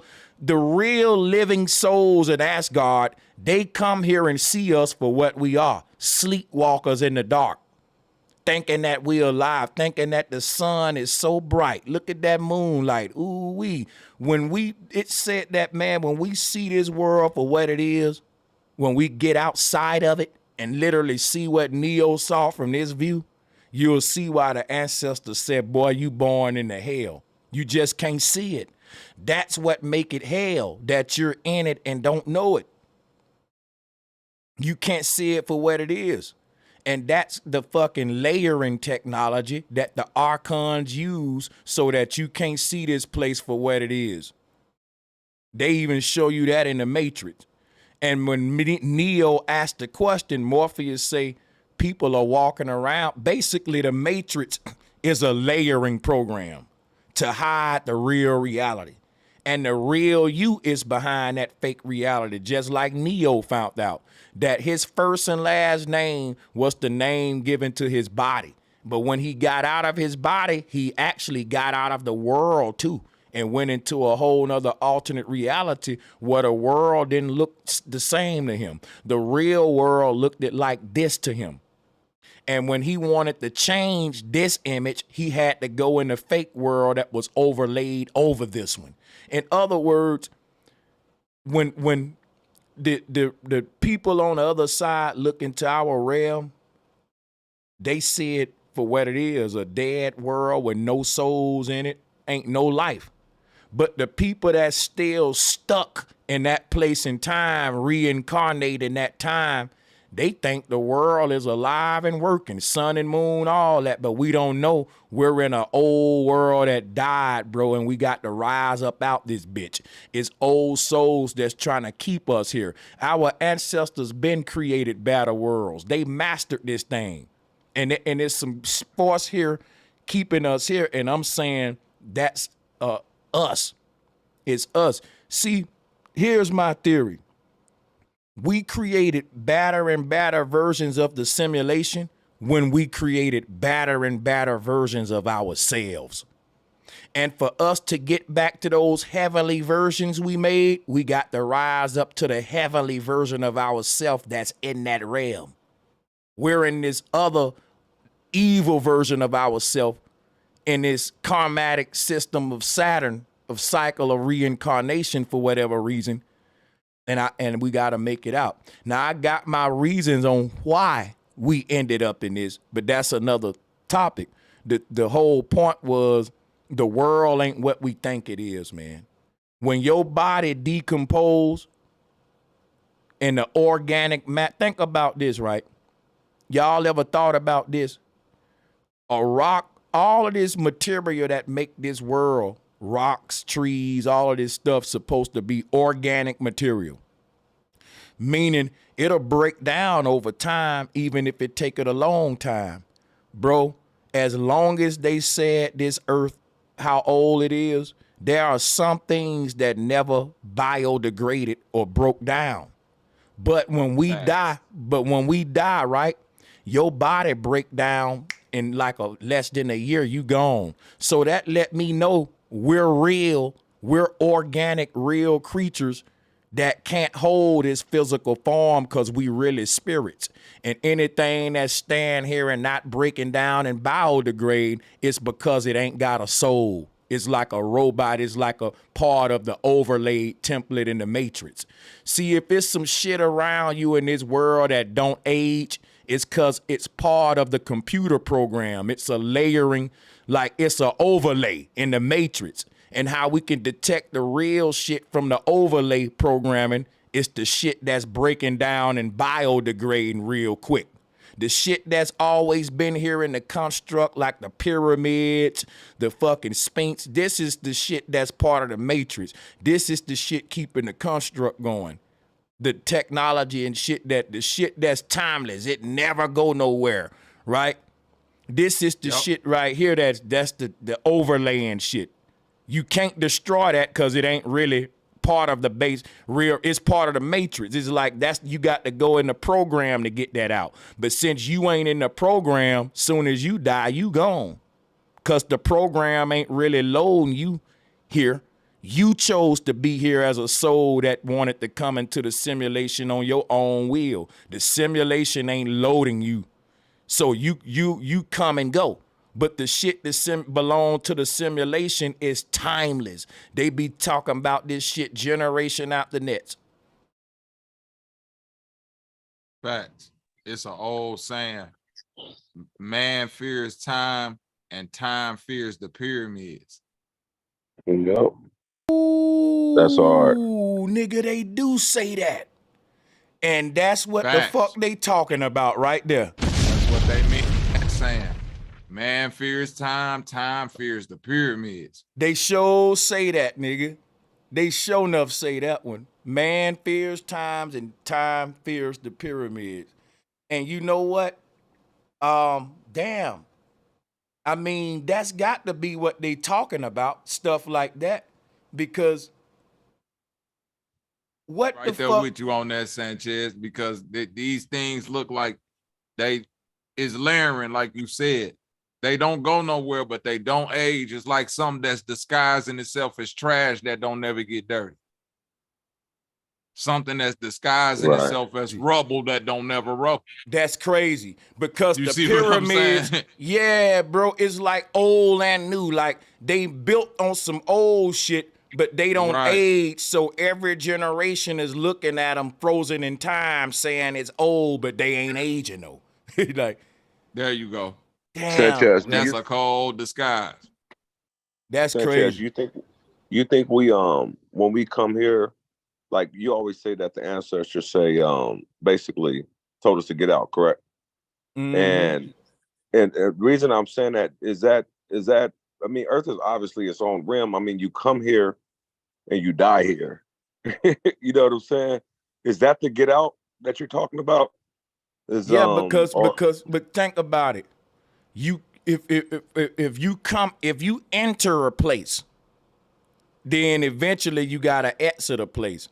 And I know that sounds simple, but I'm in my house right now. I'm gonna have to go out one day. You just change the trash, something, nigga. So my thing is like, we entered a place and some people didn't come out. Like, we got stuck in this bitch so long, we started asking the question, I wonder, can you even get out? You see what I'm saying? Right. Because think about this. If you was a newborn baby and you was born inside of my house and I told you, listen, if you walk outside, you're gonna die because the sun can't hit your skin directly. You're not like other humans. The day that the sun directly hit your skin, you're gonna die. Don't you know I can make you stay in my house for your whole life until you get that lie out of your head? Oh wow, yeah. And that's the thing about how souls get trapped in this earth with indoctrination and shit. Okay.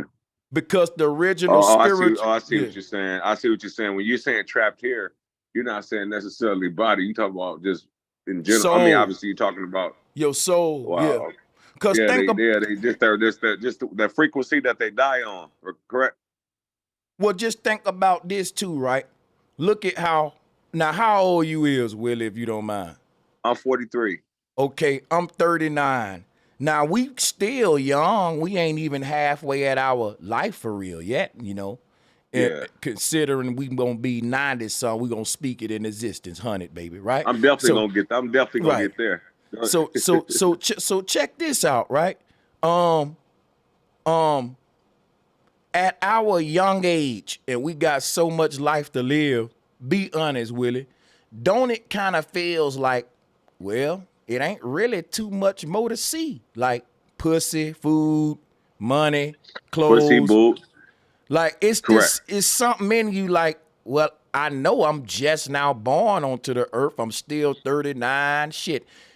It don't make sense that it's like, you got children that's 15, 16 bored with the world. Like, it's something about our world that's like, if you really think about it, if this a world that we created to come into and enjoy, we don't act like it. We come here and act like we did it before. Like, think about what I'm saying, right? Exploded shit. Right. So true. Let me cook though for a second, right? Because I've been and forgot. We live life, right, for the first time, but our spirit though is like, this ain't nothing. Like, think about it. For humans to be born like us, we should be ooh-weeing every day because it's so much shit to explore we don't know about, but we literally live like, man, I saw this before. I dove in the ocean before. I jumped off a cliff before. I saw all them. Like, I can show you a new species right now, and you niggas will be like, okay, man, let's talk about astral projecting. Why? Because we tired of this shit. We been here before. It ain't fun to us no more. We ready for the next earth. It done wore off. You can't tell me that ain't true, because if this was our first time, nigga, it wouldn't be this kind of spirit. Like, the only way I'm gonna go to Six Flags with that kind of attitude is if I've been 3, 4, 5 times. Take a nigga for Six Flags his first time. He ain't gonna feel like that. He gonna think, woo, nigga. But that 10th time, yeah, nigga, here go the roller coasters, here go the little bars, yeah, that shit right there. That's how we live life, like we done it so many times. It's kind of like the person who actually works at Flagstaff. At Six Flags, they don't give a fuck about it. You know, that's true, bro. That's true what you said, because we lived in this world. I mean, we live in this world. The way we move, we're not intrigued, we're not excited about shit that you know. That's crazy, man. I love that. But how you put that was crazy. Yeah, man. It's deep though. It's very, bro, because like when we wake up, that's what happens. Like, I saw that movie to where that man, they kept looping his life. He kept being born over.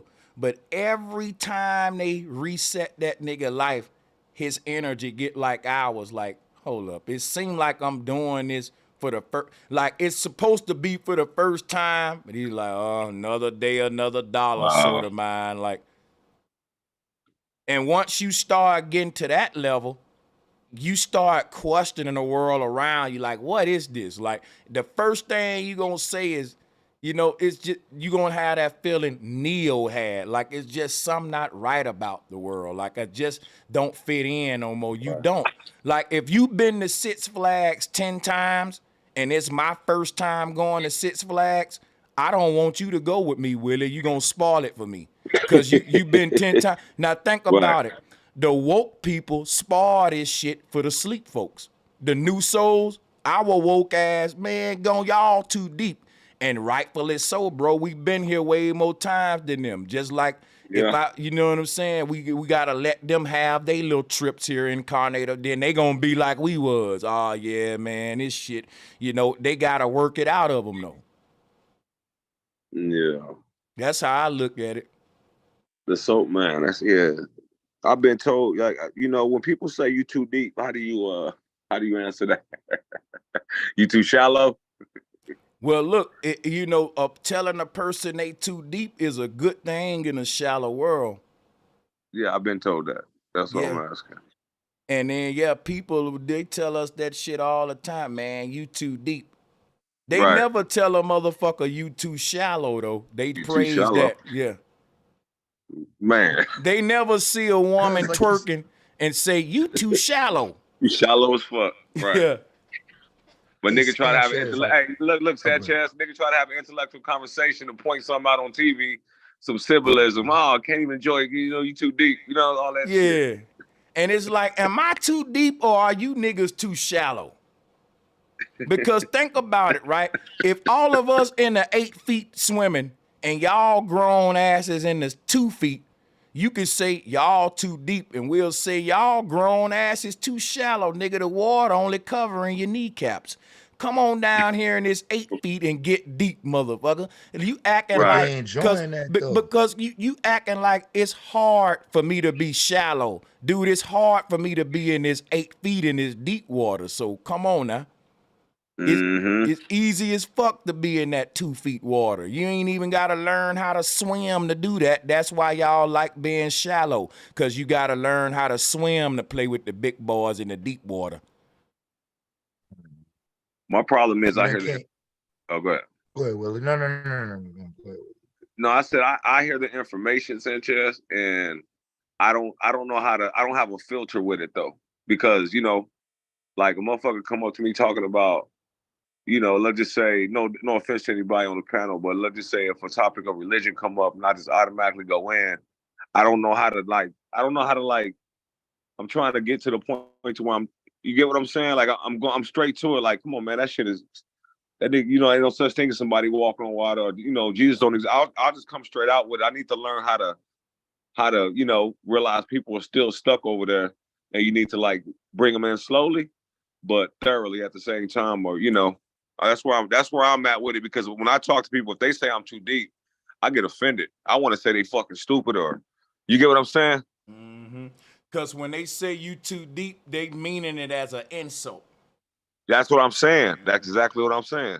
And you know, and it is an insult. It's like if you don't understand, don't make me feel like I'm some type of weirdo, because your ass, you know, shallow, and you know, in that situation, then you get the people that go ahead. They'll listen to Neil Tyson and all them say a bunch of stuff that they don't even understand, and they'll never say you too deep. They'll say, man, you're a genius, boy, just because they hear big words. They don't even understand it. Or you get a lot of people that say I know because they don't want to hear it. They're like, I already know stuff like, oh, I know. You know what I'm saying? Yeah. Oh, man, I know you deal with it, man. I know with your family stuff. But what it is though, like my family will get deep with me, but not like that. Now they ain't gonna let go know how we doing now. But they'll talk about flat Earth. Most of them know the Earth is flat. But I'm gonna tell you though, it's like my friends, and then like I pretty much got a lot of my family members, my cousins, brothers, but not the older family members. Nope, Christian all day. Boy, you lost your mind. Now, I'm the only one that they said lost the mind because I go hard with this flat earth shit, ancient shit. Keep in mind, my brothers, cousins, all of them fuck with my knowledge, and they believe me and rock with me, and they saying that the earth flat, like my cousins, brothers, all them and shit. But they ain't the type niggas that'll have the conversation publicly. We got to be chilling at the house, family, drinking. Like my brother, like my family members ain't the type to go social in public trying to advocate for this shit like me. They'll like to know it in the shallows. Like if you tell, and they'll use it, and like if they get to arguing with a nigga about it, they'll do that, but they don't want to be known as the motherfucker teaching the flat earth and shit like that, you know. Right. Bringing it back to the energy just real quick. Now when old folks die or when they're about to check out, do you think like the energy in them that feel like they can still run or that's ready to go, that energy that never gets old, even though their body is getting old? Is that the spark when they're like ready to check out, when they're like at peace, and you ought to be saying that, like, you do you get what I'm saying? Is that the part that's still, or is that just them tired of being on Earth? Does that make sense? I'm trying to ask this question right, bro. Because when you said something about you said something the other day about, chronos, time is a dimension, everything is to get old, but I know you said then there's also that energy never dies. And me and my friend was talking earlier, and he was just saying the reason people, they be ready to go is because, they have everything ready. They have their trust set up for their kids. Their life is already good. Just like, why am I here? Is that where you're going with it? Yeah, I mean, yeah. And it's not, think about this. Beyond trust funds and wills and all that, how many people on their deathbed can say, man, I've done right by everybody in my life, not by everybody in the world, because everybody in the world ain't in your world. Our world consists of everybody we interacted with from the time we born till we die. Them the only people in our world. Everybody else we didn't meet, they weren't even in our world, bro. They in a next lifetime waiting on you to meet them in another world. But here's my thing right here. We leave this bitch once the soul has fulfilled its will, whatever that may be. Just talk about how we was saying we got previous lifetimes, and they say at the end of all these lifetimes, you watch it.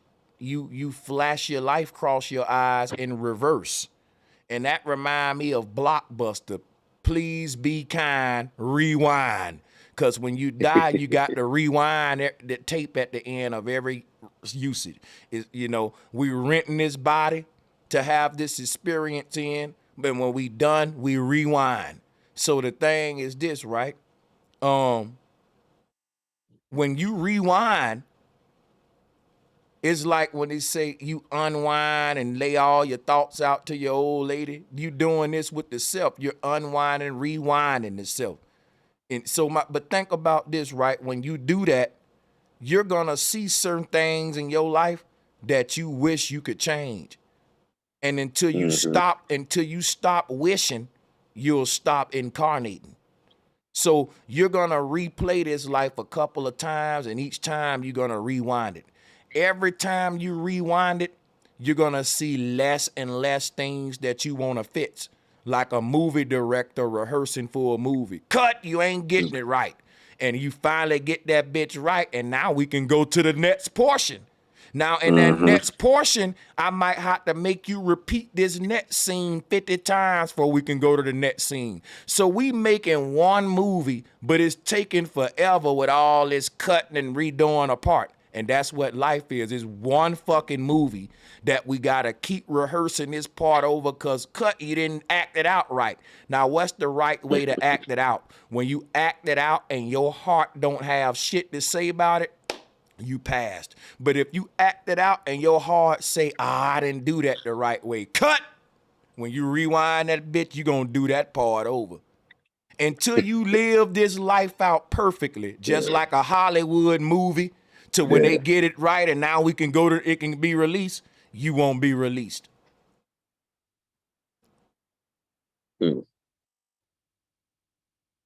That's why Jesus said prophecy must be filled exactly how it's written. And that's why niggas say, yo, stick to the script, man. Because if you don't stick to the script, you're going to come back to do that shit right. Cut. The director going to say, wait a minute, we didn't write that. What the fuck are you doing? We didn't write that. Yeah, and guess what you going to say? Oh, I'm doing what Jay-Z said. I'm doing what the TV said. And they're going to say, yeah, you got to come back and do that over. You got to do what the scripture said. Stick to the script. See what I'm saying? What's in the heart. 100%, yeah. So it's like a grand rehearsal. And at this last incarnation, you're going to die, right? And your life going to play back and you gonna watch that bitch with a smile like your favorite movie. You ain't gonna say, stop, I wanna change that part. Nope, you gonna watch that bitch back from beginning to end, and you gonna be so proud. You gonna be like, ooh, here go my favorite part. Ooh, I lied, I got another favorite part. Oh, I just love every part of this movie. You're gonna make the best movie, bro, and that's when that's heaven. Because your favorite movie, you can watch it over and over again. And that's going to be heaven when the soul come and live out what's called the summum bonum.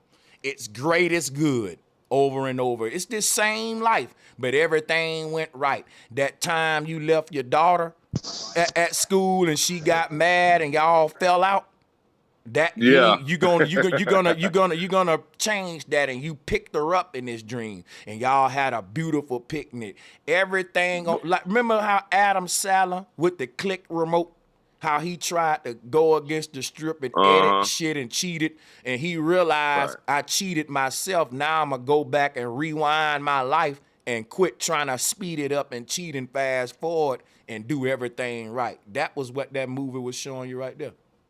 But in your heart, if you don't want to come back to this motherfucker, don't that play a part? Like, if you really just feel like your time is up on this earth, and you know, I felt, because you don't know how many times you've been here. You get what I'm saying? That's what I subscribe to, though. That's my subscription.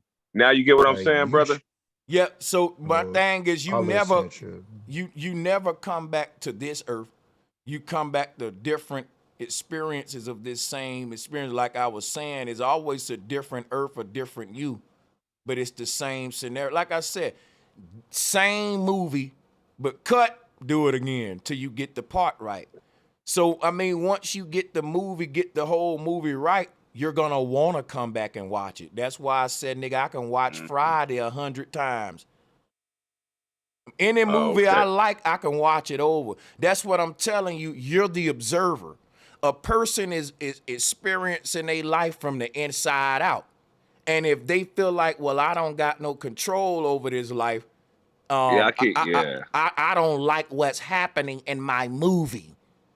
So basically, I just got to remember, it's not me. It's not me. Like you're saying, it's not. It's you. It's not the version of you.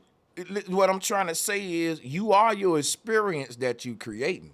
But what I'm saying is, whether you like it or not, that's all on you, man. Like, I ain't saying it ain't you.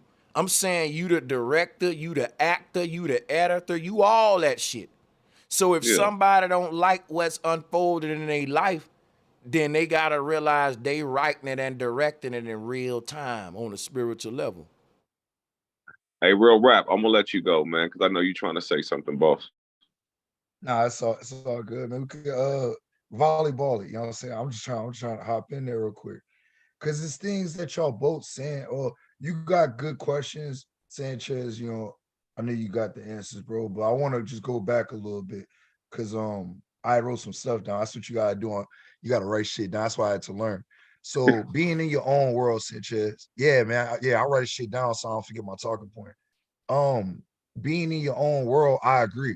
I drive big trucks, Sanchez. Like I'm at a higher viewpoint or vantage point, so I could see niggas like it. Man, it's crazy. Like when you pay attention to other people, like they literally in their own world. People putting their makeup on while driving. You know, people trying to finish their last work assignment. That's called not paying attention. You and I was talking about in your own world. I was going deeper, but you got it.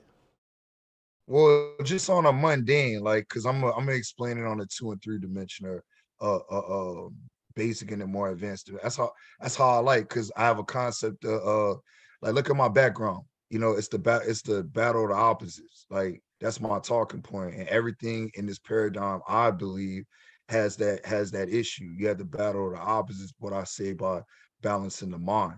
So what you were saying earlier, I'm gonna get back to the car thing.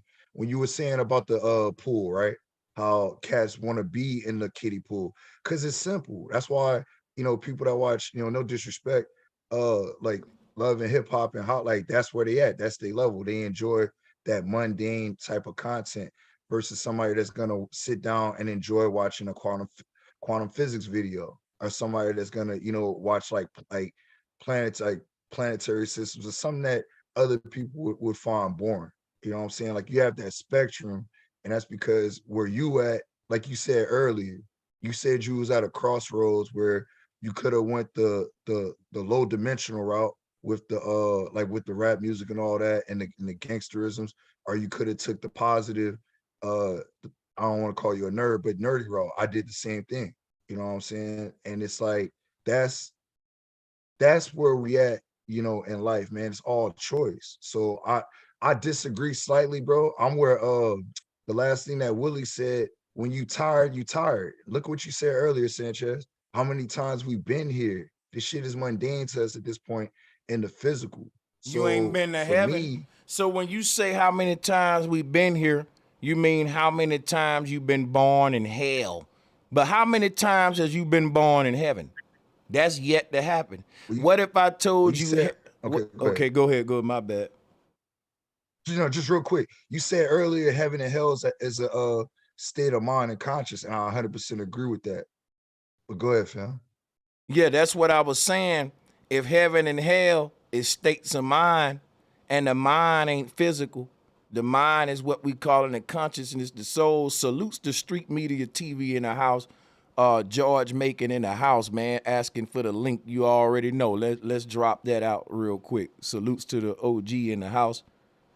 And to y'all brothers, Real Rap, Bobby Knight, Real Truth, Willie North Pole. Look, we put the long strong. I appreciate it. I'm gonna keep going, salute, man. Sanchez. We and for no reason, nigga, just off the G, nigga. Right. Y'all make sure y'all hit that cash app, man. Hit that cash app. Like it ain't like bro, who said it got to be a weekend, nigga? On a Monday we doing this shit. Now that's some real motivation, boy. Tell you, bro. Hey, Shay, can I chime in on something right quick? Yeah, y'all got it. All right, so I made it home. I'm all work now, so now I can kind of, you know, get into some stuff that I heard earlier. So y'all told me about the Bible. Paul said the Bible is an allegory, and I was like, okay, I don't really remember that. Oh, my nigga. So I went to look that up, and I just wanted to say that y'all totally read that wrong. Y'all misinterpreted the whole thing wrong. Here he go. Denial. No, gotta defend it. Let's Denial. go. I'm about to smack you on this shit. Look. He just read it and figured out we I'm wrong. nigga. But watch this. Exactly, We've been reading that shit for years, and smack. he just read it, and now we wrong, and you just read it. We've been reading it. But go ahead. He ain't got the cross reference or nothing. Did you read? First of all, go ahead. First of all, let me say this. Like I say, I'm not new to the Bible. You know what I mean? I'm not new to the Bible. You just new to the fact that it's an allegory. We get it, bro. Come on. You didn't tell us what we misinterpreted it. Fuck the whole conversation. Fuck the soldier. Yeah, do this for us, brother. Just read it and tell us what we misinterpreted it. Yeah. Well, okay. What I'm gonna tell you is, he says, "Hey, look." Hold on. You got the scripture in front of you right now, so we could be real. Let me pull it up. Because I don't want it to be no misconstrued it's words. It's 4:19. No, it's not. It's 4:24. You got the wrong verse. It's 4:24. Exactly. It's 4:24, fam. I do that, Galatians. Okay, let me go back to it for allegory 4:24. Yes, sir. And then after that, get Proverbs 1:6. And then we're gonna get into that psalm, find that Psalms where it tell you about dark sands too. You got three things. Yes, people of the chat. We at this moment, before we get into this sermon, turn your pages to Galatians and passing the plate around. Hit that cash app, turn your pages to Galatians. Everybody on the same page. All right, now the sermon will commence. Go ahead, brother. Okay, so I'm let's get it. Okay, so I'm in Bible Gateway, but I want to go to Bible Hub because I really want to pull up. I wanted to pull up the Greek and the Hebrew so I can go into it. No, just read what we grew up on, the King James version. Yeah. Okay, these things ought to be taken figuratively, and if everybody's looking at it, he said these things ought to be taken figuratively. And what's right next after that? A colon. So we don't even have to go no further than that. You know what? We ain't got to go no further when he say figuratively. You gotta ask this. Hold on, wait. You cut me off, bro. Let me just rock with you, bro. I ain't even said nothing. I'm saying it. What things were he talking about? That's what you need to get to. The things after the colon. No, that's not what he was talking about. He was talking about the things before the colon. That's how you need to go and do more research before you show up with some quick little patchwork and try to argue with folks that's been debating this and reading that same scripture for years. You just lied on the Bible. I don't like when Christians do that. Do the research. The Bible said prove all things. No, brother, I'm not going to hold on. You wrong. It ain't talking you about calling me a liar and I'm not a liar. I'm not calling you a liar. I'm calling you a dummy. I'm saying you wrong. You ain't reading the Bible right. And quit being emotional and cut me off just because I'm saying you wrong, brother. Brother, stop it. You're wrong. And you don't want nobody to show you, and you don't want to really debate this shit. You rather shut me up than me point out your folly so that because you know ain't no response to the shit I'm saying. You know you lying. It ain't that. The Bible is not saying the shit after that colon. Watch this, y'all. I'm going to show you how this dude a damn deceiver. Watch this shit. It say, these things may be taken figuratively. Let's read it. It tell you what things that we talking about. For the women represent two covenants. What women are they talking about? The women he was just explaining in Galatians 3 and 2 and all before this, leading up to this, because he was talking about Moses' sex position. The women that Moses nutted in and started his lineage with. That's what he was explaining, Moses' lineage and the two women that he went in. That's the covenant. So when I say, what is the Bible talking about when it say these things? What is it referring to, these things that it's speaking of figuratively? It's talking about the entire story of Moses, imposter. Now you turning me up, getting me heated. If you're going to deal with the Bible, you're going to deal with it with honesty. I'm not even a Christian, and I get fucking mad at Christians trying to bend and twist that shit. Bro, the Bible is literally talking about the fucking story of Moses' lineage. And if you going to disagree with that, I ain't even debating you, bro. We can just change the subject. You right and I'm wrong. I'm gonna just let you have that one, bro, because it's stupid. I ain't gonna debate that. You just need to do more research. We told you what the script. Y'all gonna let me finish.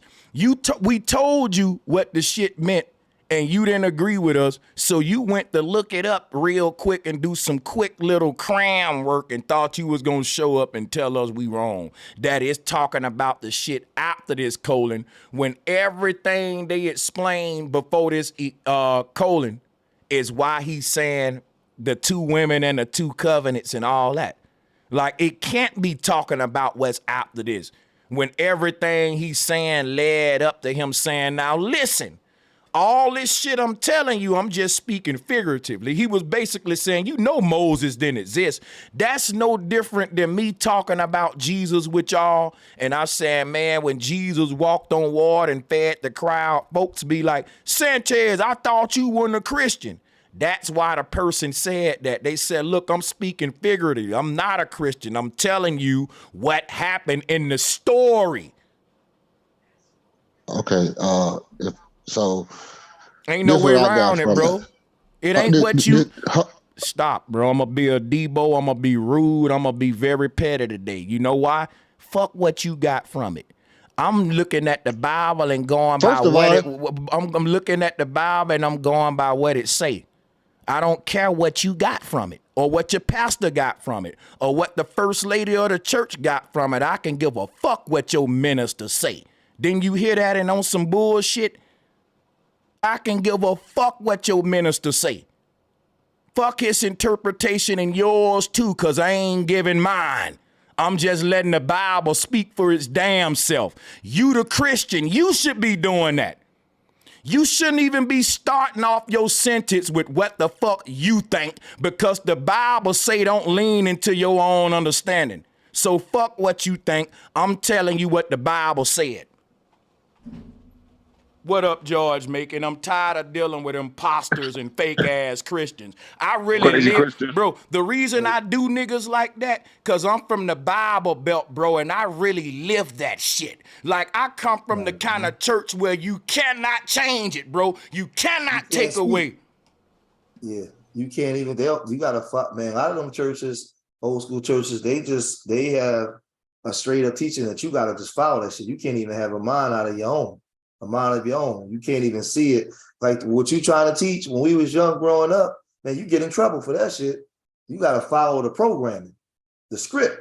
That's why I asked him to speak directly from the Bible, because again, all my people come from Mississippi and they not going for that. It gotta be word for word. If you put a of where it's supposed to be an and, motherfucker get smacked in the mouth for some shit like But that. that's Like, why. But that's why I always, when I came up, the reason why I came up. The wrong scripture, my brother. Hey, when you first came off the mic, you quote. Hey, look, bro. I'm keeping it a buck and a G with you, and we didn't even get to the cross reference. You quoted the wrong script, fam. All right, it was Galatians 4:24. All right, you quoted the wrong script, nigga. I got 2 more scripts in the back. Like I said, Proverbs 1:6 and Psalm 78. Hey, I know. I know it hurt. I know. Let him talk. You want to swim with somebody? I mean, look. Hold on. Go ahead. Hold on, fam. Let him talk. All right, hold on. Yeah, hold on, bro. Let me build. Yeah, go ahead. And I'm not a Bible nigga, but I fuck with the Bible tough because I got to. No, I ain't gonna disrespect you. But check this out. See, I'm gonna go because I already read the other one.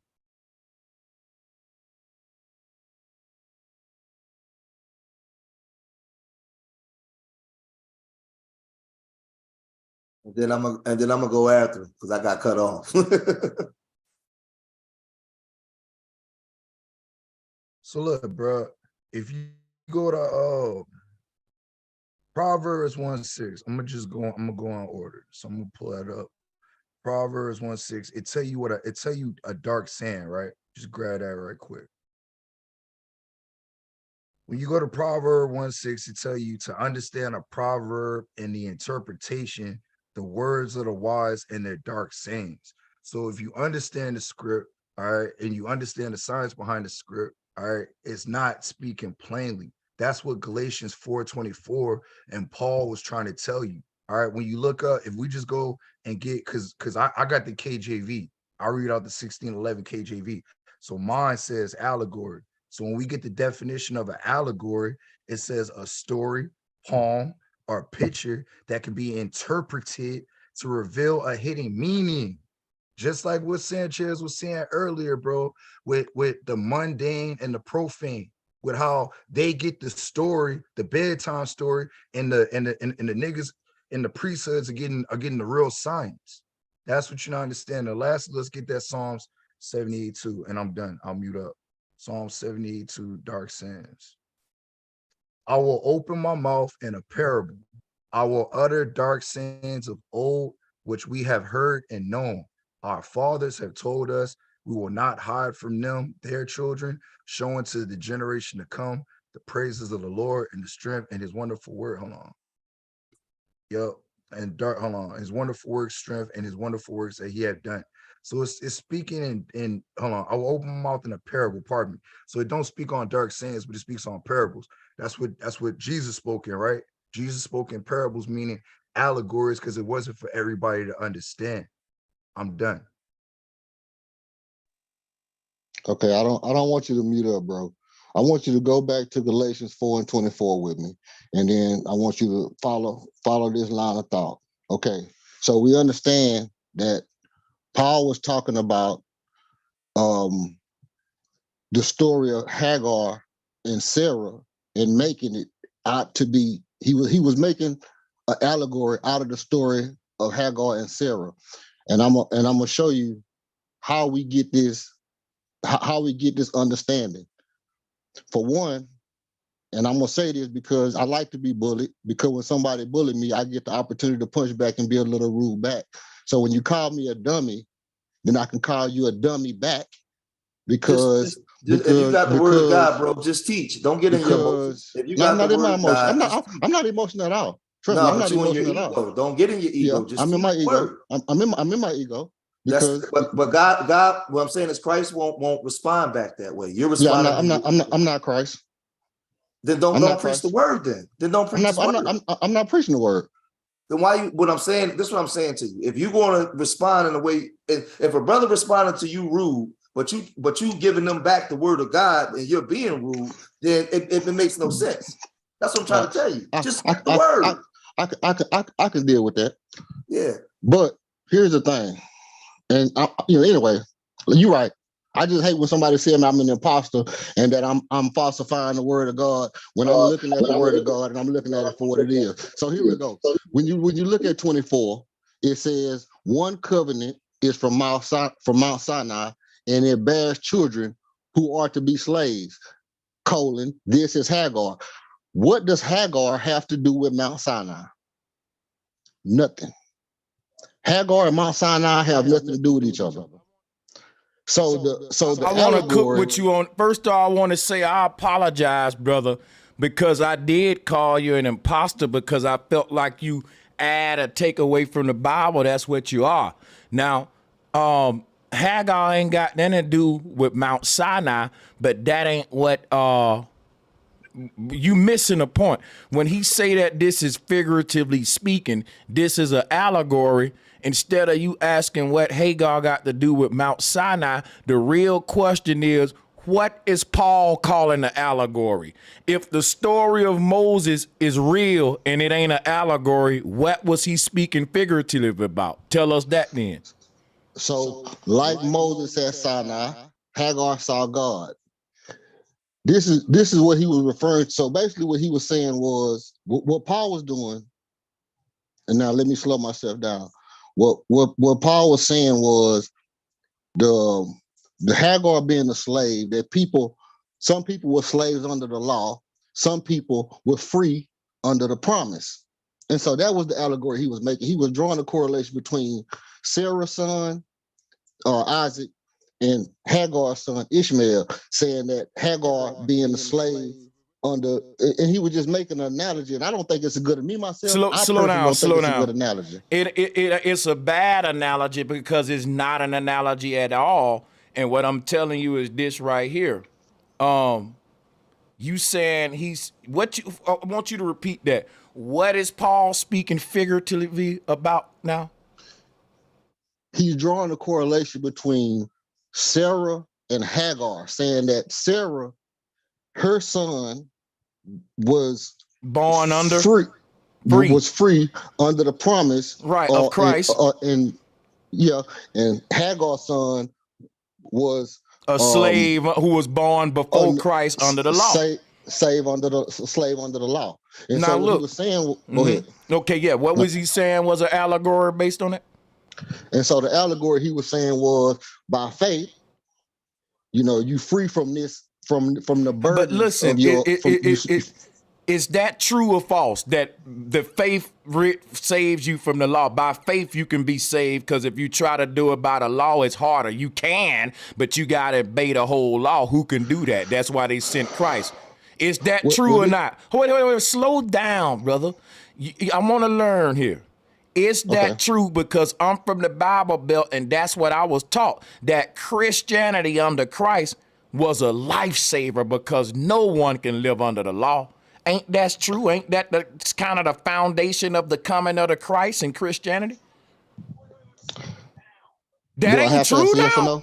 Hold on, bro. That's a yes or no question, though. Like, some shit simple. Like, come on, I'm going to repeat this shit again. The Bible teaches that under the law, people was dying left and right, going to hell because it was just too hard. So thanks to Jesus, we can fucking perfect ourselves and not have to be fucking perfect, because ain't nobody perfect. God stopped sending humans to hell just for being imperfect. He was saying, look, if you make a mistake, here come Christ and the Holy Ghost to wash that away. You acting like I'm making this shit up. Like, that's an easy yes. Yeah, brother. That's how it go. But it's not. Okay, I'm done talking to you, man. I can't do this shit, bro. You got, because I'm going to tell you why. You got your own form of Christianity that ain't got shit to do with that book, bro. And that's why I called you an imposter. That's why I called you an imposter, and I'm doubling down on it. You can say it's not true all you want. I'm just saying that you don't know what the fuck you doing when you teaching that Bible, bro. You leading folks astray. That's exactly what's the purpose of right. Like, and the shit that I'm asking him ain't even no deep shit. It's the reason, bro, it's the whole solution to the law, which was Christ. He just said it. He just said that one of the children wasn't a slave because they weren't born under the law. Now he acting like I'm making the shit up now because he see where I'm going now. He know when he say that the shit is real, right, then it can't be a fucking allegory. He know when he admit that, listen, that is how Christianity was formed, because we needed Christ to come because the law was too hard. If he say all of that is true and that is real, then guess what he's saying? It ain't an allegory. Right. What I'm saying is this right here. When you ask a question about that, to me, before Christ died, faith is this. If you kill a goat and you believe that goat take away your sins, you putting your faith in the law of having to kill that goat or that chicken. But no one was doing that though. That where you making that up. Before Jesus, yeah, you're making that up. Before Jesus, people was giving sacrifices to the Most High God directly. That's facts. Yep. When nobody's saying this goat gonna wash my sins away, they saying I'm giving this goat as a sacrifice to God that I may please him and he may overlook my wrong. But Jesus became the sacrifice for everybody. Now we can quit killing all these goats because there was one that was come that was gonna pay the sin for everybody, past, present, future, and that stopped the whole killing the goats and sacrificing, even though they still doing it in Africa like a fool. You don't understand the covenants. Like, it's that simple, bro. Like, look, just to put a big bow on this little part, bro. Even in James 2:24, it tell you, you see then how that by works a man is justified and not by faith only. Like, come on, bro. Like, who you think you're talking to? Like, for me, I grew up Christian, bro. I grew up with that damn Bible. So when I relearned it the correct way, yeah, nigga, I had to understand I didn't know shit. And it's hard for niggas to say, I don't know shit, and I gotta go and get the right interpretation because my personal interpretation is not representing what the book is saying. Well, I'm not interpreting that. So let me ask you a question. So if you did something wrong in the Old Testament, did you sacrifice according to your sins in the Old Testament? Bro, do you understand the Old Testament had was blood? no like question.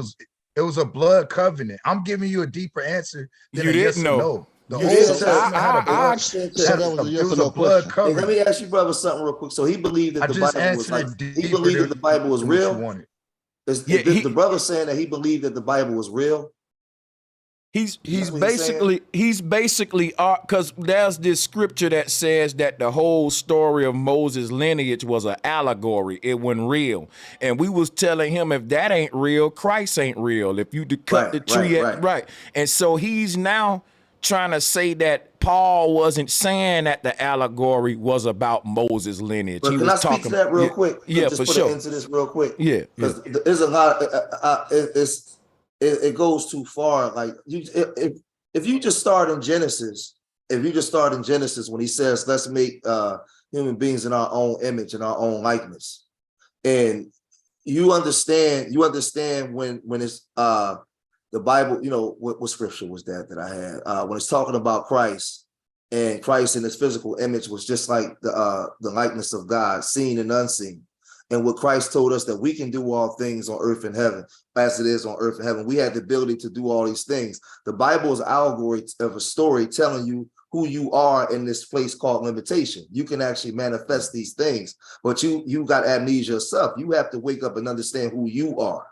And that's why I said, let's make man in our image and our likeness. So the Bible is just like a guide and letting you know what you're capable of doing.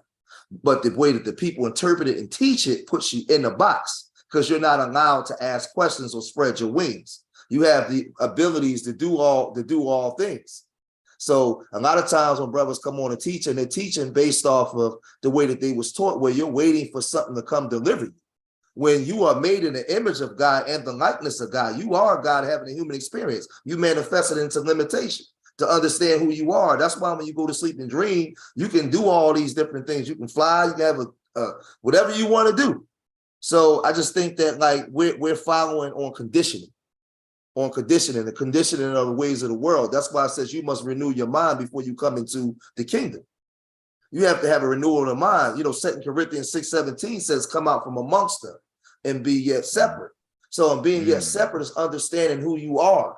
So that way you can begin to manifest yourself up out of this joint, man. And like what you were saying, you can get to a point where you can be pleased in your life. Like you can get rid of all the conditioning of lack, death, strife, all these different things. So no, like we teach it and we put ourselves in the box.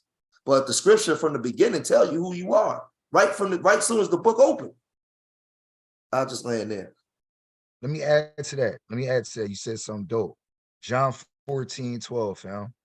Christ said, verily, verily, I say unto you, he that believeth on me, the works that I do, he shall do also, and greater works that he shall do. Like, come on, fam. The nigga telling you, like, you could be greater than me. Like, why you think he's saying that? Yeah. Why you think Jesus would say, like, if you believe on you, you could do greater things, that you could do what I do and greater? What is he saying? That's crazy because y'all just came with some daggers. The part where he said he gonna do greater, and the part where it says, you know, what he say? The one George just said, both of those together is daggers to show that we are gods, and the Bible say that. If you really think about it, the God is the one that can follow the law in the Old Testament. That's why when Jesus came, he didn't break none of the 10 commandments. And because of that, everybody worshiped him. If the average human who is not sin cast the first stone, it wasn't nothing but 10 rules to obey, and the world couldn't even obey them. It was so evil. They couldn't not kill a motherfucker, steal a motherfucking shit, cheat on his wife. Like them 10 easy ones for real. We got way more vices today and options of evil shit we can do. 10 shits and they couldn't keep them. So now check this out though. If what makes God different than man is bodily discipline, nigga, we are gods the moment we get control over our fucking behavior. Hey, you know what, Sanchez? Put it this way. God is not telling you just like to become God because you're already God. You're in his image and his likeness. He's telling you to become godly. He's telling you to excel to your higher self, because this so-called world that we live in, we consider it limitation. But watch this, right? So for the brother that's listening, you know right now while we on this stream, everything is happening at the same time. Right now, I'm going to be extreme. There's a woman being raped right now somewhere on this planet. And then there's a woman being made love to and she's being pleasured. There's somebody being murdered and there's a baby being born. Everything is happening at the same time. But in the conditioned world, you're conditioned to only see things through the lower self of the world. So you consider this place limitation. Where Christ is telling you to be godly and understanding who you are within the world. That's why in the scripture, but y'all take it literal, greater is he that is in me that is in the world. And me means in my ways and understanding, because you're created in his ways and understanding. You are God having a physical experience. And in the physical experience, the conditioned world wants you to only see things from the lower self. And it's telling you that you're greater than all those things. That's why I'm telling you that, especially for people like us, traumatized people, everything is happening at the same time, but we only focus on all the negativity. We don't focus on the things of, maybe you got the ability to heal the blind. Maybe you can walk on water. Maybe you can do all these things greater than what he did. So these was allegories put into your mind to tell you what you can actually do. But when we talk, we only talk in limitation. If you hear our people talk, everything is based in limitation. And that's why we don't advance. Hey, Sanchez got another one for him. You know what's so deep about what he said? Because everything is about polarity and duality. is what you put your focus and attention on, what we gonna manifest. And like he said, with our people, we will sit down and talk about, well, we can't do this, or we can't do that, we can't do that, versus what we can do. You know what I'm saying? And our whole shit will be what we can't do, what we don't got, versus what we do got and what we can do, and find ways to use that. That's facts, bro. Hey Sanchez, let me double down on another one. You got John 10:35. Or it started at 34 though. Jesus answered him, is it not written in your law? I said, ye are gods. 35. If he called them gods unto whom the word of God came, scripture cannot be broken. Like, bro, like I can make it easy and go to Psalms 82:6, but I wanted to know why EF didn't come off the mic and answer the doggone question. I'm trying to build with my brother. Hey, and F. Hutton, much love to you, man. We just disagree about the book. That's all. Hey, which question you wanted me to answer? The damn man, I forgot. Now we didn't tag you a few times, but I remember. It was, I mean, pretty much the interpretation, fam. Hold on, man. Give me a second. Let me go on mute. I'm gonna go back into YouTube and find. You go back because I think. No, go ahead, George. He probably bring us back. Because what I got, and this is where you close. Well, this is where you close the book. Is Romans 12:2, and KJV version. It says, "Be not conformed to this world, but be ye transformed by the renewing of your mind, that you may prove what is that." Excuse me. But be ye transformed, that you may prove that what is good and what is acceptable and what is the perfect will of God. And what that means is, and when it's telling you that do not be conformed to this world, but be ye transformed in the renewing of your mind, that's telling you that you have to actually let the conditioned ways of the world go. Because when you renew your mind, you understand who you are. And this is the thing. This world is, we manifest it into limitation. So you manifest into limitation where everything is happening at the same time. I tell people all the time, I used to wish I could fly, right? But when I lay down and go to sleep, in my dream, I can fly because I'm out of limitation. I'm in the spirit realm. I'm in the unseen realm. And everything in this physical world, you notice we bring from the unseen, meaning the chair you're sitting in right now, the clothes you got on, everything was manifested in the imagination and then made manifest, right? But remember when you was young and you were a kid and you talk too much, or you imagine, and grown-ups will tell you, man, you imagine too much. Sit your ass down and stop playing so much. It got you in trouble.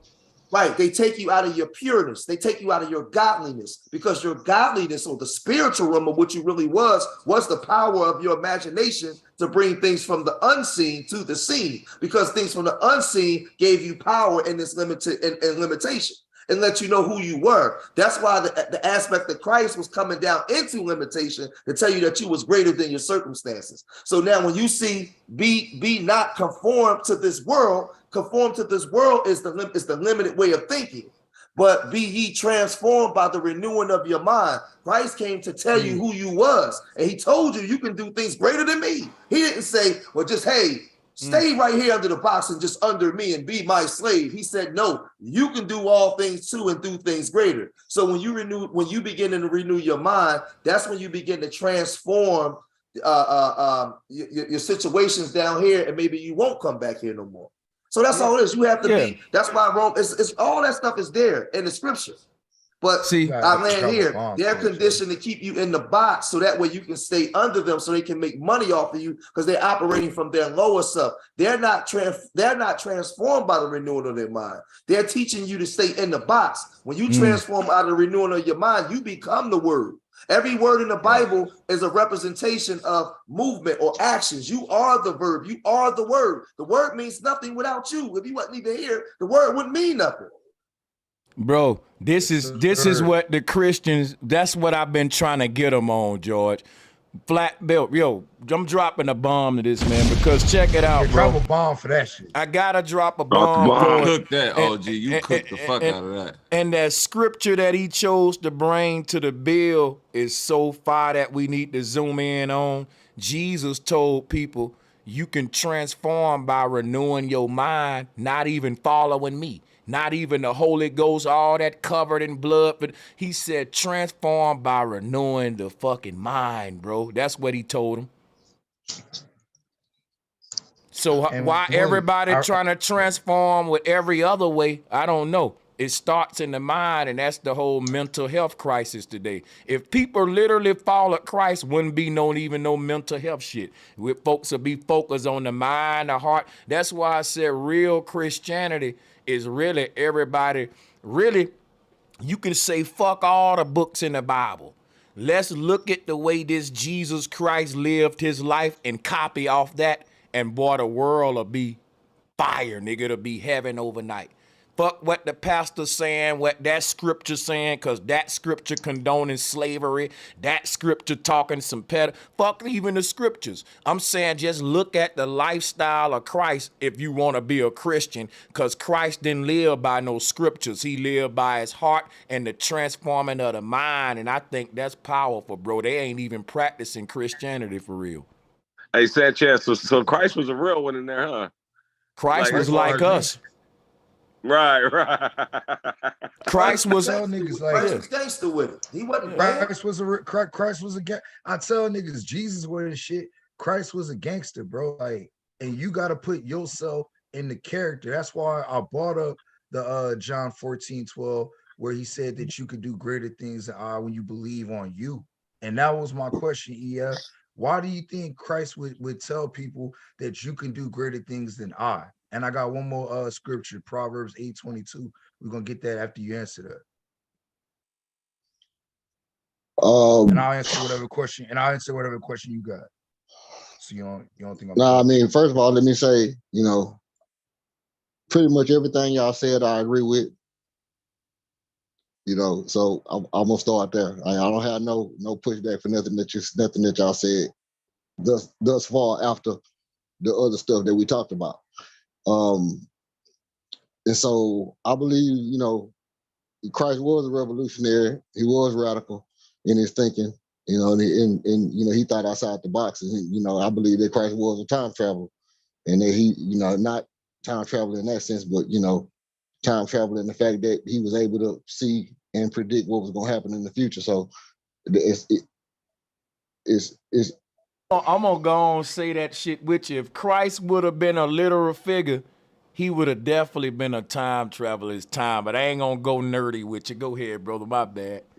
I definitely, believe that if you're talking about somebody who was born in 30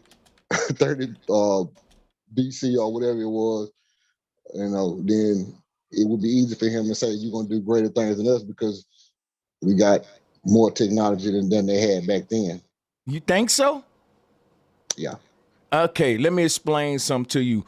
What if I told you that there were no miracles performed on the earth during biblical times, but it was dudes who knew more than everybody else, and they had technology, and they didn't want to let the people know about the technology, so they said, God gave me those powers, like how a magician tell a child, it's magic, because they don't want to tell them the trick, right? That's what was happening. It wasn't no miracle workers. There were wise men like Moses. Christ was one of them. And these guys, if you was on earth, they would have been using advanced technology that the average human during their time didn't know about. And that would have made them miracles. It's magic. No, it ain't. You just don't understand technology yet. And that's what I'm saying about you don't need miracles and you don't need belief when you get science and technology. When you realize that the world has always been technological, we'll stop saying stuff like we got more technology than they had back in the day. Let me ask you a question. Have you ever heard the term ain't nothing new under the sun? Yeah. Do you agree with it? Yes. Then we can do nothing that haven't already been done before, meaning that we can't even do nothing technologically that haven't already been done before technologically. Because if ain't nothing new under the sun, ain't nothing new. They ain't say some things. Some things are new under the sun, like cell phones and beepers. No, ain't nothing new under the sun. So if you're gonna take that all the way. Can I add on to that? But Can I add on to that? Take it all by the the way, same brother. token, Take it all the way, brother. Yeah, let me That's go all. after Just take it George. all the way, man. You made a let, mistake. Hey, let me go after George. let me Hey, let me go after respond. George. Let me respond to Gotta Sanchez take first. that, bro. You gotta take it first, bro. Okay, I'm gonna take it. Then let me respond to Sanchez. So if Christ back then said, "Yeah, you're gonna do greater things than I," and I'm saying, "Hey, look, we know that during the biblical times that they didn't have computers and they couldn't We reach." don't know that though. We don't know that. Well, we can pretty much say that in all the archaeological digs, we haven't found a computer. Okay, so check it out, bro. Let me explain something to you. You're gonna have to slow down. Whenever you hear me interject, I'm gonna stop you, even if I gotta mute you. So you might as well let me do it. I ain't gonna let you play the games you playing, brother.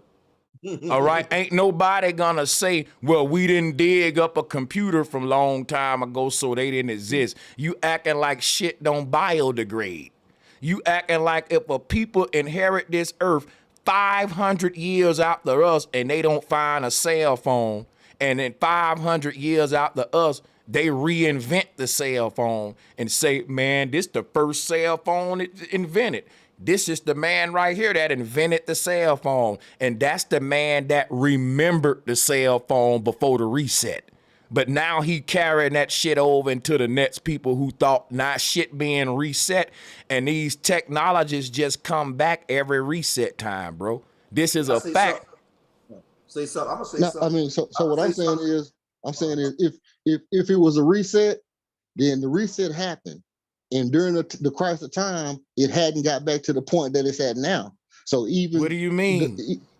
Okay, so let's say it was a reset, and that reset happened 20,000 years ago. And the people before that had cell phones, everything we had, but the reset happened, boom, it deleted all that. Boom, gotcha. Okay, now boom. Now Christ don't got that. So what he's saying is, hey, look, when y'all get back to where we was in the before the reset, you're gonna be able to do greater things than I can, because you will be able to reach everybody. So that's what I was saying. So it's easy for him to say, y'all will be able to do more great things than I. No, I disagree with you, E.F. Hutton. I'm gonna tell you why I disagree with you. And for me, the mistake that we're making, when you go to the store and buy a phone today and you run out of space, you have to buy what from the store? Storage. Memory, right? Memory, storage, all those aspects. How old are you, Hutton? Close to 50. So we about to say I'm 48, right? You remember back in the day when we had phone books, so you remember everybody phone number by heart because you exercised that aspect of your brain when we didn't have cell phones. You remember back in the day that you knew the numbers on the phone by the letters. Remember back in the day, say, Grandma, what's Uncle George's number? She say SA9. Remember that, right? Yeah. He give you the letters. You remember just using basic common sense and things that we actually had. When you look at a computer or a laptop now, you know it's emulating you, right? You were the Google. You were the full aspect of everything that you see outwardly was already inwardly. So when we look at ancient peoples, they was more tapped into, and this is all the stuff that Sanchez teaches on the channel. They was more, and a lot of times he get a lot of flack, and they call them pseudo, because Sanchez teaches about the higher sciences of the mind and the actual body of who you was. What man is beginning to do is emulate you to create a fictional part of you outside of you. So now you no longer use you. So when you see advanced worlds, a lot of them was, and they went to these places in Africa, in Papua New Guinea, in hills of Asia. They talked to these indigenous people, and was asking them, how do they see certain things in the sky? How do they do certain things? They did it with their minds because they was connected with nature. They was connected with the true science, the true aspect of the cycle of life. Now we disconnected from all that shit because we following a copy. So you can't say that they wasn't advanced, because that's when, if you got common sense and you really understand scripture and you really understand the spiritual aspect of Christ, why do people that teach things from a spiritual place get called pseudo by these so-called scientists? Because they don't want you to understand the true sciences of where stuff come from. They want you to go with their shit.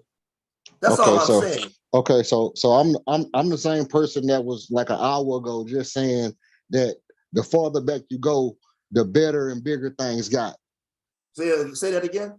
I'm the same person that was just an hour ago saying the farther back you go, the bigger and better things were.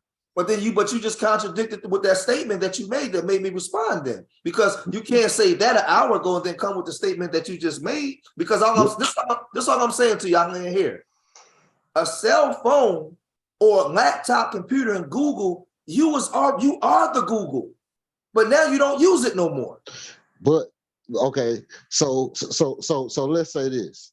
I am the radio wave, but without a transmitter, I can't reach people in China. So back in the Bible days, they didn't have transmitters that was reaching people in China. That's why they. Yes, they did, brother. Listen, hold on, EF Hutton. I'm finna get you because I've been quiet a long time, right? Let me finish my They sentence. had all these things. This is what ephod is. You don't know what you gotta let them teach you, bro. See, that's what. Listen, you're 50. George, y'all 50s, y'all brothers. Listen, man, y'all the OGs. But check it out now. We can teach you some, brother F. Hutton, and I respect you, bro. But I'm telling you, when you go to talking about, because he's trying to speak factually, like he just said ain't nothing new under the sun. Then when he keeps saying that in biblical times they didn't have that, brother, then you don't believe nothing is new under the sun. How they build these advanced cities if they didn't have no technology? Right. Think about Jesus, bro. Hold up, no. You asking us questions, bro, and we got questions for you. Listen up for a second, bro. For 1 second. 1 second. 1 second. The ancestors built structures that we can't build today with all our technology. Who's smarter?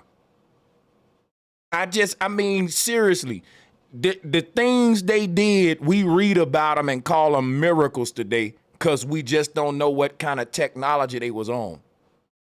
So if we know technology ain't a new thing, we gotta quit being biased saying we the most technological.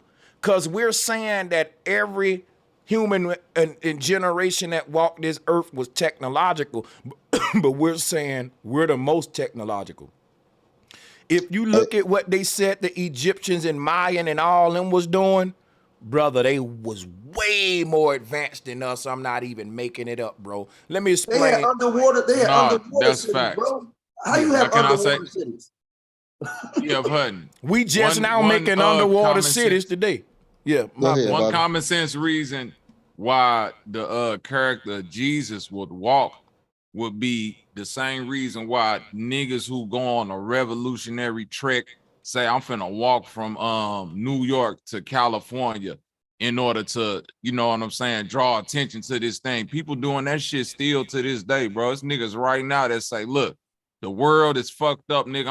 I'm finna walk, and motherfuckers who walk with me. So a nigga walking back then is not a good example of it not being no technology. It's motherfucker. Right. Like nigga, the nigga Jesus didn't have a car, my nigga. Like guess what you got? Guess what you got to realize, right? They said Jesus made a blind man see. Guess who's gonna heal blindness in our time? Elon Musk with Neuralink brain-computer interface. Guess what Jesus did to heal people? He touched them in the same spot Neuralink go, right here on the forehead to the part. This is where our consciousness connect with all the wiring that control your sight, smelling, feeling, all this stuff. So if you can't see, it's simply a issue of wiring inside of the brain so BCI gonna change the game, because once you realize that when they was healing people in the old day, and think about this, we think we more technological, but the average lifespan in our time is 60 to 70 years old, and the average lifespan in the ancestors' time was damn near 200 years old, and even your Bible say that. You think you more technological though. So, but check this out though, the most technological generation or group of people will live the longest. That's a fact. If your technology ain't making you live longer than the dude in the jungle, your technology killing you. It ain't healing you. So that make you. So what's the purpose of your technology if it's taking away your life? span versus giving you more years on it. See, technology is one thing, but good technology that help us versus bad technology that don't help us is another thing. Just saying that we're more technical don't mean that we don't building a better world with our technology. You know what, Sanchez? Any technology that's dumbing us down from actually being the natural aspect of ourselves is dangerous. Anything that's taking you, stopping you from using your actual memory. If you got to go somewhere and buy memory, and you're actually not exercising yours. That's not a technological advancement. It's not advancing you forward. It's making you a slave.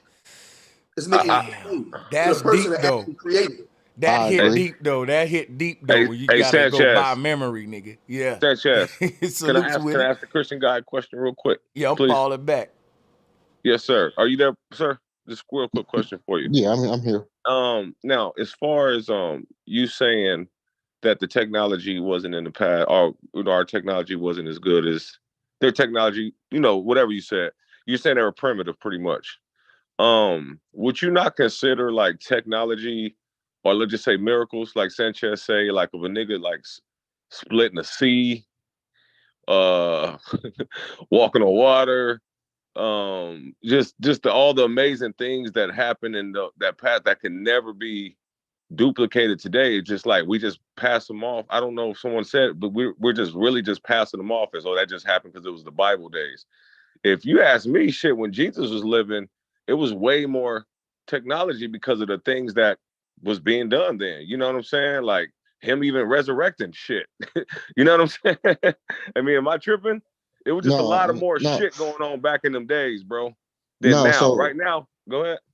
No, I was gonna say, no. So I think, what a disconnect is that from my understanding, there was a reset. Now, in my text, we kind of consider that reset at the flood. Now, this is where we get into tricky territory, because before the flood, people was living thousands of years and whatever. After the flood,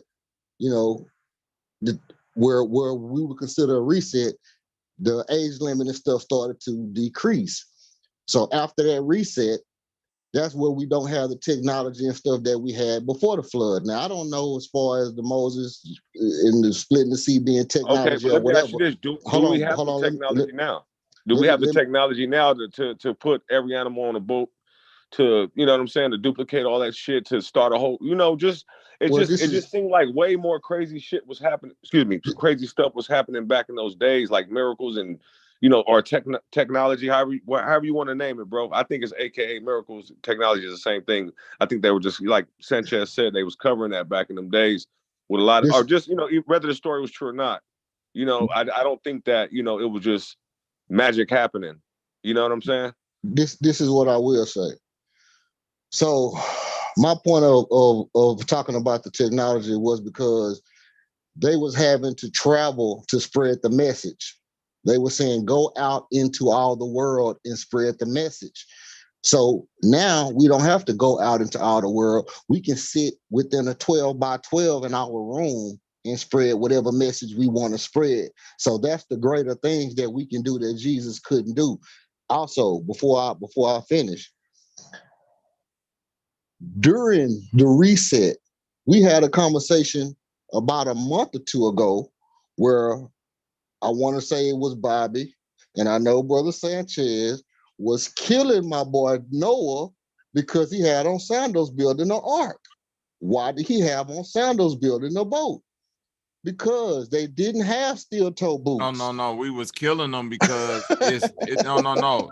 That's why we was killing them, because ain't no nigga in sandals finna build no fucking ark. You missed the point.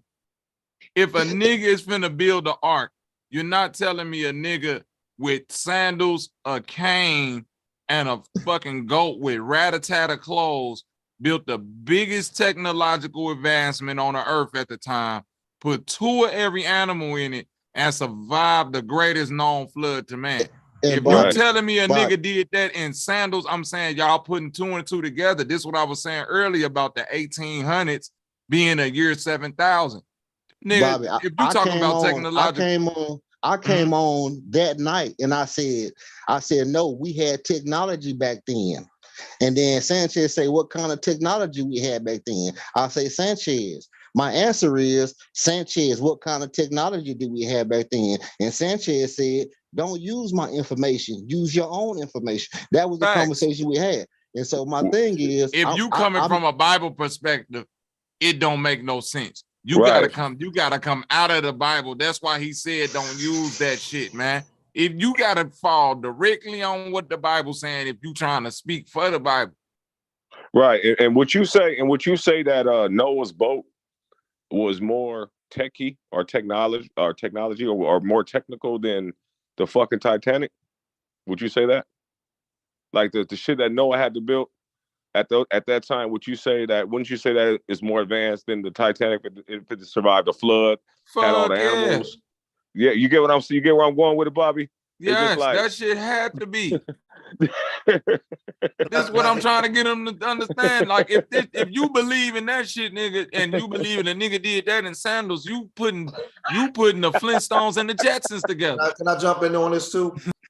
I think the mistake you making, brother Hutton, you mentioned the Great Reset. You mentioned the reset, that there was a reset after the flood. Okay, fair enough, right? But I think that a lot of times brothers read the Bible or they look at things, but only through one vision. You don't see it through the whole 360. You don't see it all the way around. And the reason why I'm saying that is they're talking about the Great Reset right now with Klaus Schwab and the economic World Economic Reform. And they're talking about taking away your redoing the internet because it's too much misinformation. They shut down the planet for a couple months 3 years ago. They're bringing in 20, 30, and 40 plans, and they actually breaking the world down that we once knew to reshape a new world, to reshape the consciousness of our children. So now when our children become of age, they won't even know the world that we come from. They'll be there. My son, which is 15, never lived in a world where there was no cell phone or laptops or anything. So common sense or certain things that I was able to exercise, he don't even know what that means no more at all. He's programmed and conditioned in the reset.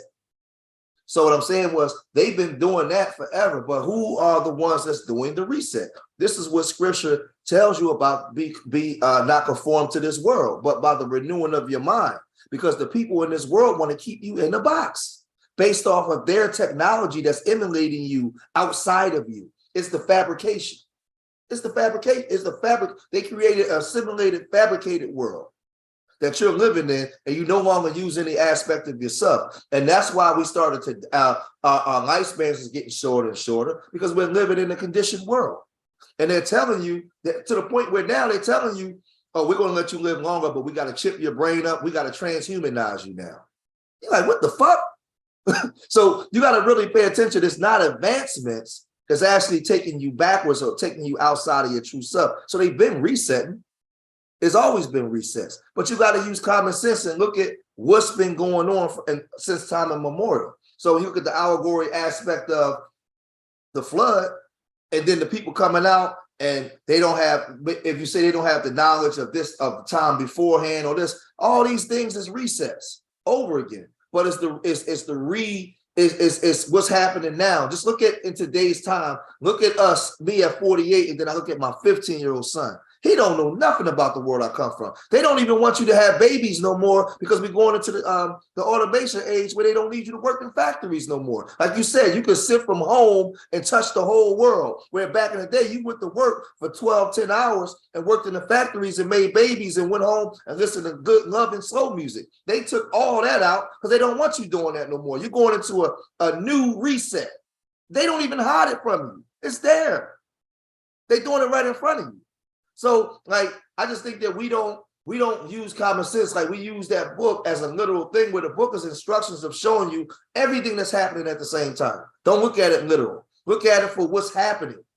So what I'm saying, you're in the time of a reset right now in front of your face. Okay. So now, I kind of want to draw from everything and kind of ask a couple of questions. Because I asked this earlier, and it kind of still resonate with me. So we got multiverses. You got your higher self. You got multiples of your higher self. You got yourself creating multiples of your higher self, you know, and you got a so high self of yourself creating lower selves. And at no point, none of these selves came and visited your new self and told your new self about stuff that happened in the old days. So what I'm saying is, at any point throughout all this, I mean, like, really, and I'm not gassing nobody or pulling no bullshit. I'm saying, like, real life is geniuses on this call right now. Like, minds going all different directions to infinity. Like, I've heard people on this call say infinity several times today. Well, and at no time throughout infinity,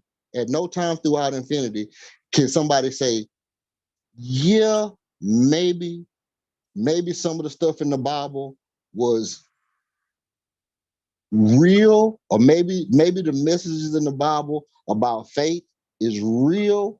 You know what I mean? Maybe the fact What's that your point? This is my point. I don't understand your point. This is my point. My point is that it was a time where people, and especially our people in Africa, and they still do. Matter of fact, let me tell you a story. Quick story. The heck? Go get to your point. Get to the story. I want to understand. Land the plane. I know, but trust me, man. Look, trust me. I'll say a sentence and then y'all will go for like 5 minutes, and I'll sit here. No, quiet. it ain't that. No, I want to stay with you. I want to understand. I know. You can't go to something else. I just want to understand your point. No. This story is part of my point. All right.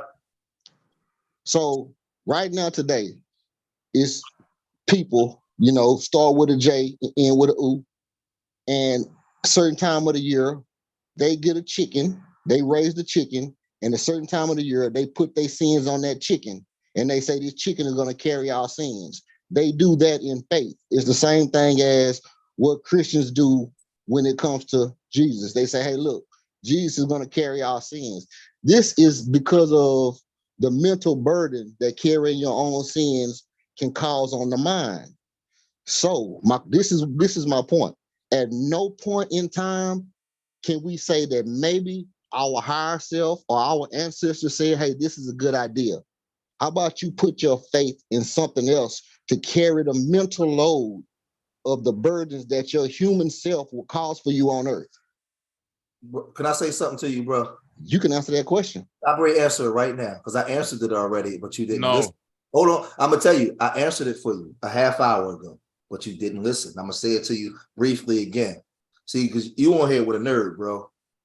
And I'm telling you right now, I told you that based off of what you just said, on this planet right now, everything is happening at the same time.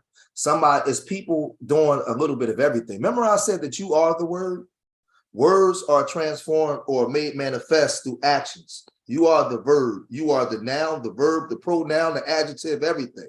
Words have no meaning without you acting it out. So every aspect of so-called life that we see is being acted out by humans. So you're going to see people worshiping this, doing this, killing, fighting, everything. But the ancient word in the book that you got says, be ye transformed not of this world, but by the renewing of your mind. You have to look at the world for what it is. And then 2 Corinthians 6:17 says, come out from amongst them and be yet separate. Be yet separate is the transforming of your mind to understand who you are in this place. So the reason why you feel down or feel this, because you're conformed by the conditioning of limitation.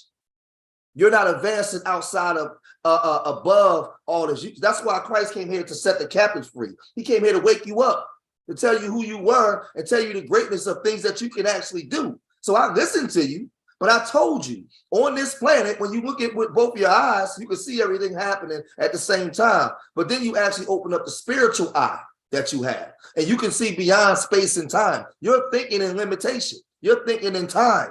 We got to start thinking beyond that. They don't want you to think that, because as a child, as the scripture says, how will we be remembered in the kingdom of heaven? He said as a child, because when you were a child, you can think beyond space and time. Your imagination was everywhere. And then goddamn conditioned adults told you to stop imagining too much. Stop doing this. They start dumbing you down and resetting you. You got reset from the time you came here as a child. They keep resetting you. So when you say reset, I heard what you said. I heard what you said, but everything that you're saying is still from a worldly, limited base because you're not thinking outside of the box. That's what I'm trying to tell you, and that's what Christ. But see again, hold on. There is no but, and because I'm gonna explain to you why. Christ never said but, because but is limitation. I never said but. Hold on, it's just advancing. Listen to the scripture that you actually have. We're giving you the scriptures. It's advancing outside of everything that you just said. Everything. That's all I'm saying. You keep going into customs, traditions, and all these different things that human beings doing. But at the end of the day, you came here to understand who you are and then advance out of it. Because you came here through a womb into a place that you stay for a short time. You have an allotted time in this place, and then you leave, and maybe you come back again. But you came here to experience.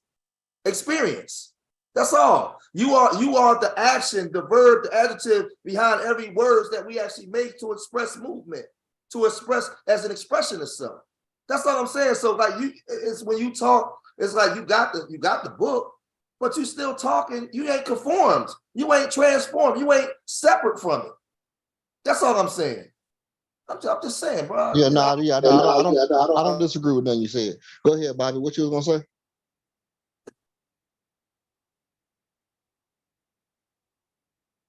Nah, that wasn't Bobby. That was Willie. That was me that disagreed when I said no. Oh, okay, well, y'all both came off the mic. Bobby was going to say something. No, all I was saying when you said, do I feel like our ancestors felt like that would be a good idea? And I said no, because the whole point of the journey is for you to become accountable for self. It's a self journey. So the minute you start putting your accountable things onto something else, then you kind of reset your life lesson. Okay. How would you get the lesson if you're literally ducking accountability the entire time? Well, I first of all, I think it's multifaceted in this aspect. Well, we understand that it's kings and rulers who was making up bullshit to oppress people. And so now when you got kings and rulers making up bullshit rules to oppress people, when they say, hey, look, if you don't do this, you wrong. If you don't do that, you wrong. And so now you're saying, hey, well, if I'm not able to do this and that, now I got this burden. And somebody said earlier, right? Somebody said this earlier. You still got a choice to make. How are you indoctrinated on wrong and right? So now we indoctrinated on wrong and right, different than they were back then. So at a point in time, if let's say like the brother who was just saying his kids don't know nothing about living without a cell phone. So if in this time, if they start saying, hey, look, if you don't use your cell phone 5 times a day, you doing something wrong. And then 5 years from now, they make it to where you can't use your cell phone 5 times a day. Those kids are going to have mental issues. And then somebody going to come along and say, hey, look, well, if you don't use your phone 5 times a day, maybe you eat a piece of candy and that'll make you not feel like you're doing so much wrong. And then later on, somebody will come back and say, hey, you really don't need that candy. You just got to renew your mind. And the whole time you ignoring the one person that you should be listening to, which is the self. Because if you doing all of that shit and not listening to what your body telling you, then that's where ignorance becomes accountable, and you still gonna have to suffer from your own decisions. See, whenever you talk about a devil, whenever you talk about a devil or Satan, see, we always want to go to the Bible, right? There's many different books that explain this. When they talk about Satan in the Quran, for example, it's a surah where Satan is talking to a human, and the human is saying, like, why did you do this to me? And Satan laughed at the human and said, basically he laughed at the human and said, nigga, you did this to yourself. I didn't do nothing but present you with a choice. I know who God is. So it was like, Satan was basically saying, like, nigga, who you think created me? I even know who this higher self is, which is me and you. I didn't do nothing but present you with a choice. You did it. You did it. Who the brother talking now? That's so. I just want to interject just for 20 seconds because what you said is important. Give it right back to you. That's why 2 Corinthians 17 is telling you to come out from amongst them and be separate, because Satan, the aspect is the allegory of Satan provides the lower self things for you. You bite it. The quicksand, the big booty bitch was right there, but I told you quicksand was right there. Exactly. You walked and fell in the quicksand. I told you it was there. You chose to do it. I gave you the car, the hose, and all that kind of stuff. So, but that's why I was telling you that be transformed by the renewing of your mind, because now you can tell Satan to get behind it. Hey, 5 seconds on that. Acts 20:30, since we dropping scripts, also of your own self shall men arise, speaking perverse things to draw away disciples after them. Just like what George said. You got to separate yourself from niggas. Go ahead, Bob.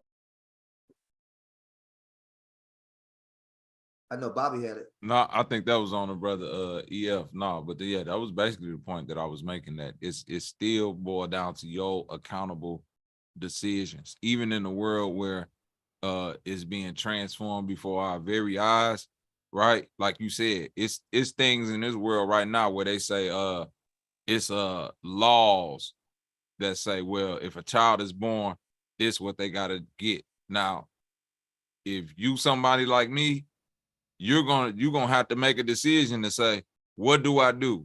Do I follow the creed that I feel internally, morally within myself, or do I succumb to this? Okay, I'm gonna do what the fuck I want to do. I'm gonna stand out from the crowd. I'm gonna be the sore thumb. I'm gonna be the one that's willing to walk out there on water, so to speak. Hey, that's Bobby, what that's all about. You a movie guy like me, but right, Bobby? Yeah, I watch movies. Okay, so my favorite movie, Harlem Nights. My second favorite movie is Equilibrium. You familiar with the movie Equilibrium? Christian Bale and Tay Diggs. Okay, mine's so Demolition Man. so Equilibrium, they had Demolition Man, my shit. the motion. I mean, the emotion sins were having emotions was against the law, and having more than 2 kids was against the law. Right. Right. Now, okay. Let me ask you this before we even get deep off into the movie. Christian Bale was the main character of the movie, right? I think the little boy was the main character, but go ahead. But the whole, I'm just saying, let's just whatever ahead. you think the Christian main Bale. character. Christian Bale was the main character of the movie, correct? Yeah. He was the one. He was one of the first ones that did what? Had a thought that led to a choice that he had to make to stop taking them pills. Correct? Okay. Correct. That thought didn't come from no outside. That came from him inside his mind, wrestling with himself, recognizing what was going on, and then making the choice to do something different. Correct? That's not true. Oh, come on. Are you That was the whole movie. That was the movie. No, he went to arrest the dude, and the dude had already stopped taking his medicine and started reading the book. So when he went to arrest the dude slid him the book because he had already stopped taking the meds. Okay. That's why. Okay. E.F. Hutton. Even if I agree with you there, then that still makes my point. The dude in the movie who got the thought to separate from that sets the foundation that it was still people in that world that was making a choice not to do that shit. Right. Period. So it's still a choice. Hey, can I add to that too? Hey, Hutton, let me ask you. Let me add to get out of here real quick. When Christ went up into the mountain to be tested by Satan, what was actually happening up there? What were they trying to tell us? He was wrestling with himself. I keep saying that. What was he? Bobby just gave it away. I don't think he was wrestling with himself. What was he? I want you to tell me from your what is your interpretation of what was happening?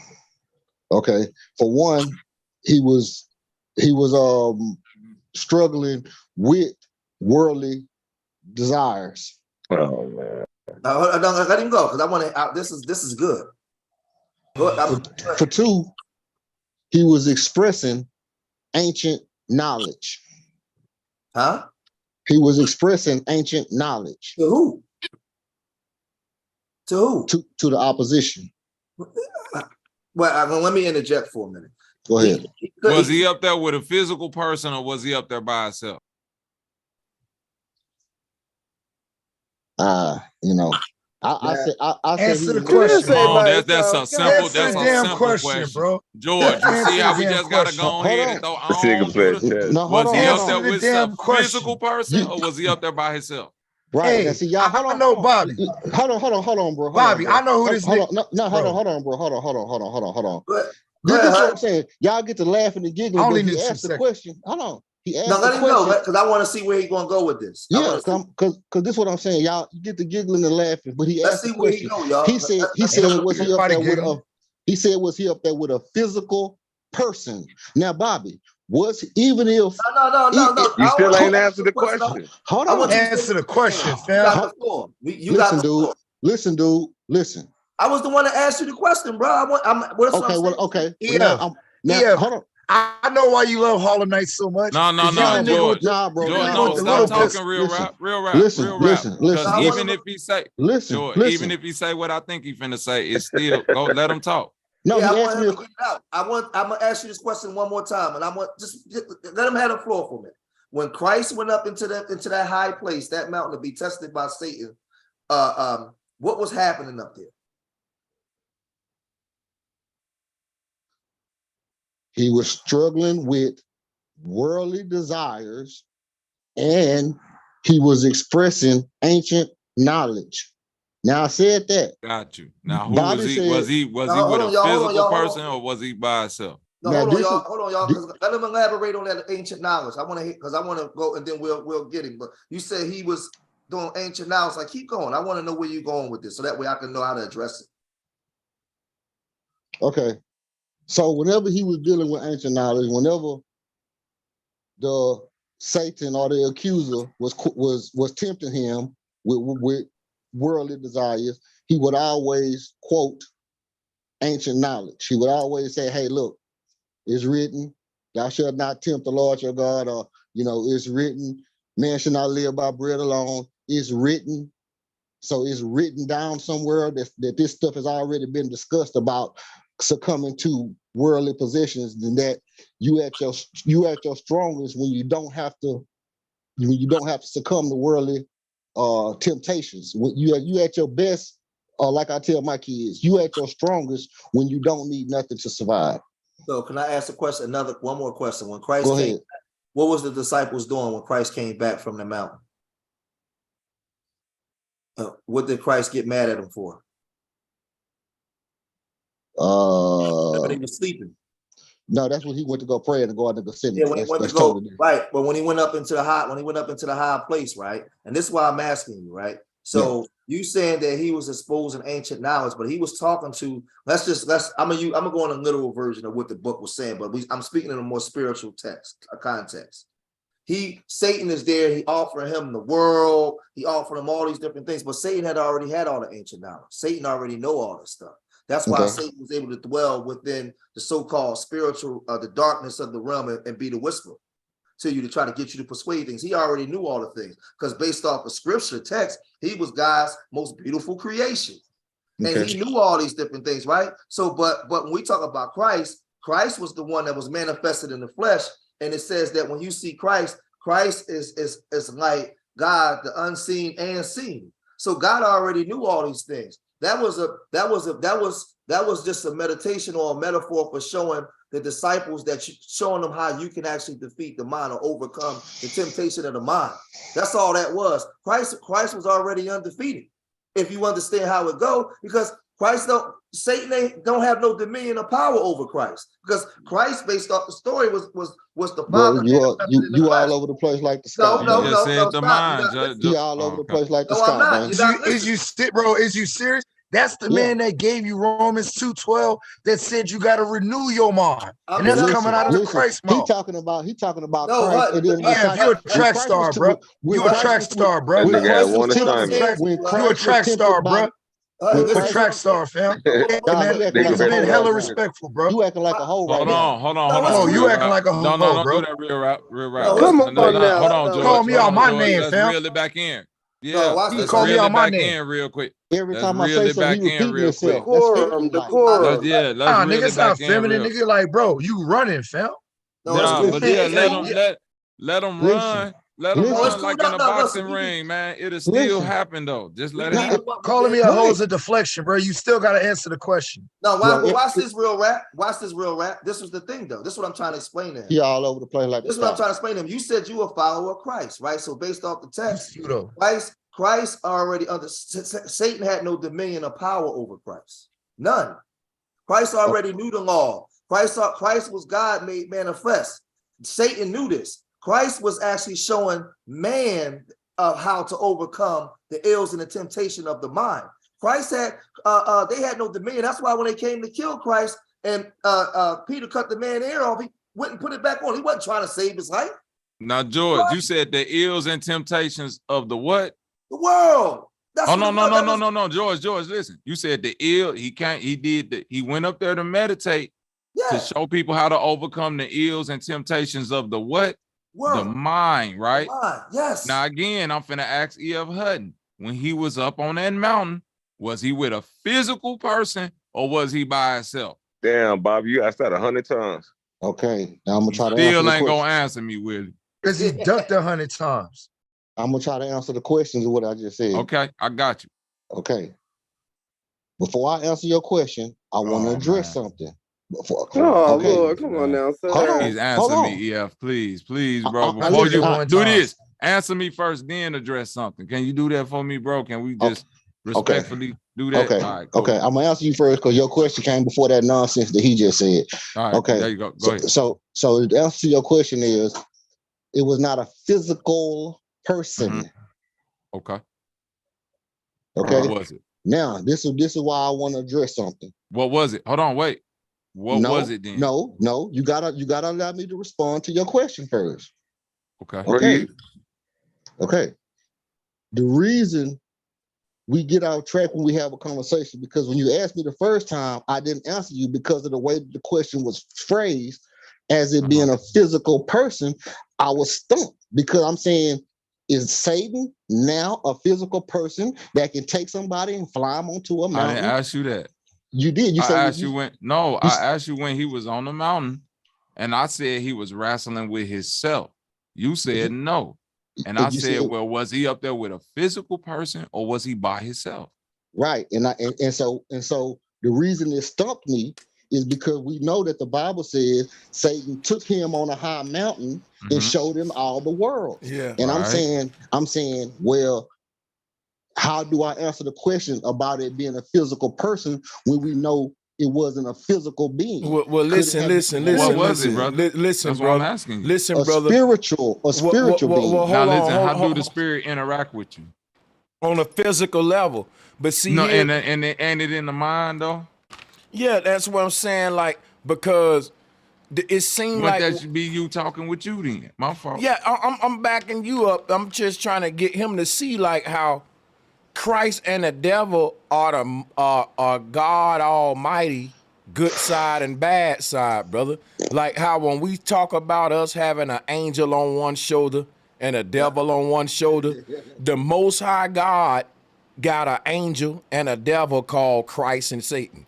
And he act out his good through Christ and his bad through Satan. But both of those are still the same person. Manifesting a good or bad in the earth realm through these two deities. And when you go and look up the history of Christianity and quit just going with the Bible and actually look at what's being taught like in theology classes and shit like that, you Christians will really get way more deep with this thing for real. He said I said I want to hear the bullshit you said I said because I got you. I'm listening to. If you got the Bible and you tell me what I said was wrong, I got you. I want to see because he said I said some bullshit. Hutton. When you said Christ was up on the mountain trying to show the apostles something, when Christ went on the mountain, it was directly after when he went took it into the wilderness. It was directly after his baptism, and the only people that even was in his congregational group right then was Andrew. It was only two people that was with John the Baptist that even was messing with him at the time, and it wasn't nothing about showing. He was pushed into the wilderness by the Spirit. He didn't get tempted. He didn't go up there to show the apostles nothing. Now watch this, Hutton. Watch this, Hutton. I'm glad that you said that. Thank you for saying that, because this is the mistake that you made. Okay. He was Christ. When we read these books, Christ is supposed to be the greatest example of how we're supposed to be, right? Am I right or wrong? Okay. Right. So we know that if we're saying that Christ is supposed to be the greatest example, and you have disciples walking with him, learning, but then you got us. When we understand who Christ was, Satan had no dominion over Christ. Christ had fasted and he went up there to be so-called tempted by the devil. But we know that Christ was the Father manifested into flesh to actually come and set the captives free. So we know that Satan had no dominion over Christ. Who was he really doing that for? Right? Let's use common sense. Why did he do that? That exercise was for who? It was so the prophecies could be fulfilled, is what I think. Yes, so that way you can understand how to overcome the ills of the temptation. Right, That's what bro. it was for, Because the point is, if Satan would have offered the average man the world, he wouldn't have hesitated.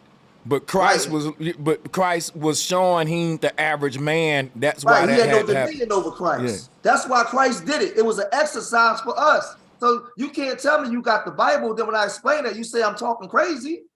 No, you don't understand the full totality of what you're saying. You're still in the box. That's what I'm trying to say. I'm not being disrespectful to you. Now, when you keep saying I'm still in the box, I think you underestimate who you talking to, bro. And I, because I don't know you. I'm only talking. I'm making my decision based on the conversation. You done got smacked. You done got smacked all night. I was just asking. I mean, I ain't getting smacked. I'm just learning and talking. Matter of fact, I just got off work and I'm relaxing, having a a good time talking to y'all. I'm just saying, I'm not. What I'm saying is, I'm making my assessment. Hey, everybody get beat up. Yeah, for some.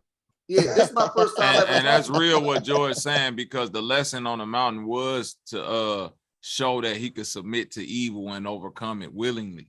Yes, that was the lesson that he was trying to show. No, listen, no, they weren't with him. That's why he went to do it alone, and they kept asking him, "Why would you go do that alone and go submit?" That listen, whatever that mountain represented is all the allegory, brother. The mountain represented something like a great feat. Hey, guess what? A great shit. evil, Hey, and that's why Bobby. they said, "Why would you go submit yourself to this evil alone?" And he did it to show them, nigga, I can walk through that evil and come back still myself. It ain't gonna change me. And you know why that's important for the Bible? Because they got to show you the mental battle with Jesus dealing with sin, to show you that you ain't the only one struggling. It was a struggle with Christ, but he overcame it. So what's your problem? That's the whole point. Christ came to show. That's why he told you can do things greater than me. He wanted to show you the greatness that you have, and that's why he said when he talked about do things in remembrance of me, or do things in my way. He was just basically saying, I got the power to do this. If you follow this, you can do it and be greater. So he didn't say, well, follow me. He actually told you can be greater than him. What ain't too many charlatans or these maniacs, they'll never tell you can be greater than him. Hey, George. See, George, if you had a church, bro, I would go to your shit. Now let me say something, George. This is what true Christianity is. I'm finna ask you a question real quick before it slipped my mind. These Christians today teach that it's impossible for us to be like Christ. Can't nobody be like Jesus. And I'm telling y'all, that's the lie of the devil. Y'all going to hell if there is one. Christ ain't say that. He said, transform your mind. Everything George was saying. Bro, they did not send Christ to conquer evil and say, because this whole thing where you can just believe in what Christ did and you can ride on his wave and be forgiven. I'm saying that's the Antichrist, the false shit that's when Christianity went left. People was actually following what Christ did, meaning people see, that's why the Bible wanted you to see Christ struggle with sin. They didn't make it easy for Christ. Christ was fucking praying like, please, goddammit. Like, Christ almost took the goddamn world from Satan. Like, it was a real negotiation up there. He was, he He had, it was a point that the Bible wanted to make, that it wasn't easy for Christ to overcome sin. It was hard like it was for you, but he did it. Hey, just real quick, bro. That's the Bible saying, well, you can do it, and it don't take a miracle. It just take fucking endurance and discipline, and I'll yield right there. Yeah. So whenever you say like in a box or this, that, and the third, and I'm saying, hey, look, when I started out my question talking about multiverses and this, that, and the third, you can't say I'm thinking inside a box when I'm thinking about multiverses, because that's not in the Bible. Hey, but so look, look, F. Hutton, I'm telling you, if you thinking outside the box, you shouldn't even be talking about boxes. You should really be saying, I'm thinking outside the Bible. And if you doing that, you ain't a true Christian. That's what I was saying earlier. Where I come from, people don't say nothing outside the Bible, outside that biblical box that they in. If it ain't in the Bible and it ain't in the book, it ain't in the box, it ain't in their spirituality. That's how it is in the Bible Belt, man. If you try to add something to it, they ain't taking it. You take some away, they ain't fucking with it. It got to be, Hey, at least. and watch this, right? And he keeps saying what's in the Bible, bro. You don't know the Bible, fam. Because like it clearly talks about different dimensions and shit. Like he just mentioned Ecclesiastes 1:9 verses like under the sun. Bro, you don't know the Bible, fam. It's okay. You 50 Nobody years old, know you the don't whole know the Bible, but I know as much as you Hold do. on. I gotta say, real rap. Just see, you a OG, man. Just you and George the same age and shit. But I ain't gonna lie, I done saw George say to young niggas, "Yo, that makes sense, man. Yo, that and give them they props, bro. You ain't gave none of these young brothers no props, and some of these brothers dropping Jews. Real rap just told you." You brought up other dimensions, and the Bible told you not to lean in your own understanding. Real rap just gave you a bone. He was helping you. He was saying, look, bro, the Bible do talk about other dimensions. Basically, don't let Sanchez do you like that. Your book, and he right. Well, first of all, I did say I agree with everything they said. Before I even start talking, I said I agree with everything they said. It's just that once they start to, hey man, you don't know this, okay, I don't know that, but I do know that when you say when he came down from getting tempted from the devil and he came down and the apostles were asleep, I know you all over the place like the sky. No. Because that's not what happened. I still corrected by that part, but my point was still made. See, this is the problem that Sanchez just made the point. You stuck on what you knew at the end of totality of what I was saying, but you only took that one part out. That's the disingenuous part. But I'm ready to smash all that right here, right? Two things. You understood at the end where I was going. I made a mistake where I talked about the disciples because that was a different part of a story. I got you. See, the difference is I can hold that because I ain't in my ego. You understood that was an exercise, and I'm a prove it was an exercise for us. Because when you go back to the beginning, it said in the beginning was the Word, and the Word was with God, and in the beginning was the Word, and the Word was with God, and the Word was God, right? And then you get to John, 1:14-23, and the Word was made flesh and dwelt amongst us. So if we know in the beginning was the Word, they talking about Christ. Because the Word was made flesh and dwelt amongst us. That exercise of him being tempted by Satan was an exercise. Satan had no dominion over him. So that wasn't for Christ. That was for us. That was a demonstration. That was a demonstration. So what I'm saying, when you disingenuous, you just said, well, you talking, I'm all over the place because you talking about this. Well, you understood the totality of what I was saying. But because you hardened your heart, you just went that way instead of just, you know what, that brother made a mistake, but I understood what he was saying because you understood the totality of the point. The point was I'm showing man that I can go into the fire and I can come out unscathed. And so can you. That was the whole point of the exercise. That's why in the beginning, when you open up the book, in the beginning was the Word, and the Word was with God. Then when you get to the New Testament, it said the Word became flesh. So I don't understand where you going with this. That's why I asked you. Because I asked you, I said, what was Christ doing when he was up in that mountain being tempted by Satan? And then you went on to what you went into, and that's how I know I'm not gonna put you down, because I'm not gonna be talking the word of God and then talk down on you. I'm not gonna do that. I'm just saying that was an allegory message of letting us know that we are greater than the limitations of the world. That's why you have the scriptures of saying, come out from amongst them. The only way you can come out from amongst them is to understand what I said. What I said was, you are the word. You are the definition, the verb, the adverb, the pronoun, the noun. They mean nothing without you. That's why it says, in the beginning was the word, and the word was with God. Yeah. And it says, let's create man in our likeness and our image. So if the word was with God and you created this likeness and image, who the hell are you? Hey man, fuck this shit. Nigga, we finna start a church. Fuck that. I'ma be, nigga, George is the head bishop. I'm a fucking pastor on it. We got real rap. Nigga, what? We need a ministry. What the fuck? George, we teaching a real, hold up, but we teaching a real Christianity, man. Like, we really teaching a real Christianity to these people, man. We got to put this shit out there, bro. Sanchez, can I give a shout out to my nigga Rashad? Rashad was the one that urged me to get into the Gnostics about a year ago. He did. Shout out to Rashad, nigga, because Gnosticism is where. Why Christians scared to go and take the red pill?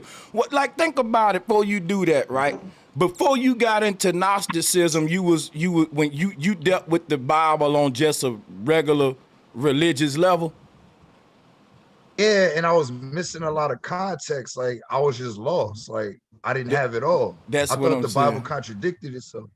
No, because Gnosticism was the route you took for your syncretism. You know what I'm saying? Like a lot of niggas who not into syncretism and symbologies, who still know a lot of shit like what I know, they take the Gnostic route. Or they may take the, hey, believe it or not, it's a lot of Freemasons, depending on what fucking, not a lot of Prince Halls, but some of these niggas is deep too. But what I'm saying, you got a lot of regular niggas that picked up that same Bible, bro, and said, wait, I ain't reading this shit right. I can't be reading it like my grandma and mama. We got to decipher this shit, nigga. They took it literally, and that's why I said when I see George, nigga, you know, he's an OG. Most niggas ain't deciphering the Bible his age. They taking it hook, line, and sinker. That nigga George is a freak of nature for real. For his age to be breaking that shit down on the real shit. You know why I don't? But you know why? I grew up on the East Coast where you had 5%ers, right? Hebrew Israelites, the church. So we had a whole bunch of different knowledge out there, you know, the African traditions. So we always studied the knowledge, and that's why I said when it says let's create man in our likeness and our image, that means in our image and likeness, meaning our ways. So when it says that and the word when it says it's common sense, when it's translated, hold on a second, let me bring it back. When it's translated in a way that it was, when it says in the beginning was the word, right? In the beginning was the word, and the word was with God, and the word was God, right? Was God. Yeah. It comes down to 1 John 14, and it says, and the word was made flesh and dwelt amongst us. So when it became flesh and dwelt amongst us, what was Christ telling us when we was here, when he was with us? He was telling us how great we were and the greatness that we actually had within that we can manifest outside of ourselves. But we had to get outside of the box. But it also told us that if in the beginning was the word and we're made in his likeness, then we are the word too. That's why we use words to express ourselves. We use word to give meaning, to actions. We put words on action. So when I move, when I drive, when I talk, everything we do, we use words to give expressions to it. You are the actual verb, and like I said, the adjective behind the word. So you are the word. So when it says in the beginning was the word, and the word was made flesh, that's why you come through a wound in the flesh body, because you are the word living it out. And Christ came to teach you to get out of limitations. You manifested into limit. You was perfection that manifested into limitation to experience it. But George, but if all these churches had this energy you got, like what we got with this shit, bro, the church would be black folks salvation, but it's our. Talk about that, George. Why they don't want this kind of talk in the church, and this what the church was really, this was the real shit. A lot of churches, the good Reverend Dr. Albert Cleage out of Detroit, a lot of churches did used to teach it this way. They used to teach that you manifested Christ in you. You're not waiting for nothing. You was born with all the tools and everything that you needed. They taught you this. What was the brother? What was it? Reverend Ike. What was his name? The one, and he talked about the sciences and all the things you can do, and he wanted money and all that kind of shit too. But he had a message and the stuff that he do if you listen to the message. You're not waiting for nothing. They put you in the box. They put you in the box even thousands of years ago to keep, man did that to keep you enslaved to his thought process. That's why I call it the Freddy Krueger effect. Remember in the movie Freddy Krueger, you lose your ability to dream, because if you go to sleep and dream, he kill you. But in the dream world is where you manifest everything. But if you can't go into the dream world because Freddy there to kill you, then you living vicariously as a slave through the person that can dream. So he created a fictitious reality for you to live in. So Christ is saying, you are the word. If you the word, why are you living under his shit? No, Christ was a revolutionary. That's why they hated him. Christ was like, nigga, I'm walking on water, man. I'm healing the blind. Because people were saying the condition mindset, man, they blind. He's going to be blind for the rest of his life. Christ was like, no, he ain't. Yeah. Nigga, we can do these things. He was going against the conventional way of thinking. Come on, nigga. Hey, guess what? Bro, everybody, I gotta drop it. Guess what, nigga? Everybody in Christ's time said, if the Pharisees and Sadducees said you blind, you blind. You ain't seeing again. For Christ to say, nigga, they don't know what they talking about. You can be healed. That ain't no miracle shit right there. That's a nigga that's saying, bro, the government don't know everything. Regular folks smarter than these experts out here. You know how your grandma will heal you from some shit that the doctor said was incurable in the backyard? Remember them days? That's Christ. I fuck with Christ. Remember, they asked when the Pharisees and Sadducees was questioning Christ, and they was asking him who he is and all these things, and you know, and I'm not quoting it all the way right, but he said before they asked him, do we think he's Abraham? So he said, before Abraham, I am. And they was looking at that like, that's a sacrilege. Who the hell are you to say that you're greater than these people? Yeah. And Christ looking at them like, man, if they was here right now, they would want you to watch this, right? I got a son, right? Why the fuck wouldn't I want my son to be greater than me? Come on, man. 100 times greater than me. If Dr. King was alive now, he was able to come back here and he see us in the state that we in now, he would say, this is what I got my ass whooped for? Come on, bro. This is what I got hit in the head with rocks and all this stuff. What the hell are y'all doing? Why you still, you know what King would say? Why you still quoting me? I should be on a wall in a museum somewhere. You supposed to took what I did when I died and became 50 times greater than me. This should be a greater king. Use a real, this is what I'm talking about by on call, everybody, OG. The OG that's telling the young generation, nigga, y'all supposed to pass us. What the fuck y'all doing? Facts. Them the motherfuckers I'm talking about putting on a pedestal with OG on my platform. That's a motherfucking fact right there. Man, drop another bomb. That's another bomb right there. That's for real, man. Think of how many. All the works is in vain. If you're not better than me, guys, not ex-crackheads. But just think about it. If I'm not teaching them, that's why Christ said you can do things greater. Because if you're not doing them greater than me, then my work was in vain. Bro, I'm not doing it for anything. Bro, I'm telling you, the way this nigga's saying it, he ain't capping with it. Because you got a lot of OGs that's like, yeah, man, the younger generation should be better. But when that young nigga get better than his old ass, he go to hating. That ain't real music. That ain't real this. You know, bro, I'm telling you. Yeah. And I'm gonna say this because I gotta go. Right? Why do you think I created Urban Nerds, Sanchez? Urban Nerds was created because, see, I tell you, for me, I follow the Bible. I'm a Bible person. I believe in Christ, right? But I believe that I am the Christ. I am the manifestation and manifesting Christ. I don't believe it in that box. I'm a Bible guy. You know what I'm saying? So, but the thing is, I believe in grabbing these babies up and putting this information in the babies so they can swim. They can feed the multitudes with the fish. I don't want to do the fishing for them. I want to teach them while they're young so they can heal the blind. They can heal the lepers. They can do all that kind of stuff. We supposed to impart that information in the child. It's kind of like I'm from Southwest Philly, right?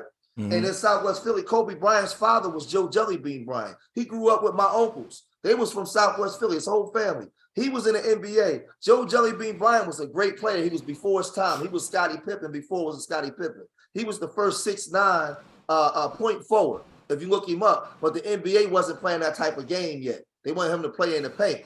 So what he did was he developed developed his son to be 100 times greater than him. He ain't go and say, hey, well, I just want my son to get to the NBA. No, he was delighted and proud and was to have his son, to watch his son become something that even greater. You supposed to do things in remembrance of me, but be even greater than me. And that's what we supposed to do. So I ended here. We created Urban Nerds to impart that in the children, but I get that from the scripture. That's why I said, I am the word. I am the book. The book has no meaning without me actually exercising it out. I'm living out the book. The good, the bad, everything. Everything that's in that book that's giving you instructions, I'm actually the testament of it. I'm living it. So George. all of us are. So that's why I'm saying, like, they put us in the box because we don't see the things in its totality. The book means nothing if I'm not in this physical body experiencing it. Period. That's why he said he became flesh. I was just finna say that. That's why they said he became flesh. Boy, I'm resonating with this shit. Hey, George, stay a little, but you probably got, it's finna be, you 3 hours ahead. It's about to be 7 on your end, ain't it? Yeah, I gotta go teach this. Oh yeah, you about to go and do your thing. I was just finna say that. I do the martial arts. I got the class this morning. That's dope. I was finna ask you about that, bro. I want to interview you and Q Butter at the same time on my big channel. No shit, but none, just promoting the good shit y'all doing. And I want to do that. Yeah, I want to do that for this reason. People think that flat earthers. Before you get out of here, I gotta tell you this before you go, George. I fucks with you and Q Butter. Flat Power community fucks with Urban Nerds and Zayat's Institute. And I just want you to just know this here. This is sincere. You can tell this to Q, but I hope you do. Put it out there, man, that we're not anti-science, bro. We're anti, and because I know the Q Butter think this, Dr. Ma'at think this, right? And I know that all of y'all working together for the good cause for these kids, man.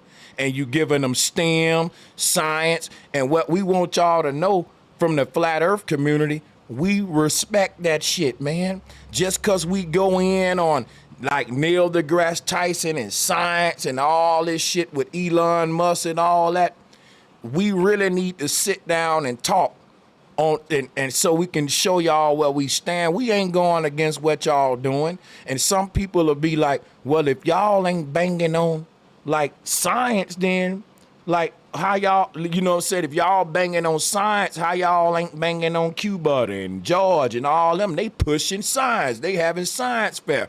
And people will think, well, how y'all ain't banging on that if y'all banging on science? And I want to explain that. I'm sure Bobby want to explain that. I'm sure Willie North Pole would like to explain that. Like, we bang on science, but we fucking supporting our brothers that's giving the children STEM. That can seem hypocritical. Well, you know, and I want to explain that. Yeah. I've been watching you for years. So, me, because me and Q Butter, we debate. Because me and my partner Marvin Burrow, we more on the spiritual aspects of natural sciences and stuff. And me and Q Butter, we disagree too. I'm in the middle. I don't really get into the round earth or flat earth. I deal with the aspect of consciousness. And if we wasn't hearing this consciousness, it wouldn't matter anyway. That's my perspective. I don't get into the argument. You know what I do? I just come and build with my people. And I've been like that for years. So I'm cool with Q because we disagree. I don't get into the flat earth stuff. I just come build with my people. And I build on what the things that we have in common. What are the things that we have in common that we build on? Everybody should do. Everybody should do what you doing, Joe. Hey, this ain't even an old or young thing. What you doing as an OG with what everything you just said, that's how black people should unite in these spaces. We should put, when they say leave your beliefs at the door, leave your shapes of the earth and all that at the door. And I know flat earthers gonna hate me for that. Cause guess what they want to say? But hold up, man, it's important about everybody think what they standing on is more important. But ain't nothing more important than all of us standing together. And if he agree to leave his shit at the door, I'll leave mine at the door. Just so we can unite. Yeah. You know what happens? What happens is we turn, and I learned this a long time ago. We end up turning this into a church. The very church the very conditioned way of the church that we ran away from, that put us in the box. When we get our certain understandings, we leave out of the church, but then we take the church mentality with us and we go into battlegrounds. And I've learned to just stay away from that. And I build with brothers and sisters on what we have in common. As long as what you're doing ain't hurting me, then I come with the brothers on what they have in common. And then in the space, I'm older than a lot of brothers. So a lot of times I just come in and listen, man, because I come in, I listen, I give the information, and then we go work with the children. Like the July 22nd, I got 37 kids we taking back to the Black Wax Museum in Baltimore. And then I think August the 9th, we taking 47 children to the African American Smithsonian Museum in DC.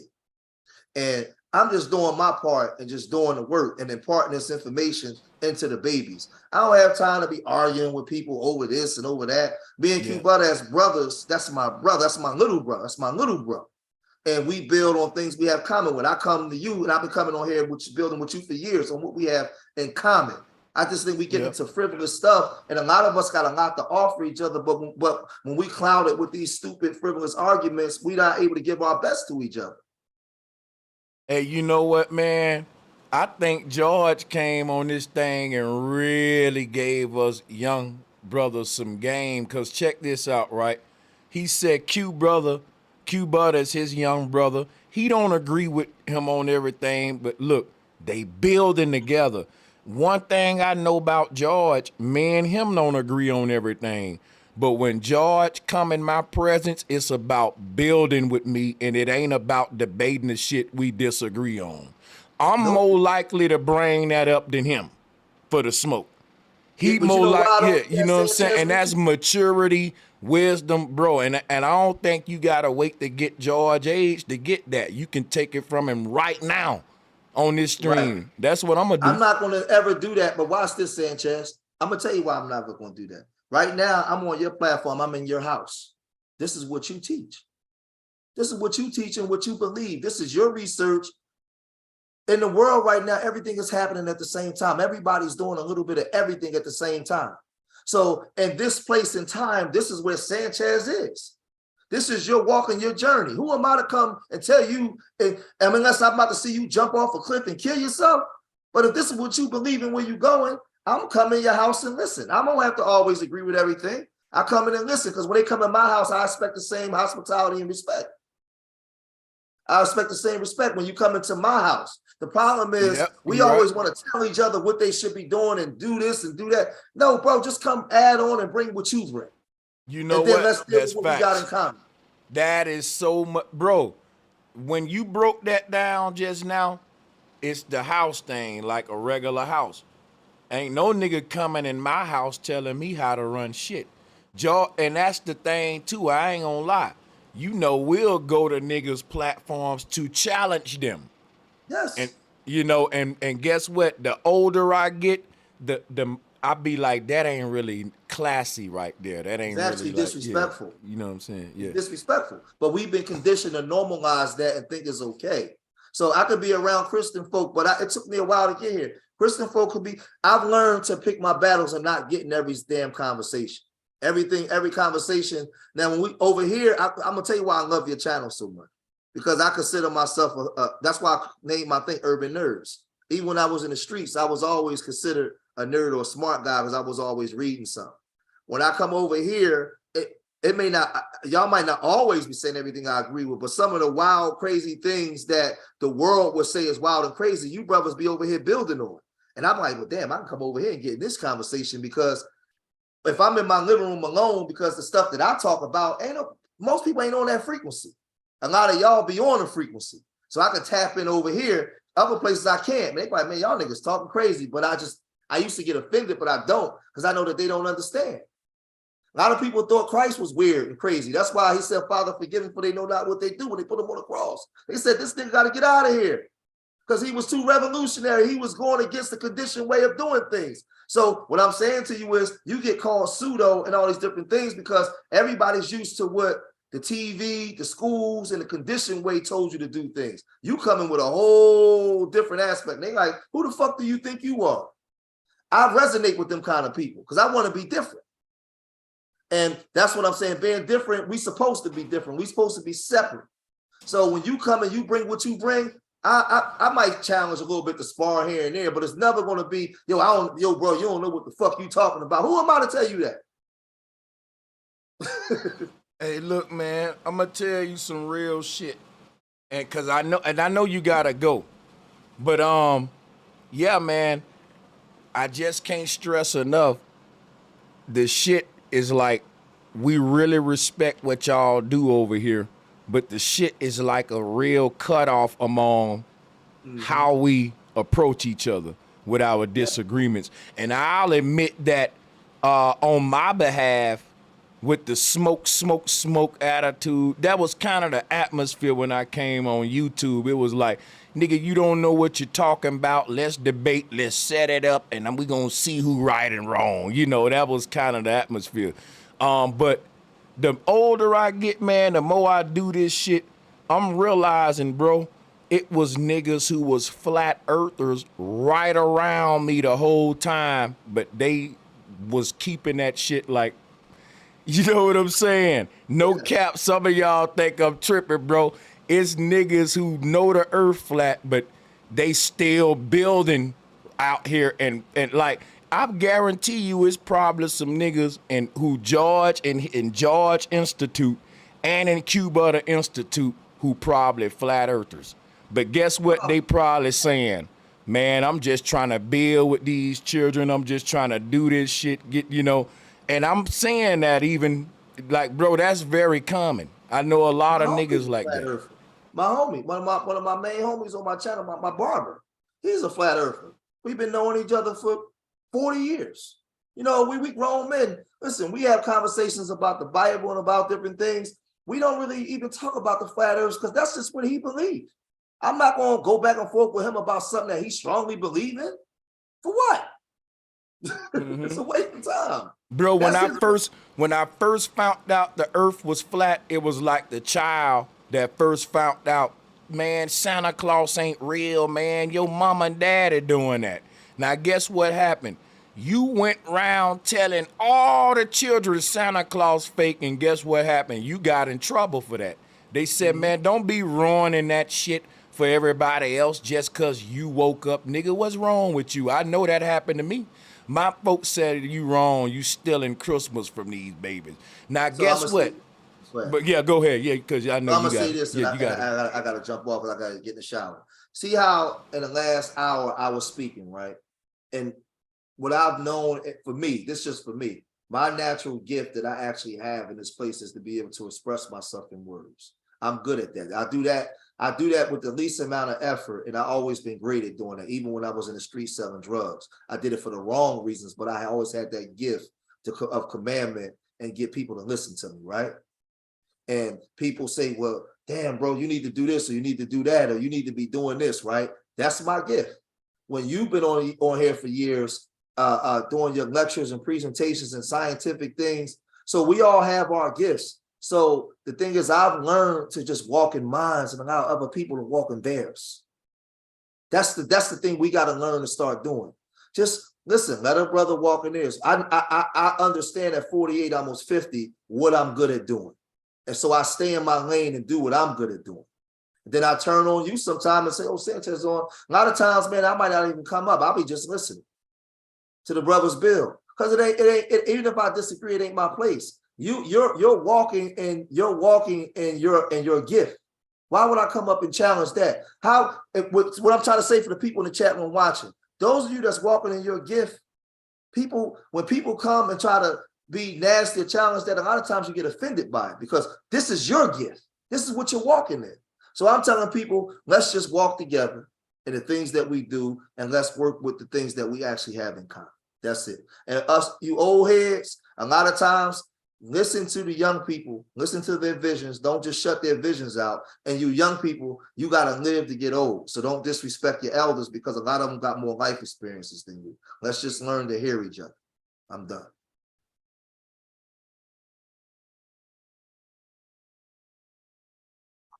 Peace.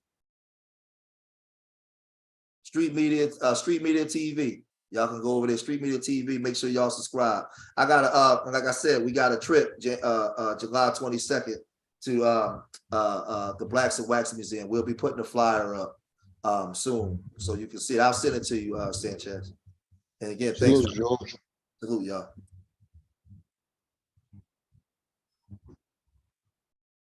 Hey, peace, George.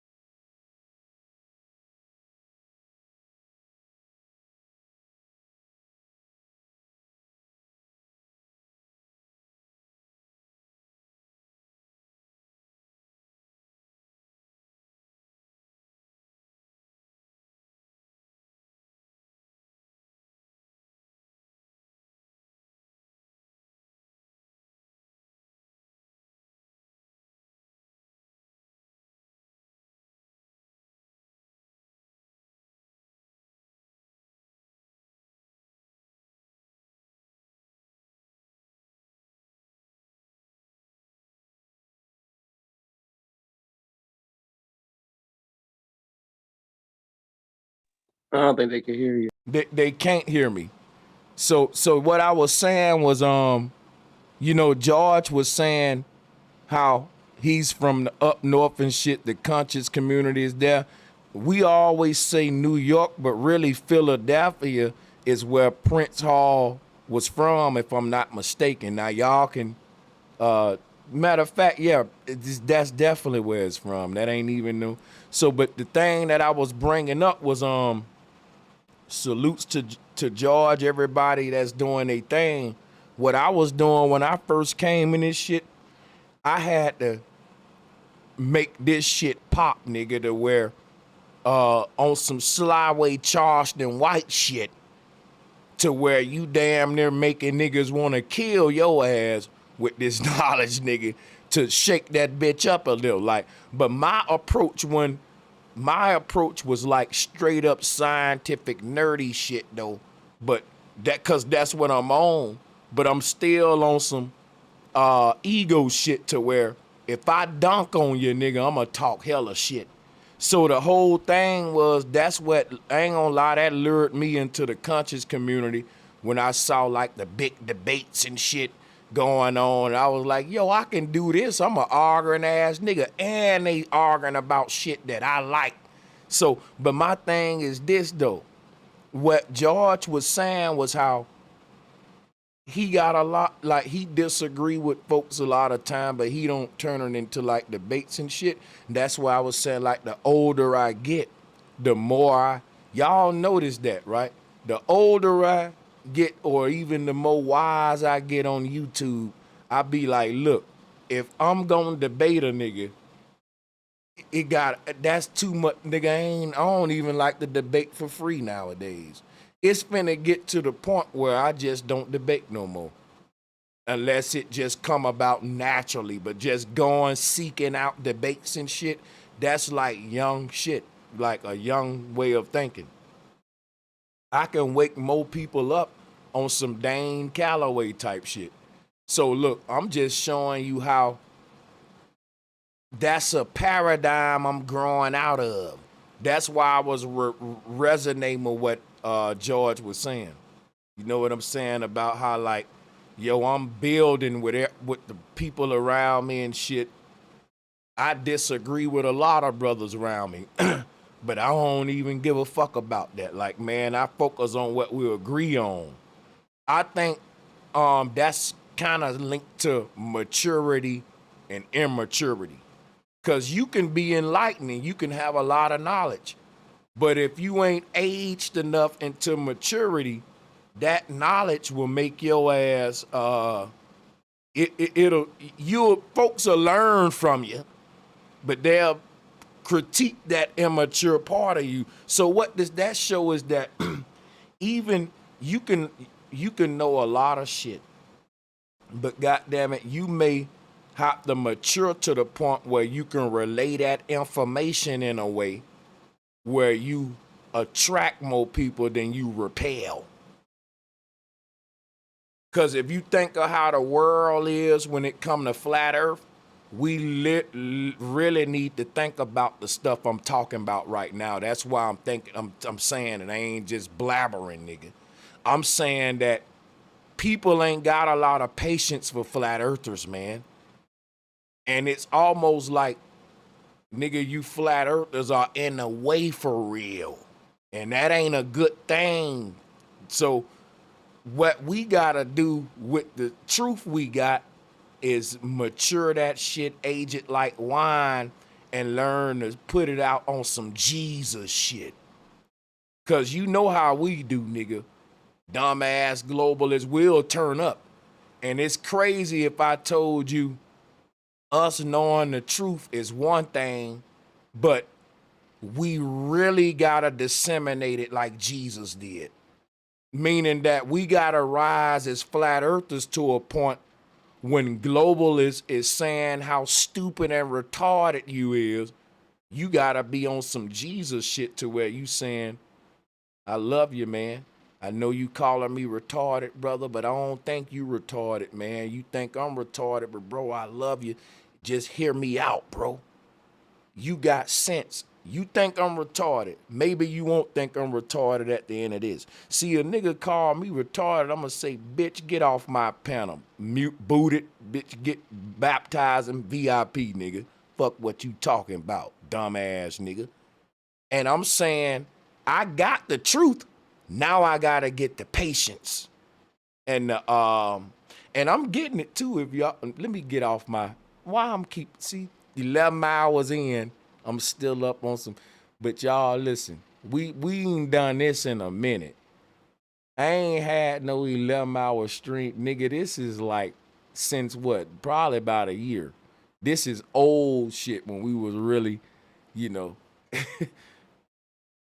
I had to look at my videos. I know it's been about a year since I did about a 10-hour one.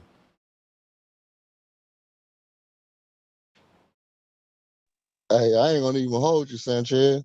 I appreciate you letting us get it in like this on the biblical tip. You know what I mean? Because I'm like that, man. I don't really care how it comes.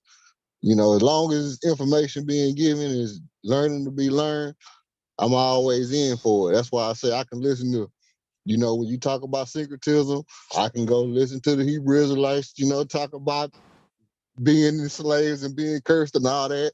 And I just chew out the meat, and spit out the bones, you know what I mean? So listening to George, spit his stuff, listening to Bobby, listening to everybody, man, and just taking it in. I appreciate you having us on tonight.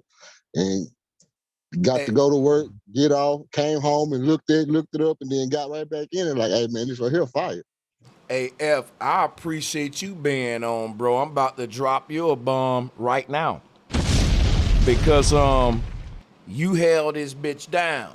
And I ain't gonna lie, I debated a lot of cats tonight. And brother, I like your energy. We can build. No more putting you off of you shit. You pass all that. I already got a feel for your energy, so I know where we at. So cool, we all good, bro. And I think you've been on, this ain't your first time hopping on the panel. I remember your name too. You just don't come all the time. But salutes, man. and maybe it is your first time, but I remember your name maybe in the chat or something. But yeah, salutes, man. I I'll like be on. Sometime I'll be on. I remember me and Madon had a little debate about the Bible. You yeah, know what I mean? I came on a couple times, but most of the time couple I come in, times. I say my 1 or 2 pieces, then I sit back and listen. That's what it is. But I like how you and George had chopped it up, man. Salutes to that. And look, man, somebody look, check it out. Somebody in the chat earlier got in and said 9 hours. And when they said that, I was like, they just don't know. I'm about to go damn near well, we about to go. Cause check it out, I'm up. This is rattle. Every I'm now up and too. then you will get one I'm of up too. so that's where we at. Cause I got to do Yeah, we some at up. I ain't been like I can't really go to sleep till around about 10, nigga. Real talk for real. Nigga. Real quick, bro. So something else, the Nag Hammadi. If people don't like, you can download that for free. You know what I'm saying? And it's got all the Gnostics, all of it. Then, you could put it together with somebody like you. You know what I'm saying? Somebody that's going to break it down for you. Because that's not an easy read. But to No, hold up. Do me go a favor, bro. Pronounce that one more time. the Nag Nag it's 2 words, well 3 words. The Nag Nag and then Hammadi Hammadi. Okay. I'm gonna find it for you, bro. If you ain't got it, I'm gonna give it to you. All right. And yeah, Appreciate I'm it. bro, I'm gonna fuck with you, bro, because like that's how I am, bro. Like we don't. You share information with me, I share information with you. Ask anybody, bro. I flood niggas' emails, I flood niggas' Instagrams with shit. I get flooded. You know what I'm saying? So, that's how we do. We share information now. My That's what's background, up. a little bit more on my biblical background. When I was 21, bro, I finally read like Revelation. I was scared to read it because like I had that church shit. I had a little bit of that church shit on me left like after I got out the Marine Corps. And somebody that helped me, bro, and he was a Moor, was brother C. Freeman L, man. Rest in peace to him. And Bill Donahue. I ain't these other niggas. When you say a name that I've heard of and listened to in this conscious community, act like I don't know him. I've definitely heard the name C. Freeman L, and that name ring a bell. See, but go Man, he ahead. was the Go guy, ahead. Yeah. he was the guy, bro. Like he was teaching a lot of numerology, and he was teaching the science. And I tell you the same thing with that word secret. Hold on, can you say it for me one more time? I'm gonna have to write it down 5 times so I can pronounce it right every time. Hey, it's syncretism, but guess what? On some real shit, Syncretism. I didn't even know what. Listen, watch this real rap. I was doing syncretism, but I didn't know what it was called until I met a white guy named Santos Bonacci. Then I said, "Oh, it's a name for what I'm doing. Damn, this syncretism." Yeah, you know what I'm saying? Crazy. You taught me, bro. Every time I come here, I just tell you, bro, I love how you connect. I didn't know it was a term for that. You know what I'm saying? That's what I call it, cross reference. Like That's just putting what it it is. together, That's putting things now together. that's the best synonym for syncretism that I've heard. Cross rep, because what it is, and look, we using the word cross on some Jesus shit. Syncretism is see, that's what it is, bro.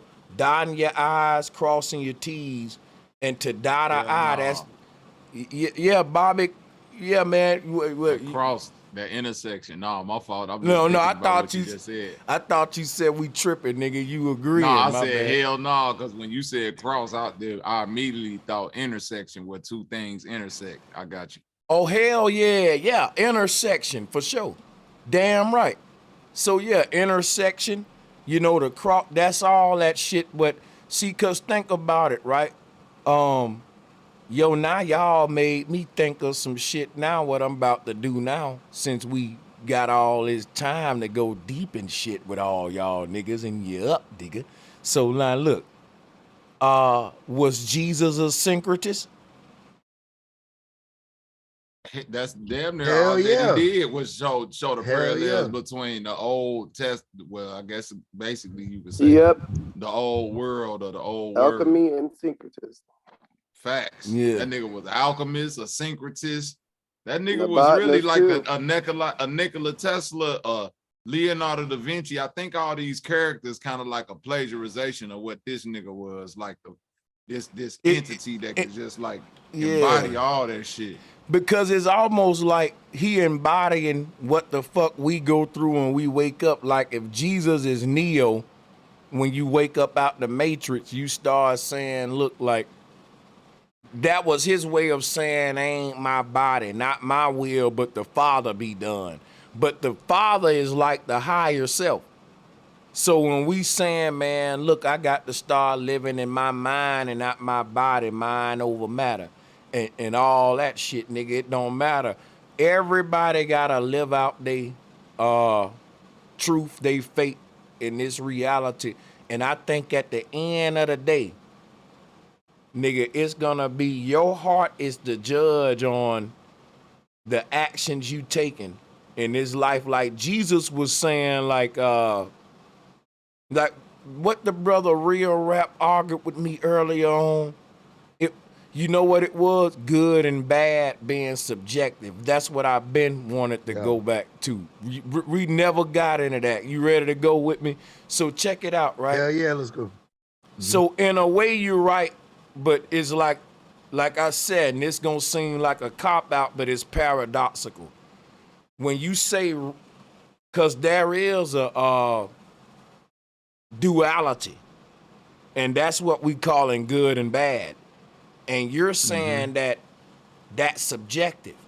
I'm saying that well now It was karma. It was karma, Sanchez. I was going in on karma more. Can you walk me back? And Right. So yeah, go ahead. I got you. So what I was saying was you had smoke for me when I said what may be good for me, may be bad for you. You was like, that sounds like some Aleister Crowley shit. And it kind of is leaning that way. You was like, that's some like do as thou wilt shit.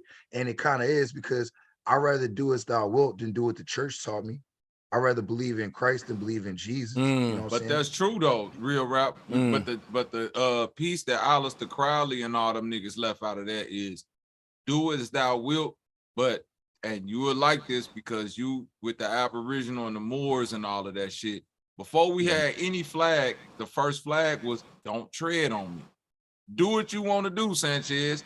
Just don't tread on me. Nigga, if that nigga Sanchez want to throw fire at his house and paint pentagrams and throw goat blood on the floor and all, long as he doing that shit on his land and ain't treading that shit nowhere, people, that's what that whole shit was about. Do it thou will and don't tread on me. Hey, and I guess what, Real Rap? That shit is crazy because the people that said do what thou wilt said let every man that can be deceived be deceived. So facts, and that come to treading on people. Yeah. So and that's why I was saying, like, in a way, you can say, look, if a nigga say, man, look here, I want to hunt deer and eat meat. Y'all can be vegans. To me, that's something to beef about now, because it's like, damn, beef about. Damn, that's crazy. But that's something to go to war about, That's right? a bar. You didn't even mean it, but that was a bar. God damn. Drop a bar for yourself, nigga. Drop a bar for yourself, nigga. Hey, the meat eaters versus the vegans, that's something to beef about. Nigga, write that down, nigga. Write that down, nigga. Write that down. Somebody clip that shit. God damn. That shit dawned on me like after a second later, like, wait a minute, something to beef about. The vegans, yeah, bro, that's kind of dope. But at the same time, it's like, you right. Just say if a nigga want five women, and I say, well, I only want one. He ain't harm like I was saying about the dick police. I can't go against what Real Rap saying, because I'm saying that niggas shouldn't be dick policing niggas. So, but at the same time, we got to draw a line. If a nigga say, look, I want to put this in the water because I think that's going to clean the water and help me out if I put a little chlorine and fluoride in it, then we can say, well, now, nigga, that it goes back to what Bobby and all y'all was just saying, how we said, do what you will, but once it infringe on somebody else or some shit like that, then that's what Don't it tread shit. on me. Don't tread on me, yeah. Yep. That's They why don't- I've always said, why don't nobody ever bring that "don't tread on me" flag up? Like that divided up snake, that shit to where it was telling you like, but look, see, don't- look, I've brought that up before, but not how you just did, because what the way you just brought it up was fire, because it's like, if you saying do what you will, then this missing part of that fragment is do what you will, just don't do unto others as you want them to do unto you, or don't tread on me with the shit you doing. Watch this, Sanchez. Hey, Sanchez, watch this. Look, let me go back. See, because sometimes you can't read the King James Version because it don't hit, you know what I'm saying? Like, it hit for me, but it don't hit for everybody else. So let me read that same verse that I said again. It's Acts 20:30. Let me get the CBS version where it say, men will rise up even from your own member and distort the truth to lure the disciples into following them. Or if you want, also of your own selves shall men arise, speaking perverse things to draw away disciples after them. So it's like, my nigga, if what I'm doing ain't bothering you, you know what I'm saying? Like how you said, same example. If you want one woman and I want 5, and my lifestyle ain't affecting your lifestyle in the least bit, you just don't like it because you have a fascist mindset. Yes, that's what Bobby means. Do as thou wilt, but don't tread on me. Cause now I'm treading on you because you giving all 5 of them women pleasure and they ain't complaining. That how that's hurt all of y'all happy. I can be with my one woman and be going through hell with her ass. You know, and I'm telling you, my bad, but yeah, go ahead. That's what I'm saying. Yeah, it's because it's more so people keeping account of others and not taking accountability for self. So even in the era of trial, error, and experiment, right? It's not like somebody treaded on you because they told you something and told you this could heal you or whatever the case may be. It was up to you to make the decision to join that force or not. And see, most people don't like to sit on what they signed up for, and I think that was another issue with the "don't tread on me" thing, because they basically got it to where, okay, well, we won't tread on you, but we'll tell you about it, we'll inform you, we'll influence you, but it's still up to you as the individual to step on the trap. It's still up to you, the individual, to take the healing or the elixir or the this or the that. And if it don't work out in your favor, most people don't want to be accountable for that. They'd be like, oh, well, the elixir sucked and this, that, and the third. Oh, nigga, nobody told you to take it. You chose and to it take really it. boiled down to the children. That's why what you're saying is true, because who the ones that's highly up for influence? The children. So in that example you saying, where you saying don't tread on me, it's really an adult making the decision. Nigga, you can make a decision. But if we talking about impressionable minds, so the same example, if I'm sitting up drawing Baphomet symbols and all of that shit, that'll be cool. But at some point in time, Sanchez might say, hey, Bobby, can you do that shit in your house? Because I don't want my children seeing that, my nigga. I don't want them seeing you cut open motherfucking goats and all of that. Now you influencing them with some shit that I don't necessarily want them influenced with. Now, if they get to 2018 and start wanting to cut open goats, that's on them. But you not finna be, you know what I'm saying, just cutting open goats and all that. That's where people start treading on people, because it's all really about you. You want to be the one that influence your seed, no matter what that is. And that would be the first beef, when a motherfucker like, God damn it, this nigga got my seed over here following some goofy shit, or this motherfucker got more influence over my own lineage than I do. Now you want to go to war. Hey, that's facts though, Bobby. Go back to what you and Sanchez were talking about earlier, when you was talking about you know, what's the difference between making somebody doing something and influencing somebody to do something? You know what I mean? So it kind of go with the scripture, what the brother was saying, like, people can come out of your own little circle of knowledge and start taking stuff that you say and use that to draw people and influence them in a negative way. Where you making them do it, you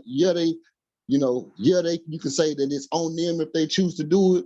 But in a way, if your power or influence is so great, you know what I mean? You kind of subject to that default of making them do that. That's why also in the Bible it say, even if you make one person stray away, you're gonna be judged for that. You're gonna be the one that take that wrong for that. Because if you got the power or influence to say, okay, you know what, I'm gonna use my gift of gab to draw somebody to the wrong direction. Well, yeah, it's influence to you, but in the eyes of will versus power, is making it to the person who don't got the will to fight against it. You see what I'm saying?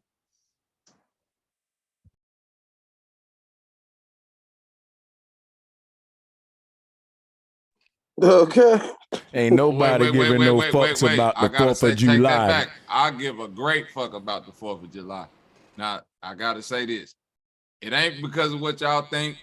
Today is my youngest son's birthday. That nigga's the 4th of July, baby. You know what I'm saying? So yeah, I'm that gonna be don't count, celebrating like a nigga. Nah, motherfucker. you ain't doing it for. Reason. Yeah, that's not Independence Day. You ain't. No. It is Independence Day, nigga. That nigga freed But, himself from that motherfucking womb, nigga. If you ever saw how that nigga came out that womb, that nigga. This how you line that up though. Since everybody not celebrating the 4th of July, all those funds that you was going to pay for all them steaks, hamburgers, hot dogs, fireworks, all that, hit the Cash App. Sanchez up. So, facts, man. That's facts. what you Yo, do. That's what you do for that. Now today, you better not go buy no motherfucking ballpark, Franks. You better not get no Kingsford charcoal, that starter fluid. If a nigga tell me he ate a burger today, a motherfucking plate of coleslaw, or any of that shit, damn it, you is not an Aboriginal. You ain't a flat earth. You don't believe in none of this shit today. If you do any of that, the only thing I'm gonna allow you to do today is get a baby some firecrackers and shit, because that's just what niggas did in the hood anyway. But if you got them babies out there with burgers, nah, man, you fucking up. Hey, Sanchez. I ain't gonna lie, Hey, bro. Sanchez, Well, a lot real of quick, us bro. fucking up with this meat, ain't this red meat, man? Hey, Sanchez, if you drop your email, bro, I'll email you the non-commodity right now. It's got all the non-stick text. Oh yeah, hey, look, talk to Bro Sanchez at gmail.com. Send your boy. Hey, and I'm gonna fuck with it and do a whole joint on it. I'm gonna revisit somebody brought up earlier, right? I think it was F. Hutton. F. Hutton. You want to talk about Jesus being a time traveler with me? Yeah. I definitely I will, because you know what I'm saying, like after the Mountain of Transfiguration, when they were talking to him, they say, he said, I'm gonna be going to and fro and going to visit other people. Also, he was on the Mountain of Transfiguration. Now hold on. No, let me build with you. I like where you going. I swear I'm finna give it back. But if Jesus had some kind of ability that allowed him to travel throughout the ages, some sort of time traveling ability, me and you agreeing with that, right? Now here's where we disagreeing. You saying it's because he was just that kind of miraculous motherfucker, he can do that, and I'm saying no. Jesus was a human being like me and you. He wasn't a god, but what made him a god was his like the word we calling God back in them days, is the word nerd. Now, the word nerd, Jesus would have been a nerd in his time, but that's a god like Elon Musk or somebody. Let me show you something just with sacred geometry. Here go a time machine that was built in the 60s. You see this? Yeah. Now, a lot of people look at this and say, man, how we achieve time travel in the 60s? They wasn't that smart. But hear me out, F. We're going to achieve time travel, and I'm about to pull up the article right now. Just give me about 2 minutes. You can count them. And just give me 2 minutes. So watch this. In science today, time travel is a legitimate conversation that's no longer in theoretical, no longer something that just in sci-fi, and that this is something that scientists and astrophysicists and everybody's claiming that we can literally pull off. You know that? No, I didn't. That's something. Let me mute you for a few minutes. You got a little mumble, little muffle sound. Yes, that's something they say that time travel is possible because scientists gonna create wormholes. If you're on a call right now and you know that I'm not making this up, let them know. Vouch for me. I'll pull up the articles while y'all do. Very true. And that's what large hadron colliders are. It's literally large magnetized forces that are supposed to separate or rip the fabric of reality in order so you appear through time and space. Yes, and Bobby, you know what I'm tripping off? How you a flat earther and you just uttered out that globe earth shit like you a astrophysicist. That's the shit that I'm on, dog. Like I gotta drop a bomb for that. As good as you know your own shit. Yeah, like come on, man. That's why I be telling these guys, y'all ain't really into science. Cause if you was into science, you wouldn't be saying that the shit we're saying is pseudo. Cause your scientists have been saying that shit ain't pseudo for a decade now. Y'all need to keep up. Y'all need to keep the fuck up, bro. Keep up. Yeah, if you remember a good, what's up, bro? Shout out to the panel. Good morning, y'all. Hey, salute, Smoke. Man, if y'all remember, a good example of it was on the movie Lucy, when she showed him the picture on the screen, and then she sped the picture up and sped the picture up. She said, notice how the car begins to look like it's not moving at all. And then the faster she sped it up, it disappeared.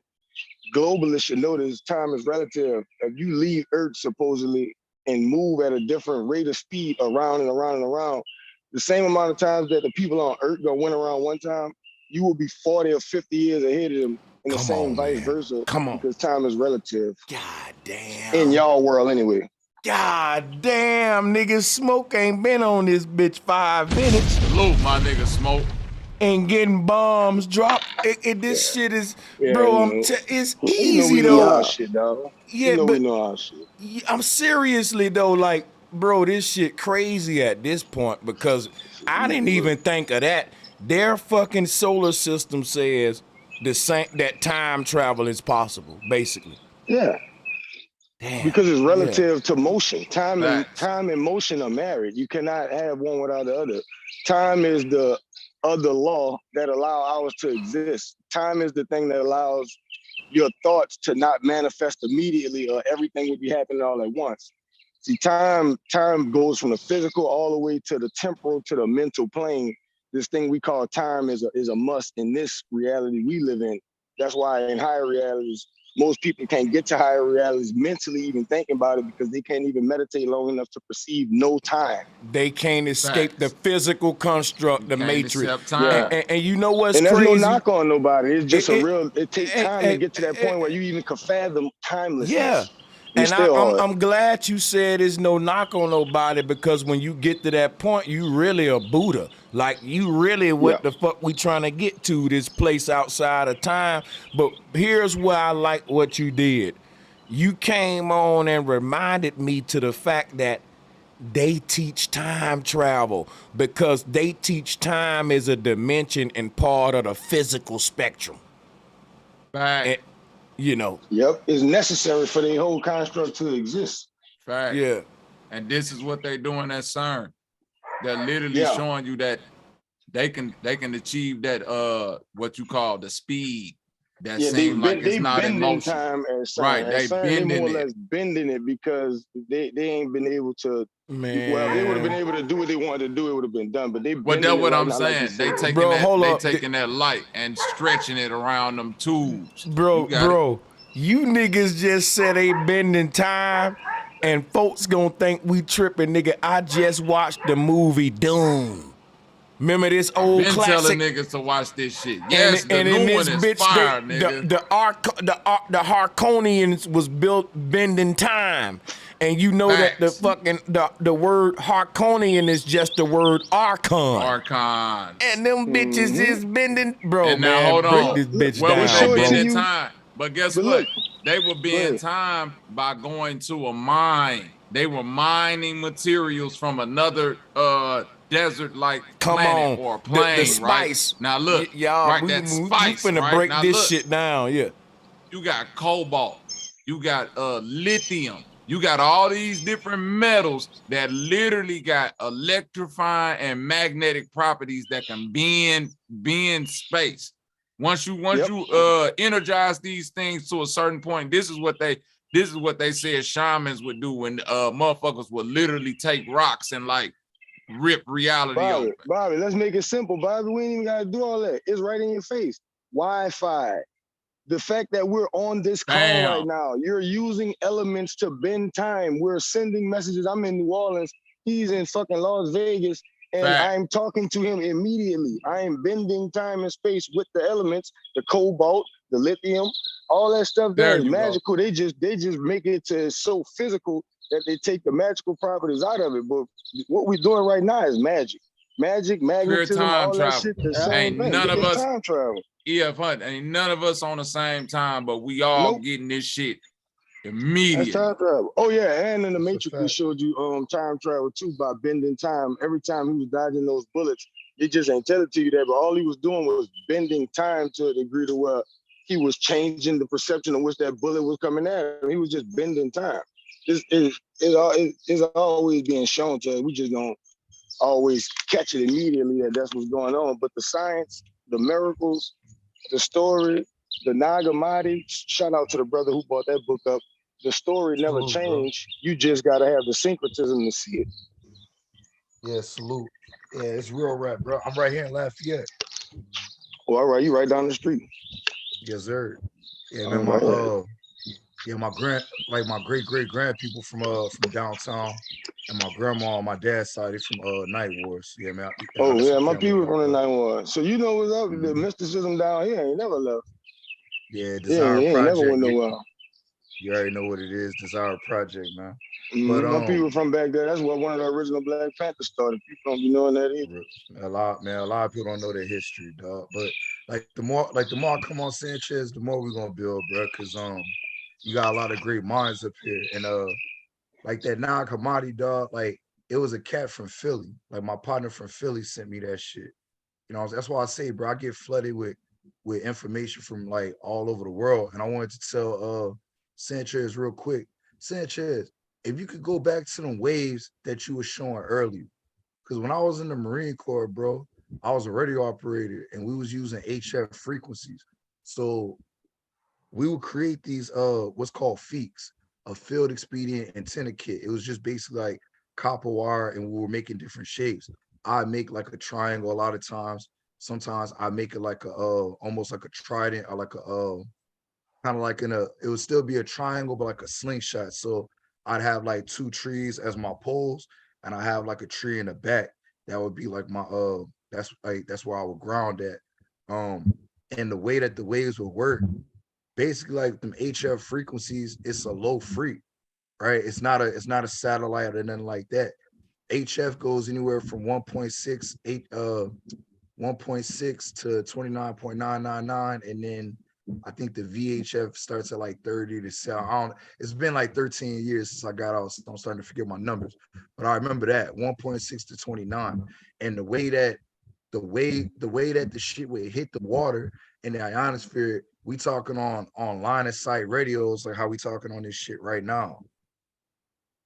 And we was talking from Japan to like Thailand, Japan to Malaysia, Japan to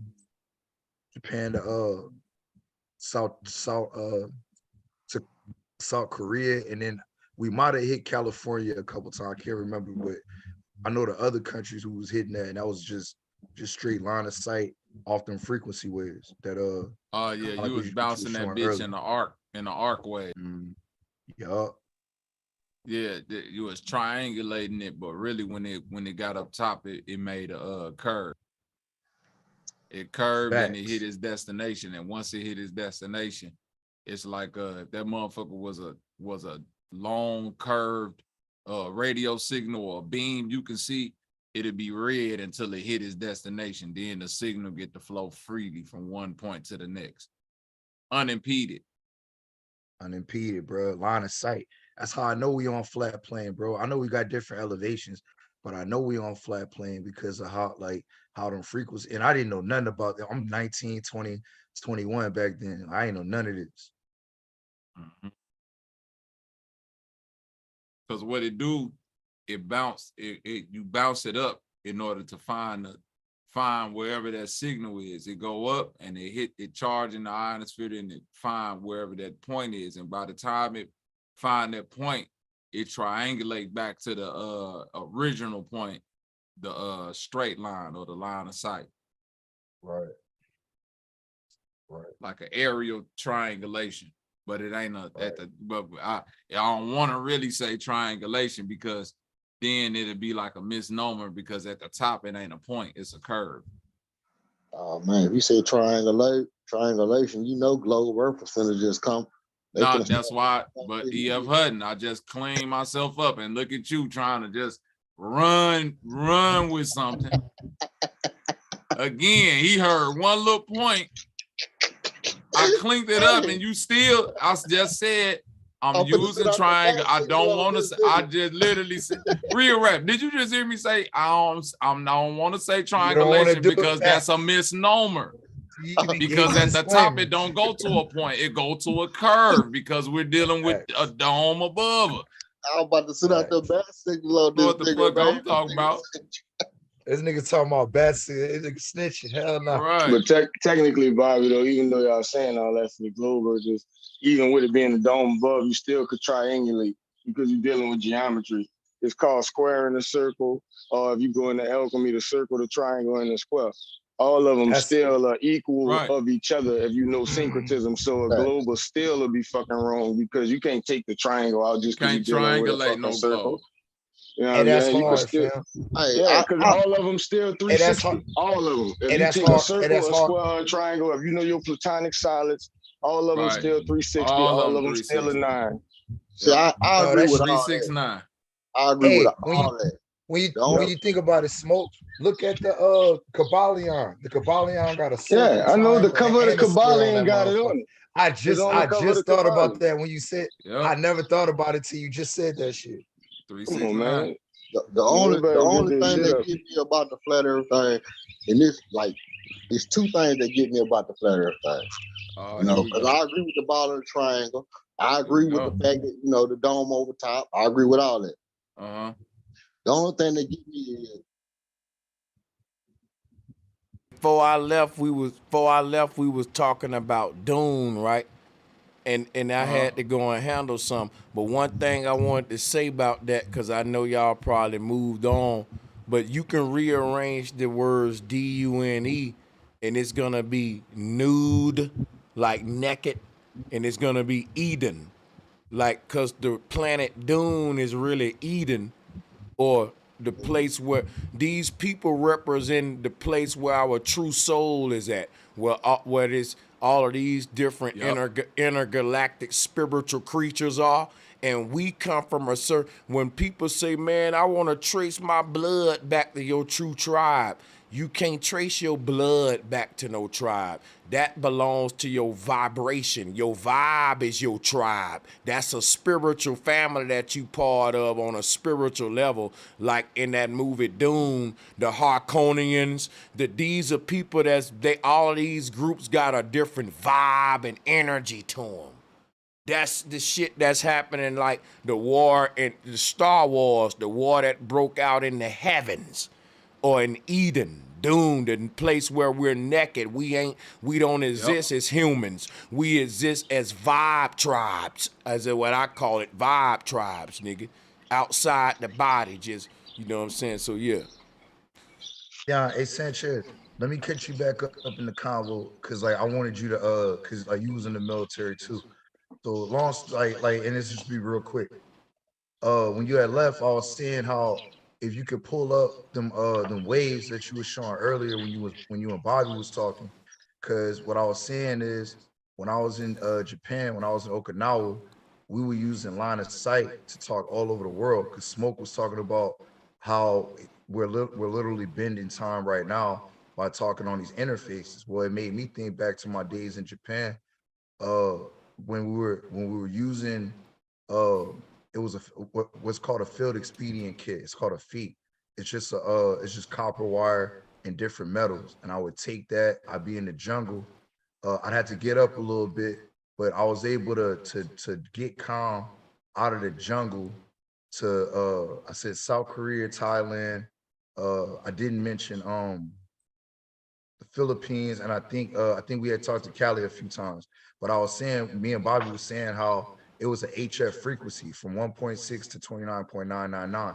And the way that the shit was leaving, when I would make my antenna, I would have like two trees side by side, and I try to make a triangle with like a back part of a tree, and I put it all together and I'd shoot it out.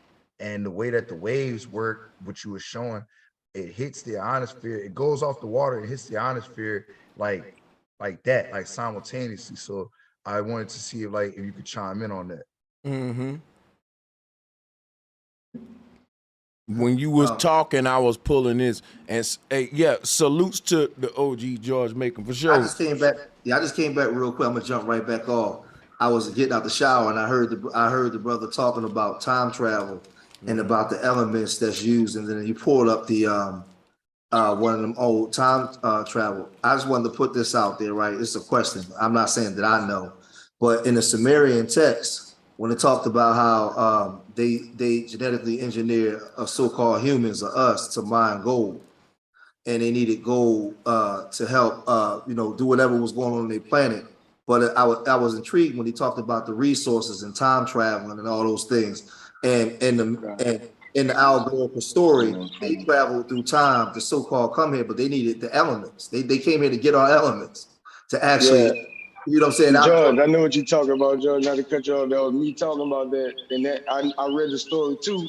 And that's the syncretism I'm talking about. When I say the story never changed, they just take the magic out of the elements. Like he was talking about with Doom, the dust, and what they was using is the same thing with the magic and the different particles that each of these materials conduct. It's still magic. They just done broke it down to where you just think about it like science. But even in the Sumerian story, they needed the fucking gold to be able to do what they needed to do. It wasn't just about, gold is rich and valuable for money but purposes. hold on. It was the magical properties of it. Listen, when they talk about the gold, and this is in Egypt and in Samaria, that gold is in reference of the true light of the true self. It ain't really the element of gold on earth. Okay. Y'all It's know an that? allegory story. I agree. Yeah, I agree. It's an allegorical story. Listen, I ain't gonna say what. Yeah, that's a good word, allegory, because it's like. But that's the thing, bro. That's the syncretism in it. The story could be told to you in two forms, all the way through, and unless you know the syncretism, you can take one is this way or one is that way. But the syncretists know to marry the two and say, "Oh, I see what you're saying." You know how I know? You know how we know that's true? Because in the story it said, now watch this, right? Let's put it in common sense terms where layman can understand it. And in the story it says that Enki genetically created human beings to mine the gold, right? So that way they could save their planet's atmosphere, right? But what ain't speculation is us, but what is speculation is them. We're here in the story, and it's gold here. So we can see the gold and we can see us, but we don't see them. So when Sanchez just said that is an allegory, you can see that because it's telling a story in reference to something that got something to do with you. Right. Yeah. That's why you're here and the gold is here, but they're a part of the story. Hey, and you know what's crazy? Why they had and why Jesus spoke? Hey, them birds sound therapeutic in the background a bit, but they still That's taken me, away bro. from My the bill. bad. You want me to mute that up? Yeah, you outside, ain't you, bro? Where you at? I'm looking at the sun come up. I'm gonna cut it off. Hey man, this brother. I just wanted to throw that hat in the ring. I'm gonna jump back off though. For sure. Hey, you know what? You know, hey man, salutes Yeah, just hop on, George, when you want to, But check this out, right? Like, it's crazy, man, that y'all say that shit about the gold, right? They want us to think it's physical. We see gold being worshipped in Egypt, gold in Samaria. They said humans was created to mine gold. Then they talk about the leprechaun with the pot of gold. Man, I really want to show y'all about what gold really is on the alchemic layer level. When we talk about alchemy, guess what we talking about? How things on a physical realm are defined on a spiritual realm. So for everything that exists in the physical realm, there's a form of it on the spiritual realm. And the ancestors said gold, and the way that they was using it in the physical realm and how they valued it was basically gold represent the light of the crown chakra on a physical level. It represented the light of the crown chakra, but on a spiritual level. Let me show you something. Why do kings wear gold crowns? Why not silver? Why not wood and all that? Christ did. What's the point of the silver crown? Let's look at what the Joker wear on his head. What this Joker hat resembles the king's crown. But the reason I'm bringing this up for one reason. Let's go back here. You see now what the Joker hat is? With all the rays coming from off of it with the spikes like that. So when we talk about this gold, like when they say heaven is made out of streets of gold, if the universe is holographic, light itself is when they talk about the ancestors worship the sun because we can see this golden disc. That's the crown chakra, bro, which is like a golden crown on your head on a spiritual level. See, let me show you something about this circle above your head, that halo that Jesus wear. Look.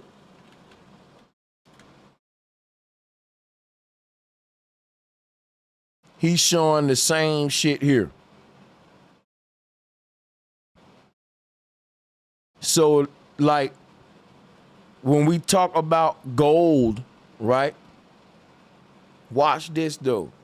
Let's go to the etymology of it. And I ain't gonna go to the etymology of it like I've done this before. This open research. This how I decipher. You getting it real time. And what I'm really looking for is the origin of how the word get its name, G-O-L-D. How does that come? We know it's a metal. But see, I'm really looking for the derivations of the phonetics of the word. Look, shit like this. That's what I'm looking for.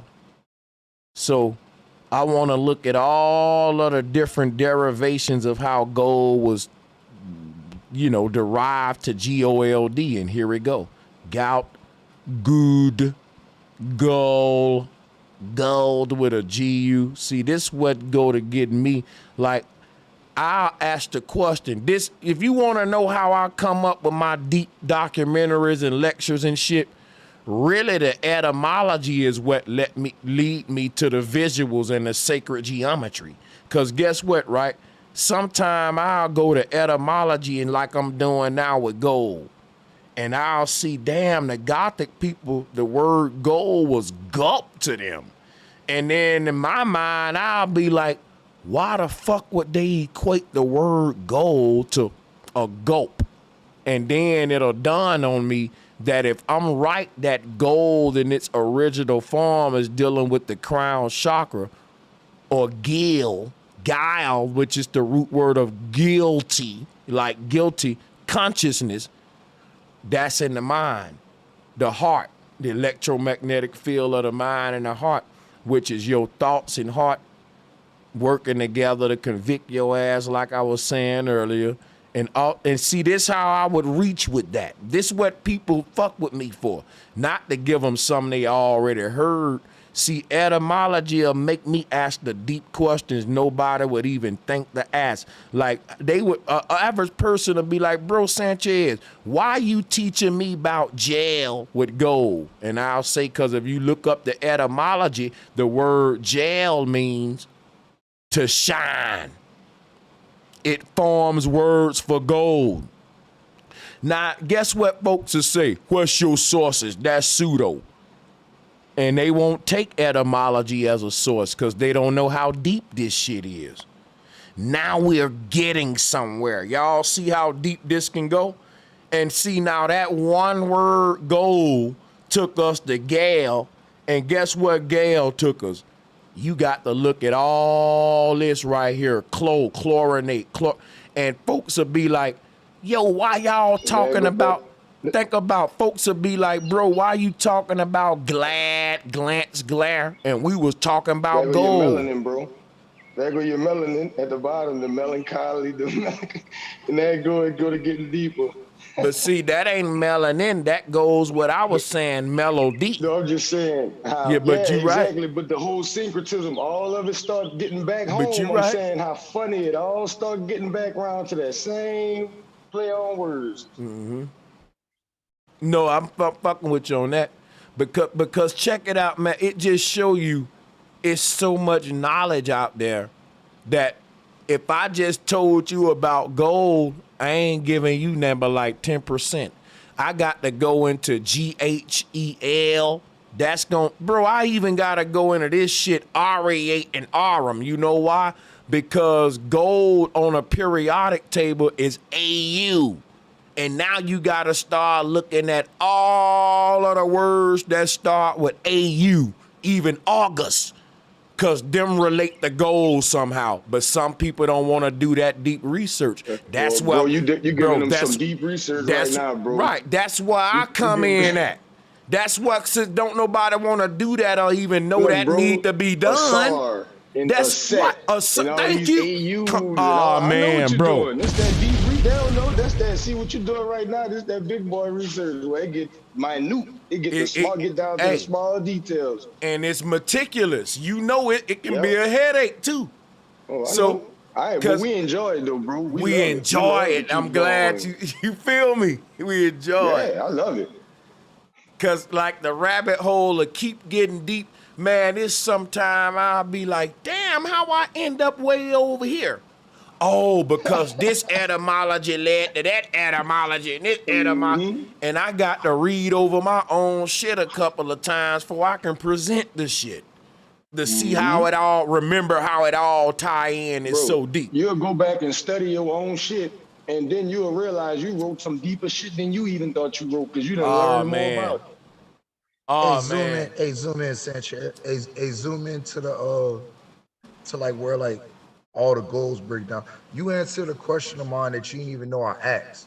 I just asked this question like right where you at. Just zoom into the to like the breakdown. Oh, okay. Oh, yeah, there you go. Yeah. You answered a question that you didn't even know I asked. I was wondering if, like, you know how, look, it used to bother me. You know how, like, a nigga say a word and then he'll break the word down, like, the one word to, like, 3 or 4 different words. I thought that was some pseudo shit. I thought that was from, like, the Marlon Wayans comedy with the, one fish, two fish. Red fish, blue fish. Like I thought y'all got that from that shit, but y'all getting it from the etymology. And the question was, could you have done that outside of English? I thought only niggas do that speaking English, but it's done in other languages before it gets to English. That's why this showing you the look. A lot of this shit. Look, once you start fucking with the etymology, guess what you're gonna find out. A lot of these words come from this. You see what I just highlighted? The old church, which is why I always say the ancient church was saying, because I'm going with the etymology. Folks will be, don't even see what I'm saying. I'm finna give you an example real quick, right, of how this AU shit work, and I'm gonna shut up and pass the mic, right?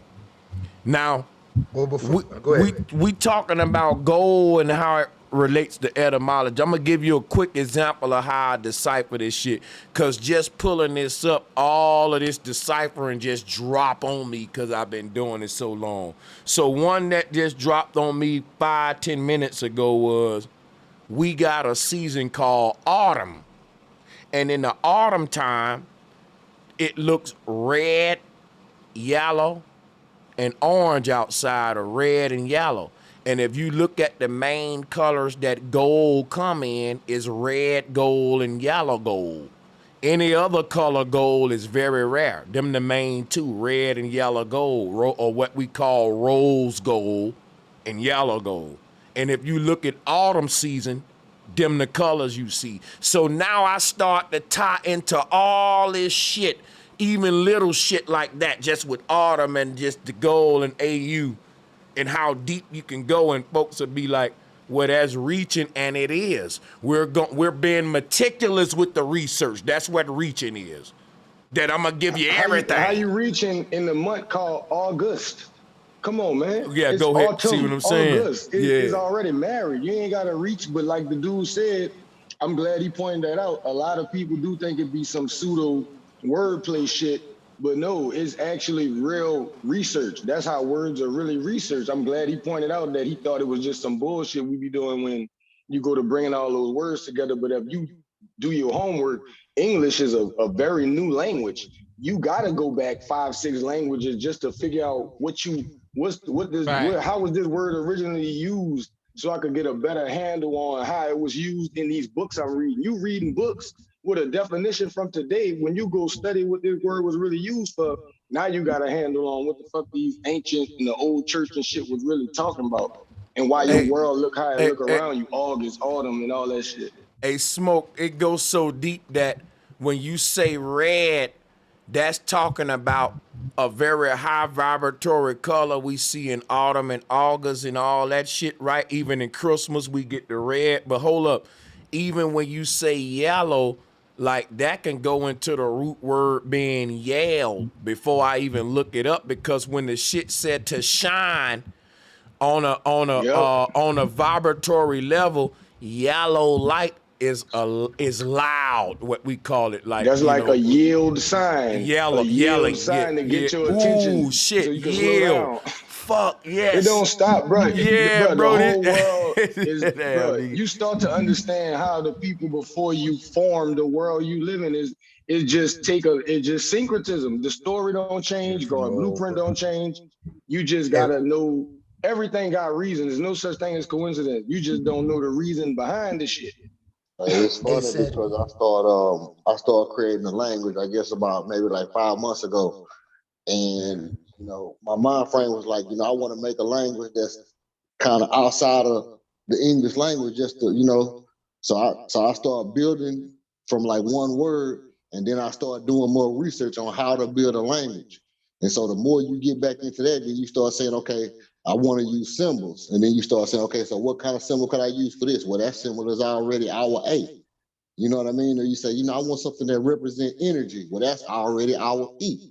You know what I mean? So it was just sitting there trying to formulate this new language.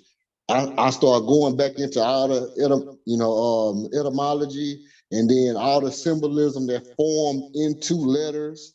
You know what I mean? And so you get to a point to where it's like, then I'm sitting and I'm like, do I want to use new symbols? Do I want to make up new symbols? Do I want to use old symbols? Do I want to convert the symbols that we have now into new meanings or new sounds? And so it's this whole big structure. And then like the brother was just saying, once you get to a point, you realize this is evolved over so long. You know what I mean? Like it evolved over so long that it's almost counterproductive to say, you know, I'm going to make a language and I'm going to make whole new symbols. So right, even if right, you all you're gonna do is draw from a base, and the base go all the way back to what y'all was talking about an hour ago. The word made flesh. All you trying to do is take these invisible things that we speaking, that's coming out of our mouth, and express them. Whether you writing it down, whether you using the color, because you can write the word yellow, you can pick up the color yellow. you can try to describe. All you doing again is making the word flesh or physical. And that's why you could redo it all you want. You're gonna come back to the same core. You're gonna come back to the same core every time. Hey, before you well, hold on. Before you move, Sanchez, hey, pick back up that etymology real quick before you move. I want to show y'all something. I want to show you something. Watch, go to primate. This is a gem. Anytime the niggas start fucking with you, you know what I'm saying? This is for my Pan-African niggas. Go to primate. Just because you said that old church shit, right? Watch what primate leads you to. Primate, high bishop, preeminent. Hold on, go back up. Yeah, high bishop, preeminent, ecclesiastic. Hold on, how I pronounce that? It's 7 in the morning. Ecclesiastical, my bad. High bishop, preeminent ecclesiastical official of a province having